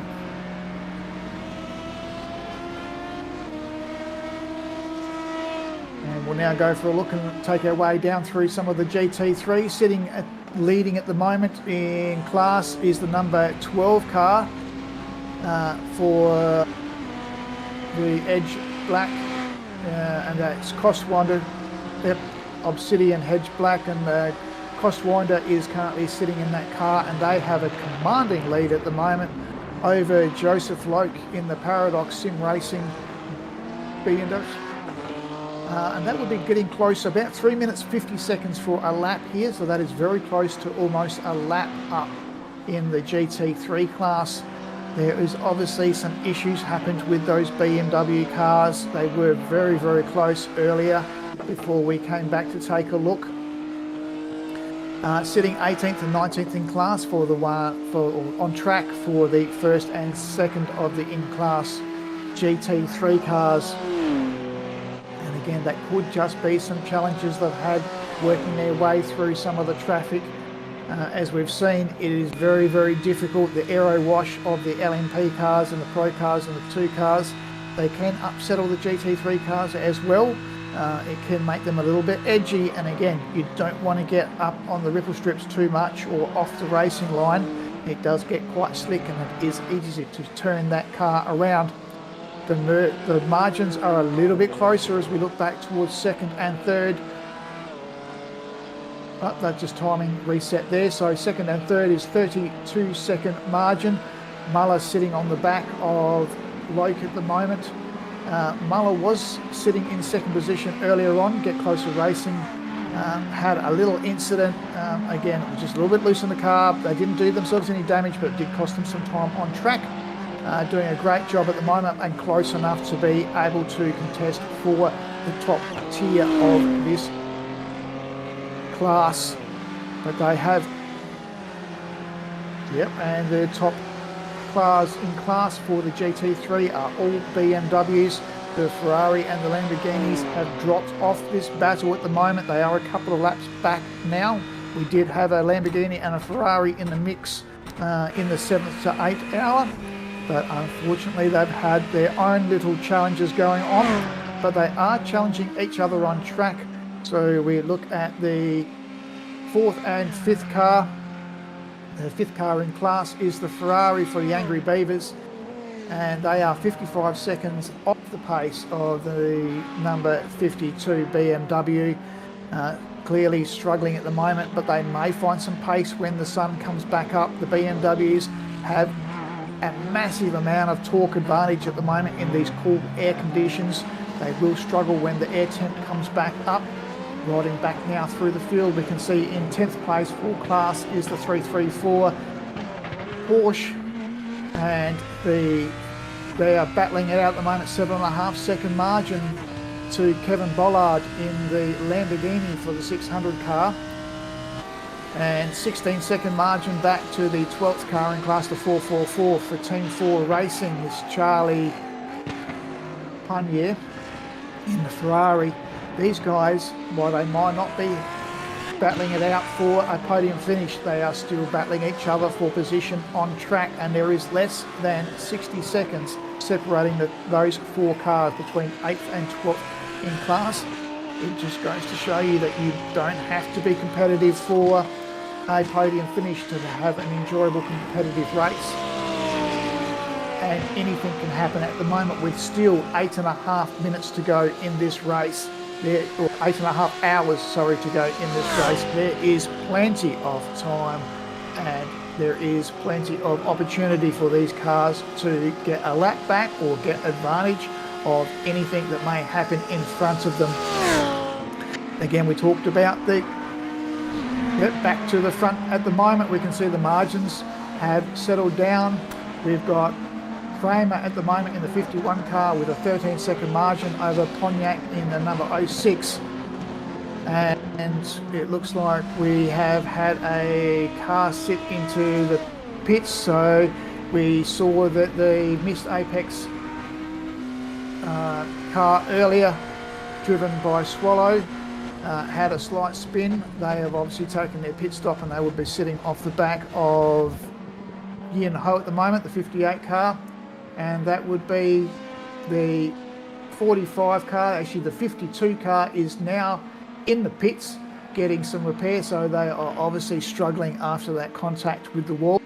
Very, very disappointing for them, but the race is not over. We've shown you how easy it is to make a slight error, and it can be costly on this track. This has not played out yet, but the top 2 cars sitting in between 15 seconds of each other, and we can now see the margin back to 3rd and 4th is also not yet played out. There's only 40-second margin between Yin Ho in the 58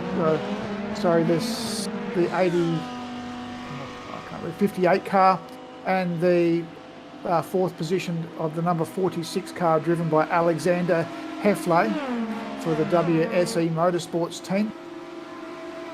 And these cars have all the work to do. Fastest cars on track. They are a good 10 seconds faster than the LMP2s, and they also had to negotiate the GT3 cars, which are a good 20 to 30 seconds slower per lap, and that is purely because of the aero package that these cars have. It's incredible to drive an LMP Pro or an LMP2.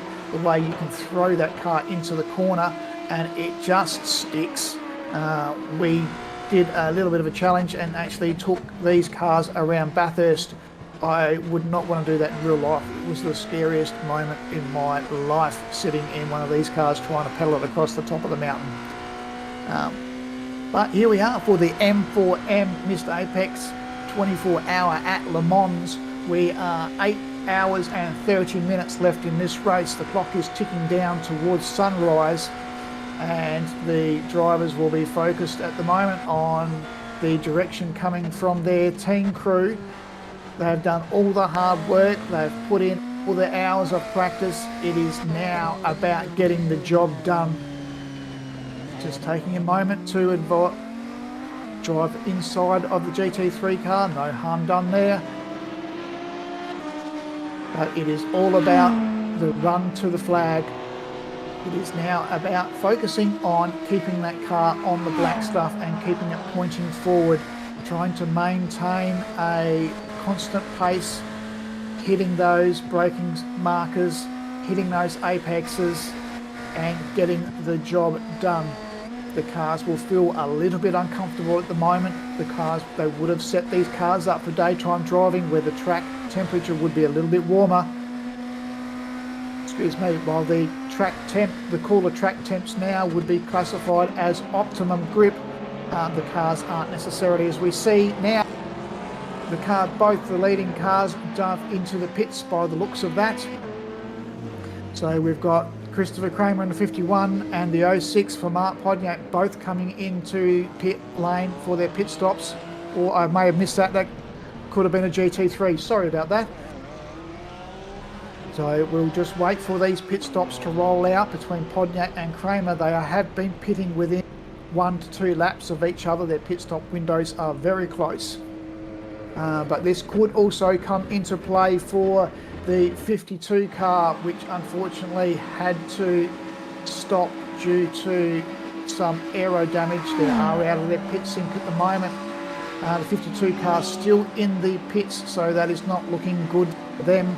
They've been there for the last 10 minutes or so, so that damage was more pending than we did believe originally. It looked like quite a minor contact to the wall. But they are still in this race, an opportunity to finish.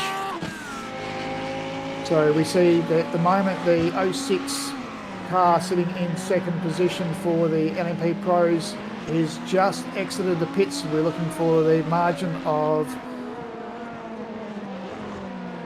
around about 1 minute 20, and that would be about right. It is around about a 60-second pit stop for a standard tyre and fuel stop here with a transition through pit lane. So we can see that margin will drop back down to around about 20 seconds when Kramer it comes in for his stop. But we'll just see how this goes. We've had a change of drivers in the 06 car. We've now got Furcombe in there, and we'll see at the end of this lap, we'll see the tyres and the brakes will be back up to full temp again. How can fresh tyres impact that margin? We're looking at the margin would be around about 20 seconds between first and second, between the 51 car and the 06 car, based on pit stops. And can Fergan make a chance on this with the fresh tyres? And he's got a clean out lap. You can take, if the pit crews are working on their strategies at the moment, they will be looking at where that car will come out on track. They can pit stop 1 or 2 laps earlier if they can come out into clear traffic to ensure that they are not hindered by any of the slower cars on track after their pit stop exit. It is always a concern in mixed class. You don't want to come out on cold tyres and cold brakes and have to be challenging the GT3 cars. You can lose a packet of time. It is all about strategy when doing your pit stops in any sort of racing event, whether it be here on sim racing or in real life. There is an art to it, and there is a lot of homework that goes into establishing when and how long the car should stop. Some of the strategies that these guys could be working on at the moment, we could see that the number 58 car could be looking at a fuel saving strategy. They could be rolling off the accelerator, easing it into the brakes at the end of the straights. They could be taking advantage. It could be a 5 to 10 second advantage. I've seen guys do overcut where they have driven longer. They've managed to save enough fuel to do an extra lap, or the extra half a lap worth of fuel, which would enable them to do another whole lap in their stint. If they've got the pace, they can certainly make advantages there. So there is a lot of discussion going on with these pit crews at the moment as we ride aboard with the number 6 car. Dennis Furcombe in the car at the moment, and he has a 1 minute 22 second margin over Christopher Kramer in the number 51, and they are sitting 1 minute and 30 seconds ahead of the number 58 car for Sek Yin Ho. But the number 6 car has completed their pit stop, so the number 51 car is out of sync at the moment with that pit stop strategy. Once they complete their pit stop, there will be around about a 20-second margin between the number 51 and the 06. We would expect that the 51 car will be pitting in the next lap or two. They have been pitting fairly consistently within each other's time window. And again, that is a strategy that these drivers can take. They can choose to pit 4 or 5 laps early. There's around about 11 laps in a pit window, and they can get out of sync. They can take advantages of getting into clear traffic or fresh tyres to try and make an advantage, again based on their setup that they have at the moment, whether they have additional grip or traction for these track conditions in their setup. Most of the teams, or all the teams, would have a setup based on daytime driving when the track temperatures are a little bit warmer. And these are the premium time at the moment for driving. There is maximum amount of grip on this track, but that is subject to the setup choice for these drivers. And again, you have a team that has 4 drivers. They have to have a setup that we just looking now at a moment, looking at that, caught the ripple strip, broke wide, and very close to the wall there. I think very, very lucky. Little error in the braking zone. I did mention about the amount of aero package these cars have. It doesn't mean you can't use the brakes. You still need to wash that pace off to enable the car to get maximum amount of traction and aero advantage. But if you overcook it in the braking zone, that mechanical grip is not there and the cars will understeer, as we saw just there. And a great save by the number 6 car, just managing to keep it off the wall, and surprisingly hasn't lost too much. It's still a 1 minute 21 or 1 minute 20 second margin between the number 51 car and the 06 car, and the number 51 car has still yet to make their pit stop, and we can see that they may be making their pit stop now. So we should keep an eye on this. Kramer should be around a 20-second margin when they come out of their pit stop, unless they've got anything serious or any damage that they have to do. The guys have to monitor the engine damage on these cars too. You can easily over-rev the car on a long extending stint. We are expecting the margin between the number 51 and the 06 car to be around 20 seconds. But Furcane will be pedal to the metal now, coming through the last sections of the Le Mans circuit, through the Porsche curves, and pushing his way towards the Ford chicane.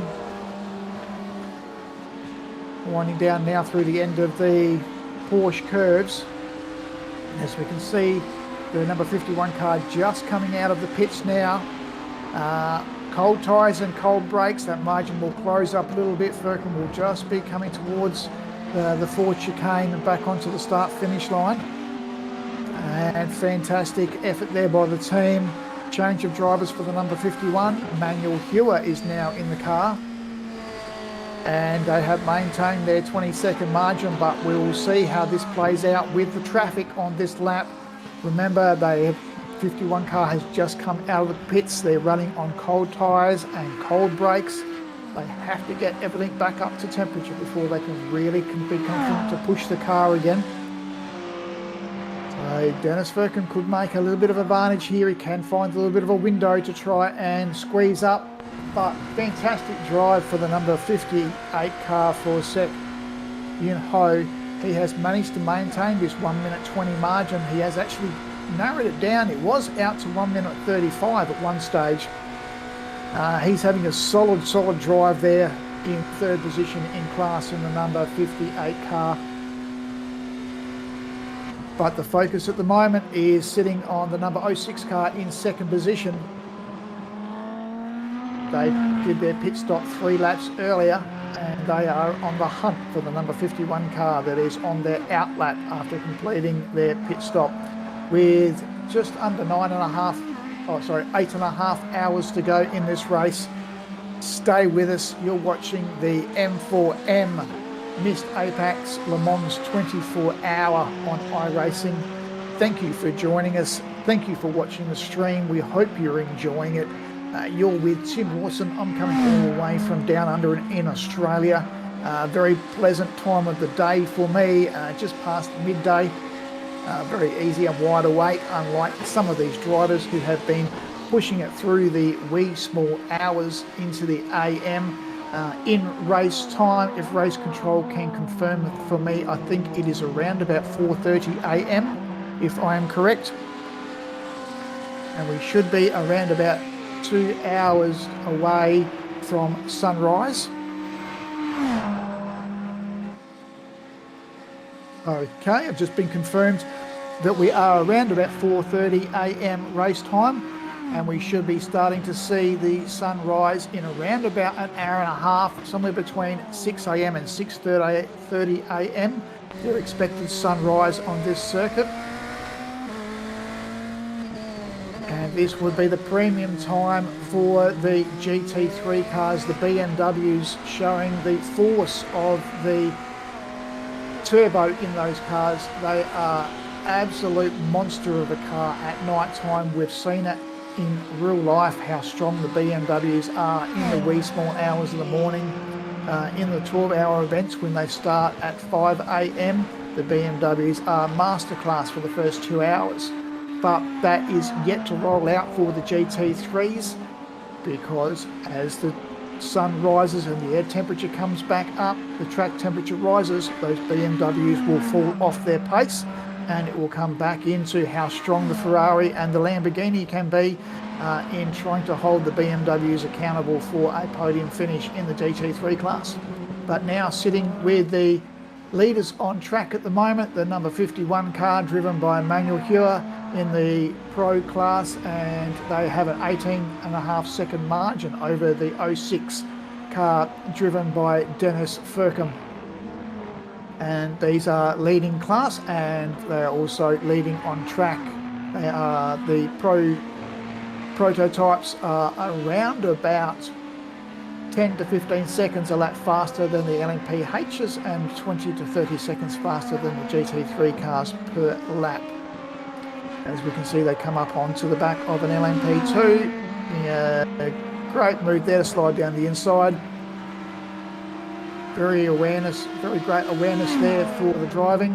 As you can see just on screen, that is who you're listening to at the moment. Guys, thank you for joining us. I hope you are enjoying the stream. I'm doing the best I can. I did accidentally have an error with my live timing, but Race Control is doing a fantastic effort, and race administrators keeping me up with all of the information that is happening at the moment on screen.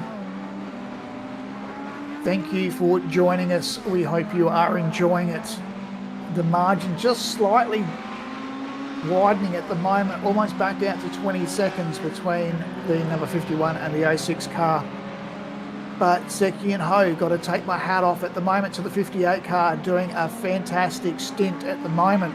They have managed to narrow down this margin and holding it with 1 minute 26.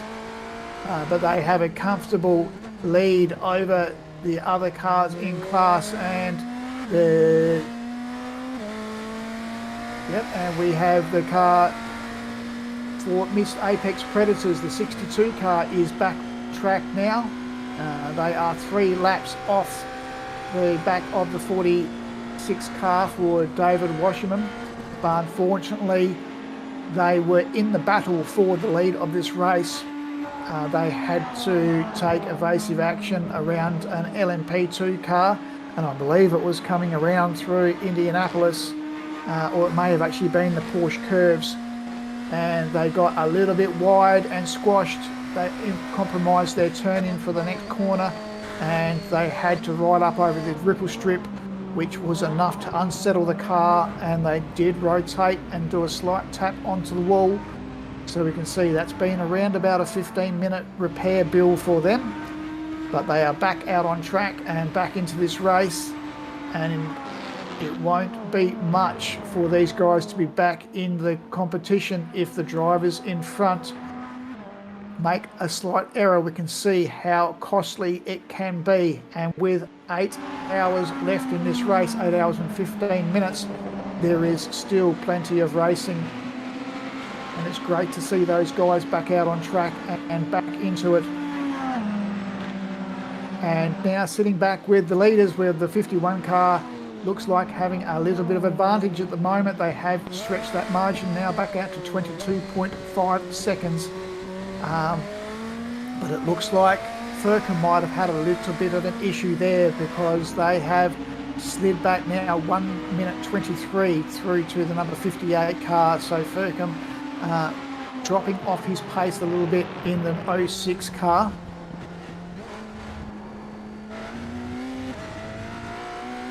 But Manuel Hurd at the moment in control of this race, as we ride aboard with the number 06 currently sitting in second place, and the BMW hybrid having a fantastic run. They have been ultra consistent, but it is all about consolidating and the 1% margins, keeping it on the black stuff, not getting up onto the ripple strips, and just being patient when dealing with traffic. We can see that with the number 62 car was just got a little bit brushed, was fighting for position, trying to maintain their margins, got a little bit compromised and had to pay that penalty, now 3 laps off the pace, but their race has not finished. So keep an eye out for the number 62 car. We expect that they will be now talking about strategy, working out how they are going to get themselves back up towards the lead of this race. 3 laps might seem a lot for you guys out there, but in the world of sim racing and real racing in endurance events, 3 laps can be recovered. It's not over yet.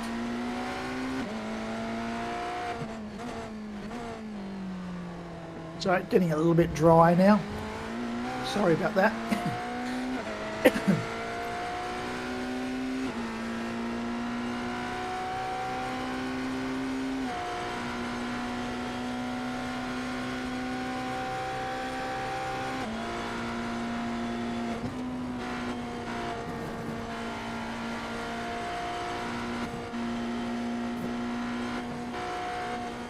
I've just been advised by race control we will be changing streams after the change of the hour.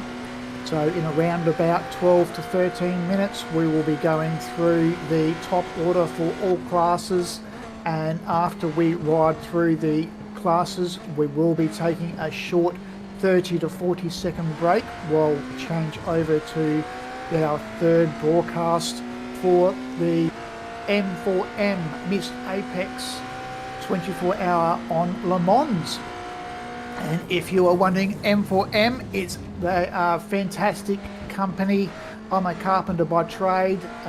In my daytime job, I've got a very good passion for timber products. M4EM make custom-made animal shelters for stable-style accommodation, right down to smaller hutches. They do anything custom. Look them up on YouTube, look them up on Facebook, Google them, get them on their internet page. They're a fantastic company doing fantastic things, and without the sponsors we wouldn't be here. So a big shout out to M4EM Timber Products, enabling us to bring this event to you for Missed Apex Racing. And winding down now to the 8-hour mark remaining in this race. We are winding down to around about 4:30 a.m. in race time for the drivers on track. At the end of the hour we will be going through the top table and calling out the leaders in all of the classes. Once we have done that, we will be switching our stream over to our third session. There will be around about a 30 or 40 second break between stream 2 and stream 3 for our third session. We do apologise for that, but that enables us to keep the streams available on without any interruption, and enables them to be able to keep those streams up on the internet for you to watch at a later date. So sitting on board now with Sam Swallow in the number 62 car, very, very competitive car early in the race. They were battling it out for the lead. Unfortunately, a light incident for them, getting up onto a ripple strip and slight contact with the wall. They had to stop for repairs, and that has put them at the back of the Pro class here. But not over for them. They are eyes forward. They will focus on getting to the finish line. It's not just about a podium finish. It is about surviving and crossing that finishing line at the end of a 24-hour race. It may be a little bit disappointing knowing that you're not there on the podium when you could have been, but just the challenge of surviving and finishing this race is a credit to any of the drivers and teams involved. As we can see at the moment, the 117 for Spanners sitting 7th in class, but the focus at the moment is the number 520 and the 420, a 5-second margin between the two LMP2 cars. John Lang trying to defend off the fast-coming Richard Gordon. I just need to change my screens for a second because I can't actually, it's just pixelated on me, just when I wanted to read that out. But we've got John Lang for the Memento Racing number 520, and they are defending themselves from Richard Gordon in the QRT Esports 420 team for the LMP2 class. And a great battle going on there as we drive back through, sitting in 7th position and 8th position in class. And we can see Spanners at the moment sitting off the back of these, 2 minutes and 52 seconds off the back. The Toolbox Racing. Spanners you heard earlier in the commentary team. He's a big part of Mr. Apex Racing and one of the people responsible for bringing this event to life, along with Brad Philpott. Without the people that do the hard yards behind the scenes, we don't get to drive in these events, and we don't get to bring these events live to you in these coverages. So hats off to everyone who made this event possible. Thank you for inviting me along and having me here. We are counting down to 8 hours remaining in this race. We can see a big gabble of cars now, all gathering up towards a similar section of track.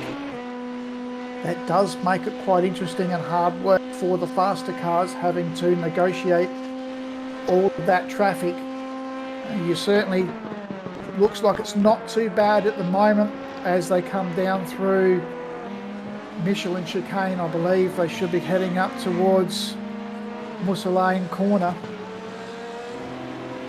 And it's not too bad to catch all the GT3s and the LMP2s in the major traffic through here, but it is quite annoying coming through the Porsche curves and the Ford chicane when you get a big gathering of cars.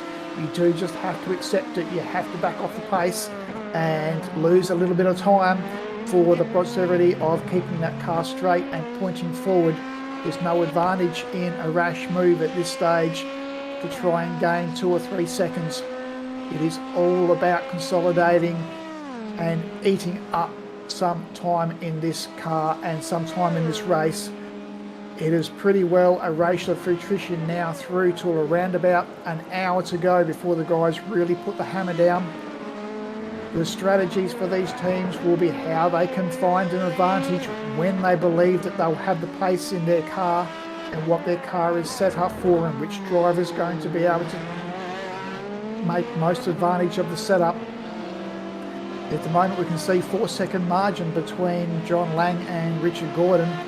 It is very, very consistent. These drivers are very consistent on pace, and also Spanners sitting in the back 2 minutes and 55 seconds.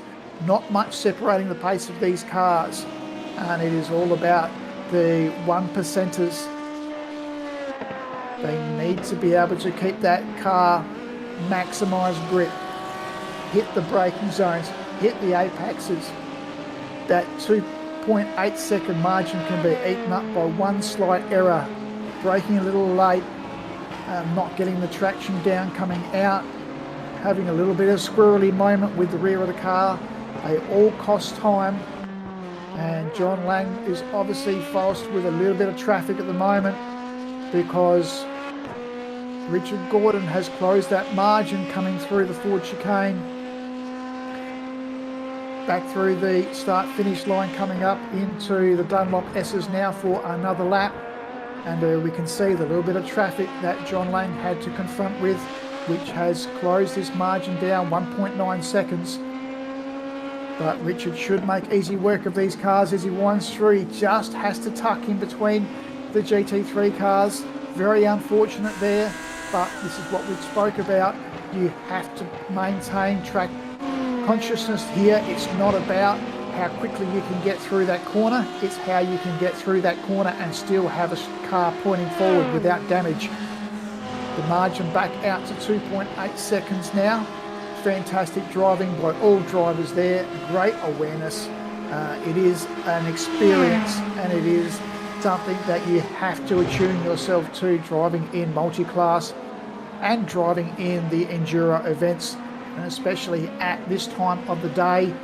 For anyone in Europe, if you're not used to being awake at 4 to 5 a.m. in the morning and pulling an all-nighter, this is hard work. It's not like the guys have just got woken up, grabbed a coffee. These guys have been hard at it for the last 4 or 5 hours. It's not natural for the body to be awake for most of these drivers. A few of them have commented that they are night shift workers.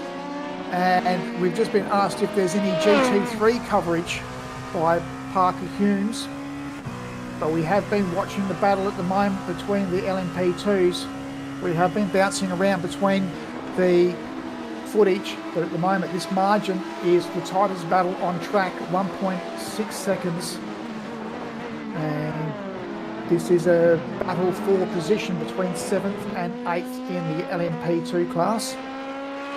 Riding on a board with the number 420 for Richard Gordon,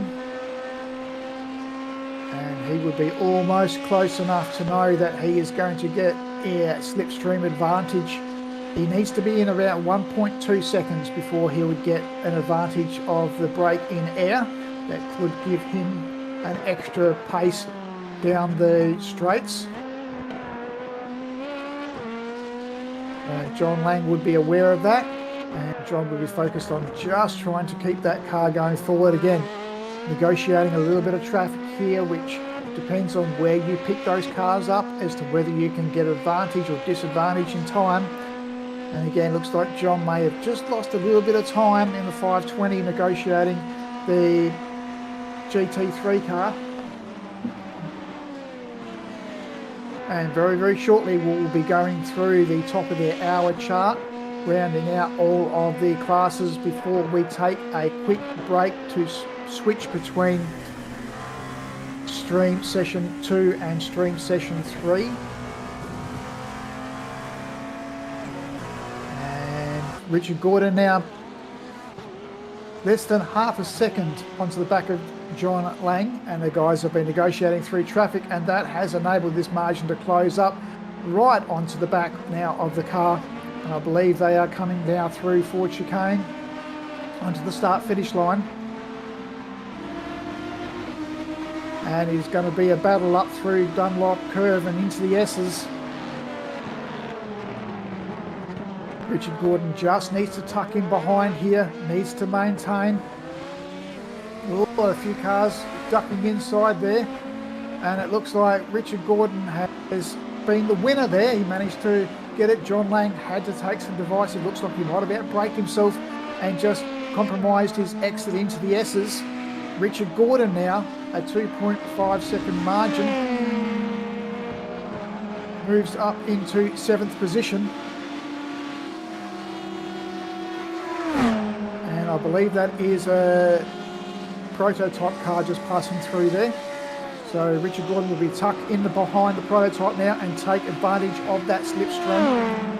That will give him another 2 or 3 tenths coming down now into the Forza chicane.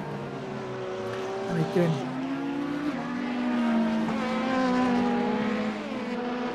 so we're just going to bring you the 8-hour call out, and I'm I'm just going to fix screens because that has just decided to pixelate on me. Unfortunately, guys, I do apologise that. Sitting in top of the class is the number 51 car for eBack Sim Racing, the 06 car for Lions GP in second, the 58 ST Racing car in third, fourth on line honours on track is the 46 WSE Motorsports team, and the number 52 Mist Apex Predators car at the moment in fifth position.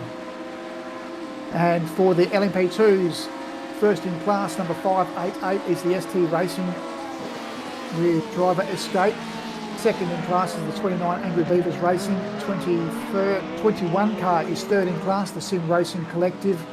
Fourth in class is the 666 for Pass SRT by Dapo Constructions. And fifth in class for the LMP2s is the 570 car for British American Racing. And we'll slide over to the GT3 cars.